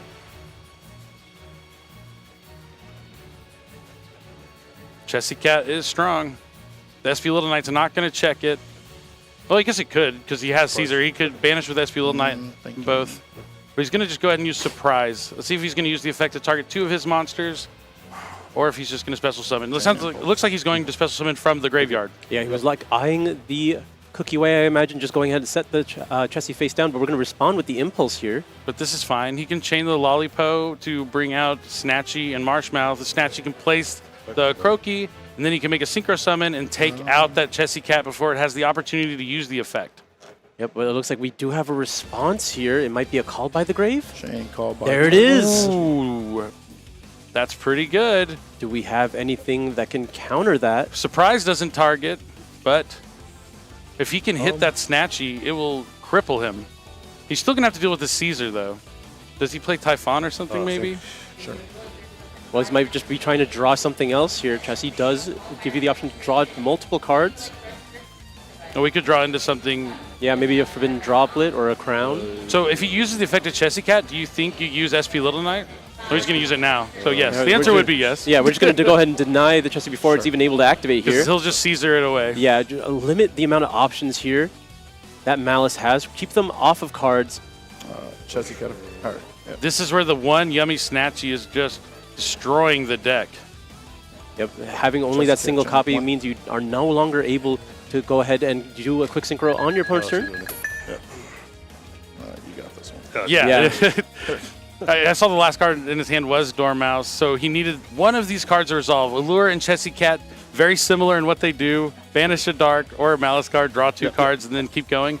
But Victor knowing how to play against this deck well. That's kind of the one downside for Malice, that even though it's not really relevant in the format as much as the other decks, you still know you might encounter it, and it has been around for so long. It's rare that you're going to run into a player that won't know how to play against it. Yeah. Especially during the time like it was dominating in Master Duel, was when I think Victor, he went to Master Duel Worlds, so I would assume he continued to play Master Duel after that. But now he wants to go to the TCG World Championship. He only has one loss, but wins the first game here, so he's putting himself in a good position to at least come back tomorrow to do his best. Absolutely. You mentioned Malice is one of those decks that unless you haven't, or unless you started playing within the last few months, you know what Malice does. And even still, there's a chance you ran into it. Yeah, absolutely. Malice is just one of those decks that's been around for so long, and given it's a difficult deck to interact with, but it's still, like, the signs are there. You just want to keep them off their monsters on the field. You don't want to let multiple Cyberse monsters hit the field. You do not want to let them banish their Cyberse monsters as well to trigger those Malice effects to summon themselves back. Caesar is a very strong point of interaction there, being able to set them face down as he was trying to do with the effective cookie, but then also just making sure to deny the draws as well so they can't get any more extenders. Really limited their plays here. He's siding out Shifter? Crazy. I don't know. You're playing against Fiendsmith Yummy. I think he's just putting in Dimensional Fissures, of course. Yeah, you 100% want to side three-dimensional fissures. It's one of the only decks that can capitalize on it, by not only shutting down the opponent, but advancing yourself. But why the Shifter? Maybe he didn't feel like he needed 4 copies. You know, with the 3 copies of Dimensional Fissure, do you really need the 4th in the Shifter? Yes. Maybe. We'll find out. We'll find out. And not only that, you just have so many draw cards, but maybe he has just had that redundancy where he's drawing the Shifter, the Fissure, but no Malice names, so he's just trying to... Maybe he knows the numbers really well and just wants to make sure he doesn't have too much counter cards, so he is still able to advance his strategy. Yeah, as you mentioned in the beginning of this round, Malice has taken quite a few hits here. Consistency is a bit of an issue, so you probably have to prioritize some slots there. There's only so many cards you can take out. Indeed. I'll take first. All right, here we go. We're ready. Game number 2 is about to be underway. Jordan almost certainly opting to go first here with his Malice strategy. I'll tell you, if you asked me for the weekend, if I would have thought these 2 decks would be viable in contention by round 7, I would have said maybe 1 or 2. And maybe these are the only ones, but they are proving that even though they aren't the top tier decks, the ones everyone's talking about, they still know how to have success with them. Which is what Yu-Gi-Oh! Is all about. Don't always let everyone tell you what is good and what's not. Believe in yourself and believe in your deck. And we're starting off with Malice in Underground. Sure. Ghost Spell. With the Ghost Spell Haunted Mansion here. Going to be negating the activation. So Malice in Underground will go to Graveyard. And we're going to be normal summoning the Droll and Lockbird here. He's going to try and go into a dark extra deck monster, so I would guess he has a backup Atagnister in his hand. Or just Almirage. Never mind. Almirage puts itself on the field here, so you're able to... No, it's a Cyber. Yeah. It doesn't have to be dark. Yep. Effect the search. Same thing here. Yep. This is why Malice is so good, really. Is backup at Ignister. They lost copies of all their other cards, but backup will still find a way to get any Cybers monster. And because you already have access to Malice in the Underground in the graveyard here, you are able to access your March Hare. March Hare will be able to banish the Underground to be able to continue playing because you have a Link 3, or you can get nothing at all. Ash Blossom, Ghost Bell and Ash Blossom, the dynamic duo slowing down Jordan. I mean, 2 strong points interaction here, not being able to get to a Malice name. Canada might be taking down this Malice deck. I mean, Victor still needs to have a play of his own. Green hand. Yep. But if there was a deck that has consistency, it's Yummy. Just one Cupsy. Was he thinking about going to like SP Little Knight? Wants to put up some form of defense here. He's looking at Cybers Wicked, and he's like, is there any way I can have this card activate? Maybe Victor will not realize it can't be destroyed by battle. It's happened before. True, true, true. That's a bold hope. No, it's about Cybers Wicked. He's going for it. Like, Okay. if it lives, there's a chance. I mean, he has 2 powerful points of interaction in his hand. Yeah, this is when you definitely want to read it, because normally you use this card to advance your strategy, right? So he wants to make sure there's no extra effects, so surely he'll know about the destruction protection. Yep. All right, do we have a way to play? Fiendsmith's Tract, that's a good one. It looks like we're going to be able to resolve the Tract here. What are we adding? Is it just going to be that copy of Lurie? Could be Engraver if he has a different card he wants to discard out of his hand. But I don't know why you would do that. Probably Lurie. Oh, It's going to be Graver. This is going to be brutal. You saw one Droll and Lockbird. Oh, they already had Lurie in hand. Droll and Lockbird is going to be able to be activated in the following chain here, in chain to the Lurie. Now, Droll is very good against Fiendsmith. Yummy. But he still will be able to find a way to get to at least a rank 6. We contemplating here before we link away the Lurie into the Requiem that we've seen so many times before. Victor, very lucky he started with Tract and not Engraver. Because, yeah, Fiendsmith. And there is the Requiem going to be met with the Ash Blossom, the last card in Jordan's hand here. Now all he has is a Cybers Wicked and the hope and a belief in the heart of the cards. If we can draw a monster, we can get back into this game. If he does, this would be such a heads-up play by making the Cybers Wicked. Know your outs. Play to get lucky. You talk about it all the time. Put yourself in the best position to win. That's all you can do. This is awesome. Jordan making the moves necessary to try and win this game. Does Victor have any plays left? We know about the Engraver, the 2 other cards. He's under the effect of Droll and Lockbird. Cannot activate the Engraver to put itself in the graveyard.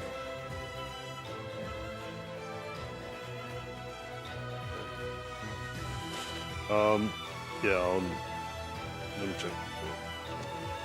Maybe considering a normal summon here?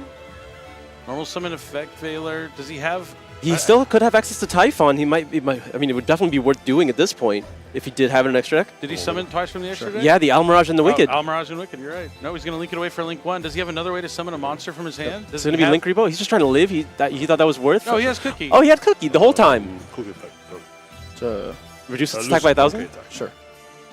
All right, but we are still under the effect of Droll and Lockbird here. Snatchy's going to be able to put the minion directly from the deck to the field. That felt a little slow rolly. Yeah, if you had a Link 1 and the Cookie. What are you? Yeah, it's okay though, because now we're in action. The Snatchy plays Mignon. Mignon's going to bring back... he has game almost. Like, that's so funny. So he's going to go into Lollipo. Lollipo's going to summon back 2. The Mignon is going to boost each light beast up by 500 for each one he controls exponentially. Oh, wait. Is he committing to... Did he commit to a Synchro Summon? I mean, he picked the monsters up, so yeah, he did commit, but he can't search with the Cupsy Yummy way. Is he just going to try and go Reproducus? Coffee. Oh! Here we go. Reproducus, another card that lets you find a way to get to the Fiendsmith cards. Yeah, this will get you access to Sequence, but there's not a whole lot in the graveyard there. It's a copy of Requiem and a copy of Lurie. So he could make... Lacrima? Interesting game so far. He's under the effects of Droll and Lockbird. Yeah, what is he trying to accomplish here? I think he's also trying to plan it out. He's checking the fusion materials. What can he make? Usually you would plan this out before you commit to the Reprodocus here, but you know. Oops.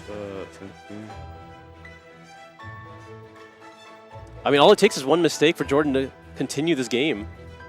I mean, yeah, I think I might have done something a little different. I would have just gone for SP Little Knight, get rid of the Cyber Wicket, have the Yummy Synchro face up to Disruption, having my opponent top deck 0 cards. But Victor might find a way to do more damage. I mean, yeah, if he has the means to get to 8,000 points of damage, or even just a lot of damage, because Malice needs his life points to play. True. But you had the SP Little Knight cleans up here, yeah. All right.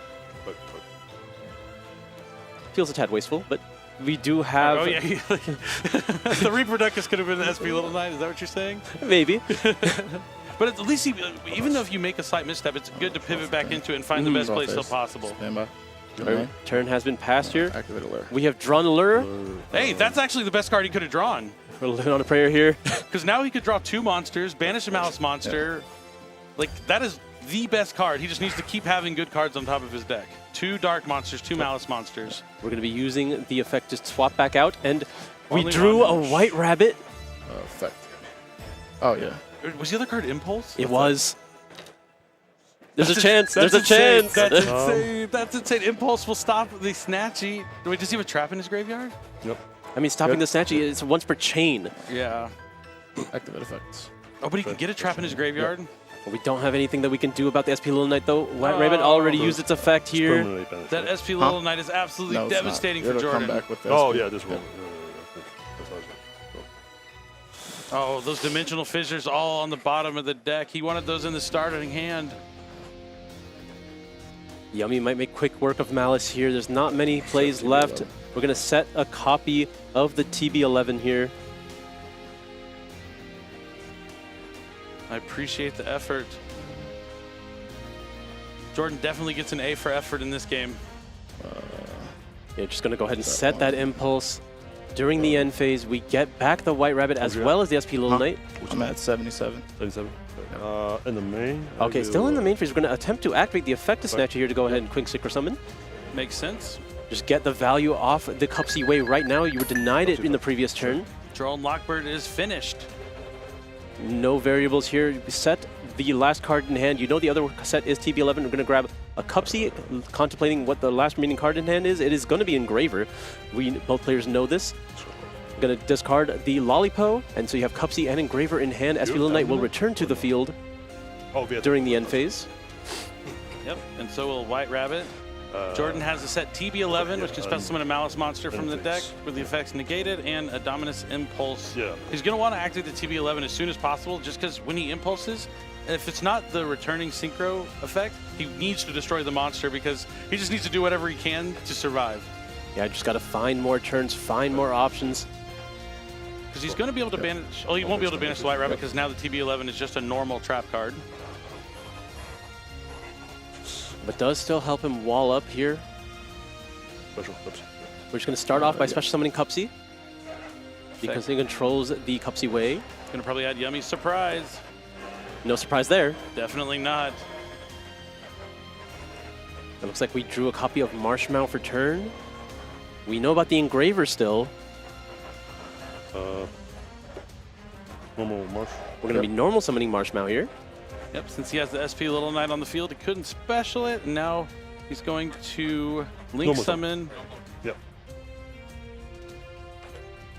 There's one Snatchy's gone, Link Kribo's gone, but he can use the Link Kribo in the graveyard to special summon it back. One of the few ways we can really circumvent the loss of Snatchy there. A recurring Blink 1 as well. Lollipo.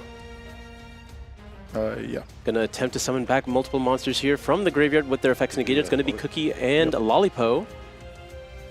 Still a lot of damage represented because of the minion on the field. Yeah, I mean, he has a lot of damage, but all of his monsters are gaining 2,000 attack right now, except SP Little Knight. We're gonna be going with the surprise here, targeting both the sets. We're gonna chain the TB11. Now, being able to put back the impulse of the hand, not really anything lost there. That is running, that's pretty true.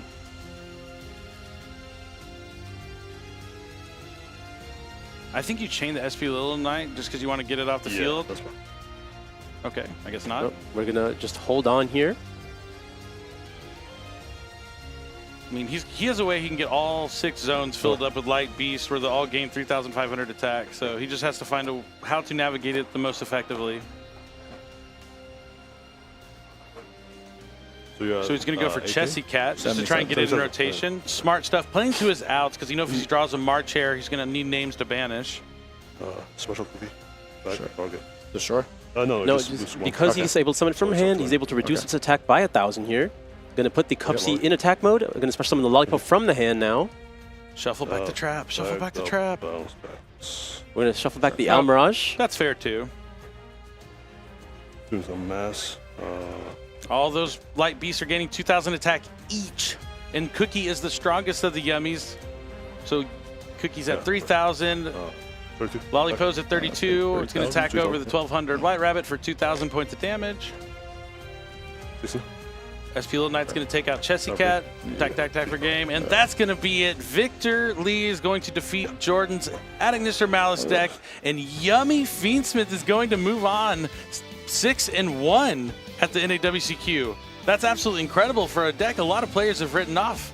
Well, I made light work of this Malice strategy, being able to just play its own game here. It was met with several interruptions there. Ash Blossom was critical. Droll and Lockbird also doing some damage, but didn't matter. All you need to do is survive another turn. You have so much follow-up, so much power. Yeah, it's true, and it's awesome to see him be able to take it down. The Malice deck, but we go back to him siding out that Shifter. I know you don't want to draw too many non-Malice cards. You know, you get kind of caught up in it.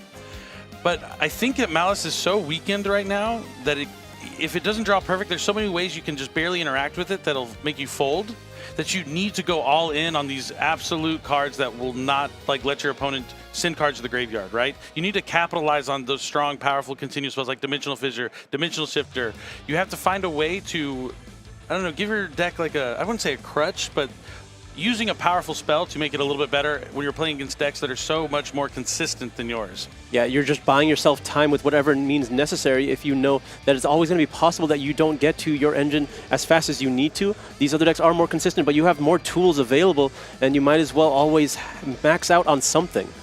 Definitely. But unfortunately for Jordan, he is going to take his second loss. But if you want to look on the positive side, he's not out.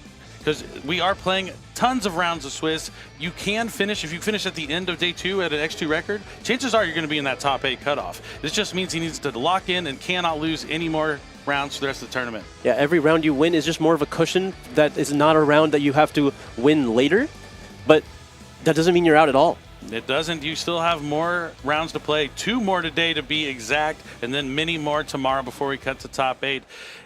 You know, being 5-2 doesn't feel great, but also not a bad record. I think if I'm 5-2, I'm feeling okay. I mean, it depends. You start 5-0 and then lose the next 2. We don't know which round he lost. Yeah. That can kind of get in your head because you can feel like my deck's just falling apart. I know if that would happen to me, I'm going to go get some new sleeves. We're getting everything fresh. But I was kind of one of those people. I'm changing sleeves every 3 rounds, right? I just want everything to be fresh and clean and nice, but not sustainable. Do not advise that whatsoever.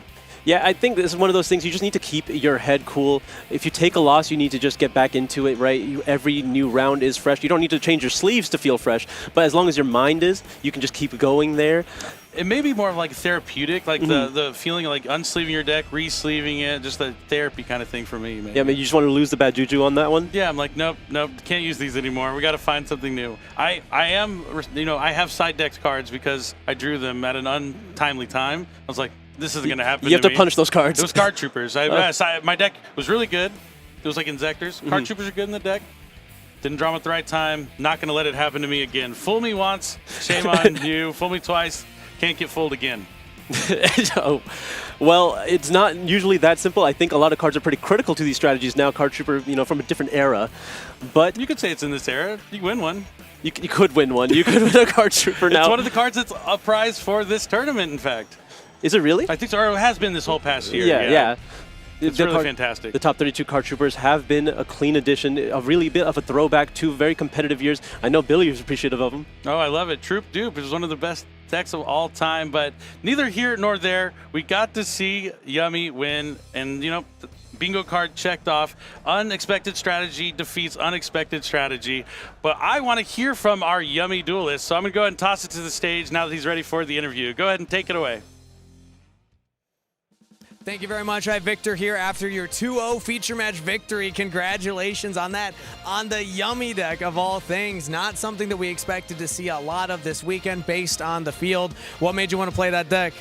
Yeah, I just I've been using the deck the whole year, so I think I'm the best prepped for Vincent Yummy. I want to use something that I'm really good at. So yeah, that's why I decided to use this deck. So I'm very comfortable with it. Comfort's one thing, but how worried are you about the Cool Tunes? Because that seems to be the deck out there, and a lot of people were saying because Cool Tune's so popular, you can't use all your synchros as easily. The levels are changing on your field. So is that something on your radar? Absolutely, absolutely. I think this meta is Cool Tune meta. So I prep my deck based on the meta. So my deck is designed to beat Cool Tunes. So that's why. That's my strategy going into the tournament, and I didn't want to use Cool Tune because I didn't want to play too many mirror match because there's too much awareness, So I just prep my favorite deck, and then I know all the matchups, different matchups, so that I can put myself in the best position. So that's my strategy. Well, hey, built it to beat Cool Tune. We're still able to beat Malice. That felt like a match from a couple months back, a few formats back. That was really fun. Did you expect to see Malice in this tournament?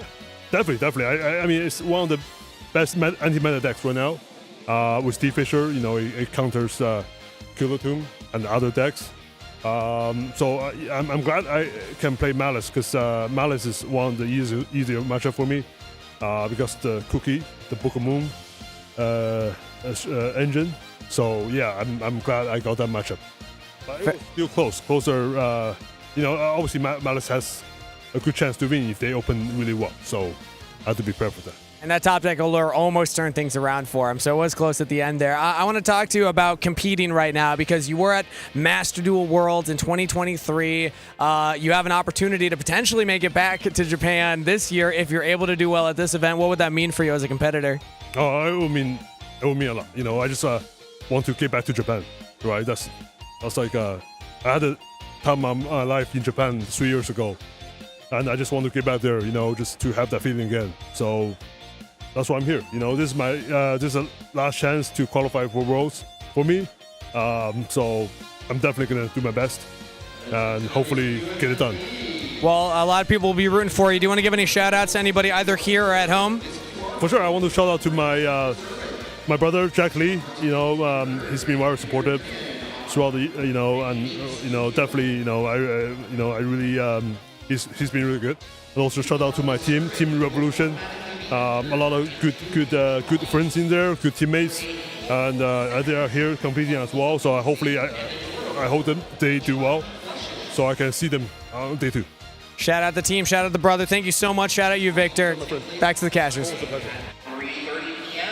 Wow, great to hear from him. And that's something we always talk about. And I just want to, you may think we're just like fluffing it up, but really playing with what you're comfortable with and knowing your matchups is way more important than anything else. You could play the best deck in the room, but if you don't know what you're doing, you're not comfortable, it doesn't feel right to you, then you're not going to win. You're better off playing a lower powered deck that you know very well than a high powered deck that you have no idea what's going on. Yeah, the deck can't get you there by itself. You need to know what you're doing, and comfortability and having that focus to understand how to play into those decks is what's important. All right.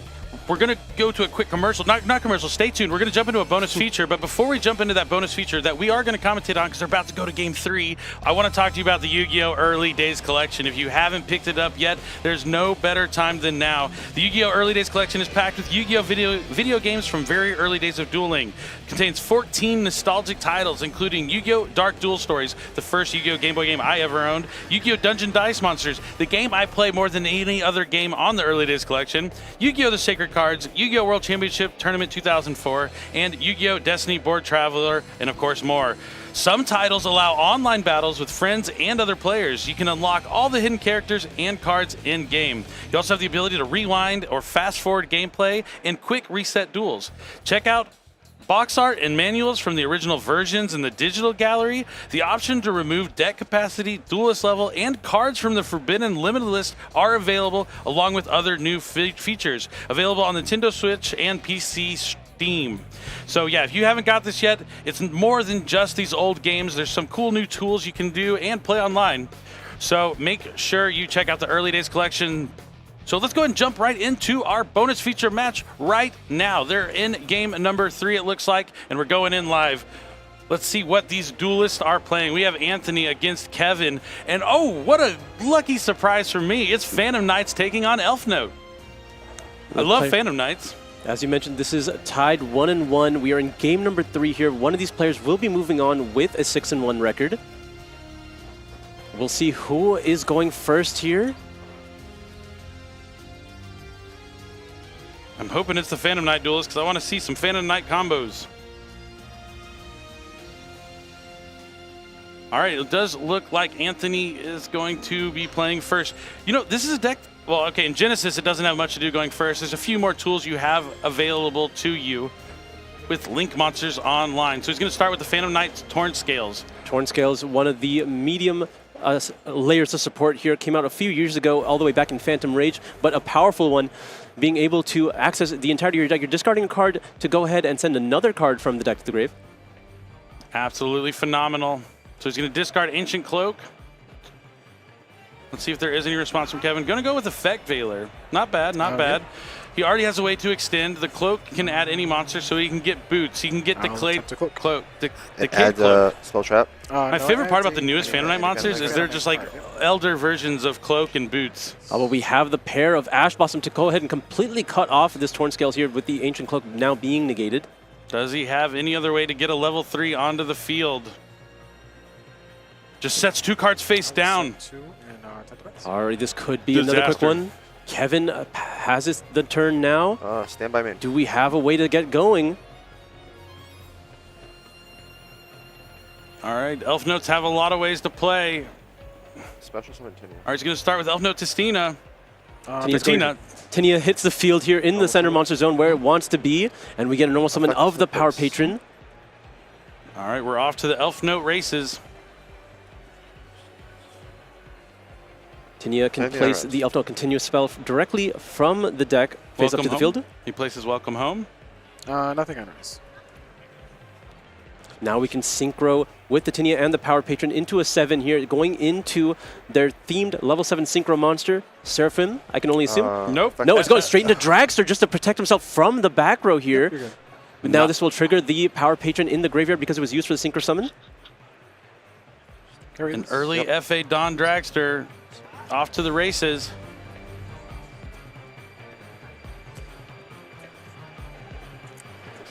We're going to be adding a copy of Lucina off the effect of the Power Patron now. His main monster zone is cleared up, so we're going to summon the Lucina into the main monster zone. Effect search. Going to use Lucina's effect to add 1 Elf Note monster. Going to go for the Power Patron. Little scale guy. Ginaldo. Scale. Gonna place Ginaldo into the Pendulum Scale, so he'll be able to use the Pendulum effect. I like this one because I like to draw cards. We're just gonna be able to destroy it to draw 2 cards and then discard 1. But maybe Anthony has a response now. Solemn Accusation on the Ginaldo. So it is going to be gone for good. You're negating the activation there. Instead of going to the extract, it's going to the graveyard now. Solemn Accusation, another great card out of Blazing Dominion. We've had so many good cards that have to go to the side deck. Solemn Accusation, Pot of Sloth. Opting to use the 1500 life points effect? Makes sense. Welcome home. Chances are there's only 1 Ginaldo in the deck anyway. And Welcome Home now using its effect to send a monster from his hand or field to the graveyard, to summon another Elf Note monster with a different attribute. Gonna clear up his center monster zone. And another Solemn Accusation. It's not once per turn? Why would it be? It's a Solemn. There you go. J'accuse. But the thing is, does it negate effect and activations, or does it only negate activations? It's only when a spell trap card Looks like what they're talking about right now. I'll let you pull it up, Asala. Right. I would assume a Solemn card negates activations when a only. spell trap card is activated. I'm not activating it. I'm just using the effect. When a spell trap card is activated, it cannot interact with Welcome Home here. I thought it was. And that's a lot of information for Kevin to have. He now knows that there's an accusation set. You could say it's perfect information. Yep. Yeah, you're good. He still has a card in hand. Anthony's probably going to get a warning here. But that's okay. Just a PE minor. No big deal. Just try not to do it again. Welcome home, now able to resolve. We're going to go ahead and summon Regina into the middle zone. Yep, Regina, very good. It can move out of the middle zone to special summon a monster, an elf monster from the deck. And we'll be doing just that? Oh no, as long as she's summoned, she can summon an elf note from the deck. Yeah, she doesn't have to move out of the zone yet. Now we can synchro with the Power Patron. The Elf Note Power Patron. Effectively. For June Pride. Using the effect of the Power Patron to increase its level here so that you can then go into the June Pride. Effects. Yep. June Pride now using its effect while it was in the center monster zone. Kind of works like that Fire King trap card where you get to summon 3 monsters from 3 different locations. Yep, 1 from graveyard, 1 from deck, 1 from hand. Doesn't have to summon from all 3, but can, right? Yeah, why not?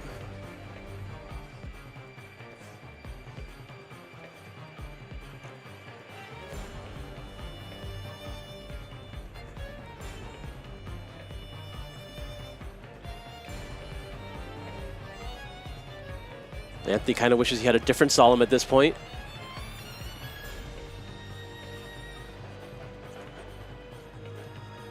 Looks like we're going to be putting Lucina on the field from the deck.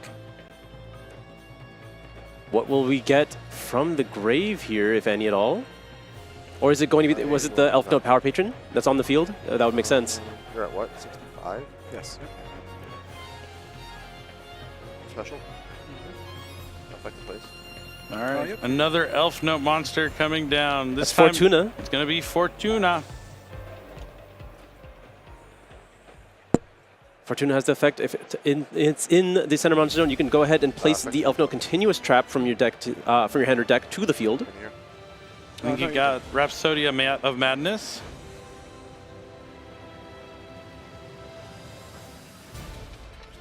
Crystal Wing Synchro Dragon. Alistair and Crystal Wing back at it again all these years later, am I right? Maybe not in the same deck anymore, but they're still causing trouble, and we're entering the battle phase now. Crystal Wing was in Wind Witch, but that's the same format. It was with Alistair. Oh, too? Oh, yeah. they used it all together? Okay. Yeah. I felt like they had a connection. I know it's been 10 years, but... And that's going to be it. Kevin and his Elf Notes are going to play the music well, and he is going to move on 6-1. Unfortunately, taking down Anthony, who was 5-1 with Phantom Knights. Another deck that people kind of overlooked that came out with some new support in Chaos Origins. But 2 losses isn't too bad. So, man, this round, we got to see 3 decks that you probably would not have expected to see still in contention this late into the tournament. But that's Yu-Gi-Oh! You never know what you're going to get. Absolutely. Not all your favorites can win. I know you love those Phantom Knights, but the Elf Note deck has been gaining a lot of attention. It's been getting support every set now, and finally with that June Pride has gotten so powerful that a lot of players have chose to play it here in this event, and it's a very strong competitor, as we can clearly tell from this round. Yeah, definitely. You talk about it just getting more and more cards, being more and more effective, and that has just been the case for this Elf Note deck, and now it is considered to be one of the better decks of the format. I saw it talked about a lot more online, so I was like, maybe there's a chance we'll have as many Elf Notes as we do have Cool Tunes. Seems to be a really popular deck to talk about, but when it comes down to it that this is the NAWCQ, and this is the one chance to go to the World Championship, it seems like a lot of our duelists have gravitated towards the more consistent and strong strategies. While it is really strong, it kind of has that old branded problem. I wouldn't say problem, but choke point, kind of. So Regina is really useful going second because you can summon it, and it special summons from your deck, as we saw. But if they summon that, you have to discard a card to summon from your hand, and it gets hit with Ash Blossom. The investment is so bad, like you're so far behind, you'll end up losing. So maybe that Ash Blossom, interaction, or just any sort of interaction from the hand, while Cool Tune can use so many, might have scared some players off from using Elf Note. Yeah, it's a choke point for sure. It's very similar to Clip, where it conducts a summon after the fact, or at least puts you in a position to conduct a summon after the fact, right? But if you do anything to the materials, you can just lose a lot of resources immediately. So why it's not really something you want to focus on doing. You want to be able to use it on your turn. But if you are able to pair it with other interruptions where you know that they won't have the means to actually interact with it or stop it, then it's a lot of value when it's able to resolve. Yeah, I think that's a good point you touched on. Even though Regina is a card you can use from your hand to summon to your... I know when I first read it, I was like, Izuna was like super popular and was dominating. And this card also can summon from the hand, summon from the deck, and interrupt your opponents. I was like, oh, Izuna levels of good. But what you're saying is, since Ash Blossom is so strong, holding it in your hand, not even summoning on your opponent's turn, playing a bit differently can change those weaknesses into strengths. And we've been seeing that in Cool Tune as well. Droll and Lockbird, if they can Droll and Lockbird you before you can get your double search with the Track Maker and the Rotary, that's one way you can lose. So the players have gone to the next step. They've adapted, they've advanced. So now we've seen Cool Tune player after Cool Tune player having Rico and Rotary in hand, right? Yeah. If you read those two cards together, you would think like reveal, summon Rico, makes sense. No, they summon the Rotary first, synchro with that so they can get the double search. So they're always playing around a card that may not even be in their opponent's deck, but you want to always play around anything that could potentially stop you. And that's why we've seen some of these players doing well while other Cool Tune players have fallen by the side. Well, let's go ahead and hear from our winner, hear from our bonus feature match. I'm going to toss it to the stage. Thank you very much. I have Kevin here on stage after your feature match victory. Congratulations, Kevin. Full 3 games, and I want to give you an opportunity to talk about some of the moments from the series because we only hopped in about halfway through Game 3, so what did we miss? Game 1 wasn't too interesting. He went full combo on me. I didn't really have any good hand traps. He won. Game 2, I played around. I thought an impulse. I had Kalba that I held. He drolled me, but I was able to make the full board. You know, he couldn't break it. And then Game 3, I had 2 hand traps. I drew 2 of the bricks, which was unfortunate, but he had 3 normal summons, and I had 2 hand traps. He had a pass turn, and he had double accusation set, and I was able to play through it. So, not bad. Phantom Knights, though, not something that's on everyone's radar. So what was your first thought when you saw him start playing the cards? Well, so funny story. I played him at locals on Sunday, actually. So was he playing Phantom Knights then? It was the same matchup. And so I don't really know what Phantom Knight cards do because I've just been playing for like 2 years, so they haven't been meta relevant. And I don't really know what the new cards do because that deck's not very popular, so I have to like read it. I was reading all the cards, and so I learned a little bit about it on Sunday. And so I got the rematch. He beat me. We actually went to time in a double loss on Sunday, but I had to get the revenge, you know. So it's kind of funny that we just played. You pulled it off, and I gotta say that's pretty fortuitous that you had that matchup Sunday. Were you both locals? I didn't see where you were from. I'm from Buffalo. He's from Syracuse. So we actually went to Rochester locals to test, and so we just kind of met up there. So. Well, that's convenient. Nice. Well, again, Elf Note's a fun deck as well. What made you want to play that coming in? Because a lot of people were skewing more Cool Tune as opposed to Elf Note when those were kind of the 2 expected top dogs. Yeah, so I played Cool Tune at Columbus. Didn't really do too well. Didn't really vibe with the deck. I'm a combo player. I played Malice for a long time, so Elf Note just kind of felt right for me. Fair enough. Well, I got to ask, do you have any gym advice? Because you're looking pretty good, man, and I've been just standing here, I feel a little small. Just gotta be consistent. Go every day, you know, be not doing anything crazy. Just eat right, stay consistent, and that's about it. All right, well, I'm going to get your program after this, okay? Any shout-outs you want to give to anybody either here or back home that's watching, cheering you on? Yeah, definitely Colin, Devin, Hunter right here in front, all the other Buffalo boys that have, you know, theored with me and tested with me and gone to locals with me and all that and traveled to the events. It's been a great time. All right, perfect. Can we get a little flex real quick for the camera? All right, that's it from us. Congratulations on the feature match win. Back to the casters. Thank you so much, King. It's awesome to hear from Kevin. You know, he's going to get some more advice from him, getting some advice on how to be better at Yu-Gi-Oh! And maybe be better in the gym. Something. I mean, there's one thing that holds true for both. Consistency is key. There's no shortcuts. True, no shortcuts. You have to put the time in if you want the results, whether you're working out or you're trying to go to the World Championship. Well, we're going to be right back, so stay tuned. You're not going to want to miss how the NAWCQ today, not really day 1, kind of day 2, concludes, and then we'll be back tomorrow. But stay tuned. Don't go anywhere. We have more dueling action coming to you shortly. Like Mothman, they can put a level 4 in the fields. I don't know if I necessarily start to... We have everything we need. We have 1 leg. 3 more to go. Another leg.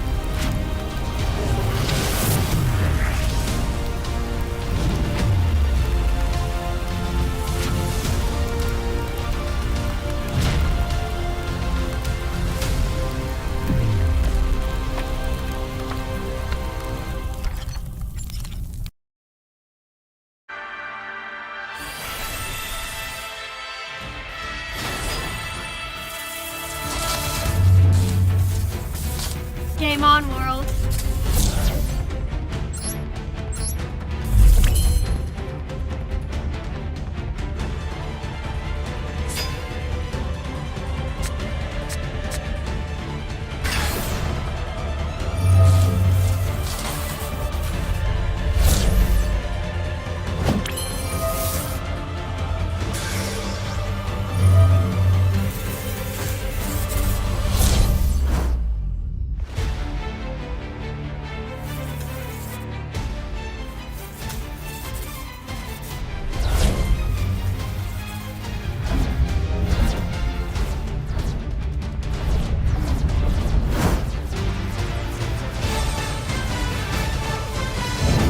Another game, world?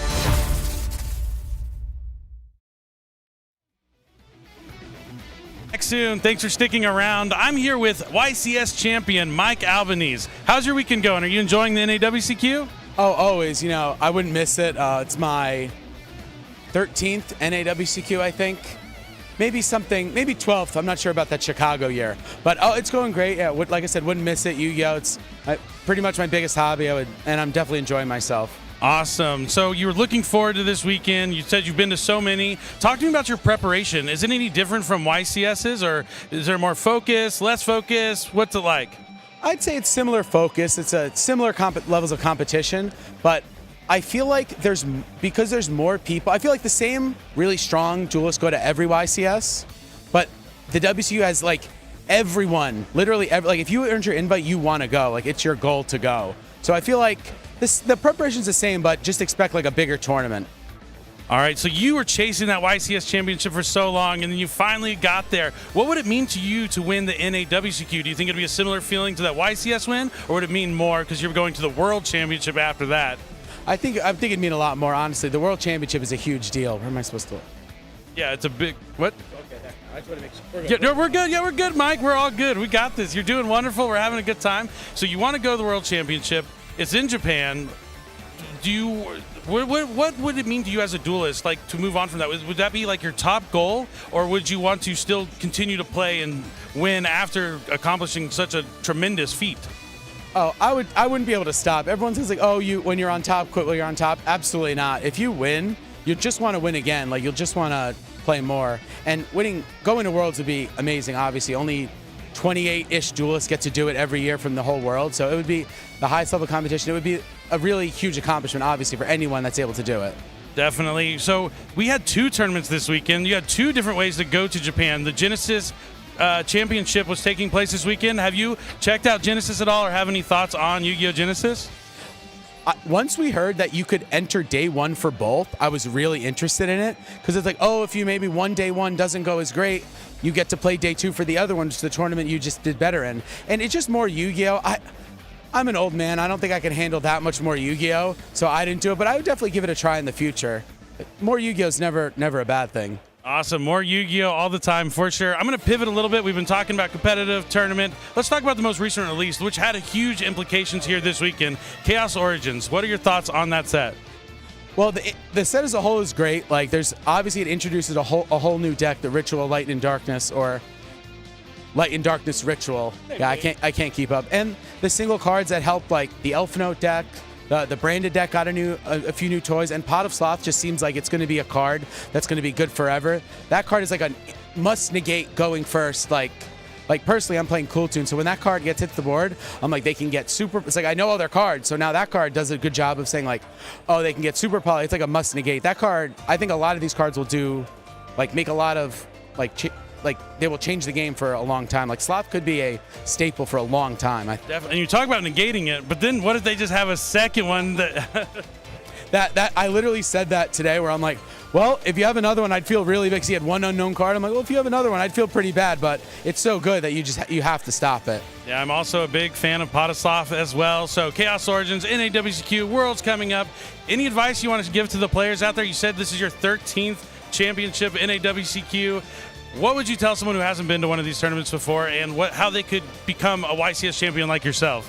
If you're watching at home, come on out. Play Yu-Gi-Oh! Go to your locals, go to your regionals, get your invite here, and maybe one day you could be up here, or you could be winning the matches like you see every round. And maybe one day you guys could go to the World Championship. Awesome to hear from you. Thank you so much, Mike Albanese. You're one of the best to ever do it.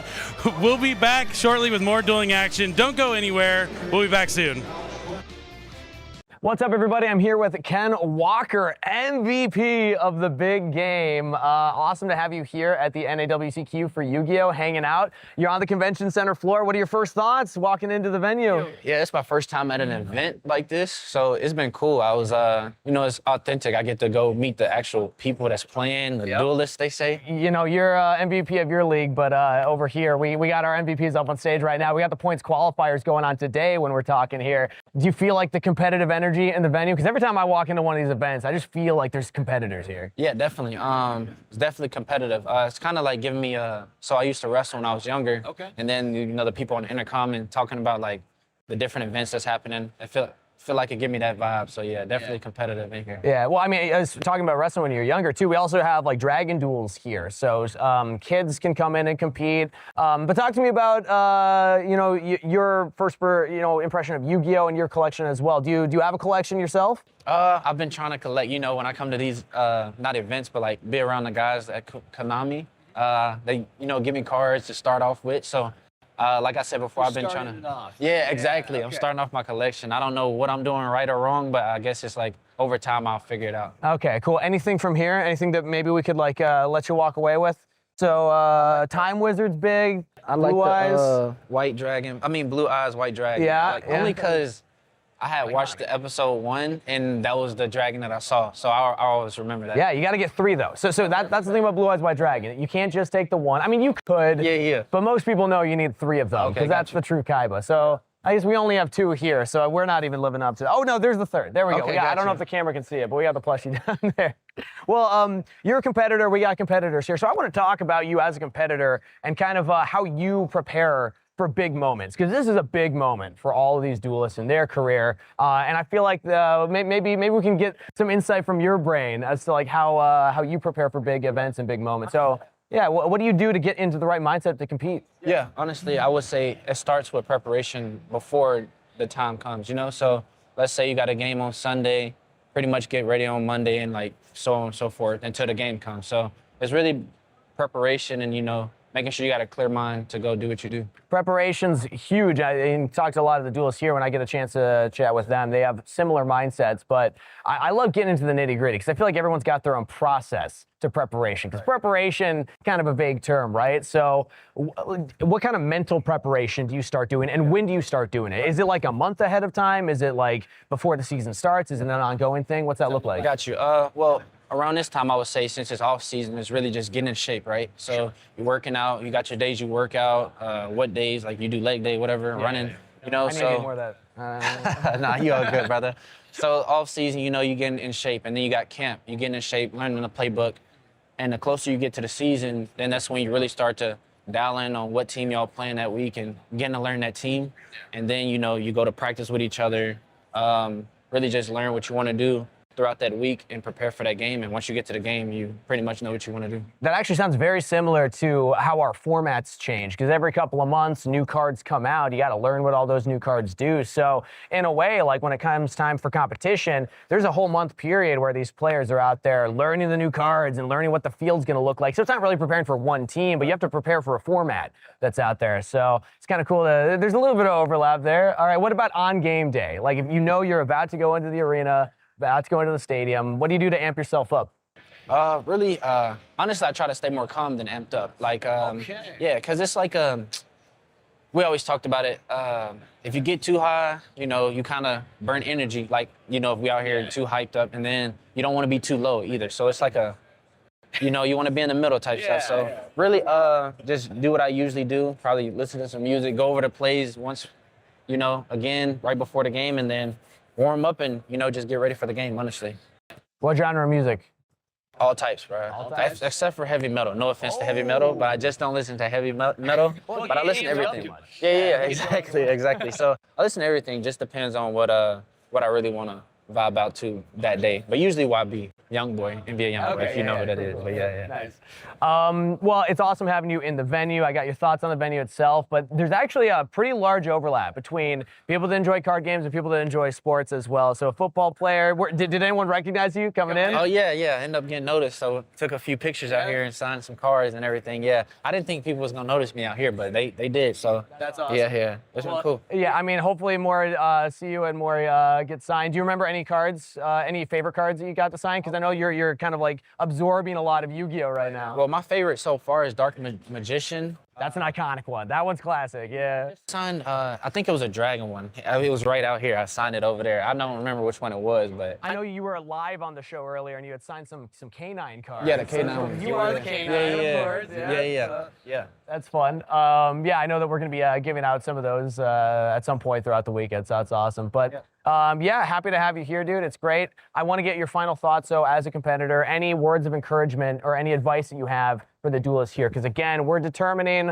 our top 6 that are going to be representing North America at the World Championship right around the corner. So what advice do you have for them? Really, I just say go out there and do your best. I'm sure you've prepared for this moment, leading up to, what you want to accomplish. So, I know everybody going for this trophy right here. So really just do your best and go out there and, like I said, do your best. Do your best. Hey, you prepared. They did the preparation. You've done the preparation. Thanks so much, man. That was awesome having you hanging out here. And yeah, have some fun signing more cards out there. Got you, brother. Appreciate you. Welcome back to the NAWCQ weekend. We are just moments away from our round 8 feature match.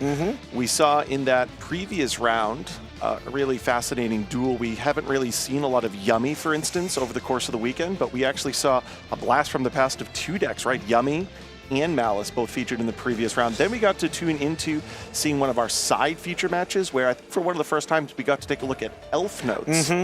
Trying to figure out which year it is. No, don't worry, it's 2026. But it's nice to see that a lot of those strategies still can make it here. There was a lot of talk by Duelists about, Fiendsmith and various Yummy variants actually being able to successfully get through the tournament. I think that kind of proves the point. It actually is really decent still. As we were looking at the whole, cornucopia of Duelists and the cards that are still playing, the format, I don't want to say that it's taking shape, but there are still some very clear favorites, right? We see certainly Cool Tune and Light and Darkness Ritual as probably the most popular decks now in terms of players that have an X1 or better record. But there are some other decks. We've seen several branded variations there at the top tables. There's an RB deck that's actually sitting here at X1. Nice. There's a few different Sky Striker players, right? Ryan Yu that we've seen in the future match area. Raymond Dye is another player really known for his Sky Striker abilities, who's sitting, I believe, at X and 1. So we have several duelists piloting a variety of different decks besides Cool Tune and the Light and Darkness Ritual deck. Yeah, I was talking with Duelists as we were just kind of wandering around in between, and there were some fun stories I've heard about people just discovering, oh, you can use Mind Shuffle multiple times. I didn't know that, so I wasn't able to make it. So a lot of long, hard lessons to learn, but stuff you can take with you to future events like the Regional Championships coming up. So while I don't want to say we figured things out, because we still got 6 more rounds of Swiss tomorrow, 2 more today, including this one, it is starting to kind of take shape, you know what I mean? I'm not seeing a whole bunch of Angelic combo decks, moving to the forefront. Maybe another wave of support in the future. Don't worry, I'm not spoiling any secrets. I personally don't know, but it's interesting to see where we thought we would be when we got here and where we are, but it is a pretty diverse format still so far. Yeah, the Angelic cards are very clearly powerful. It's interesting to watch how players have tried to incorporate it, right? There's Angelic Elf Note combo-oriented strategies. There's honestly decks that are just using the Angelic cards with a whole ton of hand interactions that happen to be trap songs of the Dominators. I've seen players experiment with that heading into the weekend as well. But you're right, I don't see a lot of Angelic at the top tables, at least right now. That certainly can change, though, if we happen to get a little bit of a future release. Yeah, it's a weird package. I was playing against it off stream, and being able to lock your opponent into only 5 monster effects, kind of like you've got to beat me in 5 moves, kind of just like chess. And if you can't, that's it. But also the 500 damage actually did pile up. I got myself locked in where I'm like, I'm trying. Oh, this reminds me of Masquerade the Blazing Dragon. I literally just can't do anything anymore. Especially if you can get multiple of those, so then it's 1,000 per card or even potentially more. Some players have actually commented on how the life point variation is better than trying to go to Shataraga into the only 5 activations. Yeah, technically it's easier to... actually, the damage is more permanent when you think about it, because if you're just trying to challenge your opponent to beat you in 5 moves, and they make 5 moves and maybe they don't beat hit you, then that's not really anything that permanently affects the duel. But if it is 500 or 1,000 damage you were saying as it climbs on up, then yeah, that is going to stack on up there. But speaking of stack, I think that the mental stack for this particular tournament is starting to kind of, people are figuring out what the format is. We've seen a lot of pot of slots in the side deck. That's been exciting. I still haven't gotten to see somebody draw 1 million cards. Somebody out there better do it. But joking aside, I just think that like so many of the cards from Chaos Origins matter. So many of the pack openings that we've seen just from players out in the field have been really fun to watch. And be like, hey, I got the extended art, exciting. But we're not here for just that. We're here for the competition. So I know it's kind of early to make predictions. Do you have a feeling of what you think is going to, even though we're about 8 rounds of Swiss away from getting into our top 8, what do you feel like it is going to look like at the top 8? I mean, this really is the midway point of the tournament for all intents and purposes. But 15 rounds of Swiss, obviously you can't divide that by 2. I guess we have to wait till the middle game of this round to call that halfway point. But we are essentially at the halfway point. I think when we actually see the dust settle, I'm expecting there to certainly be more than one cool tune in the top. I think there'll be at least 1, maybe 2 Light and Darkness Ritual decks.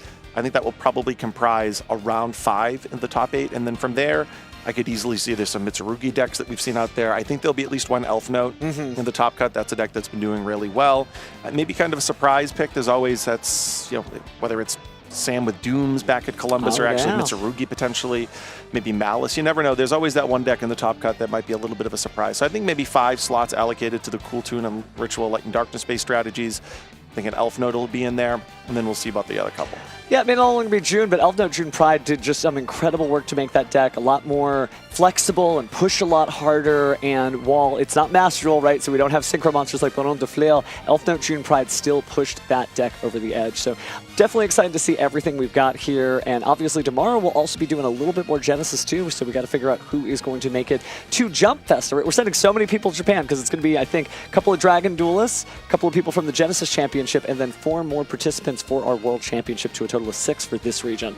I actually think, commenting on that, I was looking over the pairings for this round, and if I'm not mistaken, Luca is actually 7-0, at least 6-1, but I believe it was 7-0 when I was looking over the pairings, which means we are on our way to the situation that we had last year. Passing down the invite? Where the passing down may happen again. So all we need are high-stakes games of Yu-Gi-Oh! It's just so fantastic to watch. And last year we had that bonus of being able to witness Charlie fight for that 5th place spot and having to battle multiple times to actually secure the actual 5th place ranking in some of those 5-6 playoffs that occurred at the very end of the tournament last year. When I'm watching the World Championship, I always cheer for the person who is like the least likely person who just barely made it. At 2024, I know this is a huge reach, but I don't know if you remember Marshall, the U-Bell duelist, who missed his flight because he booked a flight thinking he wouldn't make top 8, and he did.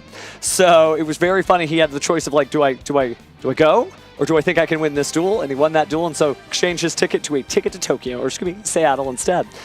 The crowd is still out there, though, as we are trying to decide who among these many duelists is going to advance. It's still very early in the tournament. And like you said, we're not even really halfway there. I had a similar situation to Marshall before. I actually did catch my flight, but I mean, this is a while back, but I remember the event that took place in Long Beach. I ultimately ended up losing in the top 4. But there was about 70 minutes to get from the convention center to LAX. Anyone that's ever driven around Los Angeles knows that that is a very difficult thing to do. I remember running through the airport to catch my flight, and Jarrell Winston, a friend of mine at the time, really well known. Both, we actually spoke about him in the booth this weekend about his Yu-Gi-Oh! Dueling accolades, but also he was a well-known judge. Saw me running and actually yelled, "Joe, the terminal you're going for is that way." He actually saw me running through the airport, and I made it. I've never gone onto a flight last person. They had to open the door for me, but I've had that situation before. Marshall, though, I think made the decision that I would have made as well, which is I'm going to play for that ticket to Seattle, as you mentioned. So I will race you your almost missed flight for my missed flight. At the 300th in Richmond, I was just catching up with some duelists, and what I didn't hear was paging Stephen Darling. Maybe you should get on this flight, and nobody told me, so off it went, and I spent the night, I think, in Baltimore that night. The stuff you do for Yu-Gi-Oh!, the adventures you get to have both in and out the venue, the friends you make. What I love, the phenomenon, is I always call it Battle City.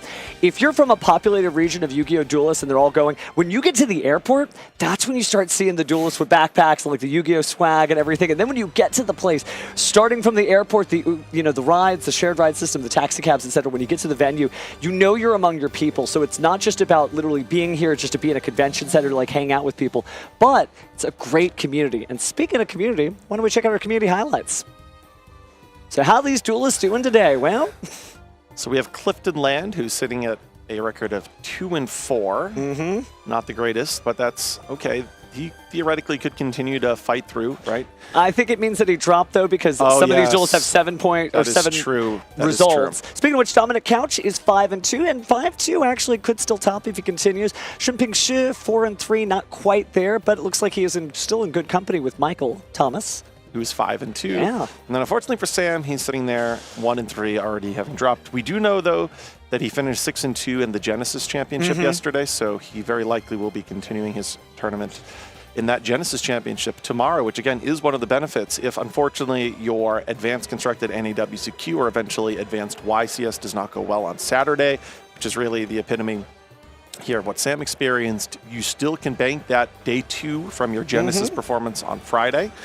So he'll be our good case study to see if that opportunity to play really 2 major events ends up paying out. And I want to shout out the community in general. If you've been following social media, you probably heard that Sam lost his deck.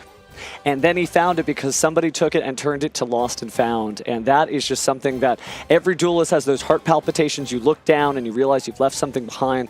But thank you, whoever that was, because that is really cool of you to make sure that that person was reunited with their cards that they care about so much. So I don't know if I ended up spreading fake news, but that's my understanding, that somebody actually was just like, no, this is somebody else's. You go ahead and take that, Judge. Make sure it gets to where it's supposed to be. And now apparently it's back in Sam's hands. So good for him. Yeah, and as you just mentioned, I mean, it's really a good illustration of the community here. Yeah. Always looking out for one another. Gosh, can't believe we've been doing this for so long, and yet it still continues to be even more exciting and continue to grow. More duelists than ever getting into this game. It's a good time to duel. This game's been feeling all right, and cracking open the packs feels great. It's just, it's like it's yesterday. I feel like this show is like just coming on TV right now. I mean, especially you're looking at some of the what we have in Chaos Origins, of course, Beyond the Brave, some of the archetypes that are getting additional support in addition to what we have this weekend in Chaos Origins. It really has been a blast from the past. It really has. It really has. Gosh, I don't think I'd ever think I'd see like Karibo and Celtic Sword, or excuse me, Celtic Guardian and maybe Blacklister Soldier back on the field, but now we are. But that was then. This is now. Let's throw it to the stage for our featured duelists.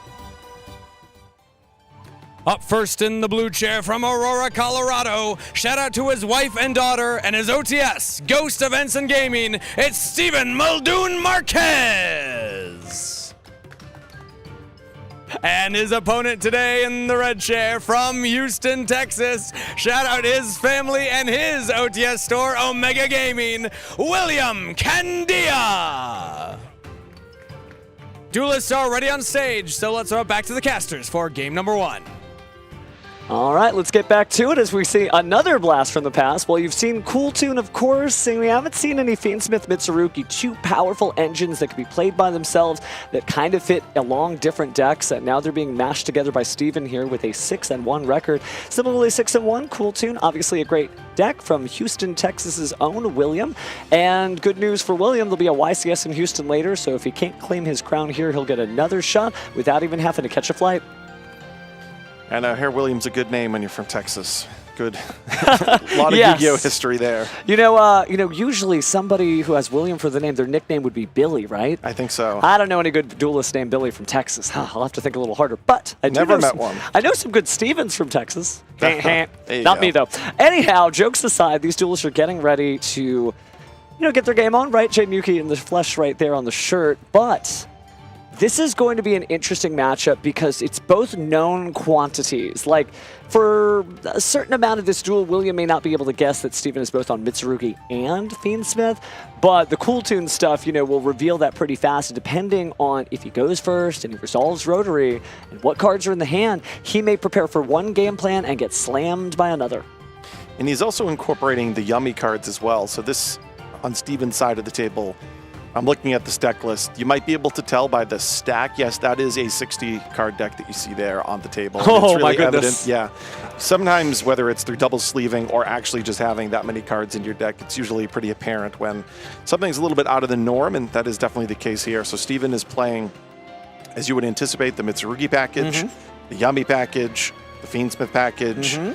It is a deck that is just jammed engine. I know, and he's also using Ragged Records of Rights, which is such a cool card. We've seen it used in the Light and Darkness Ritual strategy, but again, you know, I know a ritual spell that happens to name all 3 of the boss monsters of Mitsurugi, so we will be seeing those added over and over again. But speaking of going in, let's get into game 1. It's time to duel.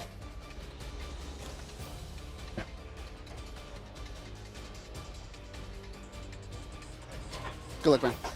High roll. I wonder if William's able to assume anything just based on deck count alone. I mean, often when players bring 60-card decks to a tournament, you assume that there's just a lot of different engines, and therefore the ceiling of that deck is especially high.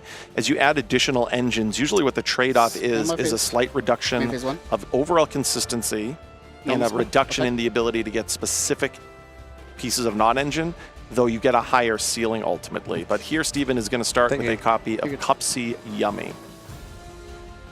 He's going to be able to add a Yummy card from his deck. I guess this William, you really kind of have to worry a little bit because knowing that it's a 60-card deck, you know, there really aren't 60 Yummy cards you can put together.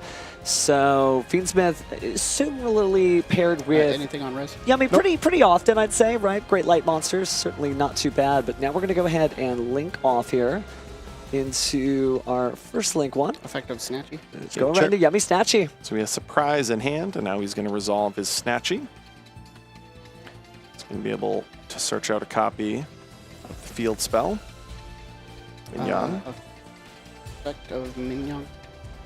All right, so Yummy Amusement Mignon going to activate its effect, bringing back the Cupsy image of the field. The materials are a level 1 monster and a level 1 tuner, unless it's a link monster. So we're going to go ahead and jump ahead here, bring out Cupsy Yummy way.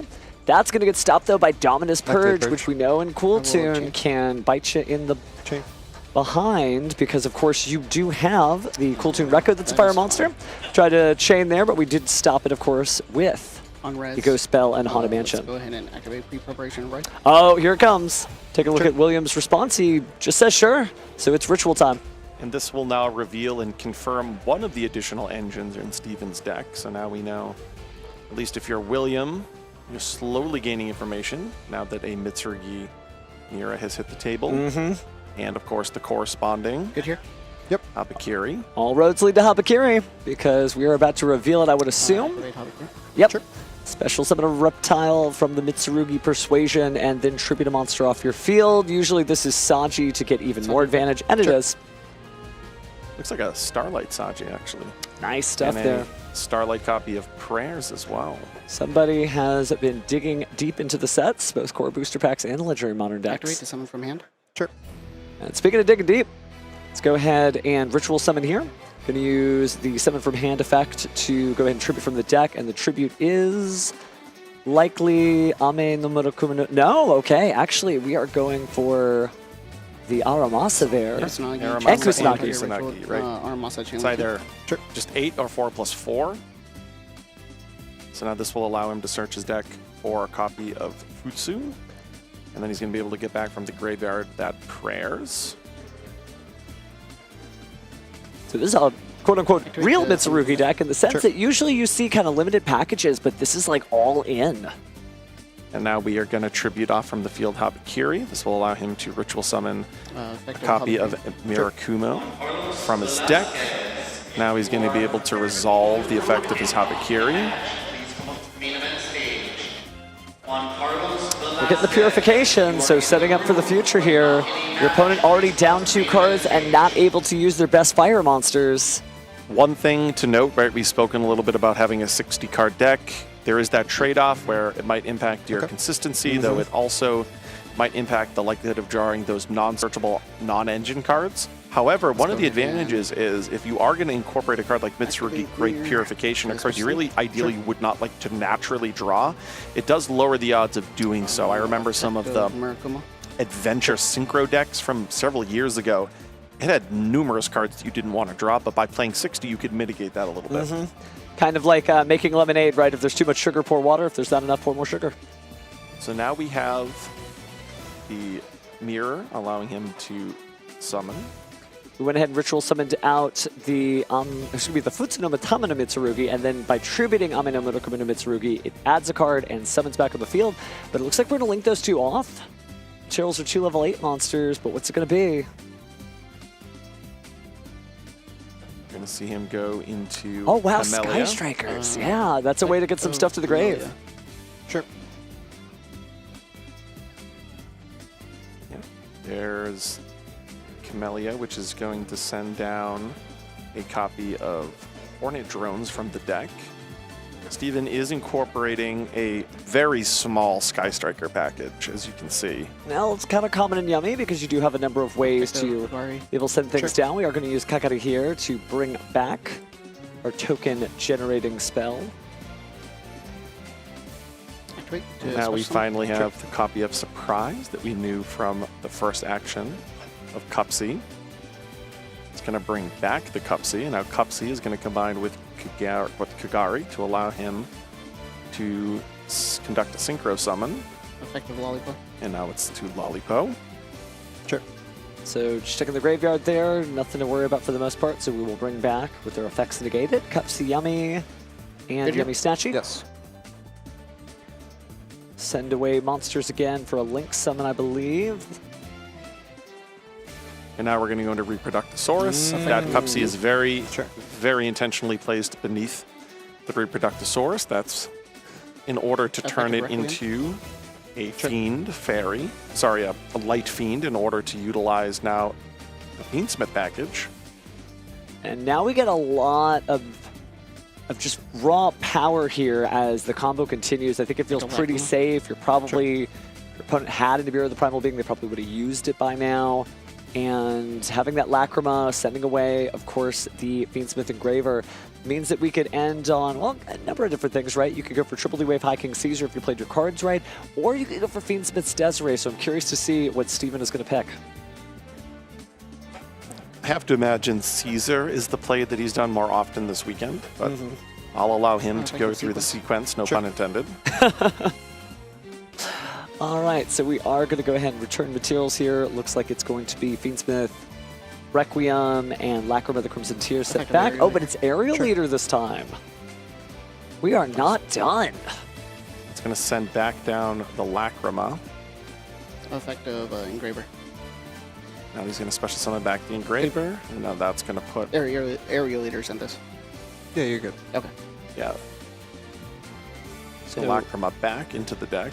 I think you're right. Triple D Wave High King Caesar seems likely here with these two Fiends. It also forces a Nibiru check. As you're threatening Caesar. Good here? Yes. So now we're going to see these overlaid into Caesar. All right, Ixie Summon, were we right? Yeah, we were. Sure. So what are we looking at? Obviously, Futsuno Mitama no Mitsurugi is such a powerful card. So good that they use the effect again on Cool Tune back-to-back, right? We know how good it is that when your opponent summons, you get to play or you get to do something. Same deal if they activate effects here. And we also have the 2 summon negations, or at least summon effect negations from the Triple D Wave High King Caesar. But we're bringing back the Kusanagi, losing 800 life points for the trouble. Yep, so he's utilizing prayers to special summon that back out of the graveyard. And now we have Cross Sheep. Cross Sheep's part of many differing combo-based strategies that we've seen so far in the Ritual of Light and Darkness deck. Sure. Yeah. But he is going to pass. So now what the Cross Sheep here is threatening is the fact that Futsu's on the field, plus the ability to conduct summons of Mitsurugi monsters. Stand by me. No, you're good.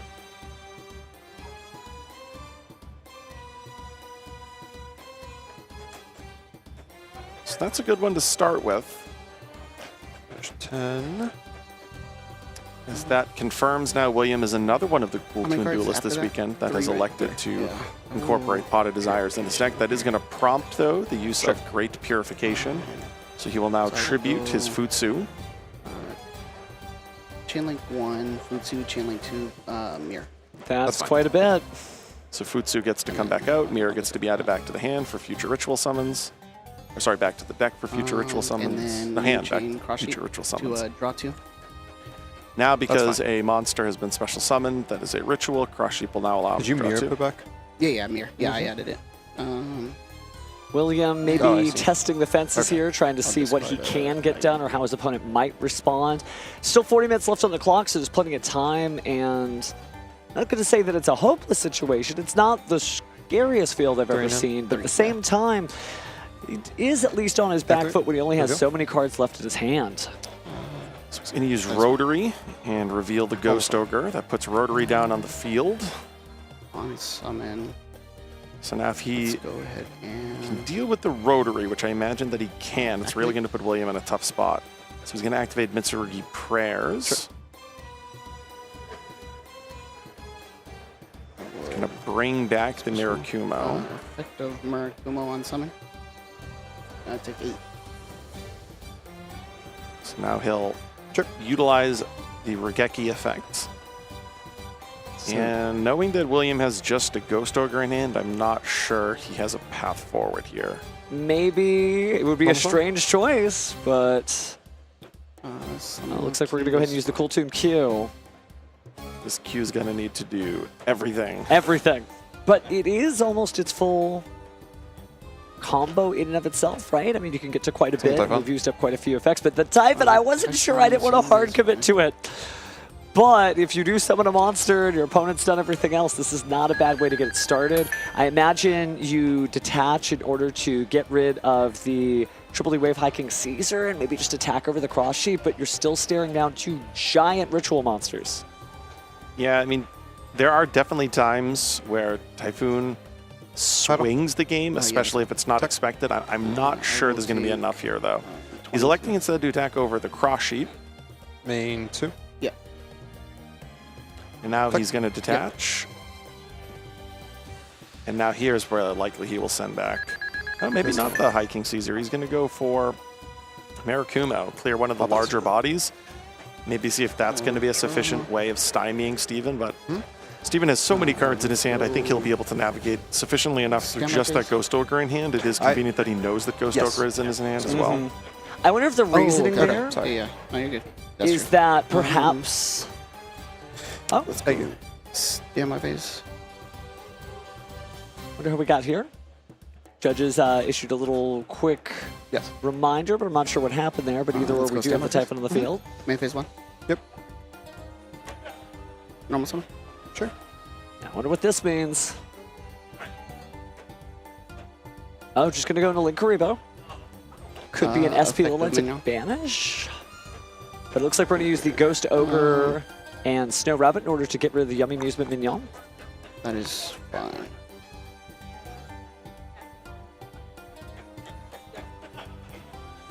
Okay. Even I should have caught that because I was the one who mentioned Dominus Purge. So this just in from our Yu-Gi-Oh! Judges. Procedural error minor warning. And chat, I'm sorry I didn't see it faster. The Typhon is a dark monster and Dominus Purge is on that list. So not only no fires, but no darks. And you can see William looking up to the sky. Maybe he realized that... I'm sorry, just to verify. He can die by battle, right? Yeah, of course. Yes, he can in fact be destroyed as roll to battle. We're entering the battle phase. It's going to be just a few hundred. 300. And then another 300. 2028. Yep. There's a moment there I was trying to... Does Typhon's attack get increased by something? Because sometimes if you can actually get it over 3,000, you can stop itself. But yeah, absolutely, it is that Purge that was activated. Not a card that you often think of impacted by Purge, right? You often think about your hard engine pieces, but the utility pieces can sometimes be impacted by the Dominus cards as well. But nevertheless, we saw Steven really take advantage of being able to go first. When you go first and you're playing these 60 card variations, your ceiling is often quite a bit higher. We saw the impact there of Mitsurugi Great Purification, and we saw the ability to kind of filter from one different type of archetype within his deck to the other. So it's really ideal for Steven. You really want to win game 1, especially because going into side decking, one of the concerns with playing 60 cards is, if you side deck, let's just say Harpy's Feather Duster, well, you have to draw a single copy. Even if you play the additional, let's say Lightning Storms or Evenly Matched, now all of a sudden you're still sitting there with a 60-card deck, and if your deck doesn't inherently have draw power within it, the odds of you drawing that in a 60-card strategy are lower than if you just had elected to play 40. So there is another concession as we now get into the sided games by having a larger deck. You might have that increased ceiling in game 1.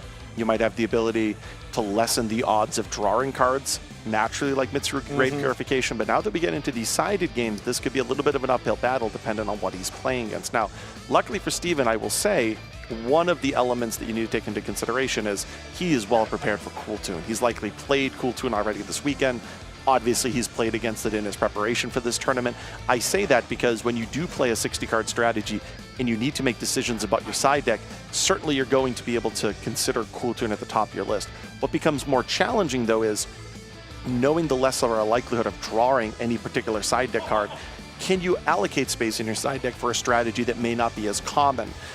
Luckily here, though, because Steven is playing against Cool Tune, I imagine he has a well-crafted side deck for this matchup since it's so well expected, taking into consideration his 60-card strategy.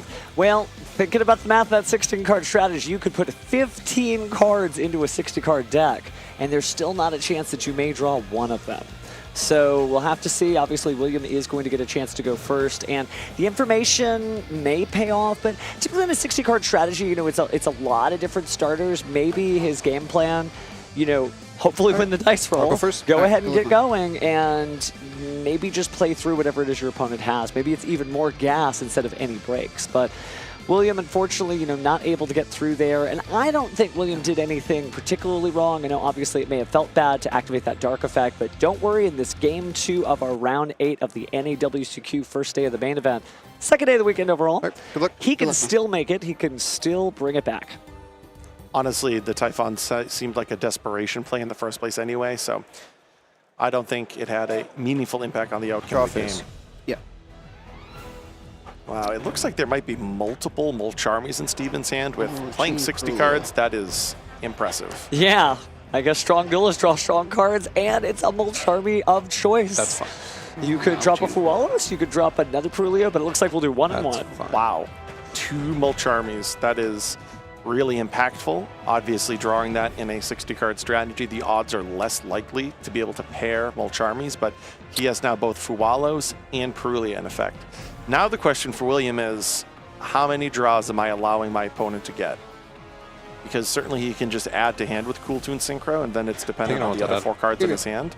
Is it possible that he has enough non-engine where he thinks he can play through his opponent already now being down 2 cards, eventually drawing to 4? Or does he feel like he needs to begin to conduct summons? The problem is that when Fualos is paired with Purulio, you're punished every which way, essentially. So if he's going to begin special summoning, he's going to allow Steven to draw at least 2 cards realistically, right? You could summon Cool Tune from your hand, that's going to be 1. From your extra deck, that's another. And now you're just back to parity with Steven, but that's only conducting 1 extra deck summon this turn.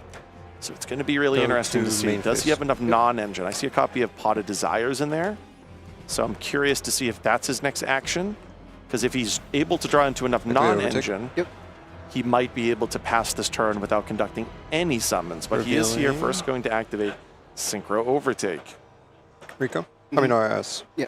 Take out Rico.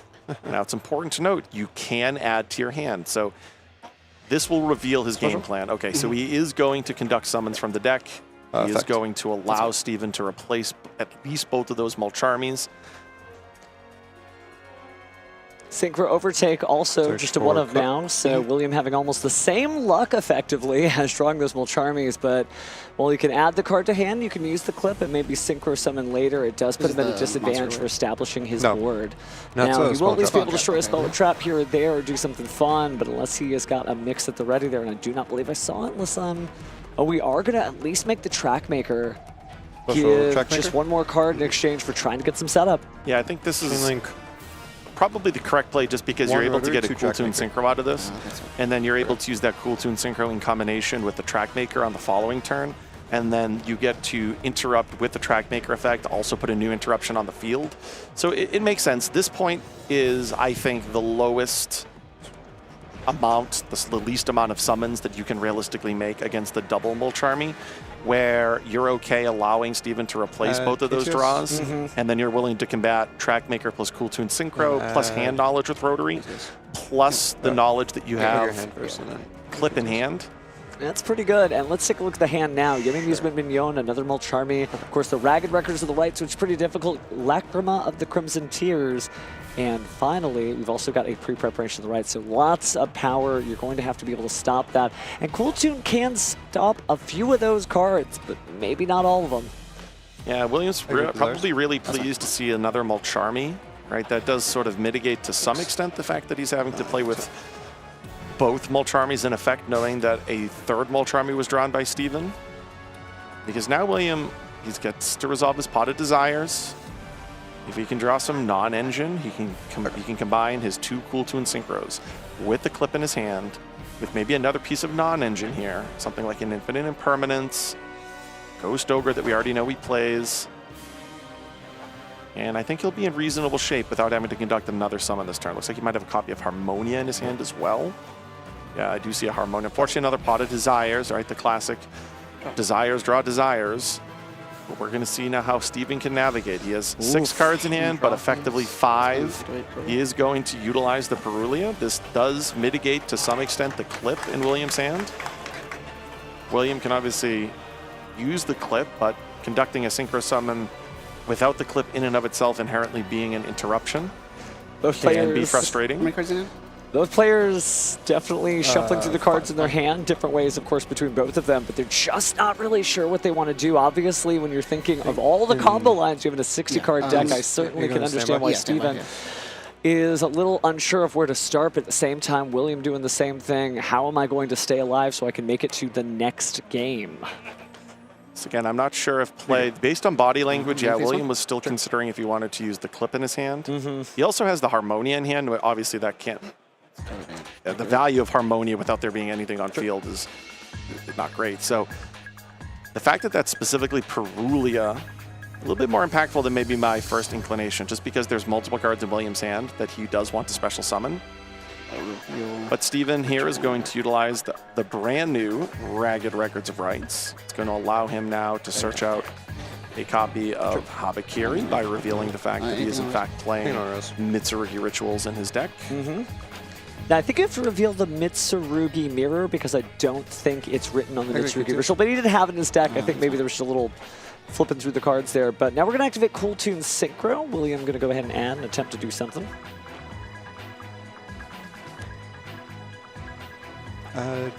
Q, and then I will Synchro Iker. So William is prioritizing putting Zalon on the field over keeping that Trackmaker interaction. Can I cut real quick? Oh, yeah. And now he's going to use Q, which is going to allow him to take a peek at the top of Steven's deck. Let's see what we got. Ooh, an Illusion Gate. You might want to banish that. Is that the alternate art of Triple Tactics Thrust? It is the variant there, and I believe he was lucky enough to get a secret rare. Nice. And then Q. Anything on risk? No. I think the Steven's in a pretty advantageous position, but we have seen Cool Tune carve a way out before. But we're going to go ahead and see the Habakiri revealed here.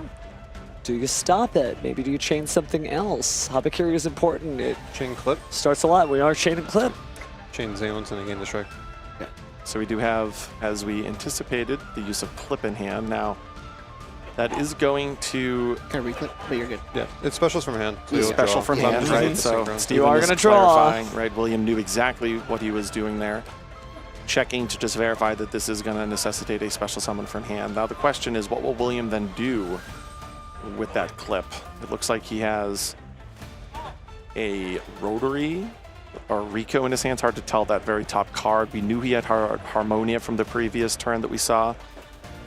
There's a Pot of Desires, which obviously isn't going to do anything right now, and he has one card in there that I can't quite make out. It does look like it's another monster, so it might be a tuner that he can combine with that clip. A little smirk there from William. Maybe some of the levels aren't just lining up with exactly what he wants. It's certainly been a rough go for him, but it looks like we are going to go ahead and Synchro Summon into what I believe will be Cool Tune RS. Yep, that was a Rico, so we'll be able to go 2+5. Now Clip is going to rip from the extra deck. Does it matter in a 60-card deck? I guess we'll find out. So I mean, I'd argue that one of the elements of running a 60-card deck is that you're playing so many engines, you probably have a fair amount of one-ofs. I mean, I don't want to spoil it, but they might be only one-ofs in yeah, Steven's I don't extra think you're deck. running two of that, that's for sure. So Reaper is now offline. Sorry, Cyber's friend, but powerful boost there from the Cool Tune RS and just a single target negate. And we know he has that second Cool Tune Synchro set. It is public knowledge, though. I've commented on this weekend that it's the unknown Cool Tune Synchro that seemingly has made the Cool Tune player win out, but this is a known. Oof. I gotta use that negate, so we are paying half our life points, but not going to destroy all those monsters. Finishing. So Steven, again with that copy of Illusion Gate. He's now going to follow up with pre-preparation of rights. So let's see if we can go ahead and grab the right ritual. It's always interesting to see if the 60-card duelist will pick the whole deck up. I'm one of those who grabs the whole stack. But speaking of which, we do have a slow play minor warning for William, which means, see that clock? See at the top, look at the center of the screen, go up. 25 minutes and 22 seconds. It's more like it's 28 minutes, but those 3 minutes will be added when it hits 0. So don't panic if it gets really close. And now we have the Mitsurugi Mirror that's been added with the Futsu. That's fine. I think it's ritual time. So he's now going to tribute the Futsu from his hand and allow him to special summon back from the graveyard Habakiri. Effect of Futsu. Sure. So Nimitama and the Mitsurugi going to go ahead and add a card since it was tributed. And then he'll be able to special summon back from the graveyard.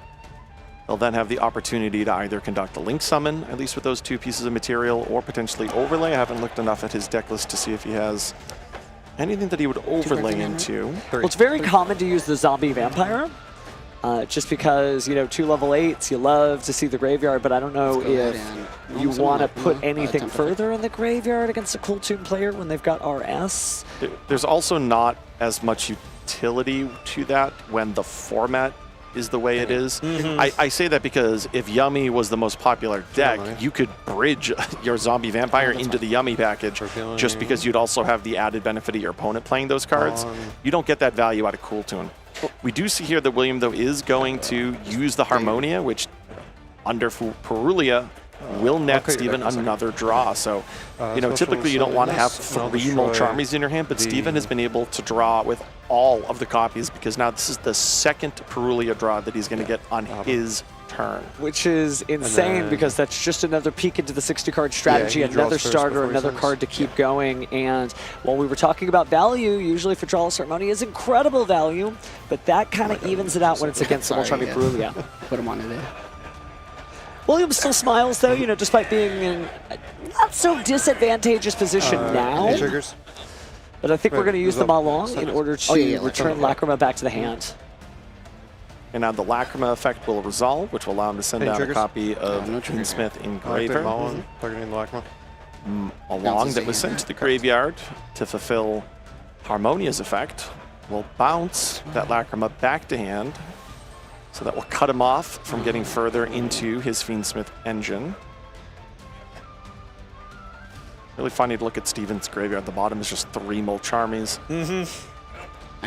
Here we have a copy of Mitsurugi Prayers. He's not going to tribute, so he's only going to get 1 of the effects. Sure. And he's going to go into the graveyard, special summoning back out Habakiri. Taking the 800 life points there, but restores at least 1 of the 3 sacred names of this deck back to the field. Effect special summon from deck. Now we'll go ahead and tribute it off just like that. Yep, so he did the prayers basically to establish the fodder to conduct a ritual summon. And I knew who's coming. We haven't seen him in a bit, but it'd be so nice to have a card that tried to destroy all of your opponent's monsters. Here it is, Ame no Murukuma no Mitsurugi. On summon, destroy. Let's see how William reacts. Chain link to Murukuma. Only 1 card in hand, too, even if you use the Mitsurugi negate. Kind of painful, so I guess he is depending on that final card and then, being able to discard 1 card to ensure it actually resolves. Yeah, it's rough there for William just because the Illusion Gate had baited out as RS. So now Steven has been able to utilize 2 differing effects this turn, this one obviously being able to resolve. And we know one of the cards in William's hand is a Pot of Desires. We know he has a Cool Tune Synchro set. Oh, it was 2 cards. Actually, when I had them pulled together, I did not notice that from the white sleeve, so he's not as bad a situation as I thought he might be. But it looks like we're just going to attack for 32 and 24 here, so William's life points remain. All right, William's probably pretty pleased that Steven just went to the battle phase because that does mean he's going to be able to start his turn and utilize that additional Pot of Desires. So although typically speaking you don't want to draw Desires off of Desires, he might need to rely on that Desires to give him enough pieces of his engine to try and get back into this duel. I don't know if production is going to cue the comeback music, but William definitely at least has a chance here. Stand by. Yep.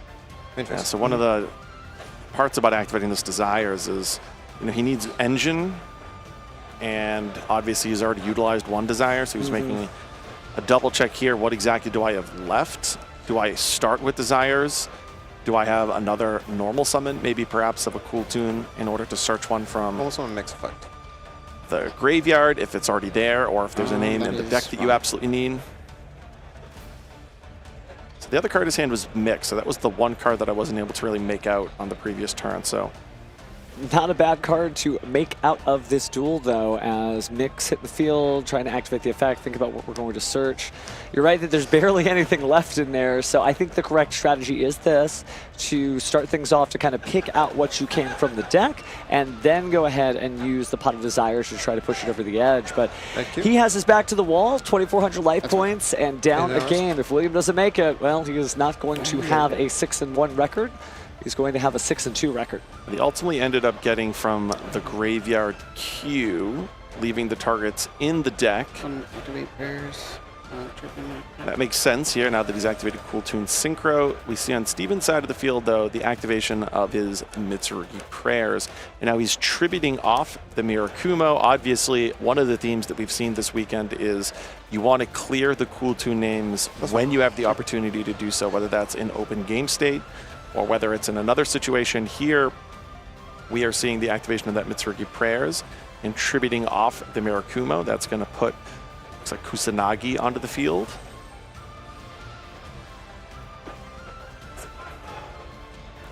Now what William here will be able to do is add Rotary.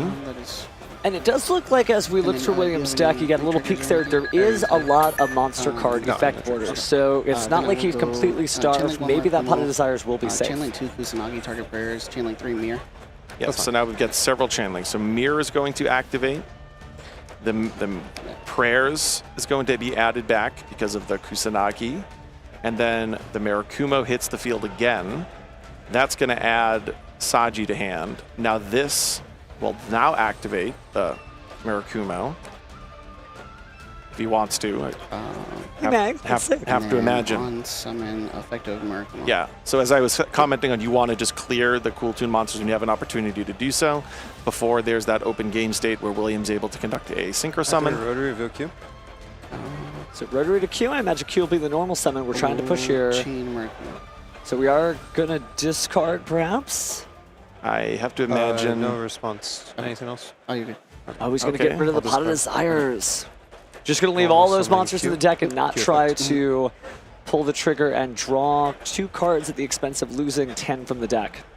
I think at this point, because he's already gone through part of his engine, he just can't afford to do so.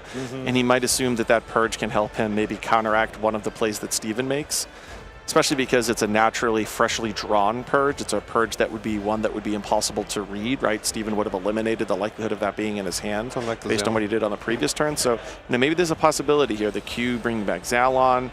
Obviously now he can then conduct the Synchro Summon with the Rotary in his hand. This is going to put Trackmaker on the field, I have to imagine. Summon Trackmaker? And you're right, Trackmaker is back. One Trackmaker. Chainlink 1, Chainlink 2. Rotary. 2Q, 3 Rotary. No, 2Q, 3 Rotary. Okay, so bearing the Q effects. But we're going to take a look at that hand. So, just various pieces of engine, no pieces of interaction here. So maybe this will be helpful for William after all as he continues his main phase. So it looks like JJ Cooltoon was his only spell left in the deck. I have to imagine then Pot of Desires. Yeah, we're going to banish that. Yeah, banished a copy of Cooltoon Synchro. Oh, maybe he has it there too. It's hard to tell when a player is going through their deck like that exactly what's remaining. I think there's one spell left in William's deck. Maybe it is the additional copy of Cooltoon Synchro, but he's electing to go with JJ Cooltoon. I think I'll search for it. It looks like a... Oh, I couldn't tell either. Yeah, I keep trying to look at... guess the card, Reality Edition. But we know he ended the first turn with 2 copies. He did activate Pot of Desires on his opening turn, though, so... We don't often get a good look at the banished face down pile, so it's very plausible that the 3rd copy is there. But nevertheless, he is going to resolve his Trackmaker. He's going to resolve his Rotary. He's going to add JJ Cooltoon and it looked like a copy of Rico to his hand. He'll now activate that copy of JJ Cool Tune that he freshly searched. This will allow him to conduct an additional normal summon. So it wasn't the rotary negated with Morel though? For the additional, or are you doing it with that? Okay, that's fine. Yeah, the rotary was not negated because he discarded. Yeah. I discard desires. Oh, okay. So I resolve the normal. You're good. Yeah. My first it's normal. only been a long turn, so I can get lost in it that. too. But yeah, no worries here. And now he's going to special summon back out of the graveyard. William seems determined. You know, a lot of duelists in this position might be sweating, but for him, it just looks like another day at work. We're going to add back the Cool Tune mix here from the graveyard. Doesn't seem like we have anything in the open game state. We know that those cards don't do anything in Steven's hand because we got to peek at it. We'll bring out Loudness. We're in attack mode because it is going to be very large. No. He also has his Track Maker and his Rico to resolve in the aftermath of this. So he's got to decide, do we want attack mode or defense mode? 3300 is good while you have the JJ Cool Tune field spell, but instead it's in defense position. If you have not completed your match, that result is a double loss. Chainlink 1 mix, Chainlink 2 Track Maker. So it'll be Chainlink 1 mix, Chainlink 2 Track Maker continues. The mix was in his hand, yeah. The Rico on the field, so he'll be able to destroy and bounce back. Amen. No response. So destroying Kusanagi? It doesn't activate, does it? No, it doesn't. Wasn't tributed. But it went to the graveyard all the same as William continues to peruse the pile from Steven. I think I kind of see where he's going, just trying to pick apart as much as he can, maybe get to a B2B and maybe in the battle phase try to attack twice. But you got to remember that B2B 3200 minus 800 from the Ami no Habekiri Mitsurugi is actually 2400. So it would be kind of small. They'd have to crash into each other unless he's got some other way out. Yeah, it's tough. The body language from here from William isn't conveying a whole lot of confidence. He's got that Purge in hand. He's now going to tribute off the Loudness War. Wow, okay. Oh, wow, that's huge. So he's going to go here into a copy of Mix. Mix has already utilized its Synchro Summon effect by destroying. So this is really only being used either to add back from the graveyard if he hasn't already done so. No, maybe he's already done so, yeah. So he's going into a level 5. Yeah, we remix this time. Activate Rico, target the background. Oh, that's fine. And then Rico's now going to go after the Ragged Rites. It's actually important because if a ritual monster leaves this field, then you could get that Ragged Records of Rights back, which could allow something, but unfortunately actually not because the Mitsurugi Mirror is banished. Most Mitsurugi duels are only running one copy of that card. So this might be William's time to shine, but there's only 12 minutes and 48 seconds left. Remember, we do have that 3-minute time extension from the slow play warning to William. But even with 15 minutes at this level of play, he's going to have to decisively win this duel and the next. Yeah, this is rough because he's going to have the ability to use Remix. That could proc Steven to use his Marakuma. And then obviously there's the Zalon on the field. But I think Steven has so much going on in his hand right now that it's going to be difficult for William to fight through this. So take a look at the graveyard there in response to that normal summon of Lacrima the Crimson Tears. Another Fiendsmith friend enters the fray. Going to go and send Fiendsmith Engraver from the deck to the graveyard. Hang on, Rez. Yep.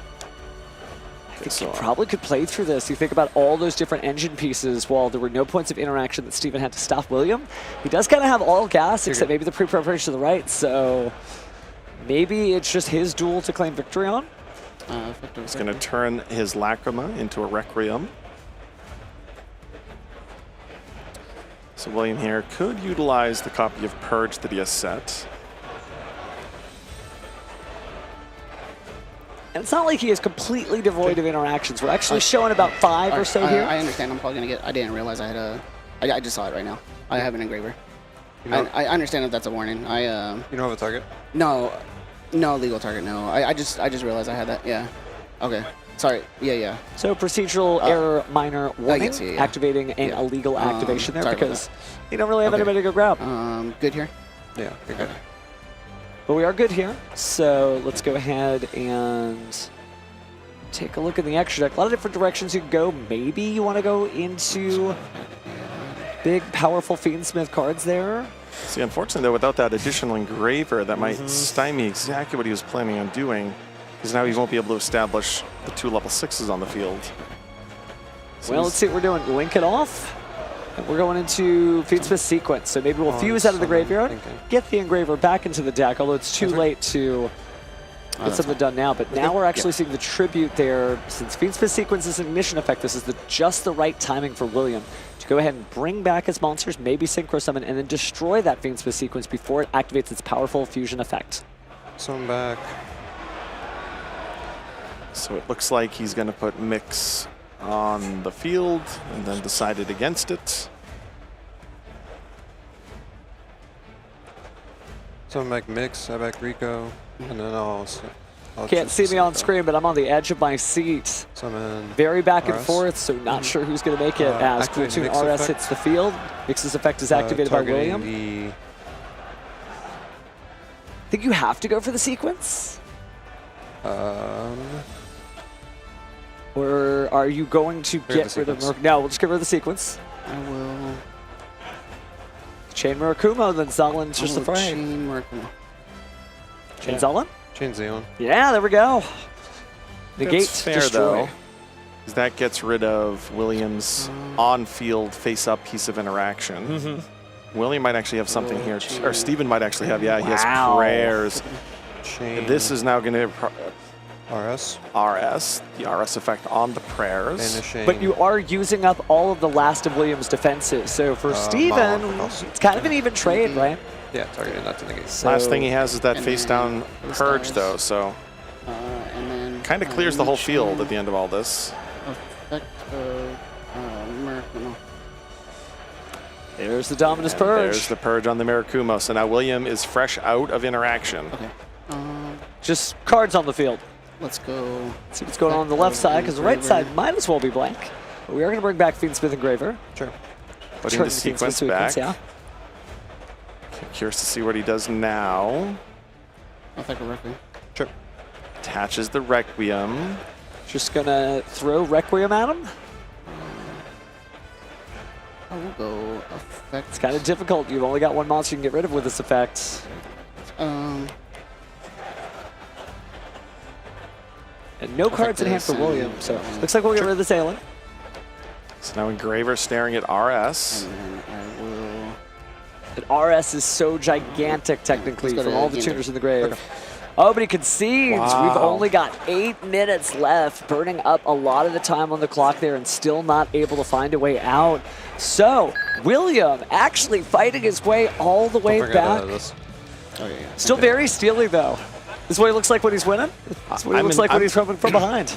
I'm impressed there. William really did navigate that quite effectively. It's one of the things about these 60-card engine-based strategies is sometimes when you've used pieces of each engine, you find yourself with a hand of starters for each engine having already exhausted said engine. So you might have 4 or 5 cards in hand, which is what was the case there with Steven, but he was only able to activate a few of them there. Kind of an interesting reference, but you know, sometimes when a smaller fighter fights a bigger opponent, he isn't going to beat him down, but it could exhaust him, make him run out of breath, and that's exactly what William did to Steven there. Because you're right, you know, a lot of those cards, they're nice, but when they don't rub together, you don't get any combos out of them. So now we've got just a little bit of time left. Steven will have a chance to go first here, so we get very established. So the side decking from William is going to be so important, and he is going to have to quickly and decisively end this duel. But that does mean, despite the fact that for the most of this match, William has been on the back leg, might be his time to shine. He might be advancing. Another thing to note, William resisted the urge of activating that Pot of Desires. I think it's conceivable that many duelists looking at the situation there in the middle of game 2 may have thought, oh, I need the 2 draws. I'll just risk whatever the cards are left in my deck at the end of this. But no, William said, I'm going to hold up. I think I can navigate this. I'm actually going to use it as a discard. I'm going to keep my Purge. I'm going to use my Purge on Steven's turn. And he navigated that last turn and a half there about as flawlessly as possible. He really needed to do really precisely that in order to survive, establish multiple forms of interaction on Steven's turn, and exhaust all of the remaining pieces of Steven's engine. Great work, great work. Man, you can definitely see the difference in the deck sizes there between 40 and 60 cards.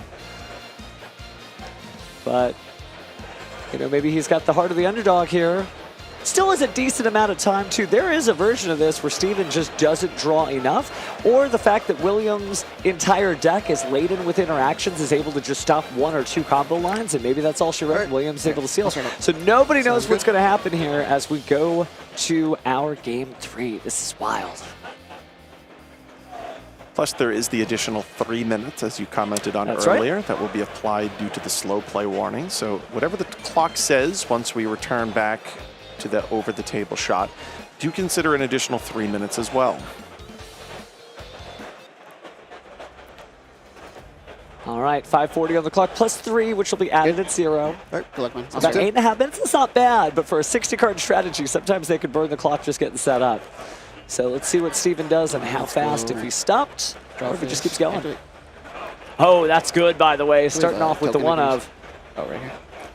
So it looks like William has 4 pieces of hand interaction. He's got Ghost Spell, 2 copies of Effect Veiler, and Harmonia. So Steven is going to need to play through a whole lot of interaction here from William's side of the table. Yes. But he's allowing him to go through the really classic Horner Drones into Kagari. Kagari add back Horner Drones, activate Horner Drones.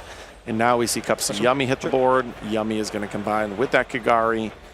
That's going to allow him to get into his extra deck, summon Cupsy. That's good. Cupsy's now going to allow him to add to hand.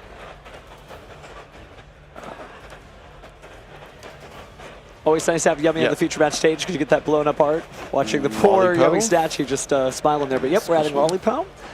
Cookie. You need to discard a card. I think it's actually Cookie in the graveyard. It's Cuppy that he added to hand. My apologies. Yes, that's right. That's right. We went from Cookie to Cupsy Yummy Way. Yeah. Lollipo we discarded, and we also added the Cupsy Yummy, which we have just special summoned. We're all good.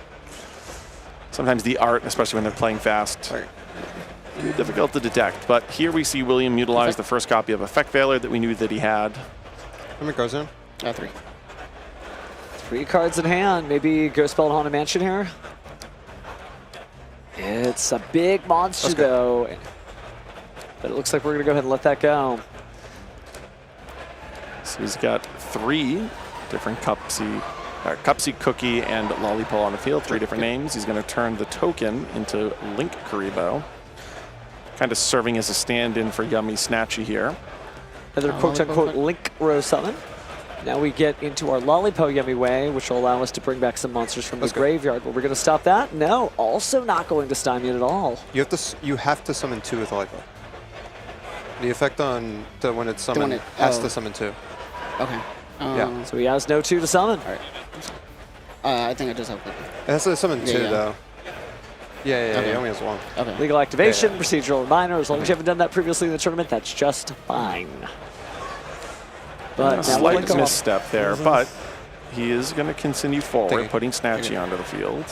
May not matter in the end, right? Especially with a 60-card strategy that keeps on going. Sometimes you can lose 1 point of card advantage to yourself. But unfortunately, Steven won't get to utilize all those card effects. But let's see what we get next as we reach into the deck. And I think in many ways this is just reflective of the fact that the clock is ticking. You know, if this was a little bit earlier in the round, I don't think Steven would have made that misstep, but it's just kind of the reality that sometimes when the clock is ticking and you start to play a little bit faster, a decision point that was easy to make earlier suddenly becomes difficult. We've all been there. We have, and remember too, this is round 8 of 9, and if Steven was here yesterday, I mean, this again is day 2 of NAWCQ weekend, not including whatever his travel time may be. I'll reveal. So here comes Harmonia. Malong and these friends. Special sending the Malon, and I will destroy the Lollipop. So Lollipop's going to get destroyed. New chain link? Yeah. Activate Malon. Send back the Lollipop, yeah. So now he's just sticking him with Reproductosaurus. Oh, wait. Normal? Yeah. Or I don't. I started with I'm jumping. So certainly feel the pressure there. And here's that Mitsurugi Praise. That's where there's the Ghost Spell. Good stuff. Yeah. About a minute, 40 seconds left before that 3-minute time extension kicks in. I mean, there really is a chance that William makes it, just sort of scrapes by in the last episode. No. You start with token. Yeah. No, that's fair. You're good. Normal summon. Sure. Good. Here's a normal summon. Requiem. It's not still a light fiend. Is this guy's effect? Yeah, but I bounced it. No, but he makes whatever he points to a fiend. Yeah. It makes whatever he points to a fiend. Wait. Oh, it's an interesting clarification. Sometimes. Does it make it the zone permanently? Light Fiend. Let's take a little look at Reprodocus here.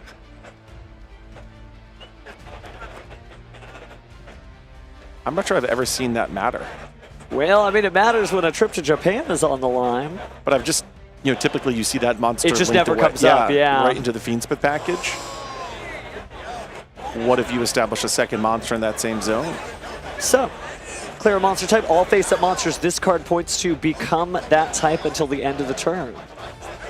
Doesn't say currently, but doesn't say... That's a very interesting ruling question that I don't think I've come up. Same thing with this. Declare one attribute. All face-up monsters this card points to become that attribute until the end of the turn. While we're answering that question, it's certainly important to note that the timer is paused. So in lieu of giving a time extension, we're just going to freeze play till we find the answer here. A little bit of a head scratcher, but don't worry. The judges certainly are not judging in a vacuum. And, well, we'll see what happens. But, wow. This is duel or die, right? This is the moment, depending on this ruling, depending on William or Steven's understanding of this card being the correct interpretation of the effect text.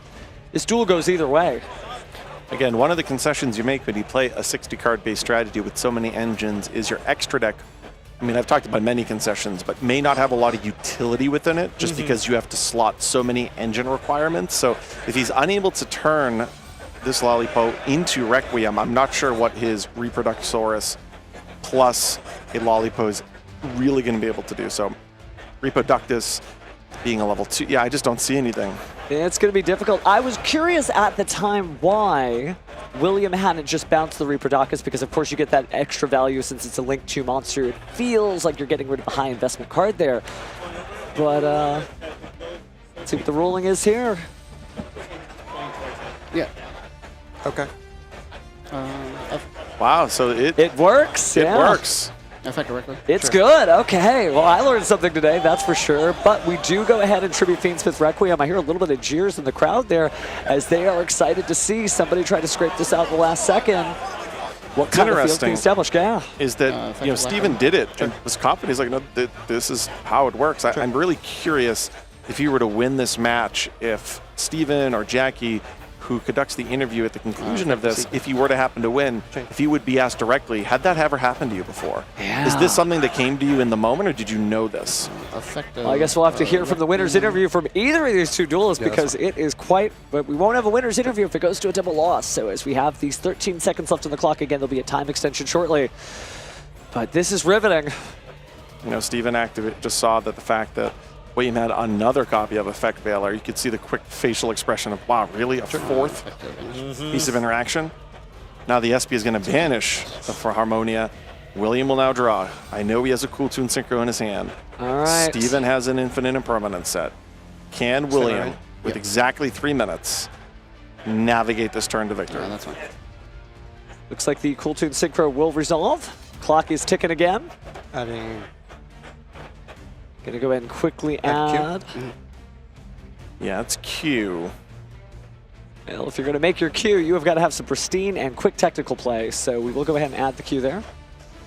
No synchro. Summons Q. This is gonna lead Steven to activate his Infinite Impermanence. Well, the SP Little Knight is here too. Now there is a version of this where somebody could concede the second. Cheers from the crowd as the Infinite Impermanence slows down Q to a halt. Is there a tuner in William's hand? Is there an extender in William's hand? That's really the question right now. There are... Thinking to the Imperm. Yeah. Oh, he hasn't even accepted the Infinite Impermanence. Yeah, thinking. Chain... So we'll use the Cool Tune Synchro, but that could just mean the SP Little Knight. Banishes the Q, but now it's going to resolve. It is going to resolve. Add Rotary, and then resolve Q. And then resolving the Q. Okay, so we have the Rico effect. This isn't too bad, but with 8,000 life points, how are you going to clear it out? It's going to be a B2B line. Can he get to B2B plus another tuner fast enough? Yeah. Looks like he can so far. No response as Mix resolves. Add Rico. That's another Rico. Maybe Good. to just go ahead and get rid of that Spell and Trap as we synchro it off this material, whether from the hand to the field. It's just always the second Cool Tune Synchro, which has been the theme of the weekend. Use these two. Has a lot of Nardas. viability to it, the same way that Forbidden Droplet does, while still being an engine piece all its own. We are destroying the face down. The face down was just a ritual. Maker. Now we're into track Maker 1, Rotary 2. Rotary. Can he rotary if I don't have hand? I thought- Because he's not using that rotary effect, he's using the graveyard effect. Okay. So let's keep it moving. Yeah. He'll be putting back Shuffle it back to the engraver. 1 minute on the clock. Can the Duelist do it? Brain has to fire at 2,000 IQ on all cylinders, grabbing the Cool Tune Q. Use Q Now plus combining Maker, Q plus Xalon. Maker into Xalon. Q effect to stack the top 2. All right, here we go, the top 2. I don't know if it's worth it. Let's go ahead and just banish it real fast. Keep Top it. is- 30 seconds on the clock. You could still technically make it. Do you have any tuners? Oh, don't ask for the tuners. There's only 30 seconds on the clock. Just attack with these This two and is- pass. This is 47. This is. Oh, is it game? 47, this is a game. Oh, okay, never mind. Yeah, 'cause Count 40 the tuners. This is Never 47. mind. and Count the then tuners. 28. Count the tuners. It's okay, Joe. Sorry, we can that's count. 75, unless you have any tuners. He functionally, That's 75. with a droplet on the top of his deck, had no meaningful thing but he to only do. has 7,500 life points there. 9, 8, 7. I don't know if this is synced up to the clock he of the has. judges. Oh, but he he's has got the It's probably Lacrima. time. Yeah. And, yeah. You don't shuffle. I shuffled with Lacrima. Well, yeah. Timeout, I shuffled with friends. Lacrima. I think that may be the end of our duel. Yeah. Now, the judges are going to have a slightly different sync clock than maybe the one we have on screen, so it is okay, but we'll see exactly how synced up it is. And it looks like both players taking their cards. I think we have a double loss, but both of these duelists fought so hard. Now we'll hear the sigh. I'm going to quiet down, though, to hear them. And all we're hearing is sighs. The banter dies down. Yeah, it's rough. I mean, these duelists had a very valiant effort on both sides of the table. It's very back and forth, the points of that match. It's really close there, too, at the end. You know, the counting of the tuner monsters, obviously, it was important to note that it was actually game. But it wasn't, though, and even then, you were still able to go ahead and bring that back. Wow, just a squeaker of a match again. You have to wonder what could have been done differently. Maybe if Steven could see it a little earlier. Remember, he had that end of game 2. He was still trying, and he realized that was the brick wall. Maybe he would have had a chance for a little bit more time if he called it in earlier. Maybe if he tried to go after the Lacrima in the graveyard with the Rotary, he could have done something to deal with whatever Lacrima would put onto the field, still in main phase 1, and then been able to do a battle phase where it's a totally clear field. I'd have to go back and actually look at the exact complexion of the game there at the end. But again, both of these duels were playing rapid fire with only about 8.5 minutes remaining on the clock for their third game. So, you know, we have the ability from hindsight, but also from the aerial view, seeing both players' hands, of making these comments. You know, in the moment itself, both of these duels were playing basically as fast as they possibly can. Unfortunately, they did ultimately have that double loss, but they were trying to avoid it. Well, I think it shows you that both of those decks are very viable, so if either of them end up making to our top cut when it's untimed, then obviously they can go the distance and that's fine. But in the Swiss rounds, you really have to play not just the format, not just the rules, but also the clock. So, gotta hate to see it, unfortunately, but at the same time, you're right. Valiant effort, great gameplay. William really running it all the way back. There was a point, you know, I'd say about like the 20-minute mark, the 30-minute mark, etc. I didn't think William could fight that hard and bring it all the way back, but he really did, so great showing from him. Yeah, I thought game 2 was actually going to go in Steven's favor. Also in this match, we learned that very fascinating reproductus effect and the nature of which that ruling can occur, where even if the monster that initially was being pointed to leaves the field, if another monster were to find its way into that zone, it also could apply that same effect by becoming, in this case, a fodder for a Fiendsmith summon. Yeah, it was funny that Steven, or excuse me, not Steven, but William said currently, but currently is a card text word that appears on cards. Currently wasn't written anywhere on that card text. I wonder if there's anything you can do where you just constantly summon something to that zone in a specific type and then move it to, like, conduct a synchro summon or, you know, a summon that's not a link, and then you just go back to that zone. I mean, based on the way that was ruled in the previous round, it opens up a complete line of play that I never considered before. Yeah, I wonder if all of a sudden we'll call it like the Steven combo or something like that, because man, just really interesting stuff that you could do. I can't think of a use case, but I'm sure somebody's lapping it out now as I speak, so I can't wait to see the combo videos later. Forward to it. Yeah. Wow, though, what a match. It almost just clears the brain. But speaking of clearing the brain, why don't we change things up? Talk with one of our prior champions. You want to hear from him? I absolutely do. Let's throw it to Aditya Darab. What's up, everybody? I'm here with Aditya Darab to break down pretty iconic play from one of your recent YCSs. You were in YCS Pittsburgh last year, not too long ago, and there was something very iconic that you did that not many duelists are willing to do, and we got you here to break it down for us. So talk to me about your top 4 feature match, I believe it was? Yeah. So the game specifically I'm going to review is the top 4 game 3. So a little bit of context before we delve into this. My opponent in top 4, I had already played him round 11 or 12 of Swiss, I believe. Okay. And this is at a point that I was undefeated in the tournament, and this ended up being my only loss during Swiss. For one of the reasons being that going into game 3, I had the option to choose going first or second. Now in Swiss, I had the idea that in the Draco Tail mirror, it would be a good idea to essentially put my opponent first, because my idea is that they would have a lot of Charmies in their deck and just draw worse cards. So I ended up doing that in Swiss. I sent my opponent first. He ended up just full comboing me. Didn't draw any Charmies. So sometimes that happens. Yeah. But the thought process was there, right? Like sometimes you can try and like mess up your opponent, right? Mm-hmm. And especially like in a scenario like that where I'm already guaranteed into top cut. It was like a good time to kind of try to experiment a little bit. Sure. Now, fast forward into top 4, we're in the same scenario. Going to game 3, I have choice. Okay. To go first or second. Now, the first thought that comes into my head is whether or not I should do the put my opponent first strategy again. Obviously, it didn't work in Swiss, so I was a little bit hesitant on the fact. But then I got to thinking that this is a guy I already played before. Yeah. What would I think in his shoes? You're probably assuming that you're going to do the same thing. Exactly. Even if it didn't work, the logic is sound, right? So if I were my opponent, I wouldn't be sure if my opponent's really going to make me go first or second. So is it worth having the risk of putting all my Mul Charmies in my deck and then potentially just my opponent makes me go first and then I draw Charmies? Okay. Because it was a valid strategy that my opponent tried in Swiss. So I figured out that my opponent could think that I was going to make him go first and then take the Charmies out of his deck preemptively. So in game 3, I opted to go first. Yeah. And it ended up paying off really, really well. So we'll go over the footage real quick. Yeah. Is there a moment in the game that like we find that? Because obviously the siding, like that's a tough decision to make, but like did it reward you in the game at all? Yes, it did. I actually spoke with my opponent afterwards. Okay. And it turns out he did side out all of his Charmies, and he sided half going first. So he had played cards like Dragons, like really hard going first cards, like Dragon's Mind. Okay. In order to just kind of like shut down like, yeah, that's any pretty plays much that I can make. worthless going second, yeah.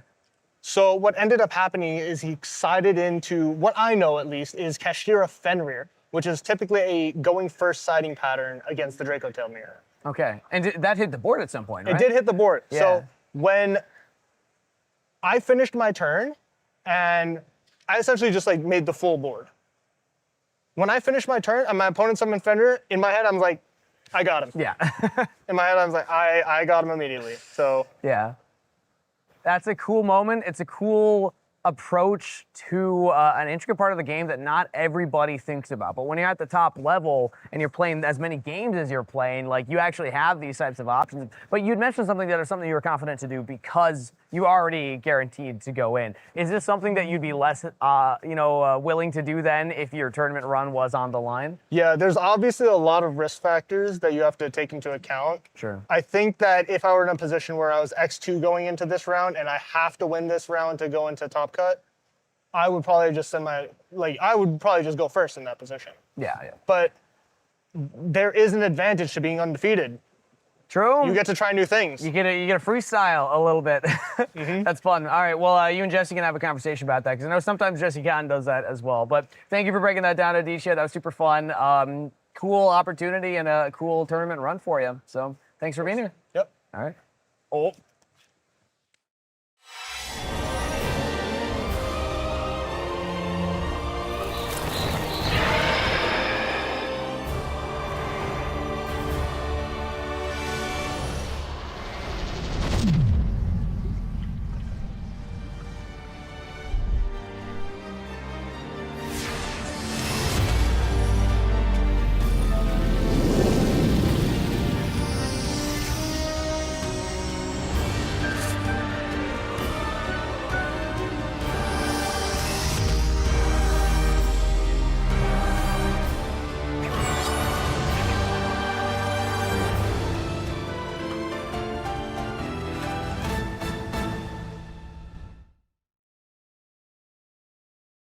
What's up, everybody? Kangas here at the NAWCQ. I brought some cards. Let's see if the duelists here can guess them before you. All right, I got Brandon. 60 seconds, guess the card before chat. Go. Is it an infect monster? No. Extra deck monster? No. Spell card? Yes. Quick play? Yes. Is it archetype specific? No. No. Good question, though. Is it board breaker? No. No. Thinking. Fallen Virtuous? No. I feel like that could be considered a board breaker, right? Yeah, I guess. Does it target? Yes. Does. You made me check, though. I made you check. See, it targets. 20 seconds. It targets. Does it target back row? No. Monster specifically? Yes. Ooh. Well, that's a tough one. Think about where it would target the monster. Extra deck zone? No. 5 seconds. Where it would target the monster. Graveyard? Yes. Last question. Spell card monster reborn? No, it's called by the grave. It does target an opponent's monster in the grave. Okay, yeah, that's fair. Yeah. Your friends wanted me to pick this because you were just talking about it. Thank you so much, Brandon, cool. for competing. Thanks. All right, Tyler, you got 60 seconds. Guess the card before chat. Go. Is it a monster? Yes. Is it an extra monster? No. Was it printed before, like, 5D's era? No. Zexal era? I think so. It's like on the edge. Is it a fire monster? No. Water monster? No. Wind monster? No. Light monster? Yes. Is it a level 5 or higher? Yes. Is it level 6? Yes. It's a level 6 light? Oh. 30 seconds. You're on a roll. Is it a Wing Beast, or Beast Warrior? No. Is it a machine, psychic, or cybers? Yes. Is it a machine? No. Is it cybers? No. Is it a psychic? Yes. 10 seconds. Is it elf? No, not the Punk Foxy Tune? No. Is it Punk Neardont? No. You were close on the Zexal era. Think of that like that time period, like in the 2010s, early or mid. I'm sorry, I cannot get it. It's a normal. Last guess.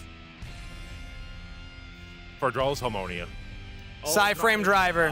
Frame Driver 2015. I was like, that's kind of on the cusp, right? Yeah, I would say so. Yeah. All right, Tyler, thanks for playing. Oh, you just dropped the card.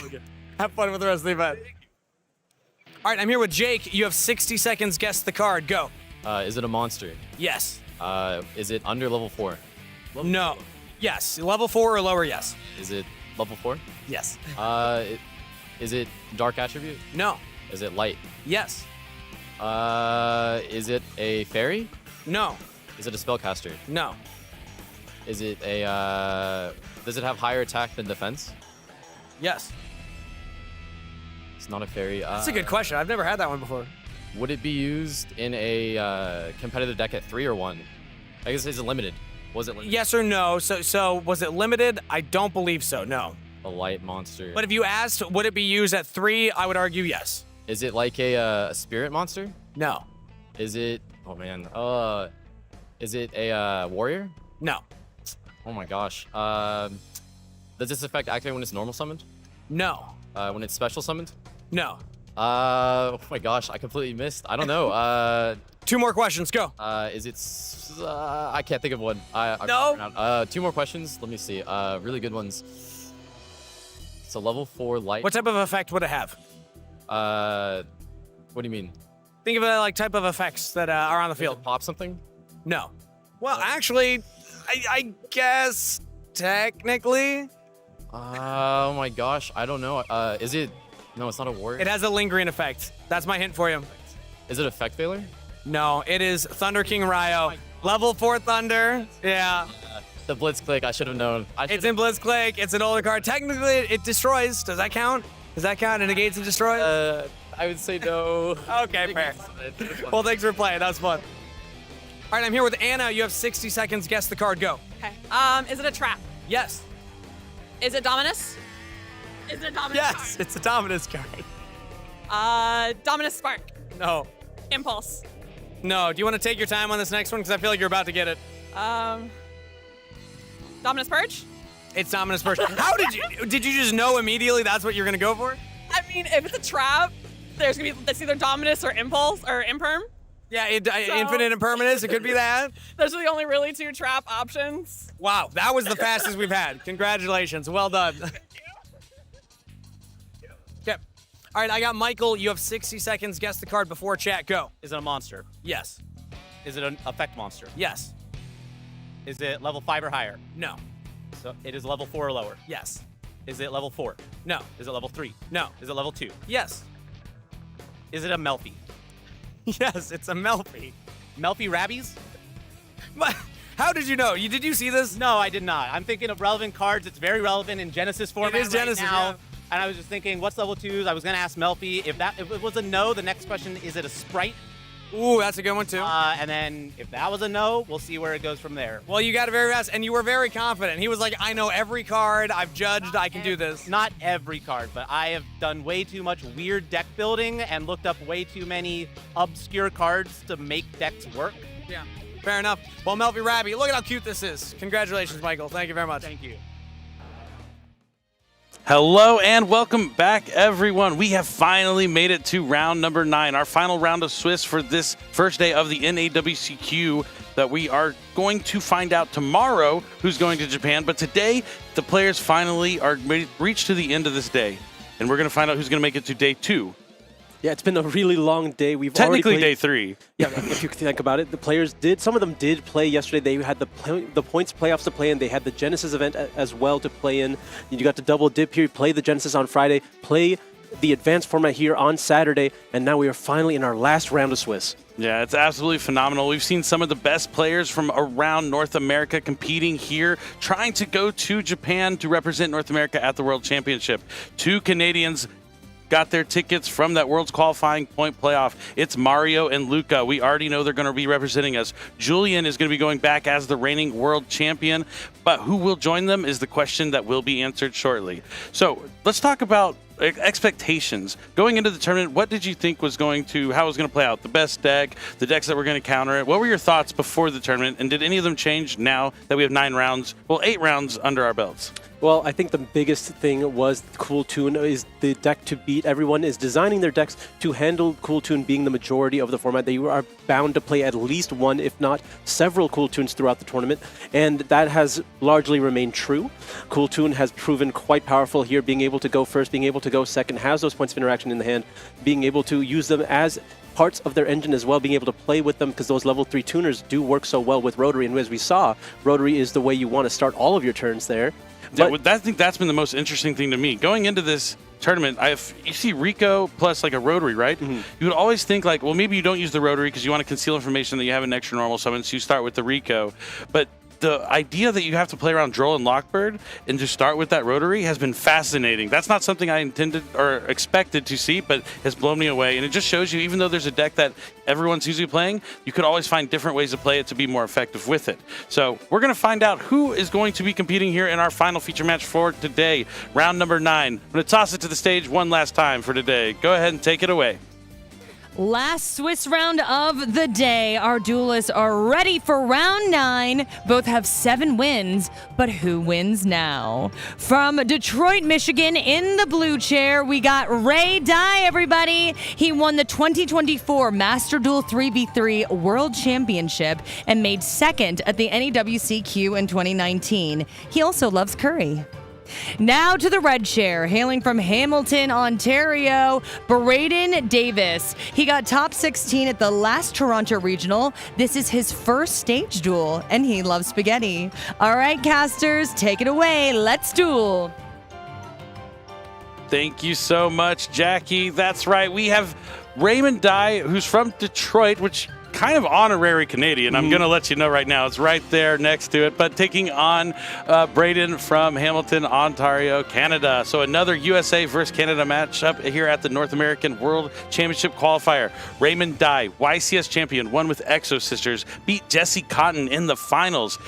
There's only a handful. Actually, there's a lot of people who can say they beat Jesse Cotton in the finals. Not only does he have the most first places, he also has the most second places, which is phenomenal. But he's fresh off a top 4 loss to Jesse Cotton at the previous YCS in Columbus, where he was also using Sky Striker. But he is a former Master Duel World Champion, absolutely phenomenal player, but he seems to always do well with the decks that he likes, the ones he knows the best. And Exo Sister and Sky Striker are 2 of those decks that he is well known for. Absolutely, and he's going to be able to bring that striker strategy back here, already doing quite well with a 7-1 record, trying to get one more win to move on day 2 comfortably with an 8-1 record. Taking advantage of that Cool Tune matchup. That was the reason why Sky Striker was so popular in Columbus. Cool Tune was still the deck to beat at that event, paired with Branded. Not so much of a strong Branded matchup, but really taking advantage of your interactions into Cool Tune, and it's been very strong here. Both Ray as well as players like Ryan Yu being using their Sky Striker strategy for that Cool Tune matchup, and we are going to see yet another one of those matchups here in this round. Definitely. Do you think is there any chance that Ray likes this deck because Sky Striker Ace Ray? There has to be something there, right? It's a part of it for sure. That's awesome. But his opponent, Braden, though, representing Canada, we have seen how strong Canada is in the dueling world here this weekend. They have come out in force. They are trying to get to the World Championship, and Braden is bringing the Cool Tune strategy. And even though we see a lot of Cool Tunes, the main decks have been wildly different. Some people playing Dominus Purge, some people playing the Psy-Frame package, some people playing all sorts of stuff. But there's so many different ways to attack it. You just got to find the way that's most effective for you. Yeah, this version that we see from Braden using the Psy-Frames here, this is a version more typically played back in the previous format where Branded was a lot more potent in the format. Now, with the inclusion of the Light and Darkness Ritual strategy, Branded's kind of fallen out of favor, or just the more combo potential in the meta as well. So we've seen a lot more just other points of interaction being favored instead. But we'll see how this favors in a matchup like Sky Striker, where obviously Delta is quite strong. Exactly. Delta strong. Even Gamma can be pretty good, but Delta, you're going to want to stop those Sky Striker spells. This is it. This is round 9, our last round for the day. Game number 1. Did I high? Yeah. Let's find out who's going first. Ray gets a 6 here. That was a 7. Oh, snakes. Snake eyes. All right. So Raymond will be choosing to go first or second. That can really do either. I assume he still wants to go first. We've seen Striker choose first game 1 several times. That certainly has been the case. You have those Radiant Typhoon cards to be able to set up your plays here, but we're going to be taking lead. It's a very spell-heavy hand, as you'd expect from a Sky Striker strategy. We're going to start off with that Hornet Drones. This isn't yummy. This is actually Sky Striker. Chain Linkage, one of the most strongest cards in the deck. You can send a card from your field to the graveyard and special summon one of those Sky Striker Link monsters. Going to special summon Hayate to the extra monster zone. The token is going to be summoned to the main monster zone. Looks like we're going to be now linking away that token. You have that arrow provided by Hayate here. Going to go into one of the more recent Sky Striker Ace monsters, and that's going to be prototype Sky Striker Ace Amatu. Sky Striker Ace Camellia. We're going to be linking those away into Camellia. Camellia will be sending a Sky Striker card to the graveyard here from the deck. I see a copy of Effect Hip Veiler in Braden's hand. Do you think he's saving it for something like Kagari, Sky Striker 0? Almost certainly he's saving it for 0. Resolution. He's going to send down Widow Anchor. I'll activate Engage. There is Engage. 3 spells in the graveyard now. Going to get maximum value here. Gonna grab his namesake, Sky Striker Ace Ray. And then I will draw a card. Yep. Engage getting full value. The card that drawn will be... I couldn't see it. Oh, looks like it's going to be a copy of Droll and Lockbird. We're going to be linking away Chameleon now into Kagari. We can go after that engage yet again. Attempt the chain bell. There's going to be a bell here. So you can hold the Veiler. That's not too bad. Talents, look at your hand. Might not be able to hold it much longer. Who needs Rotary when you have triple tactics talent and you're going to be able to take a peek and send one card back into the deck? I mean, looking at this hand, if you have a way to deal with the mix, you might have just taken the Prosperity, but it looks like we're going to leave the mixes as well as the Prosperity.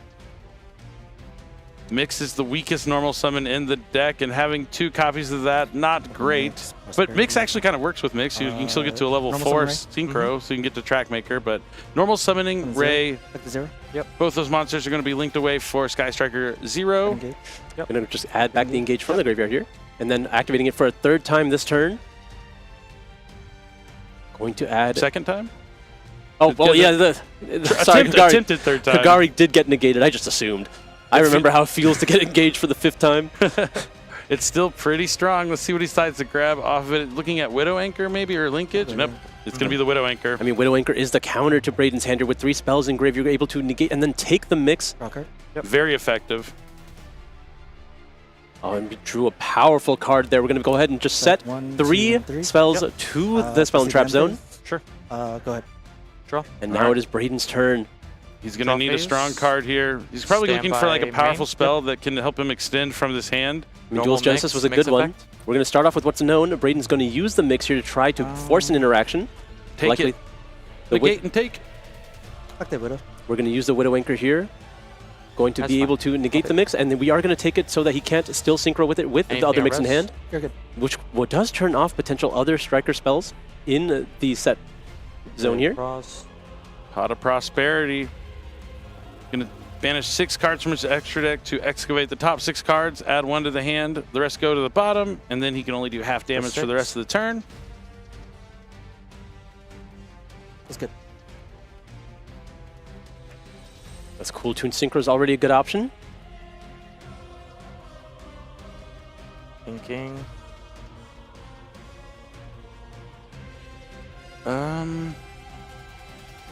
Yeah, it has to be Cool Tune Synchro, right? Yeah. I mean, potentially could have gone for the Bell to prevent the 0 from using its effect. Yeah, he had... Oh, Droll and Lockbird. Not great when you have the Duelist Genesis in your hand. Yeah, the Duelist Genesis was going to be the big push here. Another fantastic card drawn off the several engage draws here. Going to just be setting to the Spell and Trap zone of his own. Main. Sure. End phase? End phase? We are reaching the end phase. The mix will go back to Braden. I believe you get to pick where it is. Yep. And now, still in the end phase, I wonder if Ray is going to use his drawn copy of Fallen and the Virtuous. No, we're going to use 0 first. He wants to clear the board here so he can't use the Cool Tune Synchro with that mix.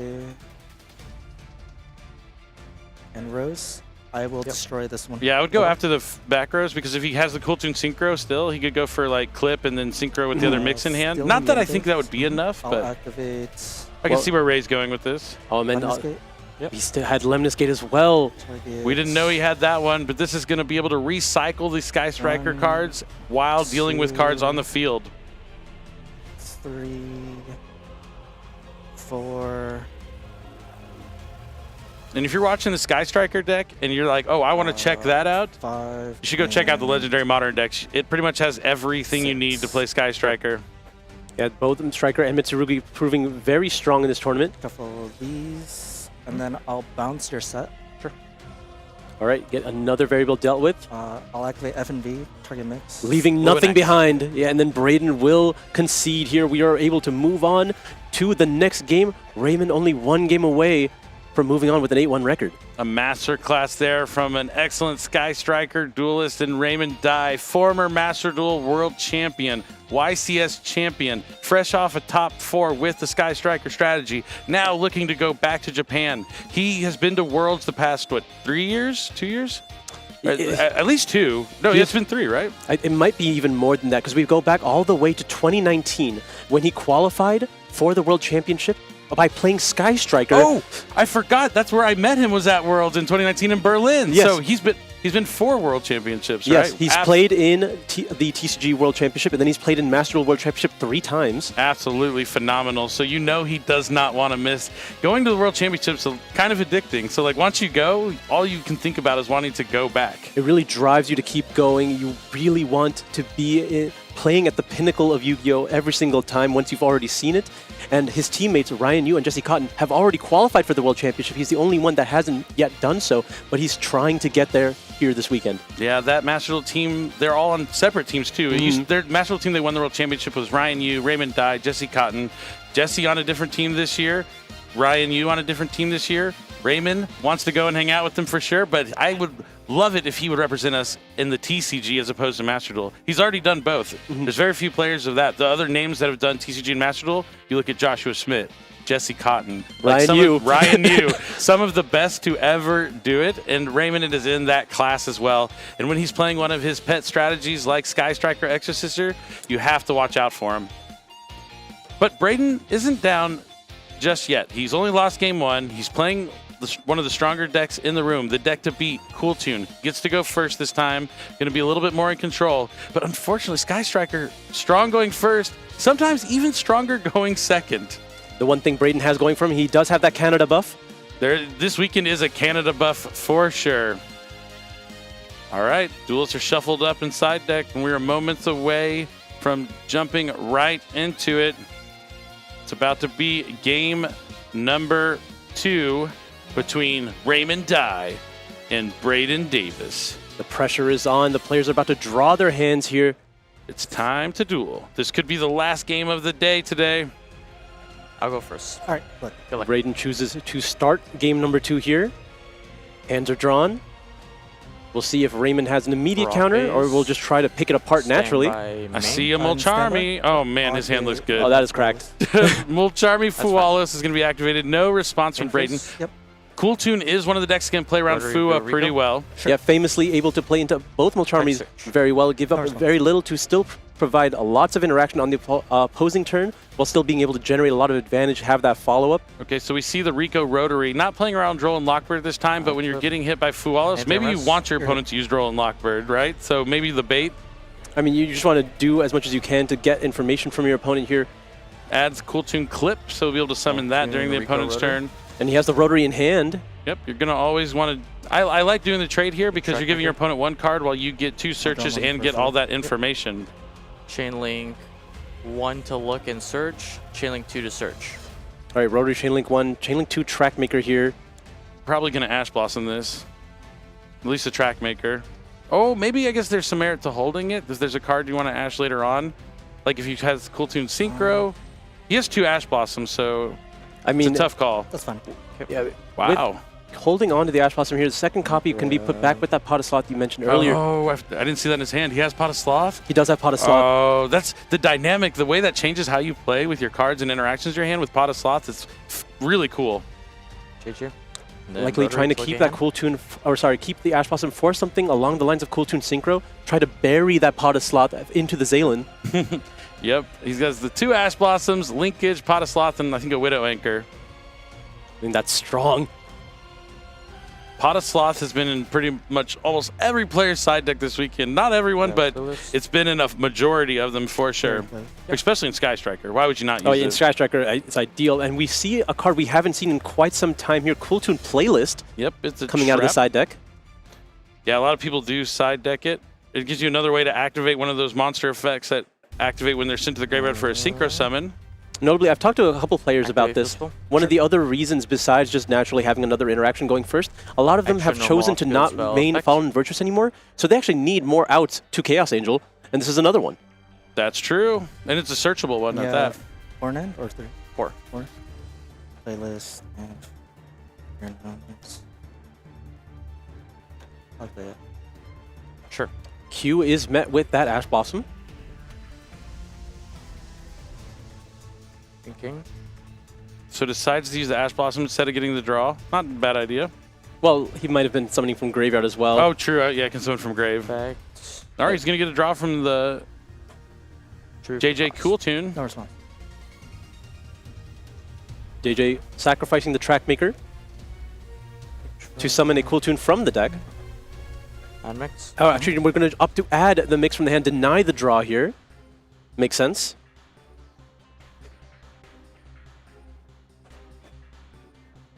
I've used extra normal effect. We get our regular normal summon here. Cool Tune Mix hits the field. Going to be able to add the Q from the graveyard to the hand. And we'll be synchroing one more time here. Probably for a remix. Remix hits the field. We do give one, another Q draw. activate top 2. And that's a good one. No response. Yep. And let's see what Q hits here. It's a copy of Feather Duster as well as a second copy of Fualos. I'll banish Duster and I'll put this on top. Yep, the Fualos on top, but doesn't really matter too much with the slot. Could potentially be useful as well. I was like, you could just use it. He has the remix and a Cool Tune Synchro, and if he doesn't make a Zaylin on his turn, this Pot of Sloth is going to resolve, so... I mean, yeah, not really that bad. Could be a misstep for Braden here. We'll have to see how it plays out. Does Braden have Ash Blossom for the Sloth in his hand? Off return. Yep. Surprise! I could have called that one. Thinking... You definitely would have got that one right. Mulcharmy Fualos, Ash Blossom. Draw phase. Yep. Standby. Thinking in standby. All right. In the standby phase, we'll see if we activate remix here. Remix is used. Touch and bell. And there is that Ghost Spell that we drew. Devastating. Sure. That was not a happy sure. Yep. All of a sudden, Braden has no monsters on the field anymore, and we activate the Fualos still in the standby phase. Yep. You might be like, why is he doing with no monsters on the field? He probably has Cool Tune Synchro. He knows he has Cool Tune Clip in the hand, so if he is going to disrupt Raymond during this turn, it will be from the extra deck. Pot of Sloth for 3, 4, because there's a field spell. 4 to the hand. 3 go back into the deck. Oh, one of those is Ray. His favorite card. The namesake of the strategy here, as well as himself. No, that's when I said namesake, I meant Ray. I know. Not the theme, no, himself. This is Sky Striker Ace Raymond Dye, Asala. I don't know if you've met him yet, but he is a phenomenal duelist. I'm familiar. All right. Puts Nope. back the cards for the Sloth. The hand has been sculpted and curated to exactly what he needs to find a way to win. Radiant Typhoon Visions. We're going to keep digging here. Draw 2. Sure. Get 2 new cards here. And that's an Engage. It is an Engage. I'm going to discard that copy of Linkage that we knew about previously. No, I'm sorry. If my Sky Striker opponent discards Linkage with Visions, I'm worried. We'll see if there's any response. There was nothing to the Sloth here. It looks like we're going to commit the Ray first, see if we can force out any interactions from Braden so we get some information before we use our Engage. I just realized that's like the Super Arby's Feather Duster, right? Yeah. Yeah. Nice, Ray. Nice. It's one of my favorite artworks for that card.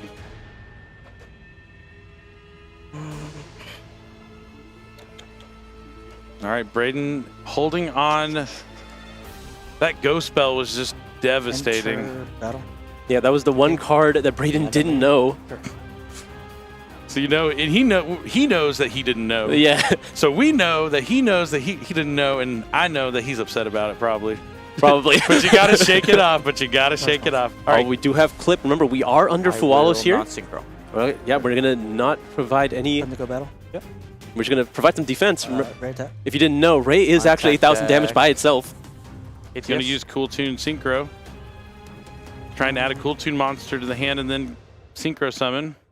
We do have the Ash Blossom here if we wanted to, and we are going to use it. Continue the battle phase here. Going to attack over the Clip. Braden has been stopped at every action he's tried to Ray effect. do. Ray is going to tag out likely for a copy of Sky Striker Ace 0. As a quick or Kagari here.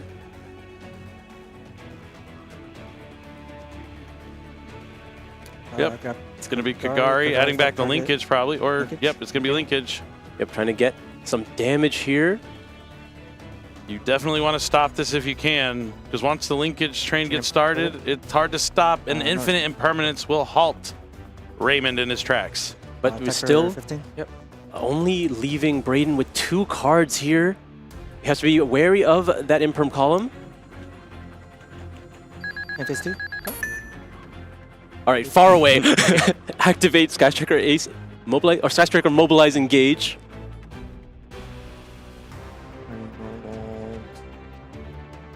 Does he have something to stop it? I mean, if he had Ash and he didn't use it on the Sloth. One in hand?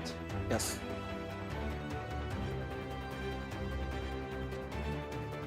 Chain playlist. Oh, we did know about the playlist. targeting So which effect is he going to Rotary use? to apply Rotary? the effect to put a card from your grave to the bottom of the deck. So he's just trying to stop him from It just drawing a copies the card? effect. Yes. Add and then copy. Right? Mm-hmm. It adds it? Or, Mm-hmm. Yeah, yep. That's all we're doing. No, it doesn't add it, right? Yeah, that's the add it. Oh, it applies Yeah. it in sequence. Yeah. Okay, I see, I understand. Yeah, sure. Yeah, playlist what's the not card? something that we have Or seen doesn't- very doesn't- recently up until this What are you event talking here. It's a new inclusion in the Cool Tune strategy, but has been a popular one this event. Was there not an opportunity? Oh, I guess. I mean, you could have done it on the Kagari and preserved the engage. Or Yeah, 'cause sorry, I Imperm. feel like using that over the Imperm would have been better because the Imperm probably hits more cards than a card that would require the effect of a Cool Tune monster that was sent to the graveyard for a Synchro Summon to be relevant. I mean, we'll see if it comes up here. Engage is still allowed to resolve with no additional draw here. It looks like he's eyeing a copy of Linkage anyway. Yeah, because you just Linkage into 0. And then engage again. And then get the draw? Yeah. Or we're playing it safe, maybe just getting a copy of Widow Anchor here? All right, looks like safe is the way Raymond is going about it. Not trying to take any bait, because we do not know Braden's last card here. Gonna go into Shizuku, tried and true. Just generate more advantage here. Move the end phase. Sure. End phase. Shizuku. Shizuku is able to add a Sky Striker spell that's not currently in linkage. Ray's graveyard. That's going to be the linkage, Activate trying to Oh. deal with it in the following turn. We're going to use linkage in the end phase to go for 0, still set it up as a point of interaction. But you get more Sky Striker names into the graveyard so you can utilize Limit's Gate later on. Just makes sense. Smart stuff, Ray. And you still have that Widow Anchor set now. Engage going to your hand. Braden has this turn to end the game. Now there's so much going on for Ray. Good. All right, he's going to need a good card off the top. A Pot of Desires would be nice. Stand by main. Yep. We have the Rotary to give himself an additional normal summon here, but he has to deal with 2 points of interaction. It looked like he drew a Manati reframing, but I'm not 100%. I saw purple and then yellow in the art box. Sure.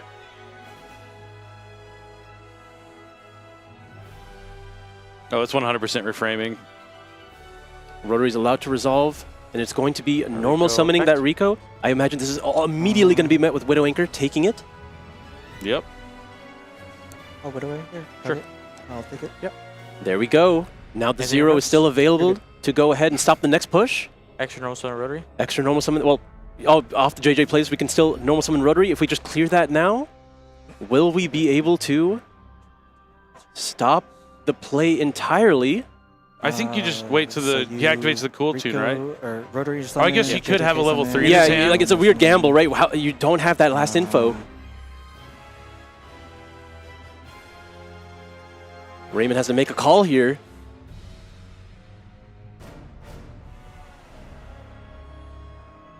And this, It's a tough call.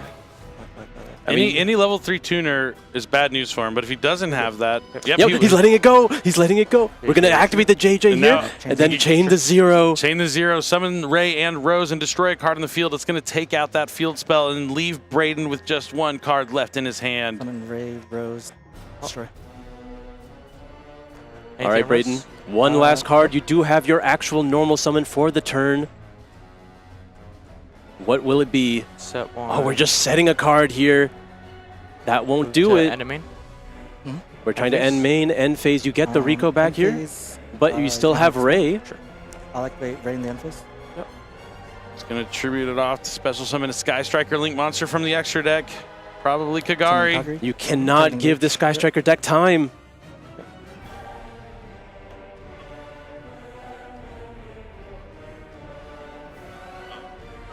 Looks like the judges are saying something to the players for some reason. Do they really think he activated something in the imperm column? He went so far away from Did he? it. Wait, no, but what about the linkage? Where did he put the linkage that he added at the end there? Oh. I mean, there's no way. I do think that is the zone that the linkage went in. I don't remember. But I mean, this would be an accepted game state at this point, right? Yeah, we're pretty deep in. It would just be a warning, I'm assuming, but I'm not a judge, so we'll wait and see how the judges unpack the situation. Yep, it looks like we're just going to take a quick pause while they try and figure it out. Back to us. You get to see our beautiful faces. We're having a lot of fun watching this match, and I hope you are too.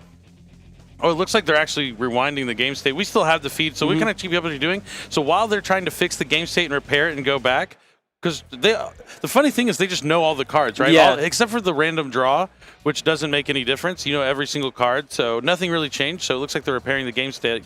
But that's a huge difference here, because the play was designed to have that 0 on the field. This could be the break that Braden needs. A large misstep by Ray. Yeah, and sometimes that happens. It's also round 9 at the end of the day, right? I'm tired. You're tired. I'm sure all the players are out there tired. It may be like some mental game. It's not physical, but sometimes it feels like you've run a marathon by the end of a 9-round tournament.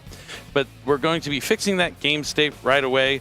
The game really could turn around for Braden right now. I thought we were about to pack up and go home, but we might have to lock in for a game 3 if Braden's going to be able to find a way to take advantage of the slight misstep here from Ray. This is the Canada buff I was talking about. Sometimes it just goes your way. Never count out Canada. I mean, you also see Braden not just giving up either. He's been locking in, just doing the best he can. Like, where does he have to go? I mean, dinner, right? Yeah. Maybe get some food or something like that. But as long as you have a live point and the card to draw, you have a chance. Absolutely phenomenal. But yeah, this could really change everything. Yeah, I mean, now that you know it's just a Widow Anchor you have to deal with. There's still one unknown from Ray's hand here. Does not. I don't think we've ever revealed what it is. I know what it is. I think you know what it is. It could come up in the following turn, but the 0 is a much more important point of interaction here. Does it rhyme with Roselle? Yeah. A little bit of a stretch, but I got there.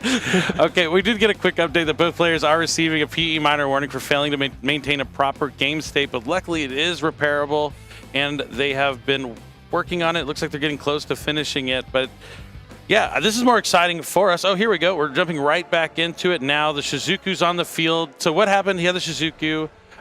He got the linkage. He activated the linkage in the imperm column. It's negated, goes to the graveyard. He just has the one set face down. So what pass? And now play is to Braden. Stand by main. And now that I got to see the draw for sure, it was absolutely reframing. Oh, no, I know. I know that card from a mile away. Next So he's going to do the same thing we just saw. He's going to take it, but now the next part of the turn, he can't stop it now. Back tribute. Going to tribute it off. Now Ray's going to have to shake off this slight misstep and be able to lock back in, but Braden's time to capitalize. But Ghost Bell's going to stop that mix, so maybe he's still okay. Yeah, it's going to be a lot harder to generate the value here when all you have is a lone Shizuku, but there's still plenty of Sky Striker value in the graveyard. You have access to Kagari in your extra deck, and just has to really hope that set from Braden does not matter. All right, now that we have the proper game state, everything is as it should be. Raymond is going to draw for the turn. It's not a great card. Yep. I imagine we're starting off immediately by linking away the Shizuku, going back into Kagari here. Kagari, target engage. Yep, we're going to go for engage. Engage, likely be activating for a copy of linkage.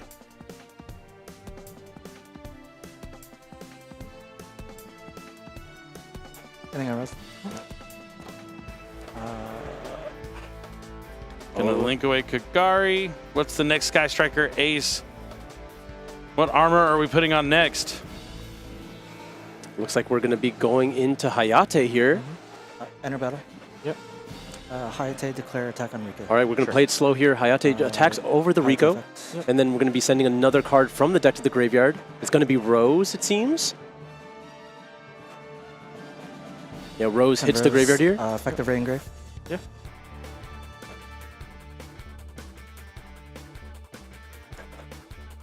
Oh, the Hayate was crashing. 2K. So now Ray comes back. Ray's quick effect is going to be able to tree out the field, a special summon out 0. Effect 0. Yep. 0 not using its effect to add, but instead going to be able to swap back out to Ray and Rose to get rid of the last set here. Hey, at least now that reframing's in the graveyard, if he gets some Anati monsters in there, he can shuffle them back. Right. Main phase 2. Yep. All right, now he's going to enter main phase 2 here. It looks like we're linking away the Ray and the Rose. summon Azalea. We're going into Azalea. Okay, not one you see summoned too often, but it's going to take out the mix. 4 spells, so she wants them. Yep, with multiple spells in the graveyard, she doesn't have to, or at least she can remain on the field. Now, can you deal with the JJ Cool Tune as well to really lock this game up? Yeah, because as long as that JJ Cool Tune's on the field, any monster can turn into a Cool Tune monster, but Sky Striker Mobilize Engage will probably make sure it doesn't stay on the field. I know Jamming Waves and Afterburners don't really find their way into Sky Striker decklist nowadays, so he's just going to go ahead and grab a Widow Anchor, though. I mean, I do think this is the perfect answer here. Any normal summon will be immediately answered and taken. Yep. We get an additional draw here. Looked like a linkage. Not a bad one. I'd argue it's one of the best cards in the game. Definitely been impactful several times in this tournament so far. We're going to set 2 to the Spell and Trap Zone, eyeing if we want to go into a copy of Shizuki here. Sure. But nope, we're just going to pass. Is it Pot of Desires? He's going to need something that gives him more cards. Extra normal. We're going to use our normal summon on a Bell here. I will Widow Anchor. We're just going to go ahead and take it. And that is enough. Ray moves on with an 8-1 record here. One step closer and returning to the World Championship. Yeah, it's nice that he was able to bounce back after that slight misstep. Sometimes something like that can be devastating. God, not only to... I don't hear what he has to say. Oh my god.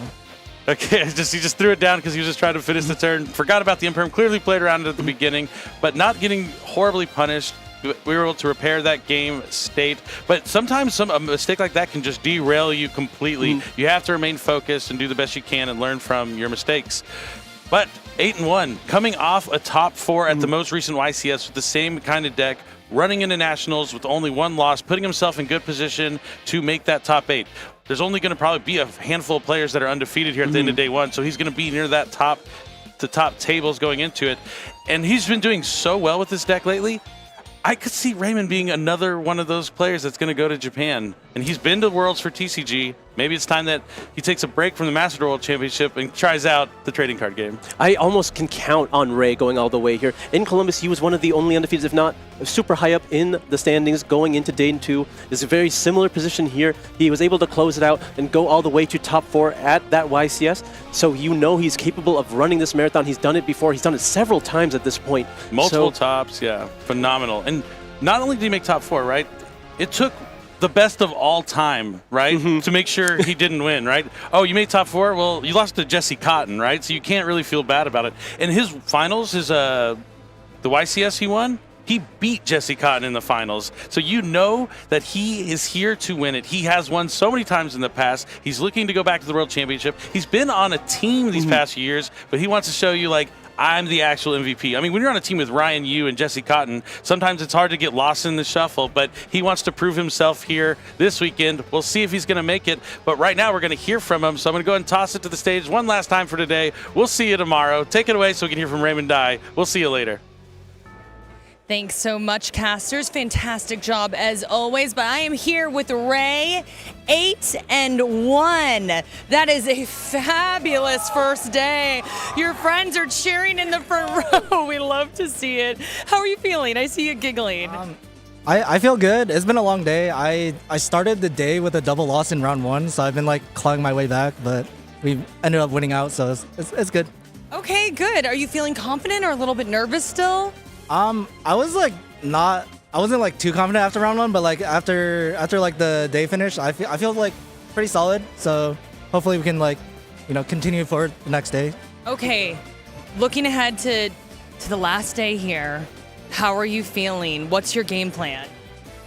Just one set at a time. I just want to like stay in the zone, keep it like, I don't want to like think too far ahead, like get ahead of myself. I think just pace yourself, and then the rest will follow, I love that. Okay, is there anything you want to say to your friends in the front here?